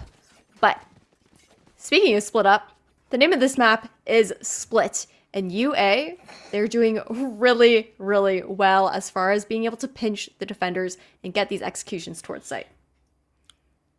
Also, we got to talk about, that was such a large investment out of UCF in that previous round. They had the null command. They had the resurrection. And both of them definitely weren't used to their best advantage. And I think it comes down to swinging before you bring your rifle out. Now, there was a possibility that it could have brought a great success, but Ryujin a bit too eager to get into the fight, too eager to finish off the round, and it cost them dearly as Asmith clutched it out, brought in the, I would have to say, the commissioner's clutch. Unfortunately, I didn't bring that up earlier. The graphic already went by. A bit sad, Spicy. Regardless, Akron is going absolutely crazy so far. And UCF, they need to step it up, especially considering Split. That's a little more defender-sided. It is defender-sided, and they have the 2 Sentinels at that. I like the adjustment, though, that we saw coming out from UCF. The barrier orb going to deny the B Heaven space. But at the same time, you know, they gave up ropes pretty easily. There was the trademark in there, but as I say, that power, good for 1. Ryan gonna get that refrag off, and yeah, I think the struggle is the fact that UCF, they tend to leave their backs exposed a little bit on this defense. The flanks have been really nice coming out from UA. Everyone hanging out behind this dark cover. Ducky Momo has enough time to bring out a second one, but they've got the judge. Judgment will be passed. Certainly cannot be denied. At least the space will be denied. I haven't experienced a judge on this end yet. Normally came from the mid. But the thing is, with the dark cover, the longer you wait, the more advantage is given to the user. No advantage to be found there for Ducky Momo. Straight to the head. They lose their life and lose control of A-Site because you don't want Weisel to run into the fight because they only have a sheriff. 3v4 on this retake. Fragment and paint shells will come through on the side of UCF, but nothing is going to connect quite yet. But again, this is this eco round here for UCF. They might even just want to try and pick off as many guns as possible instead of going for the full retake. Rightfully so. Ryan covering the flank, watching out. They may be able to hold on to their lives. So maybe nothing will be held in the hands of UCF. Showstopper committed. 6th round 1 here for University of Akron. They're certainly dominating Split right now, Spicy, and there's no signs of them stopping. That's for sure. That was really tough to see, actually. Back in that A main positioning, the shotgun just being a little bit too far from the edge. And now another split kind of default coming out from UA. They're going to be leaning towards both B and A main, leaving one, that being Burst, to get a bit more information, draw the attention of the mid players of UCF. And UA, they've done so much conditioning towards mid that UCF have now invested 3 bodies, 3 players towards that area of the map, leaving the sites only to be guarded by 1 each. I mean, a strong commitment put into mid, but it also offers the option for a quick rotation no matter which side is hit. And maybe Ducky Momo might be able to get some information, but really nothing is coming out of it. But the true skill, the true play is brought out from Cookies and Cream. Has generally struggled throughout this map. They've denied the entire B execution, but all the while, we've had a UA move on into A. Only 1 player sitting in the back line, Ducky Momo, there by the Team E, but they're good for 1 before they fall, stalling it out enough, denying even the spike plant for the moment. Power sends out that blast pack. They know exactly where Burst is. It only takes the rest of the crew to come and help, put the pressure on, and finish it off. 3-6 now. Another round on the board here for UCF. Still a 3-point lead for UA, but UCF, they're making those micro adjustments, playing a little bit farther back, ensuring that their backs are covered as a team as well. Like you said, the quick rotations from mid definitely helped out, and it allowed UCF to stall out that mid control that UA tends to grab as well. Now back to a default here for UA. A little bit of a scuffed buy coming up from UCF. Essentially a full buy, but a light shield or 2 across the board. And that same barrier orb to cover out mid is going to come through once again. But, I mean, I don't know how I feel about that. I like the adjustment that Ryujin did. Just cutting off B Heaven. maybe trying to fight more for that ropes control. Because when you just throw that wall out mid every single time, it usually gets shot down. I feel like it really lacks that value. I mean, especially in those rifle rounds where it can be destroyed so quickly. Yeah. The best it does is tell you, hey, somebody is mid. At least one person is mid, you know, depending on how many different guns you hear. But after that, you're expending all of your utility, and at that point, you just gotta fight and die for your life because you've got nothing else to offer once you expend all those orbs.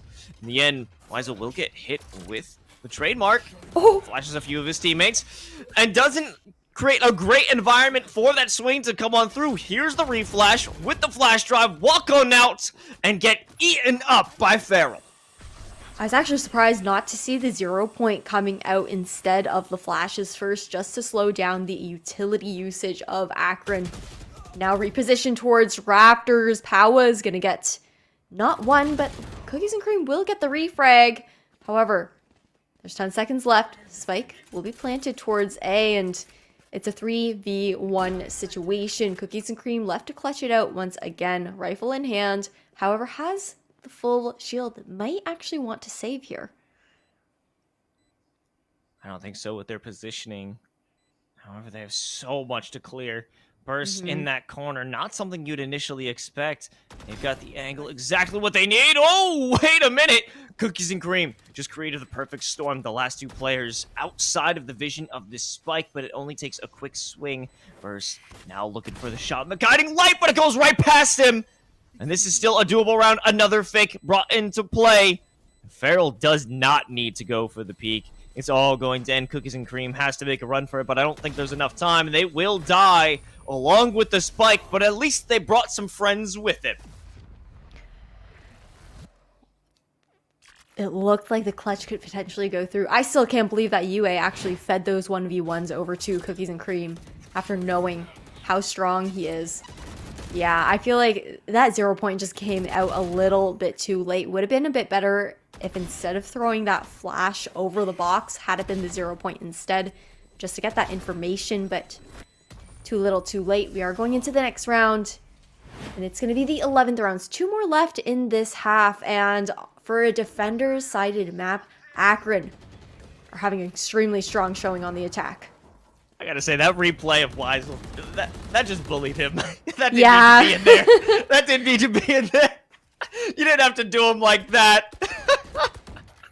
They said he got too many multi-kills on the other maps. It's time to take him out. Sometimes you gotta humble him.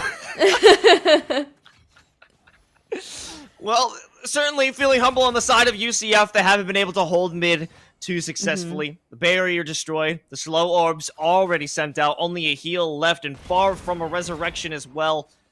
They've got nothing going on. Cookies and Cream there to provide a bit of relief using that tour de force. And that's a threat they will respect as the rest of UA move their way over to B main, but they'll get caught within the 0 point.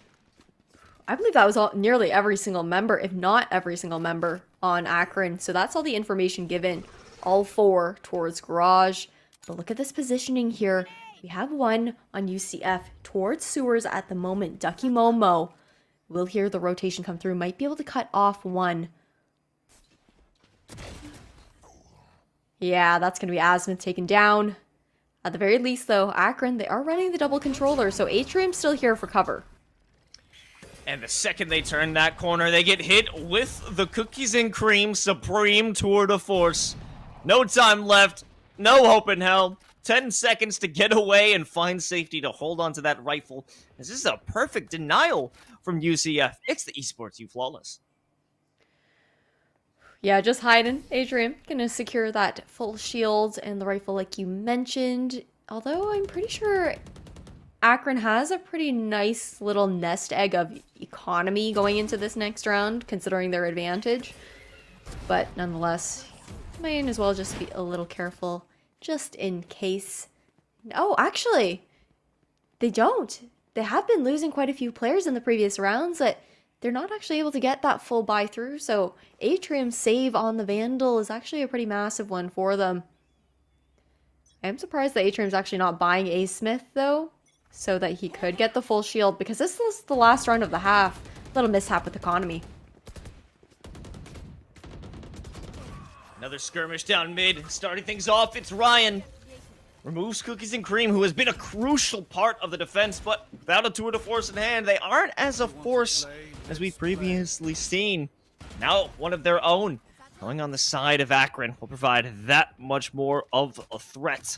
A deadly player indeed. Ryan will not actually have any vision at all of anybody, because they're on the other side of the map. The only defender is Ducky Momo, and they're sitting up at the top of ramp. Oh, Ducky Momo's in such a bad position right now, completely clinched by the players of Akron. We'll hear the guiding light. Expect some coming through ropes, avoiding the blast pack. We'll reposition. Oh, Paranoia could be huge for the delay. Now it's a 4v4. Oh, and that's the slam dunk! Absolutely with the showstopper. Pow is going to be shut down, though, right after. Now, 2v3. Unfortunately, that hasn't done everything they were hoping for. Wow, what a maximum range trademark right there. Got him. There's still a bit more pressure. They're being hit from every angle. The attention being dragged all over the place. And Ducky just can't keep up, especially the other two support their teammates hanging in the back of heaven, unable to reach those ankles. Spike will get planted the second that they reveal their position, that being Atrium. They're going to get lit up, and Ryujin seals the deal. However, 3 more shots left in the Tour de Force. It's still a 100% winnable map, and it will have to go down to Ryan, pulling off the ace, but you gotta look behind you, because Weisel is there to get you. Oh, that trademark was actually really nice just to snag that piece of info. And now, defenders, side of UCF, they've brought it up 5-7. Only 2 rounds separating these teams. If UCF can manage to take the pistol, they'll be able to likely take round 2 once we swap sides as well, taking it a 7-7. Otherwise, might be seeing Akron running with the momentum so far, but Los. We know the team compositions from both of these teams.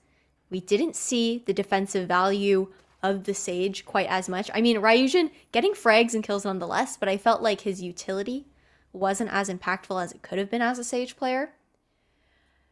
But the Pseudo Sentinel Viper has a lot more stall potential because her util is always there. It just, you can stagger it, bring it up and down. I have to completely agree. You know, there wasn't any presence out of Ryujin after the first 20 seconds of the round. All of the utility being destroyed or expended. And beyond that, what can they provide? It's more of just another body, another gun, and Ryujin's certainly a great shot. But in a game where utility is so important, you need a bit more to bring to the table. And Power, well, they're bringing a lot here in this initial fight. UCF have taken quite a bit of poke, though, and that's some more chamber-on-chamber violence. Ryan coming out on top this time around.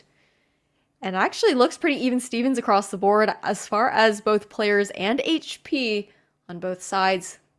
We're at a bit of a standstill. But look at this ropes control from Ducky Momo, and as I say that, Atrium with the flank, gonna take him out. Potential move. Asmith being blinded just a bit, but the snake bite is too deadly. The sting, undeniable. And now, this spike, also inaccessible. They can't get it. It's blocked off. Now that the snake bite has dissipated, they're still in a terribly disadvantageous position. Weisel, the first one to peek, loses their head within seconds. That's advantage going over towards Akron.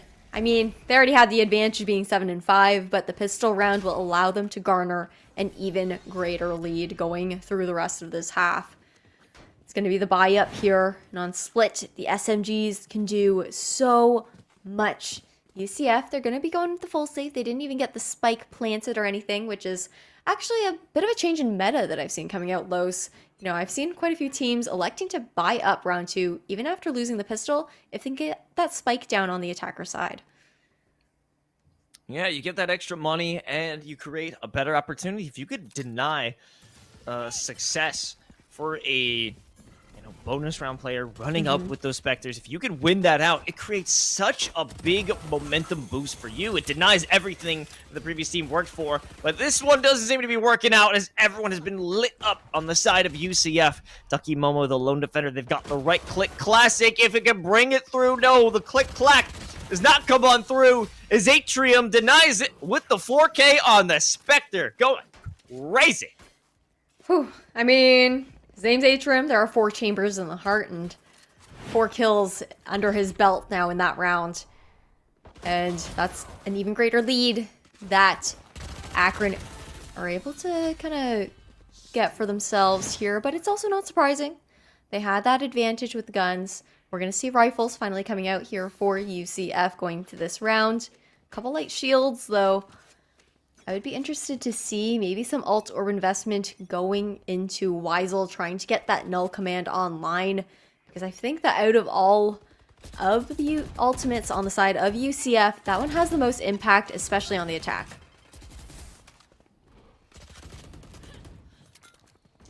Weisel shooting through that toxic screen. I mean, cookies and cream on the other side of the map. Getting work done as well. The issue is, like, how spread apart these players are and still having that efficacy. But Asmith slows him down. That's 2 gone. Ryan will be able to pick up a rifle if they could walk on through. But I'm certain that someone's going to be looking on up.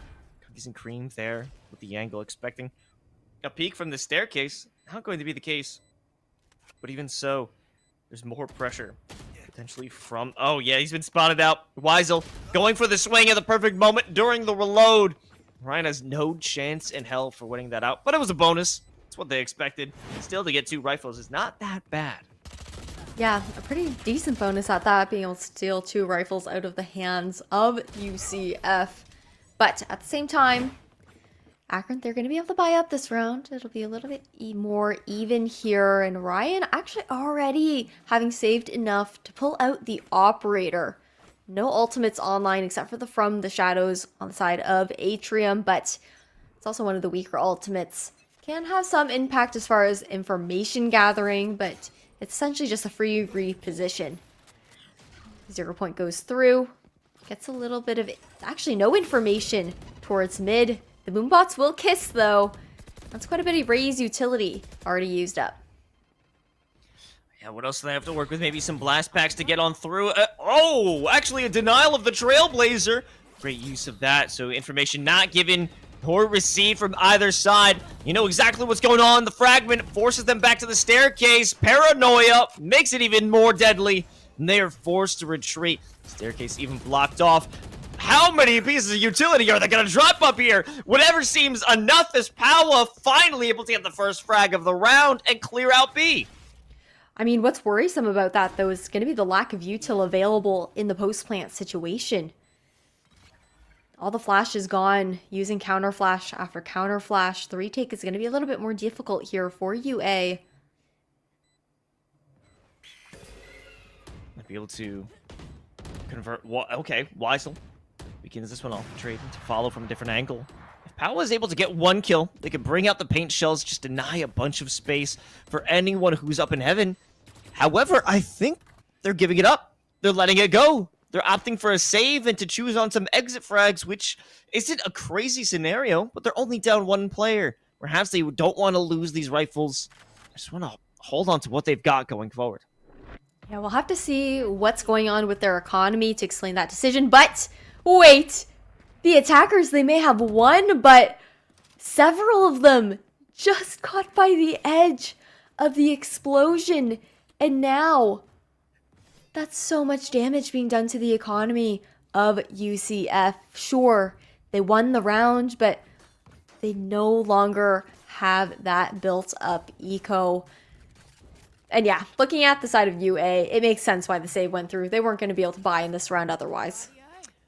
I guess that was a major miscalculation of how far that spike is. Yeah. So that's exactly how UA would have hoped that round ended. They would get some kills, remove some guns, but they didn't even need to do it. Their old buddy, the Spike, got the job done for them instead.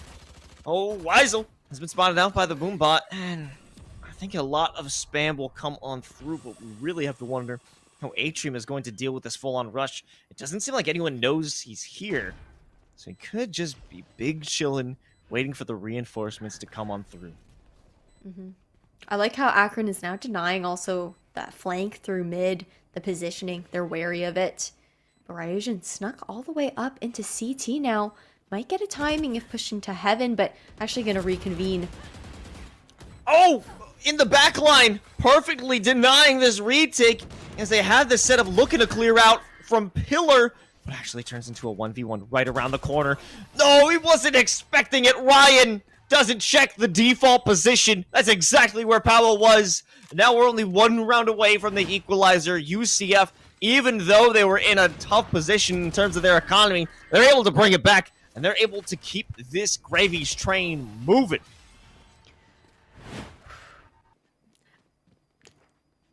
We talked about the fact that Split is a defender-sided map. So far, both of these teams are having a really great showing on the attack. We are going to see a half buy coming out here for UA. Can't really make too much of a comment on the utility of UA in this round because it is their save. They don't have as much to work with on this defense. But I like how UCF is playing this very slowly on the anti-eco, looking to get some information because sometimes you do see some teams aggressing out as a whole unit. Okay, there's a whole unit running on through, and their name is Ryujin, clearing out Mail. And Powa does the same on the site itself, but only running with a few sheriffs, so nothing that we wouldn't have expected so far. I feel like the only opportunity for UA at this point, try and get a kill, try and scrap together a rifle, and get the hell out of there. Atrium does have a sheriff in hand. There's Weisel lurking towards mid once again, but with all that heaven control, doesn't have to be pushed quite as far up. Weisel gonna get that last pickup, and things are looking dire for Atrium. That'll be Ducky Momo closing it out. That's a flawless round here for UCF. Everything's all tied up now, Los. 9-9, but we do have quite a few ultimates on the board here. Azimuth could deny a lot of space with this Viper's Pit, and UCF, they're leaning towards A. You can see Azimuth, the lone player on A site. I'd imagine that's what the plan is, but maybe it's more geared toward denying any heaven presence. If that's the case, I'd imagine they drop the Viper's Pit, and Ducky Momo will walk on through. Okay, nope, I'm totally wrong already. It's going to be Power with the showstopper, so I'm going to stop my opinion on what's going to happen this round. That's a lot of util actually being invested here by UCF. Null command comes through, denies any retake opportunity for the next little while on the side of UA. It's going to be a full 5v5 on this retake. The Viper's Pit could actually really come in handy as long as Azimuth can make it to sight.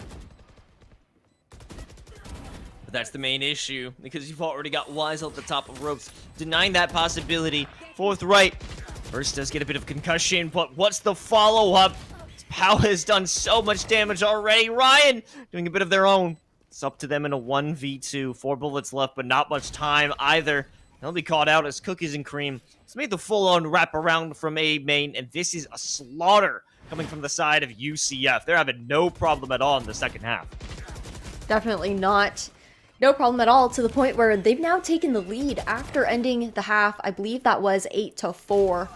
So they are on the up and up. They're looking to come back, and they don't want to be booted out of the CECC LCQ quite yet. They're here to duke it out until the end, because this is, again, the last map. Each of these teams are currently 1-1. This is a decider to see who's going to be facing up against Texas A&M in the grand finals.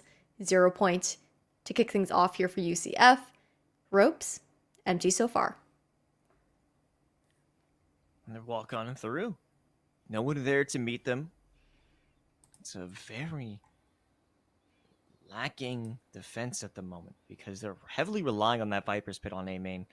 Atrium expecting people to walk on through. That's why they've taken this opposite angle by the ramp. However, the adjustments come through, and they'll open themselves wide up to what I'd imagine is going to start off with potentially a guiding light, unless it's going to be a dry walk on through. That is going to be incredibly dangerous if they opt to do that.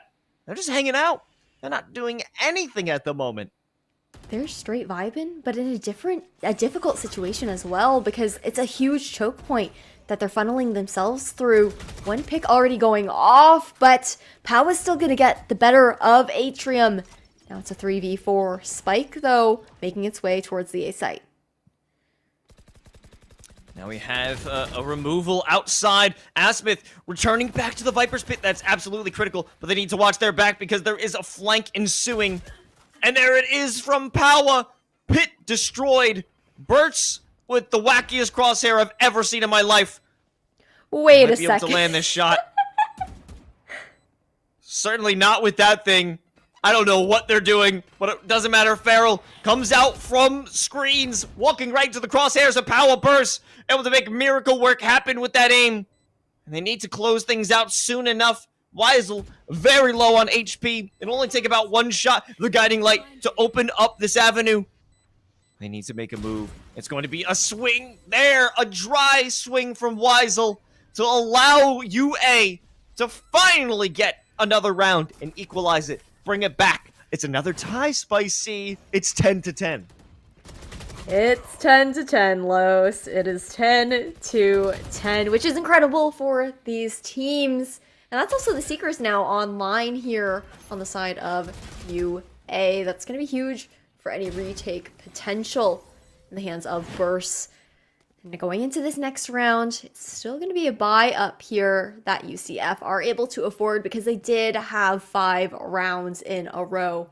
It would actually have been interesting to see if UCF would pull out maybe a timeout to see if they can cancel out the momentum that Akron's trying to build for themselves, but that's not going to come through.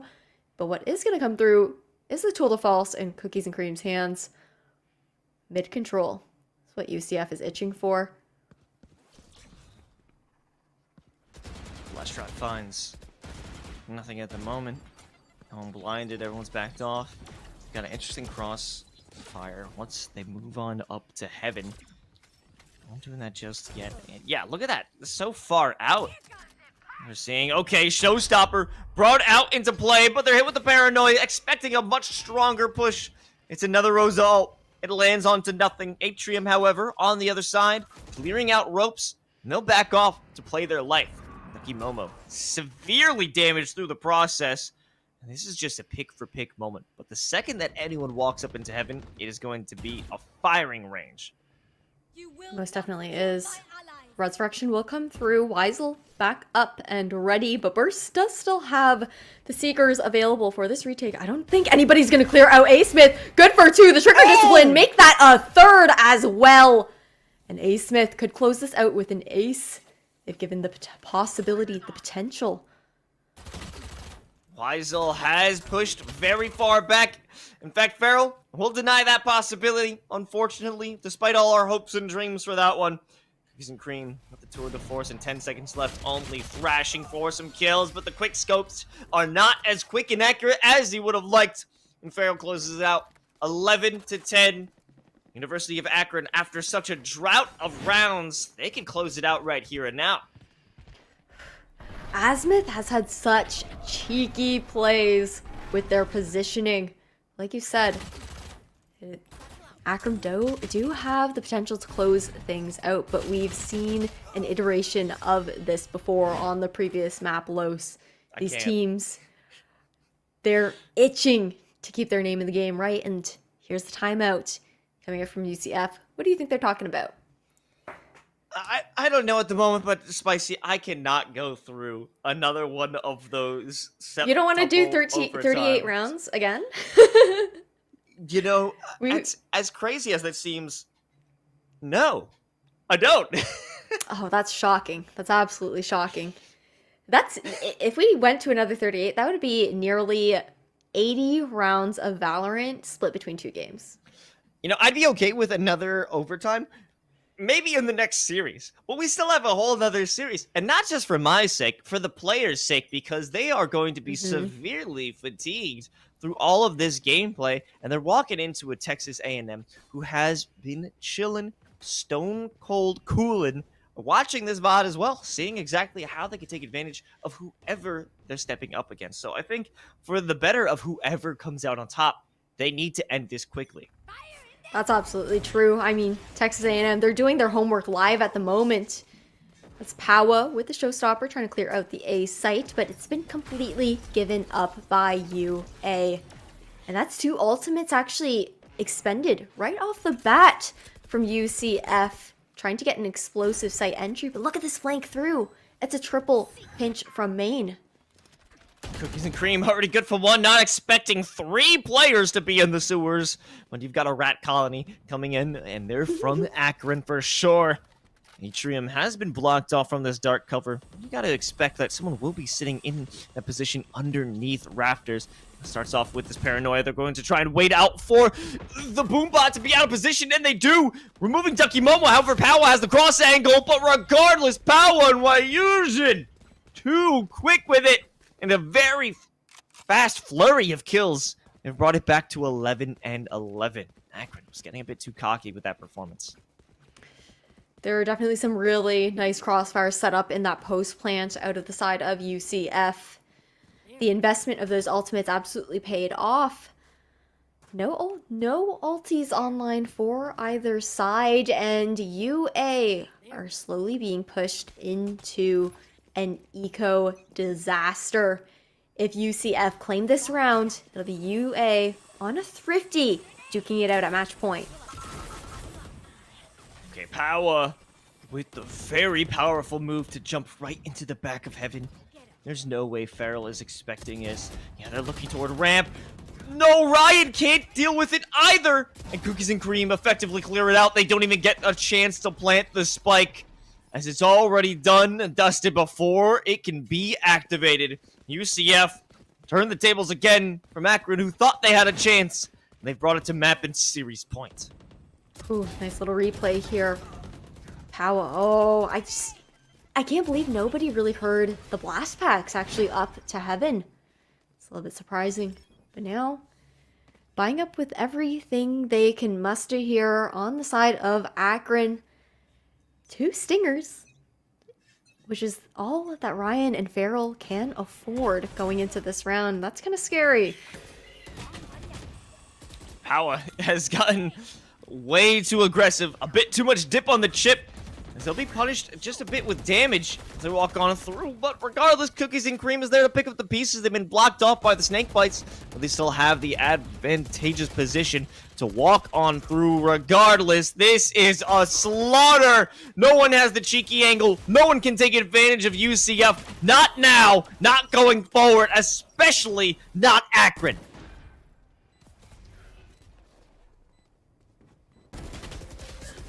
There it is. Asmith going for the final shot, hoping to be able to save their team in a 1v5. They could not get it done. And after all this time, after 79 rounds of VALORANT action here in the CECC LCQ, it's finally over. And UCF will be headed to the grand finals in Texas A&M. They're waiting for them. They are waiting for them. They were probably doing their live homework, watching the stream, trying to see what the playstyles were like, but whew, that was quite the matchup, and such dominant attacking halves coming out from both of these teams as well. Los, I don't know. I'm at a loss for words. I think what was interesting is seeing that UCF, they really adapted on the attack. They kind of realized that once they tried out that aggressive blitz onto the A site, that it was really free for the taking, and for the remainder of the half, just absolutely ran with it and took advantage. Yeah, in most cases, B was very excruciating to hit. You would take a lot of damage, and that's where they had the majority of a stack, that being Akron. The majority of those players were holding up in B heaven, and if you tried to walk on through, you would have to expend all of your resources to do so. But on the side of A, they usually left one, maybe a second player who usually had a quick, easy escape once the pressure was actually applied. So once they found out this secret sauce to beating UA, then, well, they kept on doing it, and they kept on winning, and that's why we're going to see them in the grand final. So we'll be able to pick apart the brains of the players from UCF right after this, so don't go anywhere. The CECC VALORANT action continues.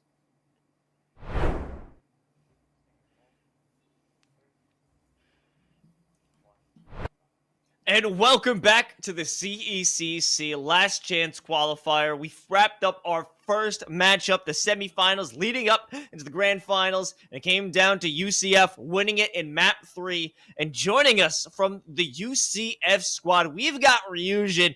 Ryujin, how are you feeling after that matchup? Wow, you're a VTuber. I didn't know. Hello. I'm feeling excited and also a little bit exhausted. Map 2 was exceedingly long, and I'm sure all of you are probably tired from that one too, so. Yeah, well, it can't be as tired as you. I mean, speaking of that second map on Breeze, I know that it ended up being a loss 18-20 versus Akron, but at the same time, we saw the adjustments going out throughout the game. The attacking side was a lot stronger for both of your teams. But I was curious, what were the comms like, and what do you think the most impactful adjustments were for your team to be able to at least secure some of those defenders rounds in OT? Definitely making adjustments towards hulls. We had that Viper run down, or their Viper run down, I think it was Azimuth, pretty much every round. So adjusting and placing an operator there really helped hold that a little bit better.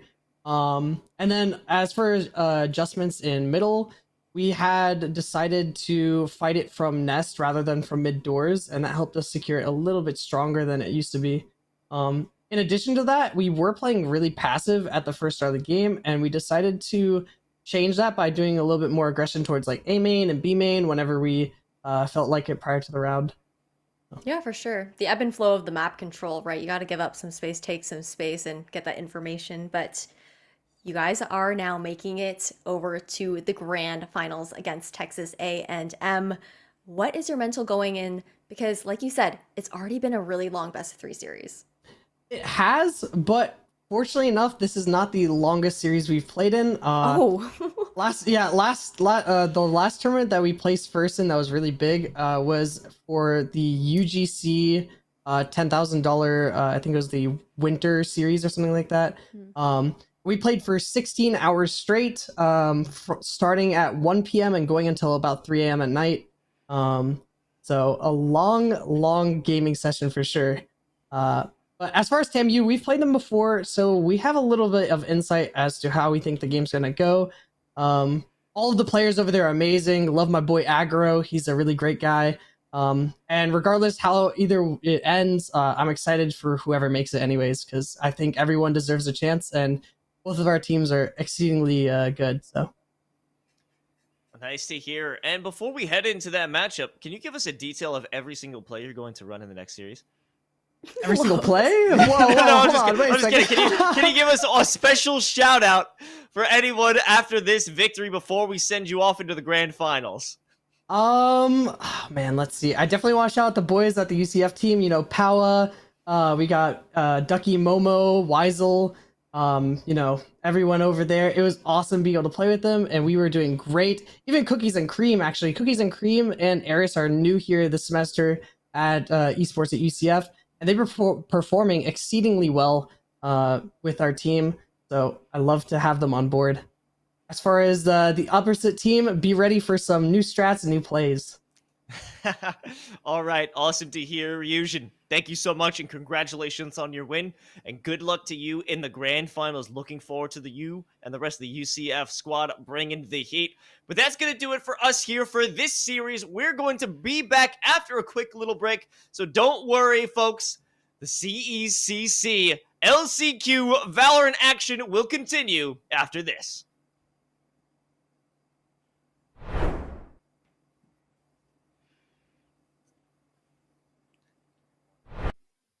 Hello, ladies and gentlemen, and for the first time ever, you guys actually get to see that live from Honolulu, Hawaii, here in the Esports U studio for the first time. I am bringing you guys the action. It's me. I'm the guy that's normally behind the scenes. Hi, I'm K-Tad, by the way, for those of you who don't know. Los is still here. The guy took some, he drank some coffee. He splashed some water on his face. Los, how are you feeling after what was a very long Series 1? That was incredibly long. It felt like 2 series wrapped up into one, K-Tad, and, I'm happy I got out alive from the other end, but we're here. I did have some coffee. I'm gonna have to chug it once we cut to agent selection, because we're in for a real doozy. It's Texas A&M going up against UCF, and you know, if anyone needs coffee, it's gonna be those guys who just went through a grueling like septuple OT over on Breeze. Well, you were on the outside of that looking in. What are your thoughts on that previous series? I mean, I gotta tell you, Lucy, I was standing over the shoulder of these guys as they were producing, and I am very amazed that they were even still standing, let alone ready to go back in and take on what is a doozy of an opponent, right? Texas A&M, TAMU, one of the teams people say would actually potentially be in the top 10 in the nation.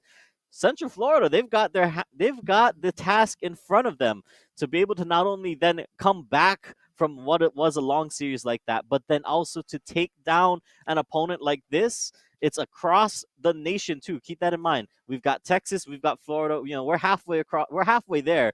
I'm really curious to see how these guys pull it together.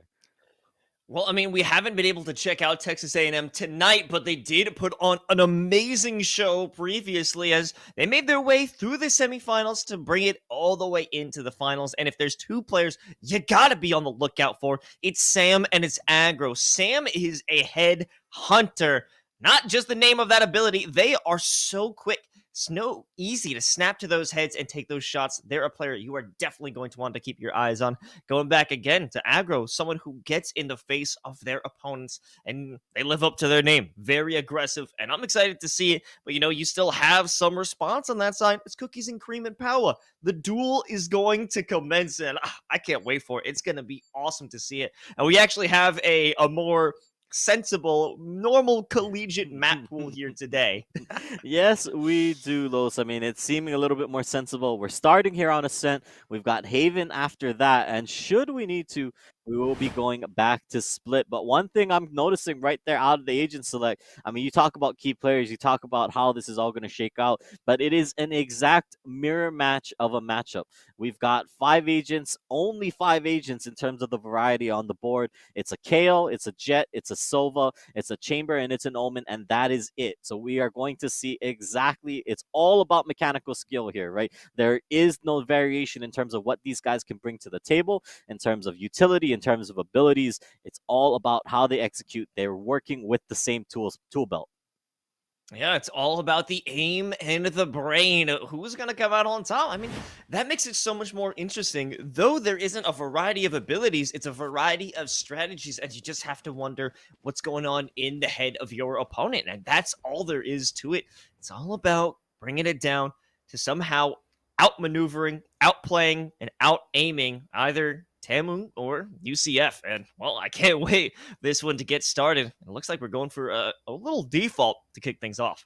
Yeah, right out the gate. I mean, I like it. The split up, we'll see where the utility goes, right? As you'd expect, mid control on Ascent, always a very primary and heavily focused thing, droning out. But let me look at this. The side of Central Florida, they're there, they're chilling, they're waiting to see what happens.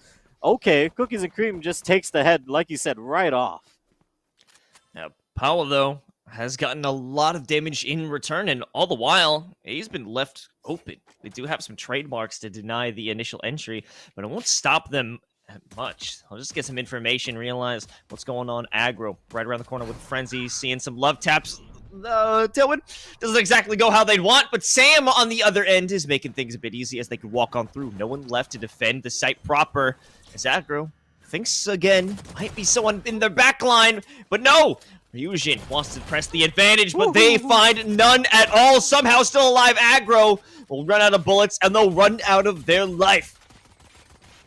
Runs out, now the door cleared. The rest of UCF looking like they want to go and execute the counter take rather. They're going right in. There it is, a close up quarters. Finds one, but it's another cover from Sam. Gets him in the side, and that's Noble to finish us out. 3 members alive. Pistol going over to TAMU. Oh, what a great post-plant scenario. They had just awesome shots, and it started off with key picks coming out from Sam to open up the site. Aggro did have a good positioning out in tree to provide a little bit of a distraction, and it made him take a ton of damage. That being Ducky Momo and Cookies and Cream, they were so weak by the time they even made it into the site. But to be honest, it didn't even matter because all those kills were easy headshots. Yeah, easy clap. When you've got the mechanical skill, when you're clicking heads, it makes the game a heck of a lot easier, though. One thing I want to point out, and I want to keep an eye on this as we move forward, Dam and his ability to use the smokes, right? I mean, the way the Omen smokes were, that bought us the time. But anyways, we don't have time. Execute comes right down onto B. They've already got a Vandal, actually, for the side. The force is heavy from the side of TAMU. They're on. They've got the plant down. What else is next as the rest of the defenders now just looking to get a straggler? Aggro back with the Vandal. They brought it out, going onto the staircase. Immediate spray transfer, expecting the swing and response. But they've put off such an aggressive play that no one would even dare walk into that Vandal spray. Sam cleans it up, though. They'll walk in again, still with multiple rifles. I think that was 2 Vandals brought into that previous one. Yeah, I mean, that's wild to me. I mean, I love the force. I love it. If you're going to come in, right, come in hot, come in heavy, and really establish and cement that round 2. Even if a couple people die, yes, you still will have the economy. Yes, you'll still have the guns, but you should be able to clean up the round easy peasy. That's what they do. Now, in the bonus territory, though, Noble is without a weapon, so he's looking to pick something up. Opening frags are going to be key here for the side of TAMU. And with this heavy rush in, let's see what happens. Oh, that's not how they were looking for it. Well, we've got a new weapon here for Noble. If they are so lucky to grab it without walking in unscathed, then that'll be the case. So they do have to walk out away from those shock darts, but the re-peek is punished even further. Cookies and Cream won't be taken advantage of. Not here, not now. Yeah, it opts to just hold steady, waits for the smoke to dissipate, and I think the side of TAMU not expecting them to re-peek, not expecting anybody to be watching for it, thinking that they'd rotate out. They sent their Omen away. They sent him to the other site. And while this is all happening, maybe if he can get an opening, but all right, never mind. They say, forget about it. Let's just come right on back, holds down the garage. As it stands, everyone's spread out for now. Dam still just waiting for his opportunity, still just hanging around the side. Does not find the opening, though, from Eugen to shut it down. And that means B, the only option here for TAMU left. If anyone's going to open it up, it would be Sam. First spray doesn't make a connection, but the second, the follow-up is good. And at this point, at this rate, if they clear it out by themselves, they're well on track for the ace. No longer Tayo there for the trade, and they've turned it into a 1v1. With 15 seconds left, they do get the plant in play and turn this into a 1v1. The pressure now onto Ryujin, who has very little health, but it doesn't matter when Tayo isn't looking at you. Yeah, Ryujin finds the opening, the timing on that, so clutch there. But, I mean, overall, what a crazy round of just peek, re-peek, and then try again. You know, TAMU goes in 1, 2, 3 different times onto the B site until finally it works. Finally, they find something to make it stick. Sam almost wipes it out. If he chooses to reload instead of switching to the Headhunter, maybe he's got a better shot. Maybe he's got a better option on that. But overall, well done from the side of Central Florida to hold the line in a critical bonus round. Yes, they're broke. Yes, they lose a lot of guns, but that round on the board could be very crucial for them moving forward. And they still have some tools at their disposal, but, you know, it is going to be a judge player in their midst, so that's nothing too crazy. They can get a little wild, though, on this play. I mean, it is Powa, who's already lost their life, getting too aggressive in the dark cover. Aggro dashes over onto site, and they won't be challenged. No one left to decide their fate, and they will fully take site unless someone from heaven, that being Ducky Momo, had something to say about it, but they were silenced before it was even possible. Sam wants to get a bit aggressive and take their place in heaven. Weisel decides that won't be the case, but now they have that set up. 2-on-4 for the retake. Once this dark cover goes down, you know it will be a death for Cookies and Cream. Yeah, he was not expecting that one. As soon as that smoke cleared, it was done and dusted. Weisel, I'm wondering what he's doing sticking around here. 1 versus 4, he's getting pinched on all sides. Not even going to be able to save, as sure enough, there it is, the flank, the kill. Aggro picks up that one. Well done for the side of TAMU. On a round, though, that UCF expected to lose, right? Economy was not with them. They wanted to half-force it a little bit, maybe get something cheeky done with the judge. When that falls through, I think that means sight is open. And after that, TAMU off to a great start. 3 rounds on the board, expected 4th here. And let's take a look at it again, because there was some nice picks. There was some nice headshots here. Let's take a look at it again. Oh, Weisel was in a great position, but to have that happen, already so much was lost in that initial take. That even if you're able to secure that kill before they could jump onto heaven, it's almost too late. It almost doesn't even matter. But now it's another aggressive play, heading over to B, trying to shoot through the smoke with the tour de force. They won't find any shots. Aggro getting aggressive, walk right in and remove the head of Cookies and Cream. No longer a forceful presence in the back line, and just add on even more. Pile on the frags coming out of this player, because they are not done. Here's another one from the sky. It's Aggro for 3 and TAMU for 4. Yeah, I mean, we were talking about it. Expected force, the tour de force from Cookies and Cream. That was the linchpin, right? Once he drops, once he's smoked off, it does not give Central Florida any other routes, I should say, to hold on to the site. The rest of them just hoping for a headshot, hoping for something with the Sheriff. Overall, nothing too crazy. Now, though, this the round to keep your eyes on. Guns in hand, economy at its breaking point, right? This money bag is about to pop. If they're not able to get this one, it would be disaster. And this continued B-Force keeps happening. TAMU already got the pick, and they're just looking to charge right in. Weisel, Noble.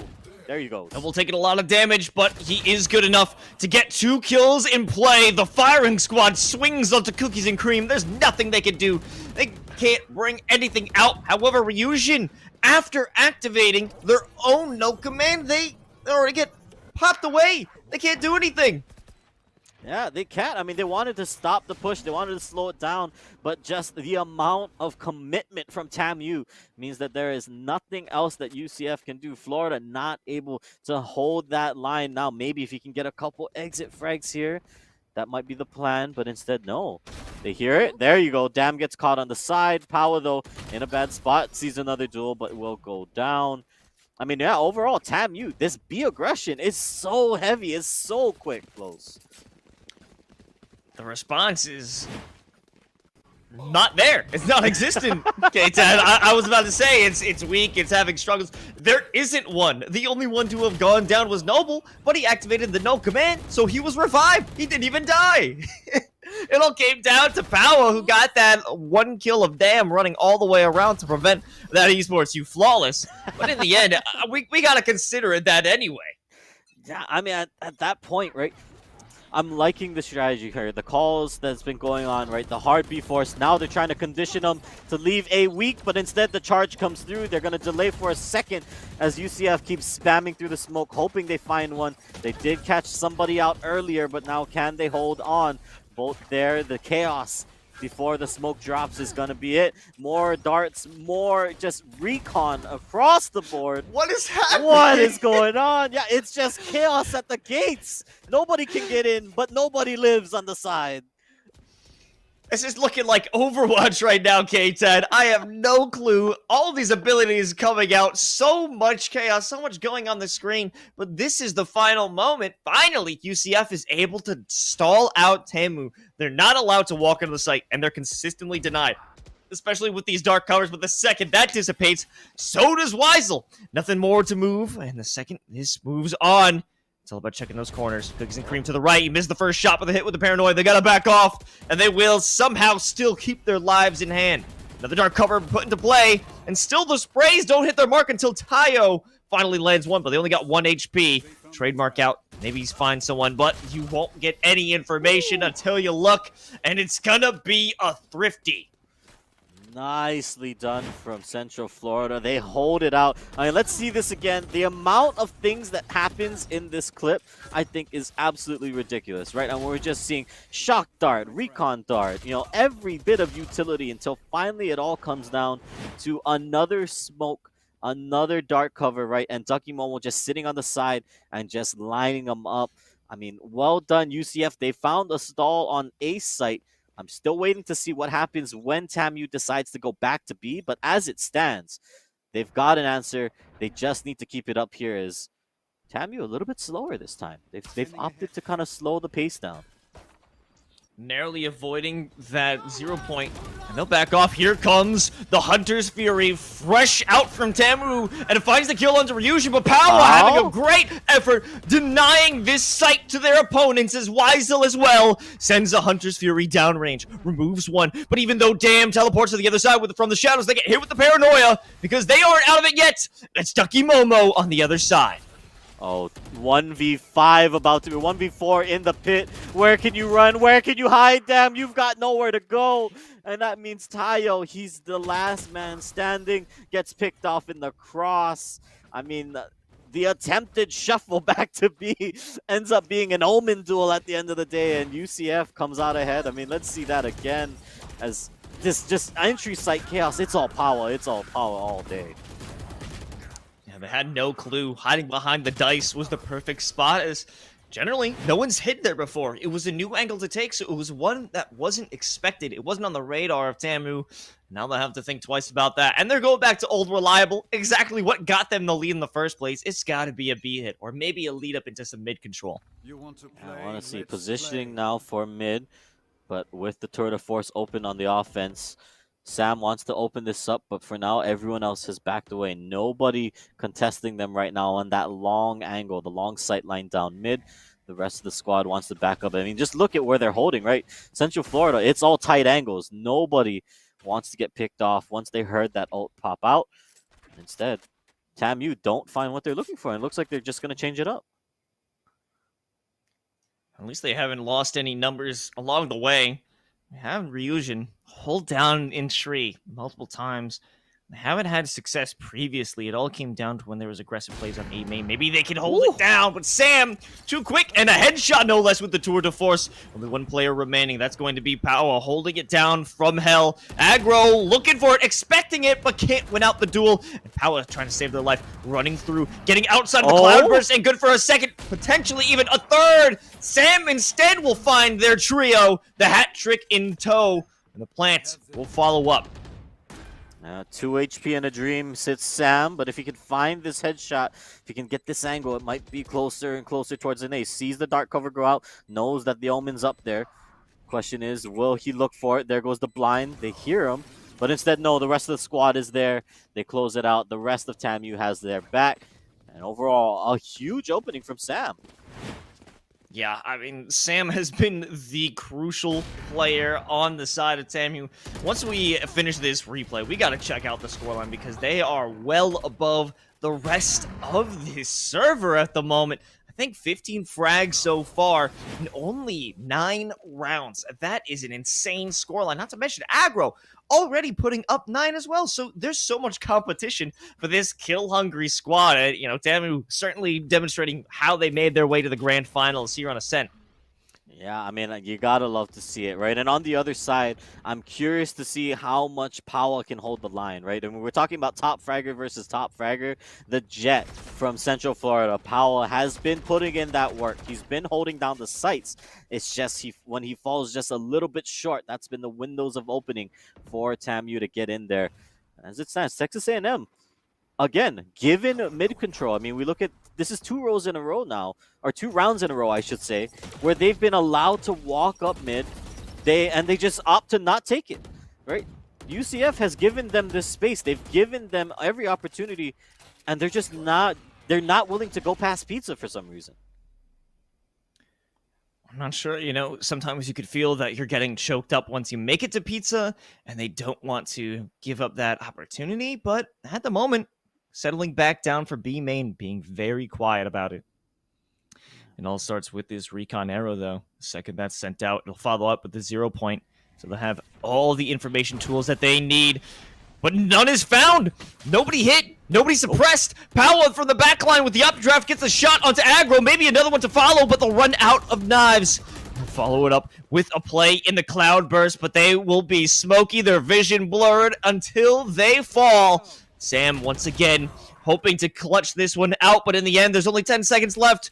Damn, we'll be able to get the plant, but can they win this one out? It's a 1v2. Looking to the left immediately, you will see Cookies and Cream, but they're the cream of the crop.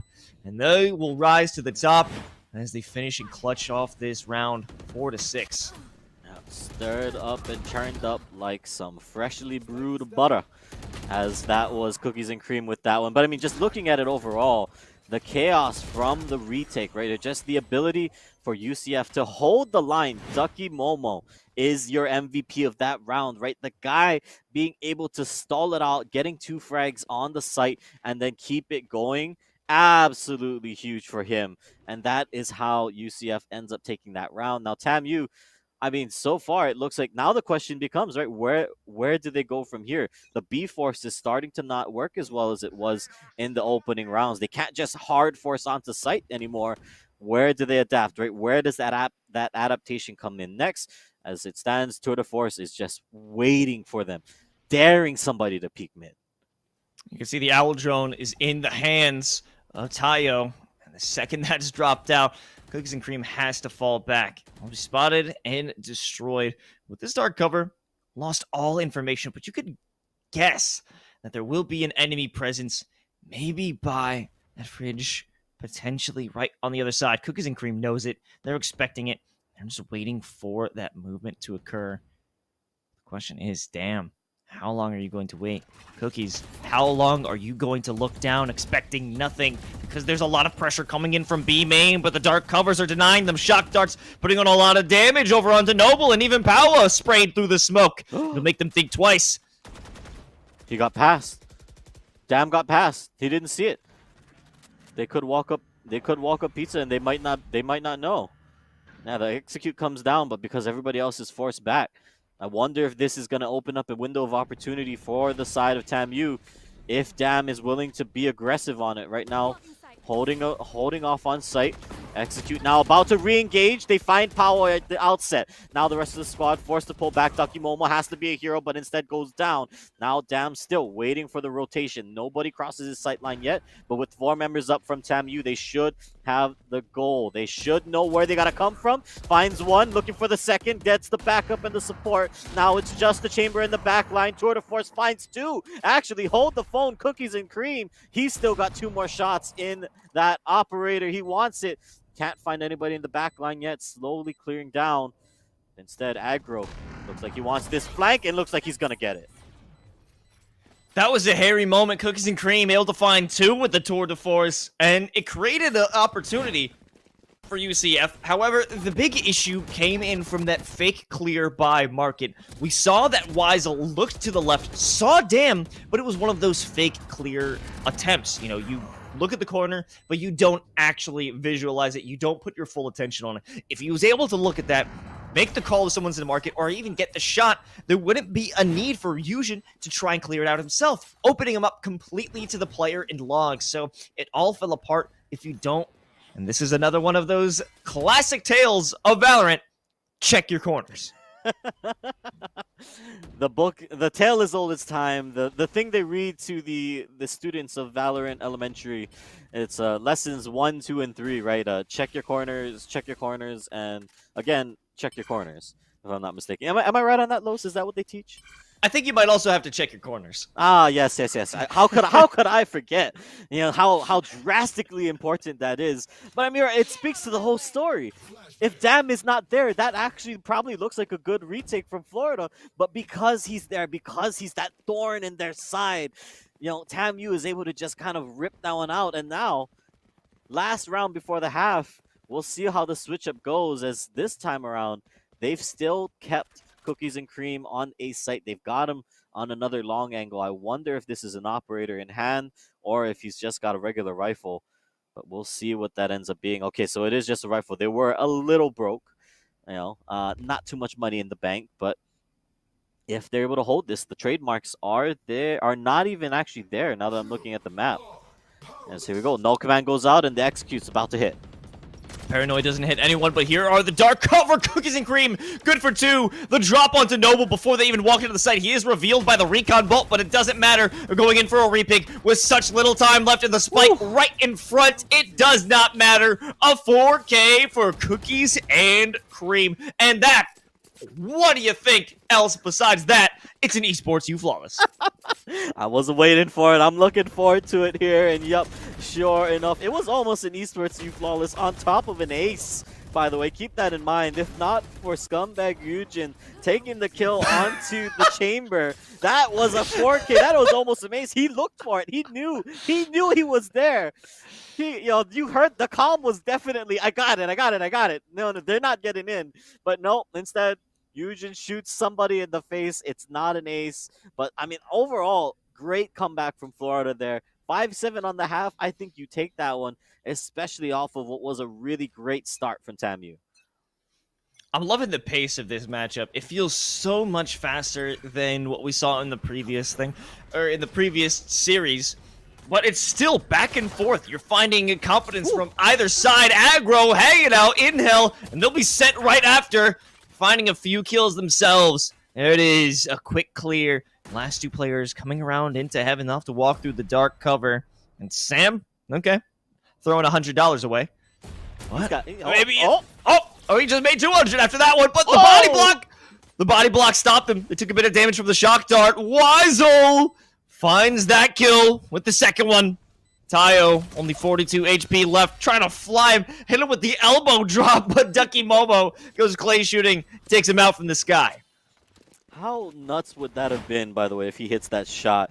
Jumping in midair and then swinging 90 degrees left and swinging back to the guy's head. I don't know what you even call that. It's not like a 360 no-scope or anything, but that would have looked kind of crazy. As I'm looking at those headshots from Sam. And then right here, Tayo sees him, jumps him back, and then, oh, okay, there we go. And dies, of course, in the end. But, I mean, imagine if he hits that. What do we even do from there, right? How do we lose our minds? I think we end the stream, like, because nothing will be better than that. I mean, what? Yeah, so great start, though, from Florida. And now with the force, it does mean that they get to dash in, but finds an Omen with the shorty. Powell drops to 18 health, but now he just gets to keep on a fragging as he sprays people down through the smokes with this Spectre. Not going to find too much more else, but overall, Florida now gets onto site. And now just gets to hold it. The bonus should be in their hands here. I'm imagining we'll see some greedy plays. I think that both of these teams are greedy. They're kill hungry. They'll put their bodies on the line even if it's to the detriment of their squad because they want to get those frags. Not to say it's a bad thing because, you know, these are very elite players within the collegiate scene. But, you know, it might cost you in the end. Yeah, it might. Well, you saw it earlier, right? The headhunter just getting used, but actually, hold on. Okay, Sam does go down, but they might have stalled just long enough for Ducky to fall. He has to burn a TP out to keep his life. But yeah, as it stands, I do agree with you. We're seeing a lot of just quick, I mean, to the point earlier about the pace of the game. When these guys are, you know, at the top of the collegiate level playing against each other, they've played against each other before. They know exactly what each other are up to. The pace just quickens that much faster, right? Once they know that's the play that's going on, they jump on it. They execute. They burn everything in the kitchen sink to try and make the play work. And honestly, you gotta love it, right, Lutz? You gotta love what we're seeing here, especially with what's on the line. Side note, Sam's got a 20 bomb already. Power! What is going on? This is an absolute clown fiesta, K10. Running on through, they had the judge. They got hit with the 0 point, denied their ability and their mobility. But now it's time to walk on through. The paranoia blocks him in the dark cover, but Ryujin picked up the judge, hoping to make judgment pass a new law, end the chaos that's going on within this server. But no order will be given. Cookies and Cream does get the plant, but they're all alone in 1v3. Aggro with the easy swing for the 3K. Denies the possibility that UCF can gain the lead and bring it to 8. Now they bring it that much closer the first time, or rather TAMU maintains their lead for a little bit. It was getting a little dicey there, but overall, I mean, this is just, yeah, like you're saying, Los, this is absolute madness. We would need the whole lobby to buy judges in order to have enough law and order in this game to kind of bring us back from the brink. Because as it stands, it's just chaos and chaos. The executes are so crazy and so fast. I mean, the rest of the squads, they want this win. They keep going at it. And the aim duels, too. I mean, the amount of cheese we're seeing, the amount of just, hey, I'm a peek you, even though I don't really think I should. It's driving me crazy here. I mean, look at it. I know there's 4 guys around the corner waiting for me, but screw it, we ball. Yeah, That's what we're about to exactly. see. Aggro, I think they're gonna do it. No, okay. They played it smart. They heard the note or the sound cue for the tour de force. They have to know that's what's waiting for them on the other side of that dark cover. They back off. An out of character play for both of these teams. For the first time, we might see a little restraint. The slow and calming senses of Valorant here, Los. You know, that's what round 16 has brought us. You know, we're just chilling, we're relaxing. We're just waiting for smokes to dissipate. Nobody's making a move just yet. You know, we're hanging out. Just a scenic tour of Ascent here. But in about, I'd say like another 20 seconds, that's going away, by the way. You know, goodbye. Goodbye, calm. And it's a big stack by A. There's 3 players, 2 hiding in garden. Oh, the dark cover. There should realize some information. No. And we'll have the angle power. Oh, they came in from Cat. They had no idea. Aggro and Noble expecting the push coming in from A main. No one was even looking back to Catwalk. They were completely defenseless and allowed the easy take of A site. Sam, along with Tile, another player in that retake scenario. It hasn't worked out before, and it certainly won't work out this time around, not in the 1v5. Yeah, doesn't work out and forces Tile to hopefully save this Vandal here. They know that they don't have the economy for this. They need to hold on to the gun. But overall, great entrance from UCF. When we talk about that hold, that quiet, that calm before the storm, that was Powell biding his time to get up Cat slowly but surely. With no one else checking any of those angles, it means that once the hit comes through, once the execute is onto site, UCF, they just get to clean it up. It's a straight mop up on the side, and now that's got to be something to worry about. It's something to wonder about, that UCF is willing to play slow like that. I mean, overall, let's take a look at this here, right? The second it goes through, it's just an immediate flash and a double kill right from Powell. And then from here, I mean, the rest of the story tells itself. They just have 4 men on site. Nobody else can get past. And now you might think about an adjustment, and this is exactly what it'll be. It's Sam moving back over to A. They haven't had this presence before. They're going to have it now. They'll be sussed out the second this 0 point makes its mark, and presence detected on either side. Aggro and Sam, they don't care.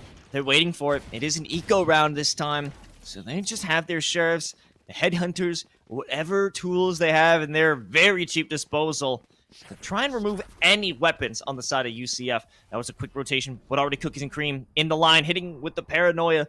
Gonna back off into logs. Anyone who walks by the switch will be sussed out. They already know. Plenty of players hanging out, but they gotta clear out market. A lot of damage coming out from Noble, but Power is too strong. And they ride on through into the site. And one more time, we've got Sam Dolphin here with the attempted retake in a 2v3, but they've got the tour de force. Yeah, that would be the big tool that allows them to go for this retake, but the rest of Florida are just sitting on site. They don't want to give up any long angles. They know that the tour de force is out. They've got 3 members in Boathouse. There's the jump peak. Yeah, that's nice. That gives them some time. And the rest of them still just willing to sit tight, waiting for the swing, but it could be disasters. No! There you go. Ducky Mobile finds the return. It's a no-scope. Are you serious? One more bullet he's trying to sound through the wall. Doesn't get anything, and he knows he's out of time. Just gets the kill, but that is done and dusted. Sam Dolphin, a valiant attempt, but will get taken. Oh, just barely not taken down in the end. They still lose the round. It was his own skill that actually led to the downfall of that round. He got the shot over onto Powell, the no-scope. Ill shot, by the way. And that slowed him down. Unfortunately, when you have those kills along with the tour de force, you create that slow field. Since they were at such close proximity, it created the slow field right in front of his face, not allowing him to escape, secure the final kill, and finish off the round. I mean, you gotta say, though, you take those. That shot, landing that shot, that's an ego check for sure, right? That's an ego booster for sure, right? You're like, yeah, I hit those. Whatever. We lose the round. Whatever. We'll get him on the next one, right? We got 3 maps. Yeah, we got some time. You know what I mean? It's what is it? They call it a heat check in basketball or something, right? When you just start hitting shots just to see, yeah, can I hit this? Yeah, I can hit this. And if you start hitting it, you start going for it more and more and more. Like, that's what I'm imagining we just saw out of there. You know what I mean? That's the feel from Cookies and Cream there. He's like, yeah, okay, I think I got this. Let me just run it back in a few rounds, and let me get another one of those, and we'll go right back at it as it stands. I mean, look at it here. UCF, they're playing slow again. They're not willing to kind of rush onto the site right now. And it's a good way of making TAMU sweat, because we've seen them do the opposite when they were on the attack. They would always run on in, rush B, rush A, whatever we're playing, we're going to go as hard as we can, as fast as we can to take that site. Not the strategy anymore. However, a bit of aggression. Power, they're blocked off right at the edge of this cloud burst, but they're still able to walk on through. Sam, in return, though, destroys the 2 players walking out from tree, leaving all alone on their lonesome. Cookies and Cream, they can't win it out, and it's another round, blow for blow, bar for bar. UCF and TAMU are hitting each other, and they're going very equal throughout this first map. Yeah, I mean, I gotta love that positioning from Sam there. Hides in the corner. I don't think anybody's played that since in this half. Nobody has sat on that side of the corner. Nobody's been hiding that rat angle. And just with the way he sets it up, the dash in, the execute from Cat means that nobody is in theory looking at that angle. I mean, that would be the job from the guy in main to swing and check left. And instead, nobody sees it. He gets the kills. He gets the execute. And now it evens up the score. B site, we have to see, can the Sova hold? That's the question right now. Sees it, but gets picked off by Cookies and Cream. So that means that Tile not able to do it. They're not able to slow this push down. The rest of the squad jumps out. Nice pop flash. They're going to try to re-execute now. More kills come across. Power gets that one, but the rest of the squad forced back. The Jet finds everything, and it's UCF cleaning that one up. Very nice round coming out from UCF. A perfect response because they had such difficulty making an entrance onto A site, and a good return. But look at the scoreline, okay? It is every other round is going the way of either UCF or TAMU. You know, you get 2 rounds in a row, a nice little couplet coming in for Central Florida. But in the end, this is such an evenly matched team. I'm so excited about it. And also, if we're looking at it, who made this pick? It's TAMU that picked Ascent. And this time, UCF is pressing the advantage. Yeah, the first time all game, I believe, we've seen UCF in the lead, by the way. Keep that in mind. They have not been able to pull ahead until just now. So momentum starting to shift. Right, we see it here. Some ult economy on the side of TAMU. But other than that, not much more they can do. So slowly but surely. By the way, I love this chamber stare off we've got going on B right now. I don't know if the observers want to look at it. Oh, I see this. Oh, there we go. Never mind. All right, Sam proves that he's the better chamber. All right. All right, back to the rest of the action we go. Yeah, back to the studio. Anyway, so on A, we got Noble setting up the fragment. They are hit with the 0 point, and actually a fragment of their own. Doing a bit of damage, but walking on through, it will be the attacking squad. And I don't know if Noble even realizes that they walk into another dark cover. Their vision is 0, and the door's closed on them as well. Hold on a second. Tayo bringing out the Hunter's Fury. I think we might have some aggression here. Power pushes it to the limit, and they are in full control of the site. Sam Dolphin, however, in the backline on the flank on A main. Who's expecting this? There's no trademarks to spot him out. No information that he's here, but the whiff, it doesn't give him anything. He misses the shot. A perfect opportunity thrown away. Unfortunately, TAMU will still have to create a much bigger gap to jump over. That's 2 more rounds in favor of UCF. Yeah, well done. Now they've got a good positioning on it. They should have economy advantage too, as we look at this next round. But the thing I want to point out off of that one, Los, I don't think I've ever seen it before in this specific way, but that's the first time I've seen the door actually, like, realistically at the very last second block off somebody from making a big play. In that round, Noble was ready to swing. He was ready to go in. I don't have time to say anything as here comes the execute. What? Aggro just stops Power dead in his tracks, and actually the defense, the thrifty might be happening, but Ducky says, no, I'm shutting this down right here. Or is he? Maybe Noble! What was that? Oh my god! It's the CECC thrifty! It's gotta be! What a play! Noble holding it down by the switch, hitting him with the double sheriff bop! But it also came down to Power, who wanted to dash on in. They got body blocked, shoulder checked by Aggro to stop him from walking in. Ducky Momo had a moment of grace as they were able to find two, but in the end, the defense was just, I wouldn't say it was even a great defense. It was just a wacky round, K-Tad. Noble, you know, I said it, I was trying to make this point, right, that Noble got blocked off by the door and it shuts down his ability to make a play. Instead, he just says, screw it, I'm going to make the play anyways. And I almost want to say single-handedly takes that one with the ability to hold the line there at the door. Yes, Power gets a kill early, the first pick in this round. But I'm still trying to comprehend what happened last time, because now TAMU has a realistic chance to take us either to the victory or to overtime, depending on how this goes. They've got money again. They got guns last round. They didn't need to buy this round with how healthy they were. Even a loss here means they should have enough guns going into round 23. And now we'll see where it comes. As From the Shadows gets burned, they don't end up doing anything. They're just poking around. But look, finally somebody's up mid. It's Cookies and Cream. Wait, they don't see each other. Thankfully. They're back to back.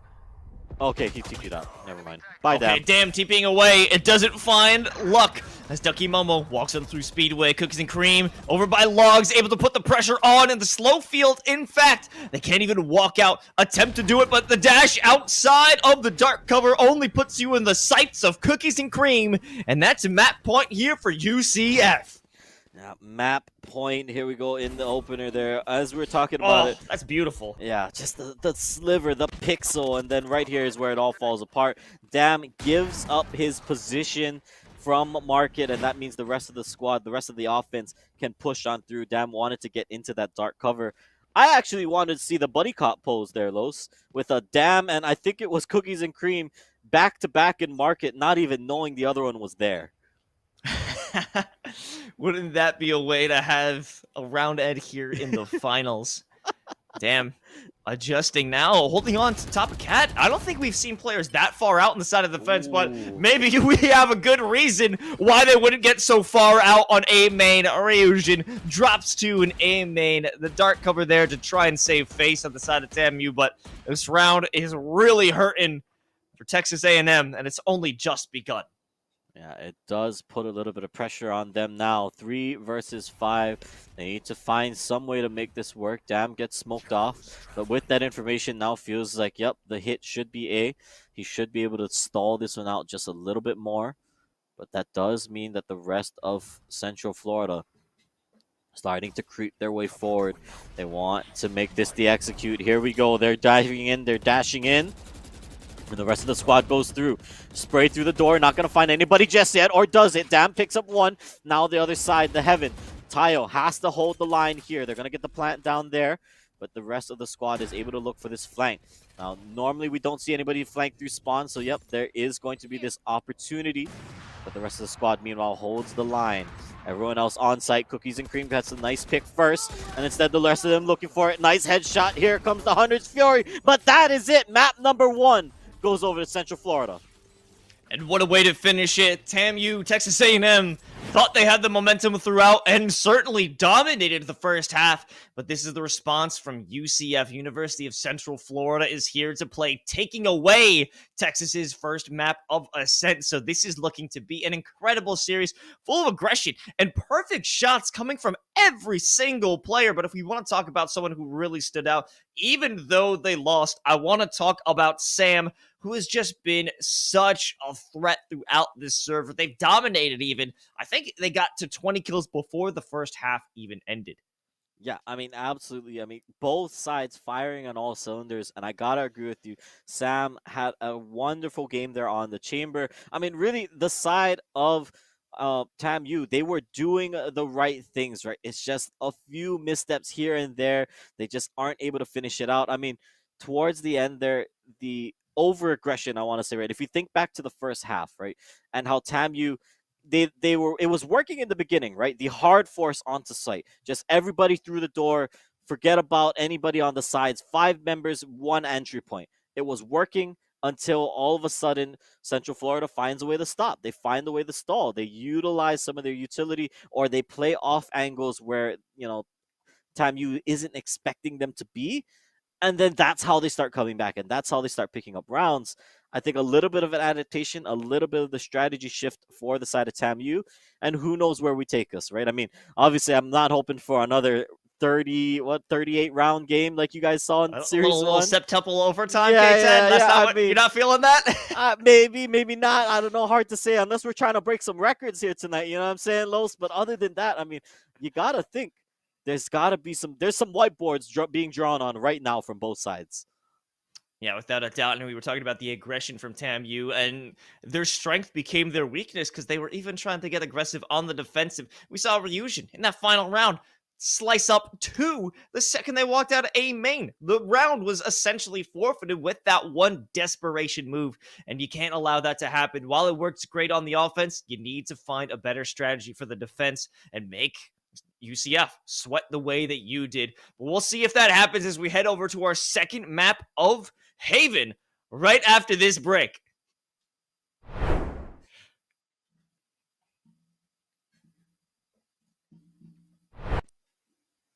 And welcome back to the CECC Last Chance Qualifier. It's the grand finals. Whoever wins this matchup is headed over to Atlanta, and they'll get to meet and potentially smell Paulie Hype. He's got great cologne. We all know that. And what a treat it will be to compete in Atlanta, May 7th at 8 at the Gateway Center Arena with some of the best players in collegiate scene in Valorant here in North America. We finished our first map off. It was UCF that took it 13-10. And now we're headed over to Haven, which is actually the map picked by UCF. So they're going to have advantage here on their home turf. I'm Los, joined by K10. I ruined it. The Paulie Hype mention. I blew it. No, that is the real prize, Los. I don't know what to tell you. Competing against some of the best collegiate teams across the nation, that's second place compared to meeting and, more importantly, smelling Paulie Hype. Yep. That is how we're opening the show in the second round, ladies and gents. But yes, there is a Valorant game to be had, by the way, believe it or not. And we are going to Haven. There is so much on the line for these guys. And actually, Los, I wanted to say this last series. I didn't get a chance to, but just so you know, and just so the audience knows, actually, UCF, this is their main team.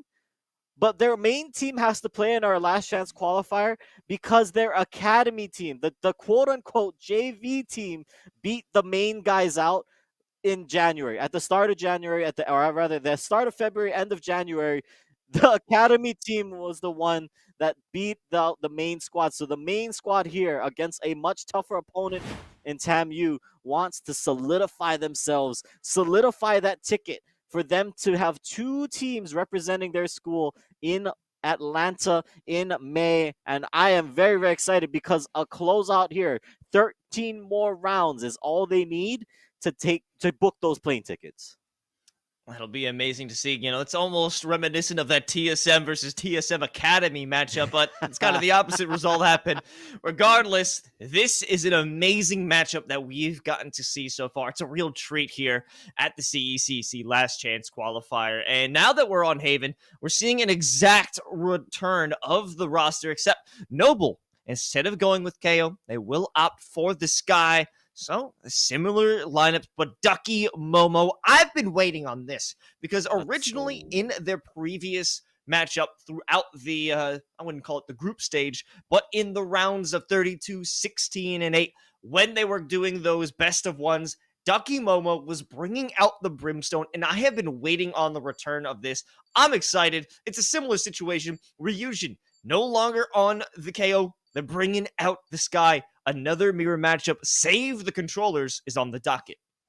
Yeah, and with that, the one difference being Omen versus Brimstone. Now, I mean, I like the idea of the Brimstone here because I think it speaks to how we are seeing this matchup play out. It is hot. It is hot and heavy executes, right? It is just drop everybody and go in, right? Drop everything you've got and we're going. So, right, when you've got a controller like Brimstone, that is the call, right? That is how you're going to play it out. You're dropping 3 Sky Smokes at once, and you're just going in. Omen, on the other hand, is much slower. It's much more controlled for how he puts his smokes down.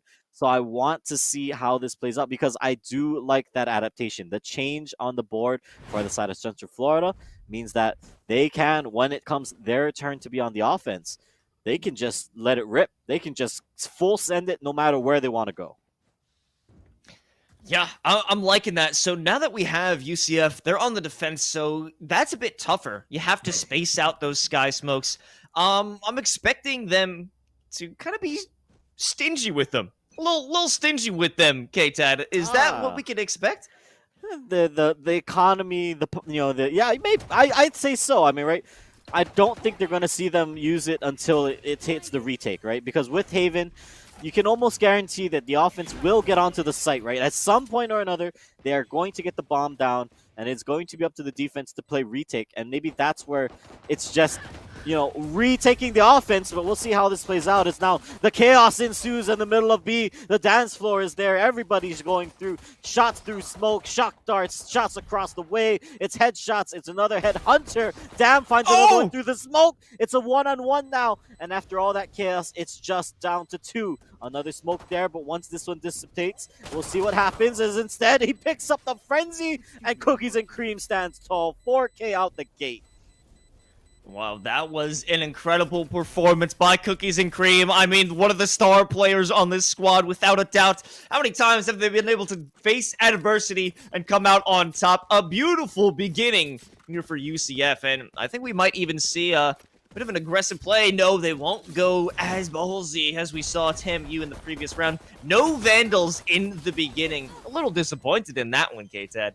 Yeah, I mean, I thought that signaled confidence, right? When we saw them pull out 2 Vandals last time, that to me was like, yeah, these guys are coming here to win. They're coming, it's all or nothing. And now, this time out, they're going to play it a little safer. They're still going to buy up, but they are going to buy a little bit more cautiously this time around. But again, I mean, if the call is that we're just going to keep seeing this run back of a B plant into more madness, I mean, who knows what happens here, right? The Spectres are going to spray. They did it again. I don't know. You tell me, Los, what's going on? We got Pow in the back line. The shot initially misses his connection. However, Wiseau there to pick up the pieces and make up for the missed shots in the end. They win it out. The defusel's in play. Look at all those Spectres. It's like a gun show. Pick your favorite. Skins galore. Another win for UCF, but guns gone and the spike engaged. So not a terrible finish there for TAMU. Yeah, not. Well, look at that though. What? Yeah. The run and what some people would say the movement gap, right? You just absolutely break them at the knees, As honestly, I'm a little flabbergasted there. I think though that's just TAMU saying, let's just run B for the heck of it, right? Let's just run it, see what happens, and then if we end up somehow winning the round, great. If not, oh well. At least it was fun. As now here we go out the gate though. Hunter's Fury gets burned. And that means Wiseau will stop this A push cold, as instead Ryujin on the flank in the middle. They do find the kill, but there's another op shot down. Cookies and Cream, did he shoot that through the wall? Hold on. He did. Right? Madman. Madman. I don't know how else you would get that angle. Right? There's no way. Because I know that's wall bangable from that spot. But that means he blind fired through the door to find that kill. Production, I'm gonna need you to just replay. I don't care what's on screen. I'm gonna need you to replay whatever just happened when that kill went down. Okay? Okay. Thanks. You're their boss, so they have to do it. Yeah. Yeah. I mean. Anyways, execution. Headed over toward A. Send out the dark covers to Heaven and CT. Paranoia doesn't get a mark.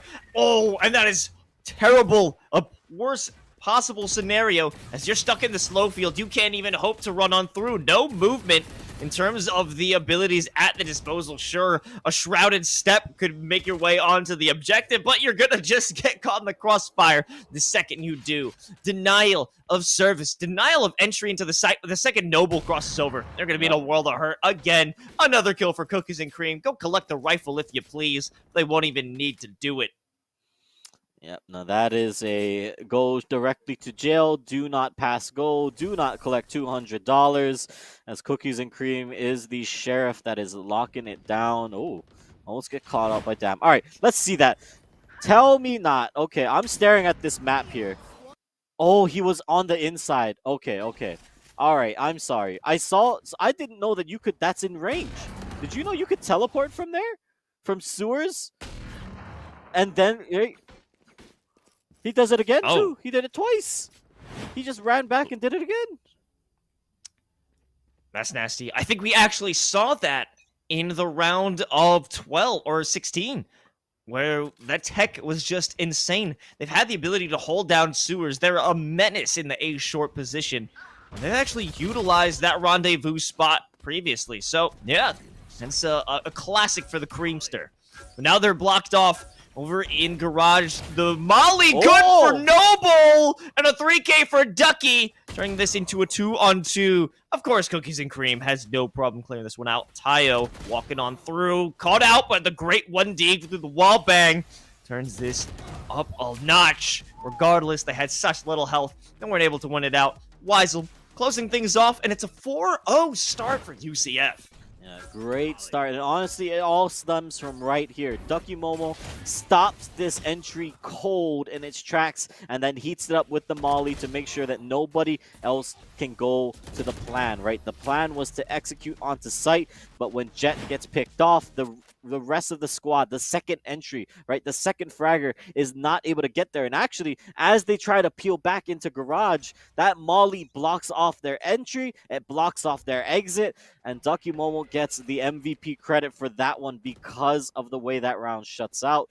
And now off of that, I mean, TAMU, I think, struggling to find entry onto these sites. We haven't seen them get a bomb plant down since those first two rounds where it was just chaos onto the B site. I'm curious to see how else they're going to get through here because, as it stands, Ducky Momo doing a good job of holding the line. Oh, beautiful use of that sky smoke. They weighed out the owl drone. I mean, I guess they kind of used most of their sky smokes on that one, but it stalled out the push. No one walked on through. Now, there might have not have been a great stack on C-Long, but regardless, they played with their knowledge to the best extent. Paula missing the shot, and now they have to worry about Aggro, who's made it up so far, and then updraft onto the boxes solidifies their take here of A. Yeah, it solidifies the take, and it means that they can just push right on through. They're just cruising through this one. Wait. Oh! He jumped out of heaven trying to be sneaky, and then gets picked off because he only has like 20 health left. All right. I mean, I like it. I like it. That is not something anybody would expect, but unfortunately for him, it does not work. Flash through from Ryujin. He will go down. Finally, it's a round on the board for TAMU. But okay, it took a lot of utility. It took a lot from them. Rightfully so, and I think he came off the back of Aggro, really, giving them the opportunity to walk down long, solidified the shot in short, and even finished off that third kill onto Cookies and Cream, even though that was kind of a freebie, given the situation. But regardless, Cookies and Cream in another position to really work on this map. I mean, 10 well above the rest of the server at the moment. They're certainly putting on a showcase here on Haven. This time around, though, massive offense on C-Long. That massive offense. Ducky Momo actually caught in the bracer, means that Tayo gets that kill, and they get to push right onto site, right out the gate. They have the offense there. Paolo tries to turn it back around, but instead, for now, he's just going to be held up in Garage. Bomb goes down. Spike has been planted. And with this 2 versus 4, this should be TAMU having a lot more priority once again. Weisel with the shock dart. Oh, just narrow of hitting the majority of the TAMU players. They'll be safe, free and clear. Power not ready for the aggression from Aggro. This is looking to be another round going the way of Texas A&M. But there's still an opportunity for a few exit frags to be put into place, especially from Weisel in this position, but they swing too wide as Noble hanging out by logs, ready for that position. And TAMU with their second round win in a row. Yeah, nicely done from them, and honestly, it comes off of this opening, right? Ducky Momo caught out of position or just not knowing that he's getting targeted by the Hunter's Fury. The rest of the squad then just gets to roll right on through. And I mean, really, once Paula gets dropped in Garage, that is the final nail in the coffin. The inability, I mean, 2v3, maybe you've got a shot, right? But 1v3, 2 versus 4, either way, it is too much of a man advantage for the side of Texas A&M, and it allows them to push up. Now we'll see how this one plays out. Cookies and Cream wanted that bad. He was willing to stick it. Yeah, no, you can't stick those. It's not a spike to defuse, just an orb. You don't need it. You don't need it that bad, but now sight has been given freely to TAMU.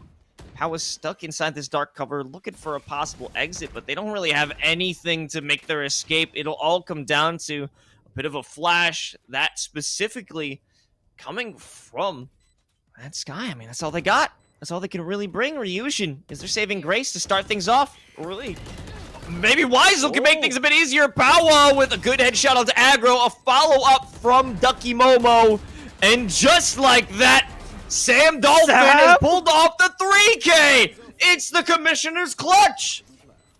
What a massive recon dart! He gets everybody through the smoke. I mean, let's see that again. Okay, yeah, Cookies and Cream, he kind of overcommits for that. But then on the retake, it's just what looks like a UCF victory. The dying breath of Tayo means he shoots out this recon dart. 1, 2, 3 pickup, and that is so massive. That's the clutch. I mean, what a play from Sam there. I mean, the assist credit goes to Tayo, but what a good job for them to get their 3rd round on the board. Yeah, a fantastic finish, a great parting gift from the Silva player. And this is beautiful. That's what you love to see. Hey, there you go. Uh-oh. A bit of trouble starting things off for Powa. They have to commit the dash as well as the Cloudburst. Losing a bit of utility, but I'm sure they'll be okay. As long as they got the blades in hand. Ryujin, however, playing it much closer. Sam Dolphin there for the swing, but they don't get the kill. Oh, the immediate guiding lights. It's a bit of an overcommitment as they have plenty of backup. It'll be a 1-for-1 trade out. Powa hanging out inside of that dark cover, might be able to get the timing right. And I think that'll be the case. They're sending out the Hunter's Fury from Weisel. What is this random shot? Actually, no, because the presence from aggro removes Cookies and Cream. They know a player's running up long, and that's a serious damage brought onto aggro. Only 70 HP, and they're stuck over in long. Comes down to Weisel. They got some more information. They need to play with the rest of their squad, even back up into CT, but Noble with a crossfire from short denies that escape route. I am loving how much these players are willing to just jump straight out of heaven. They are with no fear just jumping out of there. If they feel like it's gonna give them a chance, an opening, they are willing to do it, and it is just hero play after hero play after hero play. We're gonna need to see another one from Ducky's Momo here. He needs to get this first pick, but no, the timing is off, and that means TAMU evens it up 4-4. But yeah, wild series of events in the mid game there. Starting out with Fusion. Had the advantage, but they wanted an escape plan. Unfortunately, it wasn't given to them. And Weisel, I'm really loving the capabilities out of that Hunter's Fury. Not only did it remove a player, it also greatly damaged aggro. Unfortunately, they just didn't have the manpower to be able to sustain their lives back on A. So in the end, a bit of scattered play is bringing them to their demise. And Powa, even now, with the judge, a large commitment in terms of that economy. This is going to be an interesting take here on C. They've got them right around the corner at the top of the site. They're on the right side. If they just can manage to cover this jet, Powell gets in. There's one. Here we go. The judge. Pass judgment. It has been passed. And now Powell picks up 2, and that's actually huge because of the guns. They're able to pick up more. They're able to hold it off. I wonder if he's actually going to try to shuttle that other gun as well to the rest of the team. But it might not matter. The damage has been done. If Weisel finds somebody in transit here, it would be disaster for the side of TAMU as Central Florida. They managed to make it work. And actually, Weisel in the middle. Oh! Great trade. You take that every day of the week if you're Weisel. He picks off another 2-on-3. Sam Dolphin spotted out with the trademark. Will destroy, but it's information enough As you already have the adjustment down from platform. Unfortunately, Cookies and Cream can't connect the shot. And they realize the tour de force is over here. So what's the simple course of action? Get the hell out of there and go to A. All right, there's people here. We leave. That seems to be the call from the side of TAMU. And so far, so good. Cookies and Cream will jump back as he's got this set up for himself. Now spike down, Dam under heaven. As now, will they push the smoke? That's the question. Tour de force in hand from the side of Cookies and Cream. But he sees one, pops it, knows there's one behind the door, and instead, Sam will find the counter kill and trade. One more dash out, and it is Power once again. Like I've been saying, straight from heaven, down onto the rooftops. As there it is, the kill goes across, and that is UCF back on top. You know, it's often seen that jumping out of heaven is a weakness, but not for this crew, not for this squad, as Paula made a heavenly play, going away from that window, able to get behind Sam Dolphin, and despite the fact that he was in a great position, he was unable to isolate those gunfights. It was Paula with their distracting power to come out through. And I also have to give props to that initial judge double in the beginning. That's really going to set them apart away from TAMU, and it denies the accessibility of them getting a leg up over onto UCF. No longer will they be equalized, but they have to keep this one going into round number 10. Cookies and Cream, first point of contact. They have the escape option if necessary, but no, distracted by the Trailblazer. They shoot down rather than at aggro. Yep. Opts to take out the dog and thinking that it was going to give away his position, but the swing was coordinated there. And now that does mean TAMU with the opening pick, they've got options. Where do they want to play it? Feels like they're sussing out that somebody could be lurking around A side. They're checking their corners. When they're finally aggro, it costs him a little bit of his health, almost all of his health rather. But they do get the pick. Now Weisel trying to lurk around, sees one, gets it. There's another orbital strike as well, so they're forced left. They don't have too many more options. Ducky Momo wants to get onto site, but it looks like for now they will just let the spike plant. Cloudburst, giving them some more availability to walk on through. It's a new avenue for Ducky Momo to walk through, but Noble there with the shot.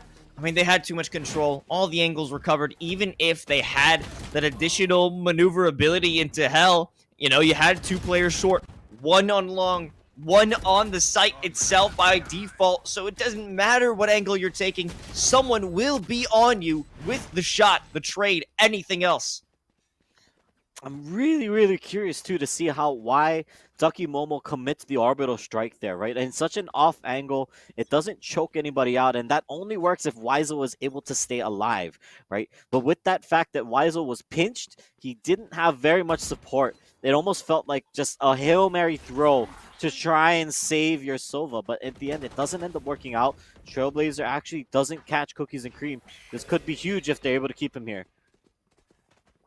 I think that might have been enough information with the guiding light. However, Trailblazer in response gives him an opportunity, but it is snuffed out. And on the other side, there's a bit of an advancement here for Ducky Momo. The second they walk on through, there's the trademark. Spotted out. No flank to be found here. And everyone looking for a cheeky play with a frenzy. No, doesn't even destroy the Sova drone. Here comes another one, but still not hit with the dart. Oh my god, how are they still alive, K-Tad? Ryujin was ducking, dodging, and diving around every bullet that came his way. He will go down in the end. This save round will not get them any sort of traction, save for some crazy headshot, but that doesn't work out for Ducky Momo. And yeah, I mean, all right, we are now last round before the half, Los, and I gotta tell you, I couldn't predict where this is going next. I mean, look at this guy, Ryujin spraying through the smoke, but then nobody else shooting him until the last second. The rest of it ends up being clean headshots, but overall, both sides, I think, kind of just leaning more and more into the chaos, Los. Yeah, it's just a very wild setup that we saw from them, and definitely a difference in performances from UCF. They've constantly been on the back foot ever since they got to 4 rounds in a row. Once that happened, it was the exact opposite. TAMU, they started to put their foot on the gas pedal. Now they have even more pressure going down onto C. Everyone hoping to get in the rotation in time, but Aggro, Noble, everyone's got each other's back. The spike plant and the avenues cut off with the dark covers, so there's no way for re-entry. They are just not able to get there. I don't even know if they have the guns for what they need to do here. Powell needs to be the one that makes this play. They've got rifles in hand. Can he find the headshot? The one taps, misses it there, and that means he gets taken down. Meanwhile, Cookies and Cream in the back line does find the pick through CT. Sova pushing up from Garage, but instead it's the Cypher in the back line, or rather the Chamber in the back. Weisel gets a trade, and they know the dash out is there, but can he play this quick enough? Cookies and Cream, tap is there, Blind goes wide, looking for the headshot, not able to do it. 7-5 at the half for TAMU. And they've certainly put on a clinic in this latter half of the first half.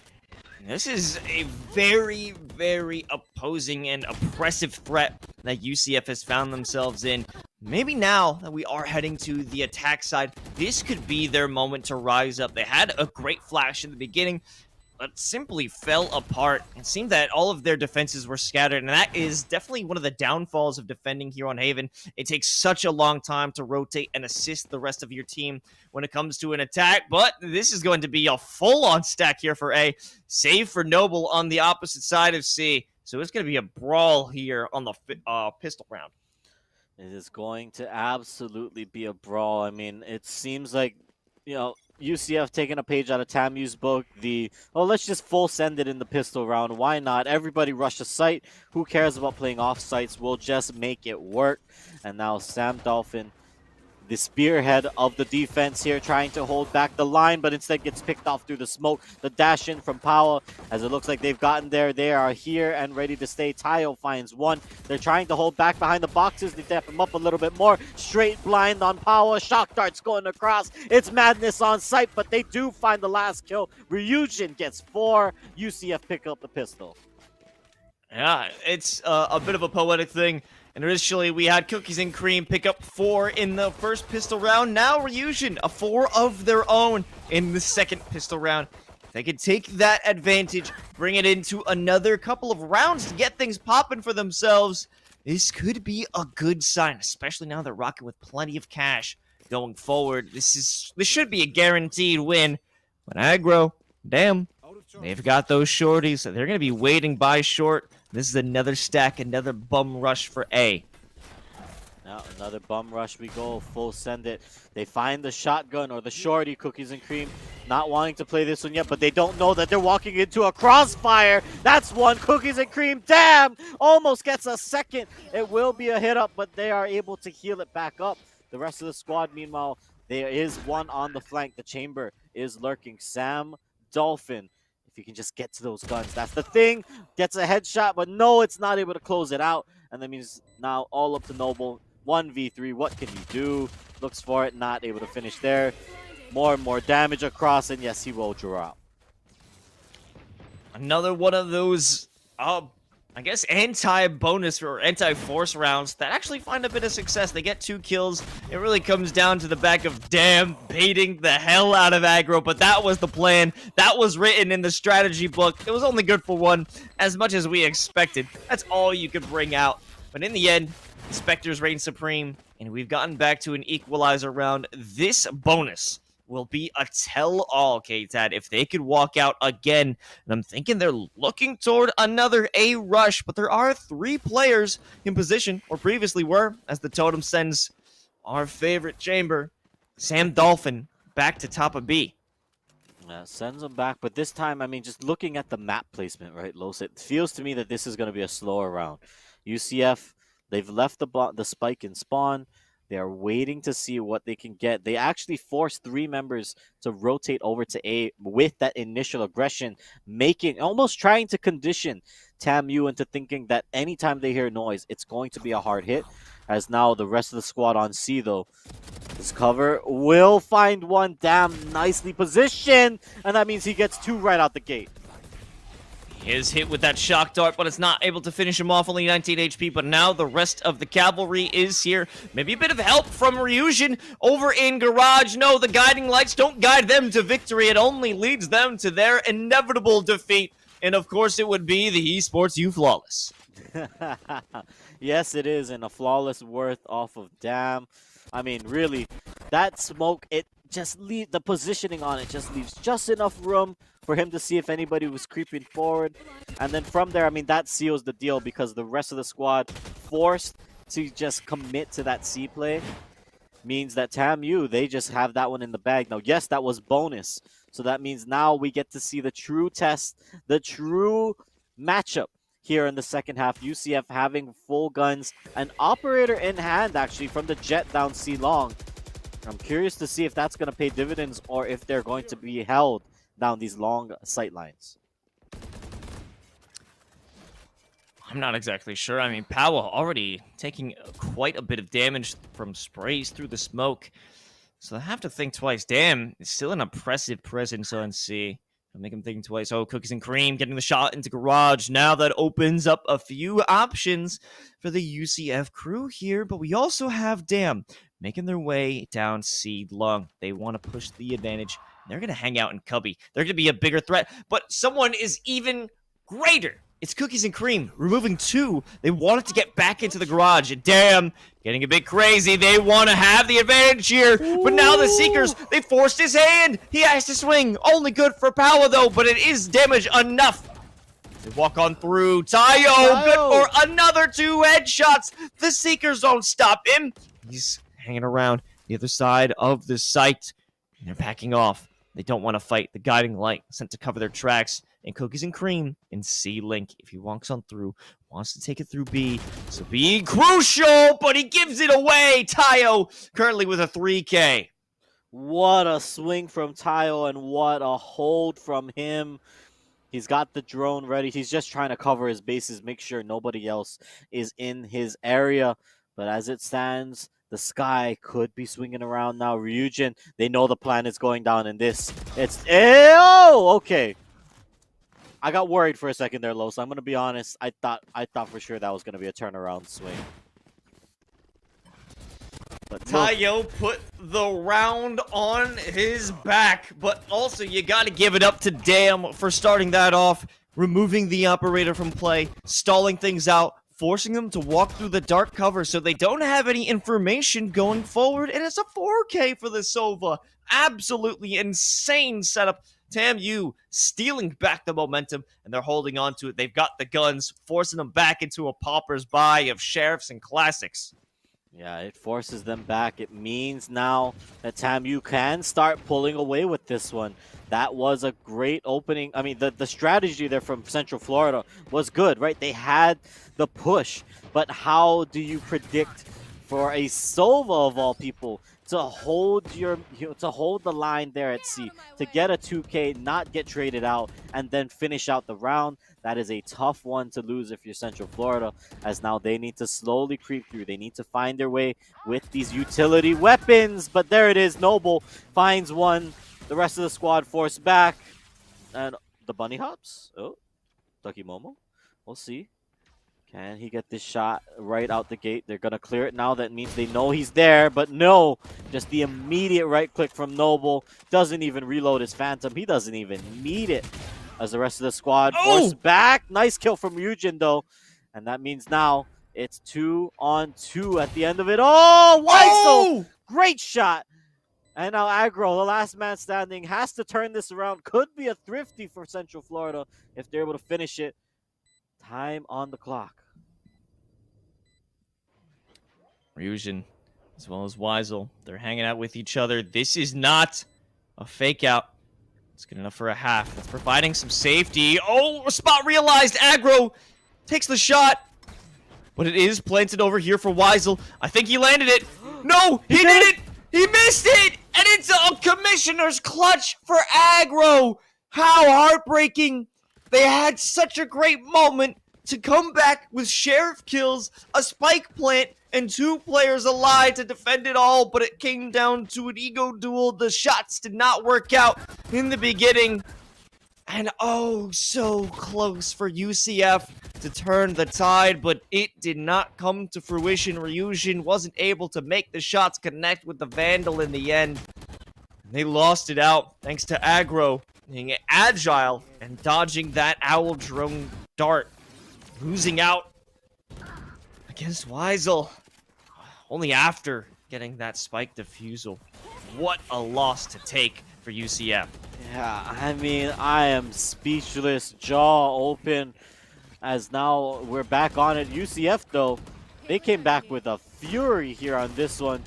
Smoke jumps out, but again, somebody jumps out of heaven. It's Noble. He goes down, but instead, Dam TP's to the side. It means he picks up that one, but it will not matter as finally Cookies and Cream picks up the round for UCF. I mean, all right, heartbreaking loss, sure, but the immediate run back, the immediate just rush down onto A's site. I mean, we talked about it here. It looked like UCF was starting to play a little slower. They say, all right, the adaptation they make, they just pick up the pace.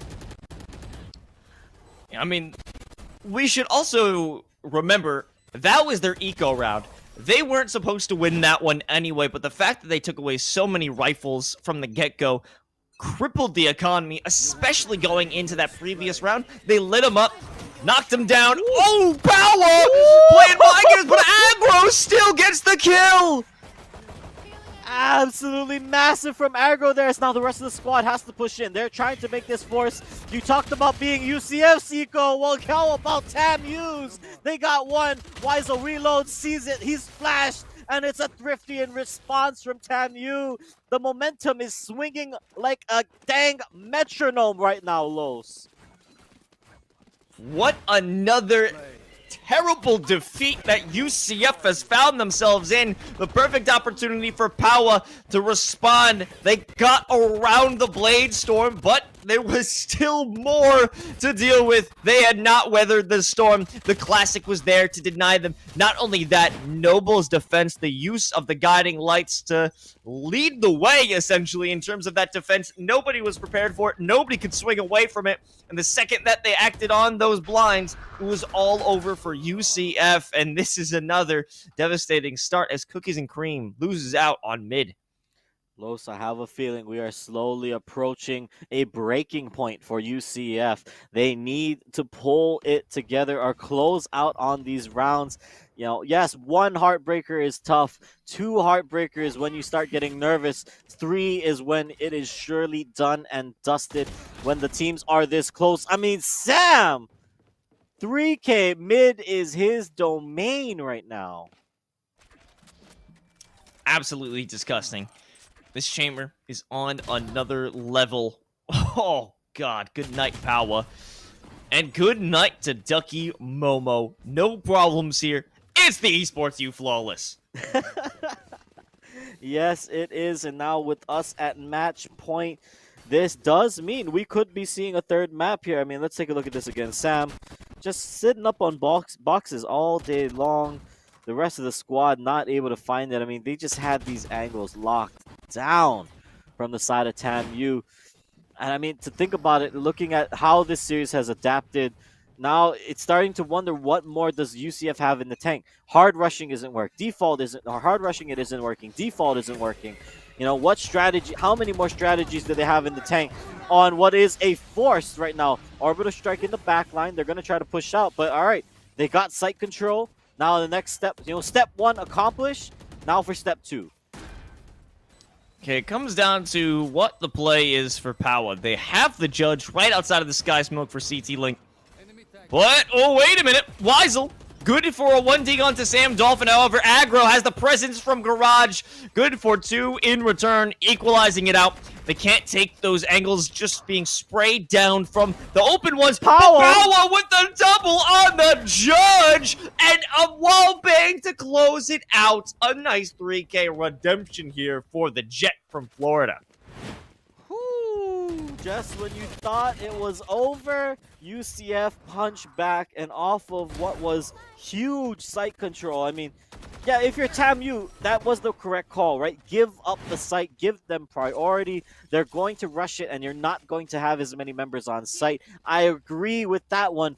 But then the side of Power to just hold that angle and for TAMU to not even think about or not know, right? He sold that. He deserves the Oscar for that one. He sold it he was a car salesman at best because he just told them, oh, I only have a classic. Don't mind me. I'm just going to sit tight and I'm trying to play this angle. And then all of a sudden, when they come back around, just kidding, I've got a judge, he XD, and just blasts them and sends them back to spawn. TAMU, that could be a tough one because now they've lost the opening frag here again in round number 22.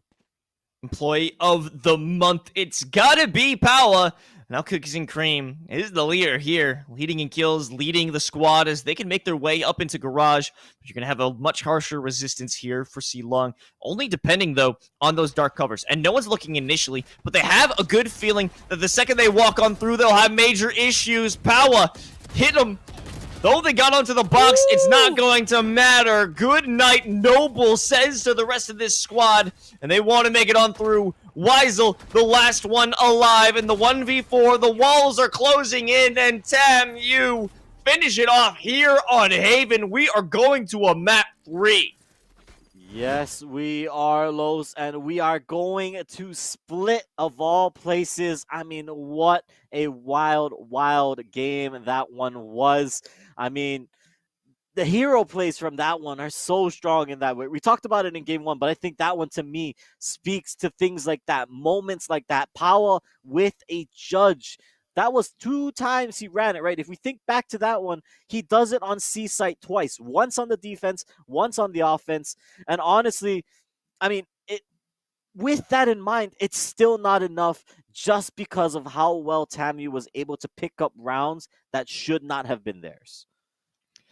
Yeah, and I also want to talk about Noble's ability to hold it down, not only with the Guiding Light, but even in that previous round. 2 kills, sending out the Seekers, get the information you need. Go back to a few rounds before when they were on the Thrifty. It was supposed to be the winning round that allowed UCF to get that equalizer, bring it back, get to double digits, but it was another case of denial. The Guiding Lights to stop on the push. It forced out some bad plays, and the more mistakes that we saw from UCF, the more capitalization we saw out of TAMU, and if they're going to continue in this effort, it wouldn't be surprised to see TAMU take it all the way in the end, but we'll find out after we head over to Split right after this.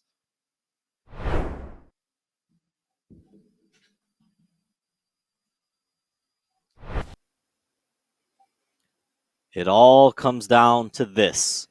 After over 125 rounds of Valorant, University of Central Florida stands at the precipice of their ticket to Atlanta. On the other side, Texas A&M, after losing their first map, they come back and they take Haven. And now we only have but 1 map left to play, 13 rounds to win, and 5 tickets to book as we finish out here in the last chance qualifier for the CECC. I'm K-Tad, that's Los, and here we go. Let's get into it as we're going not to split, but to bind. Yeah, just a little bit of a error there on our part. Whoops. You could blame the guy behind K-Tad. Not this guy. Look at him. Not this guy. The guy on the other side. The other guy. The other guy. On the other side. He's over there. That was my bad. Yeah. That's Scoots. He's cool. don't mind him. He's the observer. Anyways, we're here on Bind. Texas A&M, Central Florida, the university of that place. Here to bring it down. I mean, this is going to be the similar situation from what we saw last time around. Power, however, this time on the Rays, and rightfully so. Aggro, though, doesn't believe in that sort of activity. They're going to stay where they are on the Jet, and rightfully so. But, you want to take advantage of this tight corners. So that's why you'd have those ping shells, the boom bots, the Roombas, if you will. So it's what we're expecting. Almost one of those mirror match scenarios. Actually, no, not even close this time. It's 2 differences this time around, K-Tad. But the initiators, the Sova, the Chamber, of course we're going to see that again. Yeah, and I think that is kind of how we've been seeing UCF adapt and change over the course of this series. But now I'm really kind of wondering how that's going to pay out for them, because last game they switched to the Brimstone, didn't end up paying dividends for them. I think only one really good, I think, orbital strike that we saw gave them site positioning, but not a lot of post-plant scenarios where they got to use it, not a lot of opportunities where it ended up paying out for them. We'll see how that changes up this time around, because for the most part, TAMU, they looked like they were picking up steam and picking up confidence towards the back end of round number 2. So here we go. Bind. Teleporter Central on the map. That's right. That is right. And to speak further on the Brimstone, I mean, the Molly capability that comes on through, I think, is important to note, because there was that moment where Ducky Momo had just an incredible defense of C-Site by themselves, utilizing that. And we got a bit of aggression coming here from TAMU, something we'd expect, but they gambled wrong. They went over to A short, but no one's there to greet them, and now it is a full-on easy site control. Tayo, they've been a hero before, potentially can do it again, but in a 1v5, I wouldn't say so. Spikes planted, and Tayo about to be engaged by 3 players from Florida.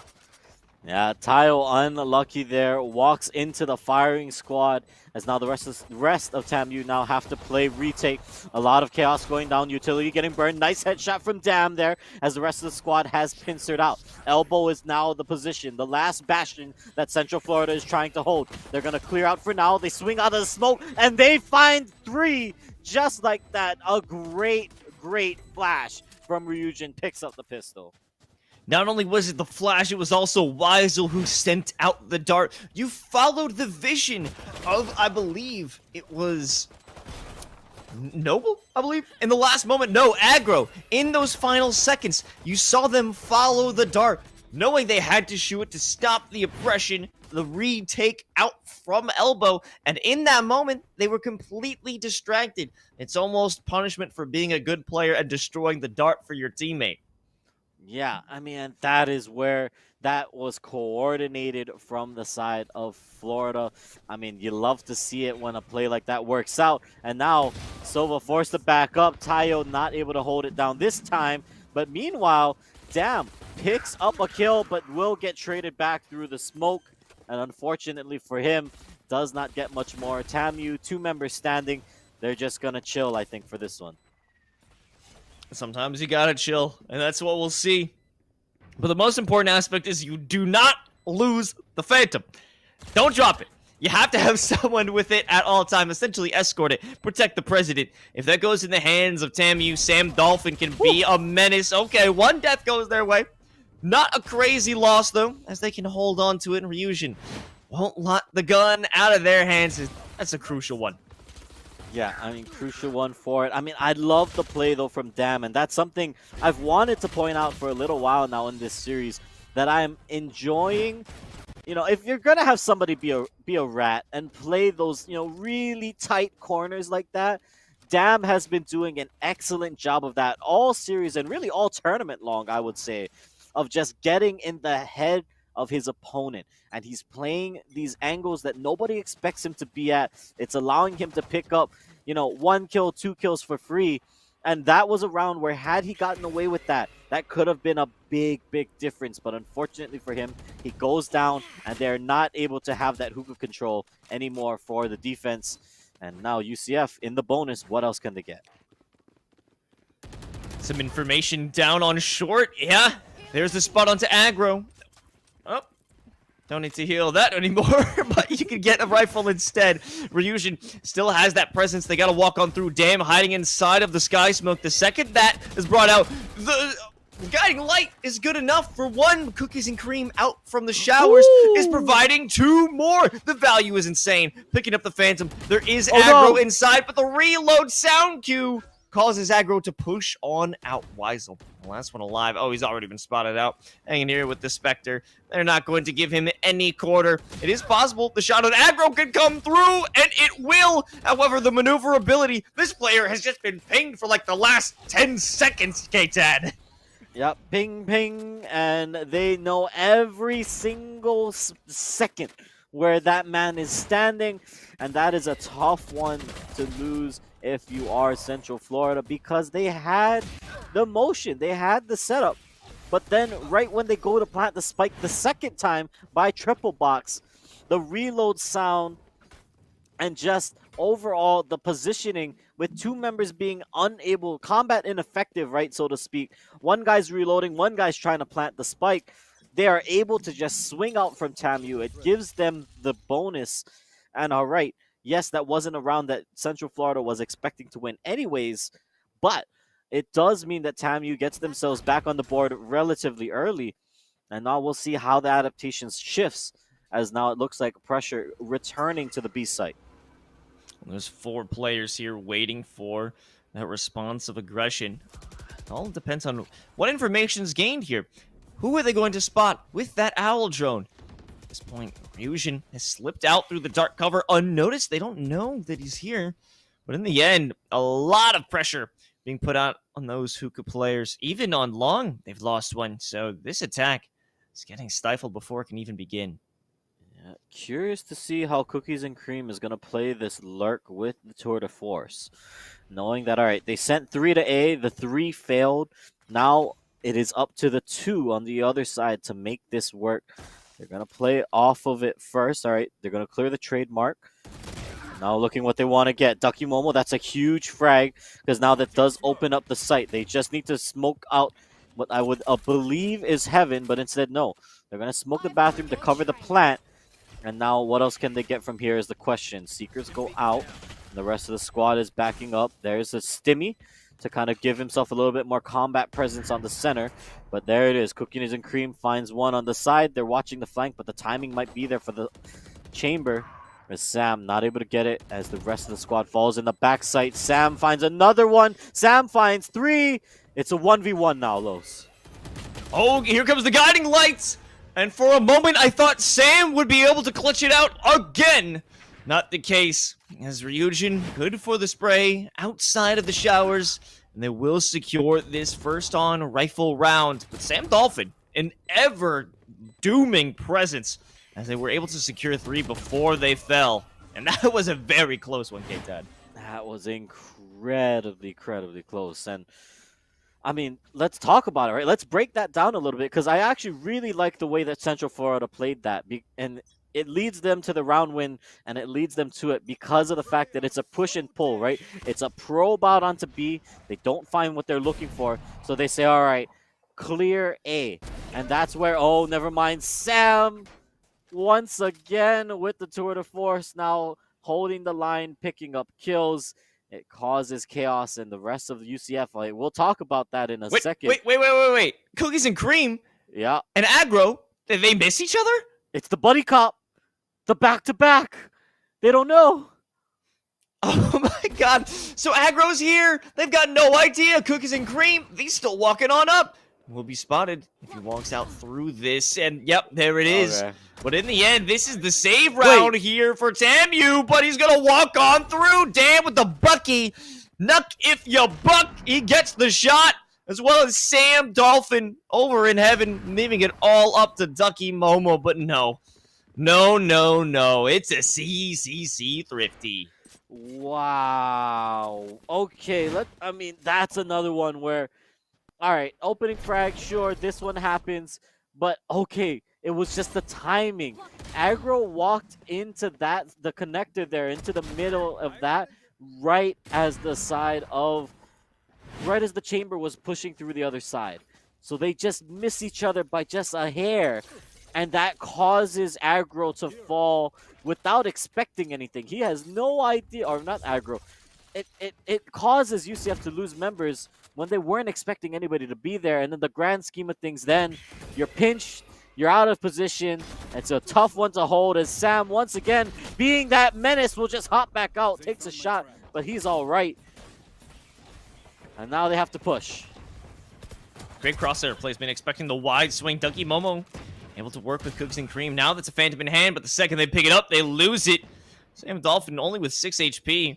But at this point, it does not matter. The shots are so good, there's no time for retaliation from anyone on the opposite side. Oh no. I think Powa's blast back actually sent him forward a little bit and right into the crosshair of the player holding onto elbow. Yeah, rough one. But once again, let's look at this. It starts, as most of these do, with Sam. And oh my gosh, just the way he is holding these he's pushed up and holding these angles, gets out scot-free pretty much by just having that rendezvous. It does create a little bit more of a pressure now. UCF trying to figure out what works. I mean, the default strat into the conversion worked for them a few rounds ago. Doesn't work out for them that time. Now what's left in the playbook? Seekers come out as there goes the orbital strike as well. They tried to clear out hookah, or elbow rather, I'm sorry, lamps as the debate goes, right? But now, meanwhile, it's a fight in showers, and it's Aggro who comes out on top with the operator. He gets traded back by Ducky Momo, but the rest of the squad has to back up now. 2 versus 3. Powell would have loved to get that headshot, but misses it by just a hair, and that means Ducky Momo trapped in the lamps, gets 1, but is pinged out, and they know it. 10 HP and a dream. He's going to smoke to try and clear, but no damage there. Yeah, no, just a little bit of a gap there, and the smoke is damn ready for the shot, and things seem to fall apart so quickly. It's not a pick here, a pick there. In these last couple of rounds, it's 3 dead in 3 seconds for UCF, and that might be a sign of just their aggression not paying off. As you can see, Aggro having absolute control of the bathrooms, and they haven't been able to take control of that, and I think that's severely hurting their plays when it comes over to their A executes. They just can't get that real pressure, that real pincer going in. And, you know, they have to make adjustments at this point. And now there's a bit more pressure looking down B long. The first person who walks through, it's going to be Power, but they bait out the shot, get the information, time to back off. Yep, they know it now. They know the operator's there. Aggro wants to move into a better position, but gets blinded up. Retakes the spot, and instead finds the shot before the bird can pop. The rest of the squad has to push in now. 3 versus 2 only on site, but Aggro holding his angle as they calm it down just a little bit. It's an eco round from Central Florida. Keep that in mind. So any kills will be good kills for them here. But instead, everyone else just holds the line. They play it slow for now. Any kills would be good, but the question is, can they get any of them? Aggro with another 2 from the op. You know exactly what's going on. You know the vibes. We won't get them, unfortunately. It is an Esports U flawless, but let's also remember, this was just an eco round, so it isn't anything to tout so loudly. But in the end, that's another tough, rough couple of rounds because you had cookies and cream. They were with the tour de force. They were hoping to have that response, that reaction, to be able to take them down, but it wasn't the case. They lost out on it, a big investment into nothing. Yeah, it ends up giving them not a whole lot back, right? And the economy now for the side of Central Florida on the ropes, right? Take a look at those numbers. Take a look at the strategy here. They do not have the ability to contest these long angles. So what are they doing? They're pushing up a short. They're going to use the blast packs here. It's actually a Ray's ultimate, but he's blinded up. Noble picks off the kill before he can get the rocket out. And now the pinch out the showers. They get 1. Can they get the Omen hiding in the smoke? Crosshair goes right across his face, but they don't know he's there. The rest of the squad, they are just holding onto this angle. Now they see him, but no, Tam gets that one. That's a huge pick. It evens out the man count, and actually Sam gets the kill on the flank. The last 2 members have to hold it down and bunker up in lamps. Look at that long rotation from Sam. That was all the way through caves and even beyond. Tayo setting up the shock darts, able to find a bit of information. They know Weisel's there, and the last one is done in by the Dolphin. This player is just such a threat on the server. You cannot stop Sam. And that's why we have TAMU here with 6 rounds. UCF clawing, screaming, hoping to get something to work, but it's not going down, and such a major investment again. In terms of ultimates, bringing out the showstopper. It wasn't even a Rosa ult, K-Tad. It didn't even launch. He didn't know. You can't shoot what you can't see, or what, you know, most of the time you can by just spraying through the smoke, but this time he chooses not to pull the trigger. Paula not having the greatest of games here on this one, right? 1 and 8, when we usually expect to see this guy closer to the top of the leaderboard. On a character like Raze, you need to have that confidence. You need to be fragging. And unfortunately for him, it's just not coming together. And that's the worrying point. That's why we're seeing UCF in this position. They're just unable to finish out kills. They're losing duels, or they're just not able to get, you know, the value out of some of their skills, out of their utility. Whereas on the other side, TAMU, they're switching it up. The strategies are changing. Sam Dolphin, like you're talking about, landing shots, being that man on a mission, a man possessed to try and get himself to Atlanta. He is not missing shots. He's changing it up, right? Nobody was expecting the flank through spawn on that last round. Sam does it, gets the kills, and gives them that positioning. Big blind onto Sam, but it doesn't matter. They back off and still have space to take. Going for the peak. Goodbye, Ryujin. Goodbye, Power. Anyone else want to have a taste of this? It's cookies and cream, and he gives him a cream of his own, so it's okay. He walks out and will be able to survive, but in the end, it's only 1 kill out of 4 more that they need to secure, still only with sheriffs in hand. They don't have much else in terms of space, and the second that we have cookies and cream walk the corner, they'll be lit up, as Noble has been waiting for them for quite some time, only 31 HP. Here comes the swing, but the timing is off.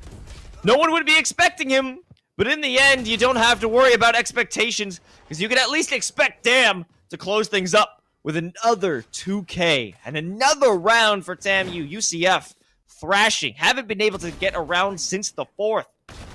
Yeah, have not been able to put stuff together, but that is not against them as much as it is Sam is popping off. I mean, just as we rolled through that in the beginning, the guy is not missing shots. He's taking aggressive peaks. 18-5, by the way, Los. He could be 20. He could drop a 20 bomb right before we even hit halftime. Are you kidding me? Look at that. Absolutely nuts. A menace. And he walks on by. He goes in for a repeat. Misses the shot. He still wants more. And he finds a different target. That wasn't even the guy he wanted to kill. He was just checking. He swung back around and said, all right, you're Silva, you're hiding. I'll settle for the other chamber. I'll take that guy's head off instead. And, I mean, again and again. Now, look, he goes over to A. He got the pressure down B. He's like, all right, cool. Nobody else is coming this way now. I'll go to A because that's where they're headed next. And that's where I'm going to get even more kills. Nuts. Absolutely insane. And although they have a shot down towards Showers, no one will meet them there. But here's some information. He can walk on over into U-Haul. Here's the first shot. Sam Dolphin hitting them with the Tour de Force, the Tour de Dolphin. Oh, they're going to be stuck. They're in a bad position, but they don't even need that sniper because they've got the Vandal, and they're being destructive with it. No Noble there to help them out. Noble following up with a second kill, leaving Ducky Momo all on their lonesome.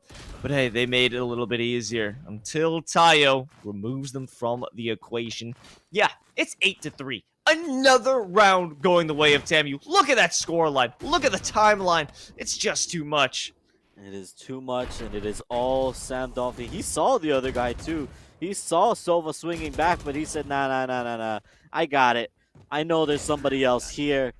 I mean, and then obviously, yeah, he misses the shot there, but he knows he's got backup in Noble. The double swing is perfect. It gets the trades as they need it to. And like we said, there it is. The 20 count. It's there. Sam's got it. And that is a rough one to look at if you're on the side of Central Florida when TAMU just has all of the momentum ready to go. And at this point, Sam Dolphin. I mean, we're going to talk about this player all day, K-Tad. You already know what's going on. Aggro spotting out. They've been spotted themselves with the Aldrone, bringing out the great use of the Blade Storm. But, oh, wait a minute. Getting hit with one. You had the updrafts at your disposal. A little bit late on the usage, but regardless, they're still there. Sam Dolphin open things up. A response of the Hunter's Fury there from Tayo. And they will be able to get some damage down on... Oh, my God. Dolphin, please, God, stop. We're talking about you too much. It's getting bored for the fans. We need another player to step up, please. I mean, he's just hunting at this point, too. Los. The guy just leaves hookah and says, no, let me just casually swing around, not even looking in the direction, but just snaps right to the head of the Brimstone. I mean, what can you do when you're Florida, if you're Central Florida, when a guy is just, he's just popping like that? Okay, that's a start. Cookies and cream, down to 5 HP. but could make some things happen here. Aggro pops the Blade Storm, and they're looking like they want to get some things going. Tour de Force gets used here, actually. Interesting is now what can they get through the doorway? That's the question. Cookies and Cream wants to find one. About to get blinded up, but finds it just a little bit early! That's 2! Does he know where the 5th is? He sees him, and it's an ace! Oh! It's an ace! Cookies and Cream said, enough talk about Dolphin! It's time we talk about the Supreme Cream! Cookies and Cream getting a nice ace with the Tour de Force, making every bullet count there. What a beautiful play. Sure, Sam Dolphin comes on through, but a new chamber is in town, and it's a great way to cap off that first half. But still, they were in such a great deficit of rounds. 4 down so far. It's time for them to bring it back on the defense. No 9-3 curse here in the building. It's only 8-4. Still very realistic, very feasible to come back from, right? Win the pistols, though. That's the important part here. If you can get that, bring yourself within the 2 rounds, give yourself economy advantage. That's how you build these blocks back up if you are Central Florida. Next, want to see how they play it here. Teleporters does make it easier for the defense just slightly if you opt to use them. But, all right, let's see it. Ryujin says, I'm tired of getting shortied. I'm tired of getting these little rat angles. I want to play one myself. And let's see if it works out for them. They swing. There's 1. There's 2. Oh! Beautiful double shorty for this shorty. Ryujin started things off, and they're going to be happy about that. Can even convert it into a ghost if they like to. Send out that guiding light, get some information. Players are out in sand, but aggro gets the plant. They are taking a bit of damage from that shock dart, so that makes it a lot easier. Ryujin will lose their head, but power there for the trade out. Now it's a 4-on-2, but Noble able to whittle them down, but in the end, they can't handle that massive retaliation in the retake. Yeah, I mean, once that double kill comes through, and with the amount of manpower you have in the pistol, it is very hard to come back from that. And well done from the side of Ryujin. I mean, let's look at it again. Nobody swings right. They both swing left, expecting it to be a tight angle. They just picked the wrong side, and from there, I mean, it's all done and dusted. That's a nice, easy pistol. And now let's see. Yep, the force is there from the side of Central Florida. Again, though, look at Ryujin. He's willing to run it back. Oh, okay, no, he sold it. He almost had the Bucky, and I was like, he's about to run this back. This madman. Oh, hey. He is. Oh, beautiful. Judgment to be passed, but none to step into the courthouse of Hookah. Oh, he's got the dragon judge too. That thing is a girthy gun. I don't feel right using that skin. Breathe fire onto your enemies there. You know what I mean? It's the breath of life. You know, here in Hawaii we call that, you know, the mana. You know, if you were the rock, you've got it. And here comes Wizo standing tall like a rock. He picks up 2. He gets them all. Noble will trade him back in the end, but has the damage been done? Instead, the rest of the squad has to back it up. Noble not able to do it, or we will get that spike down. And at the end of it all, this could have been a disaster force from Florida. If they lose here, they've lost all their guns, and they have to concede the next 2. Damn, now is repurposed, retooled this judge. I don't know if they're expecting it. Ooh, great placement of the nade, but a bit of a delay in that play from Sam Dolphin. Even so, Ducky Momo, they've got the opportunity. They could drop the Sky Smoke. I mean, are they going to make the commitment? Oh, yep, there's the barrel of Noble. It was a nice try, but in the end, they will be hit with the CECC Thrifty, and that's their force round. They lost out on that. The beginning was supposed to be so good for them, and Wise was able to take out 2. But in the end, the rest of the crew here from TAMU, they're just too oppressive, too quick, too fast. It doesn't matter what tools they've got in their hands. They can come out on top regardless. Yes, they can, and it ends up working beautifully for them on the side of TAMU. And now, I mean, we talked about it, economy-wise, it is going to be tough for the side of Central Florida. And sure enough, they're out of guns. They've got sheriffs in hand. Aggro finds 1 already, and that means the rest of the squad has to back it up. Sheriff, or rather classics in hand for Ryujin, not willing to spend too much money. And the rest of them now pushing up. TAMU. Site control is theirs, but they haven't quite cleared out elbow, and they haven't quite cleared out CT. For now, they will be happy with this, but will Ryujin push out a smoke? That's the question. Currently, no. As now the push comes in, but they're just getting picked off one by one until they all fall down. A swift execution of that retake, or the denial thereof. I mean, they didn't have much to work with in the end. I mean, unless they can pull off an amazing thrifty round like TAMU, but that won't be the case. Not much to work with. I mean, they do have the Seekers. They have the Blades on the side of TAMU, but they're still balling in the dough. In terms of ultimate economy, if we're looking at UCF, not much to speak of.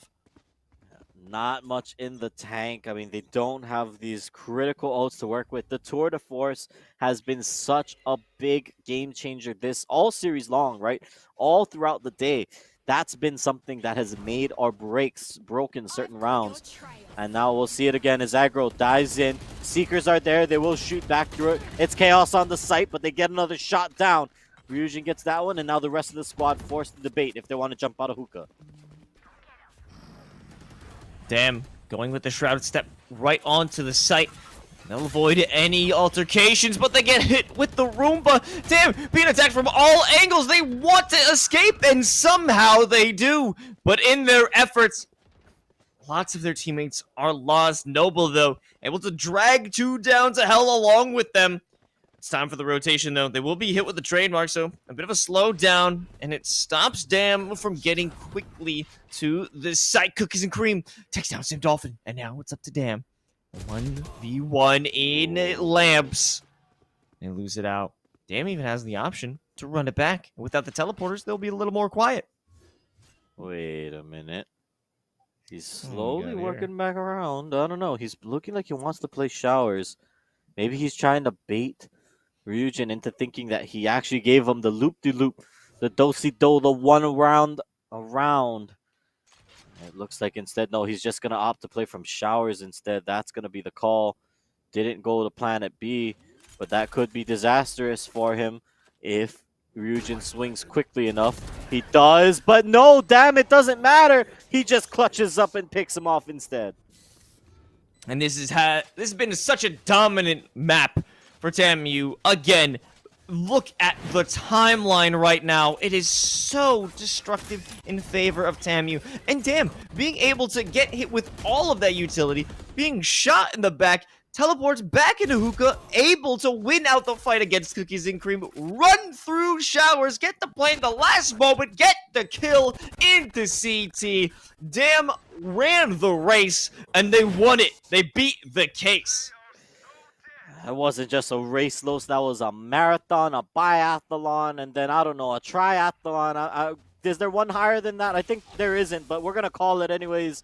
That guy just did everything he needed to. He went to hell and back to finally pull that one out. And honestly, because of that, now look at where this puts them. They get to just walk in. They've got, again, weapon and economy priority. They are playing into a pistol round from the side of UCF, and that means that it is just disaster for the defense. They are not able to hold. Pawa has a judge. Pawa is dead. Tour de Force goes out, but Sam Dolphin just whips out the headhunter and just says nope. This kid's too crazy. He has to be stopped. We have to nerf him, K-Dad, because the impact this singular player has had cannot be measured. I mean, we could look at the kills, 27, a 30 bomb, surely to make its way through if they don't win this round. Hell, even if they do, it could be a 3K from this player. They have just been so impactful throughout the entirety of this series. Without a doubt, an MVP if it comes to head that TAMU does win it out, but it's map, series, point. It all hinges on one more round victory for TAMU, and they'll be making their way to Atlanta. It's the last chance qualifier and the last chance for UCF to stay in this fight. One more round. They need to run it back 7 more times if you're on the side of Central Florida. Can they do it is the question. We've seen crazier, but here we go. The swing from Aggro, he picks up 2. That is not the way you want this to start. They need the Sova to hold out long, but instead, no, he swings and misses, and it's just down to 2 now. Cypher, or Chamber and Raze, that's all that's left. Cookies and Cream being spotted out a bit by that room bubble. We have Aggro already jumping through. They're taking the fight all the way to the end, and it's a flawless with the paranoia, the daggers to the dome, and Texas A&M University won the last chance qualifier. They will be making their way to Atlanta for the CECC championships. What a show from TAMU at the end there. They just start picking it up, and they don't let up. They put the pedal to the ground, and they didn't hit the brakes once on Bind. And honestly, credit to them. Welcome to the pool. Welcome to the team. You are now going up against some of the best in the country as we approach the LAN phase of this all. I mean, they definitely earned their spot, but boy, did UCF make them fight for it. Certainly in those first 2 maps, but it was a bit of a downfall in the end. As we saw, it was a 13-9 scoreline in the beginning. Then they flipped it over finally. It was TAMU who were in control again, and on their attack, their aggression knew no bounds.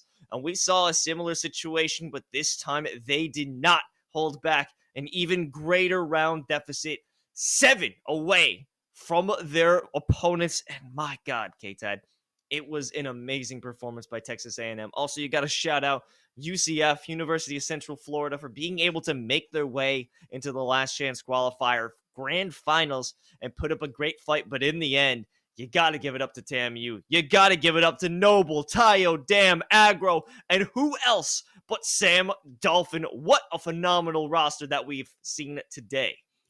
Absolutely incredible from them, TAMU. I'm excited to see, hopefully, if we can get one of them on the desk here to chat with us. But not to be worried, though, Los, because this does mean that UCF, the main team, falls, but the sister team, the JV, the academy team, may now open the door to seek sweet, sweet revenge against Texas A&M in LAN. Remember, I said this earlier in the broadcast.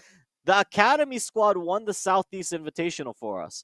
That means that they will be represented. UCF, Central Florida, is represented at this event, but they lose out on the main squad here. So I'm really excited to see now how amped does this make some of them and some of the other competitors now, knowing that Texas A&M is going to be at this tournament. This VALORANT lineup, this VALORANT tournament, is starting to look scarier and scarier by the minute, Los, as we get closer to Atlanta. It's going to be amazing. I can't wait to see all these players jump into the server on LAN, get face-to-face. What a beautiful thing that the CECC has done here. But we're going to take a quick break, and we're going to come back. We're going to interview one of the victors and get inside the minds of people who have just punched their ticket to Atlanta. Don't go anywhere. We'll be right back.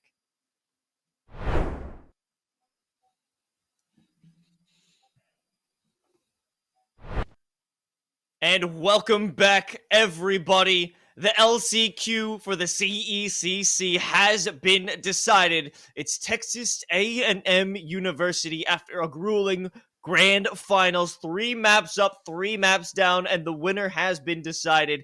And joining us here to give us some insight on how it all went down, we've got Dam. Dam, how are you feeling after winning this and securing your spot in Atlanta? I'm so happy. I really wanted to go to Atlanta. We lost to UCF like maybe a month ago, 2 best-of-3s in a row. So I knew coming into this, I wanted to do the interview if we won, and here I am. Nice. I mean, speaking on that, then, so you guys said you lost. You say you lost to their UCF a while back, but what about their sister team? So I don't know if you heard me say this, but you've knocked out the main squad, but actually the JV squad, the academy team, was actually the one that knocked them out of our Southeast qualifier. Have you guys played the academy squad at all, or are they even on your radar? What's the deal with that? I don't think we've played the academy squad at all. I don't think I've watched any of their games. I do know that some of their players, but other than that, Cookies and Cream always lived rent-free in my head. That guy, last time we played against him, just absolutely destroyed us. So I don't know anything about the other academy team though. Oh, okay. Well, I mean, then speaking to that, with some of the other names that are going to be down there in Atlanta, is there anything you guys are specifically prepping for? Is there anything you guys are kind of now doing, knowing that you were going to walk into this qualifier, but now even more so, you guys have about 2 weeks to prep. Is there anybody on the radar? Is there anybody that you guys are kind of specifically putting in that little bit of extra time on to make sure you are ready for whatever comes your way in Atlanta? Yeah, I think before Atlanta, we definitely need to go over like more set plays and how we want to play the different maps, especially I probably shouldn't say this, but maps that aren't Haven, Ascent, Split, like basically Breeze and Fracture. But I think the biggest team on our radar is probably going to be SJSU. We played them a lot last semester, the semester before that, and they're always consistent, and it would be wonderful if we could beat them. Hey, that would be amazing. I mean, you've already had a great accomplishment winning the last chance qualifier, but let's take it back to the series you actually went through. So you lost back on Ascent and started to pick up the pieces over on Haven. How did you absolutely dominate on Bind? What was the secret sauce to let you win? I think Ascent's usually our best map, so it was unfortunate we dropped that map. Several bad plays on our part. I think Sam's probably the biggest reason that we came through. Even though we lost on Ascent, he kept us in it. And then on Bind and Haven as well. For Bind specifically, we had the momentum after we won Haven. And yeah, we were just hyped. We knew what we wanted to do. We watched some of their stuff on Bind, and we just wanted to win really bad. Sometimes you just gotta want it more. Well, you don't need to want it anymore because you've already earned it. The last chance qualifier and the ticket to Atlanta is yours and the rest of Texas A&M. Now, before we send you off to celebrate and enjoy the night, is there anybody you'd like to give a special shout out to? Oh yeah, I want to shout out all my teammates. I mean, Sam obviously for the wonderful performance. I think I end up playing with Noble on site a lot of times, and like he's so easy to play with. I always know what he's gonna do. It's always the right play. Tio is the best Sova I've ever seen, and Aggro has really changed his play style from how he used to play. Very aggressive, very consistent now, and make smart plays. Absolutely fantastic work, Deb, and congratulations again on your win, and good luck to you as we head over into Atlanta. But ladies and gentlemen, that'll be it here from the Esports U, the CECC Last Chance Qualifier. The winner has been decided. All the teams are heading over to the LAN in Atlanta in May, but that's going to be the final broadcast in the run-up to this event. So we won't see you until then. We may have simul broadcasts with the other orgs underneath the Esports U umbrella, but until then, we'll see you for the action in Atlanta. I'm Los, joined by the God Prod, K-Tad, stepping in on the mic. K-Tad, thank you for joining me here on the desk. Yeah, it's been fun, Los. It's not that often that I get to step out from behind the shadows, behind the scenes, and come out into the light on the camera. But I definitely had a great time tonight. It was some great VALORANT action. And honestly, it has me so pumped and so excited to see what happens and really what the future may hold. This is only just the beginning for the CECC events, and who knows where we'll be this time next year, Los. And I'm sure we'll be having a ball and we'll have having so much fun when it comes to that point. But thank you, man. It's been a blast, and I can't wait till the next one. A beautiful present and a beautiful future ahead. Thank you to all the teams who came through, the fans as well. You gotta shout out the production, the gang behind you. We got Colton, we got Cool Scoots working the production and observing respectively. So thank you so much to everyone who participated in this amazing last chance qualifier. And we'll see you in Atlanta. Have a good night.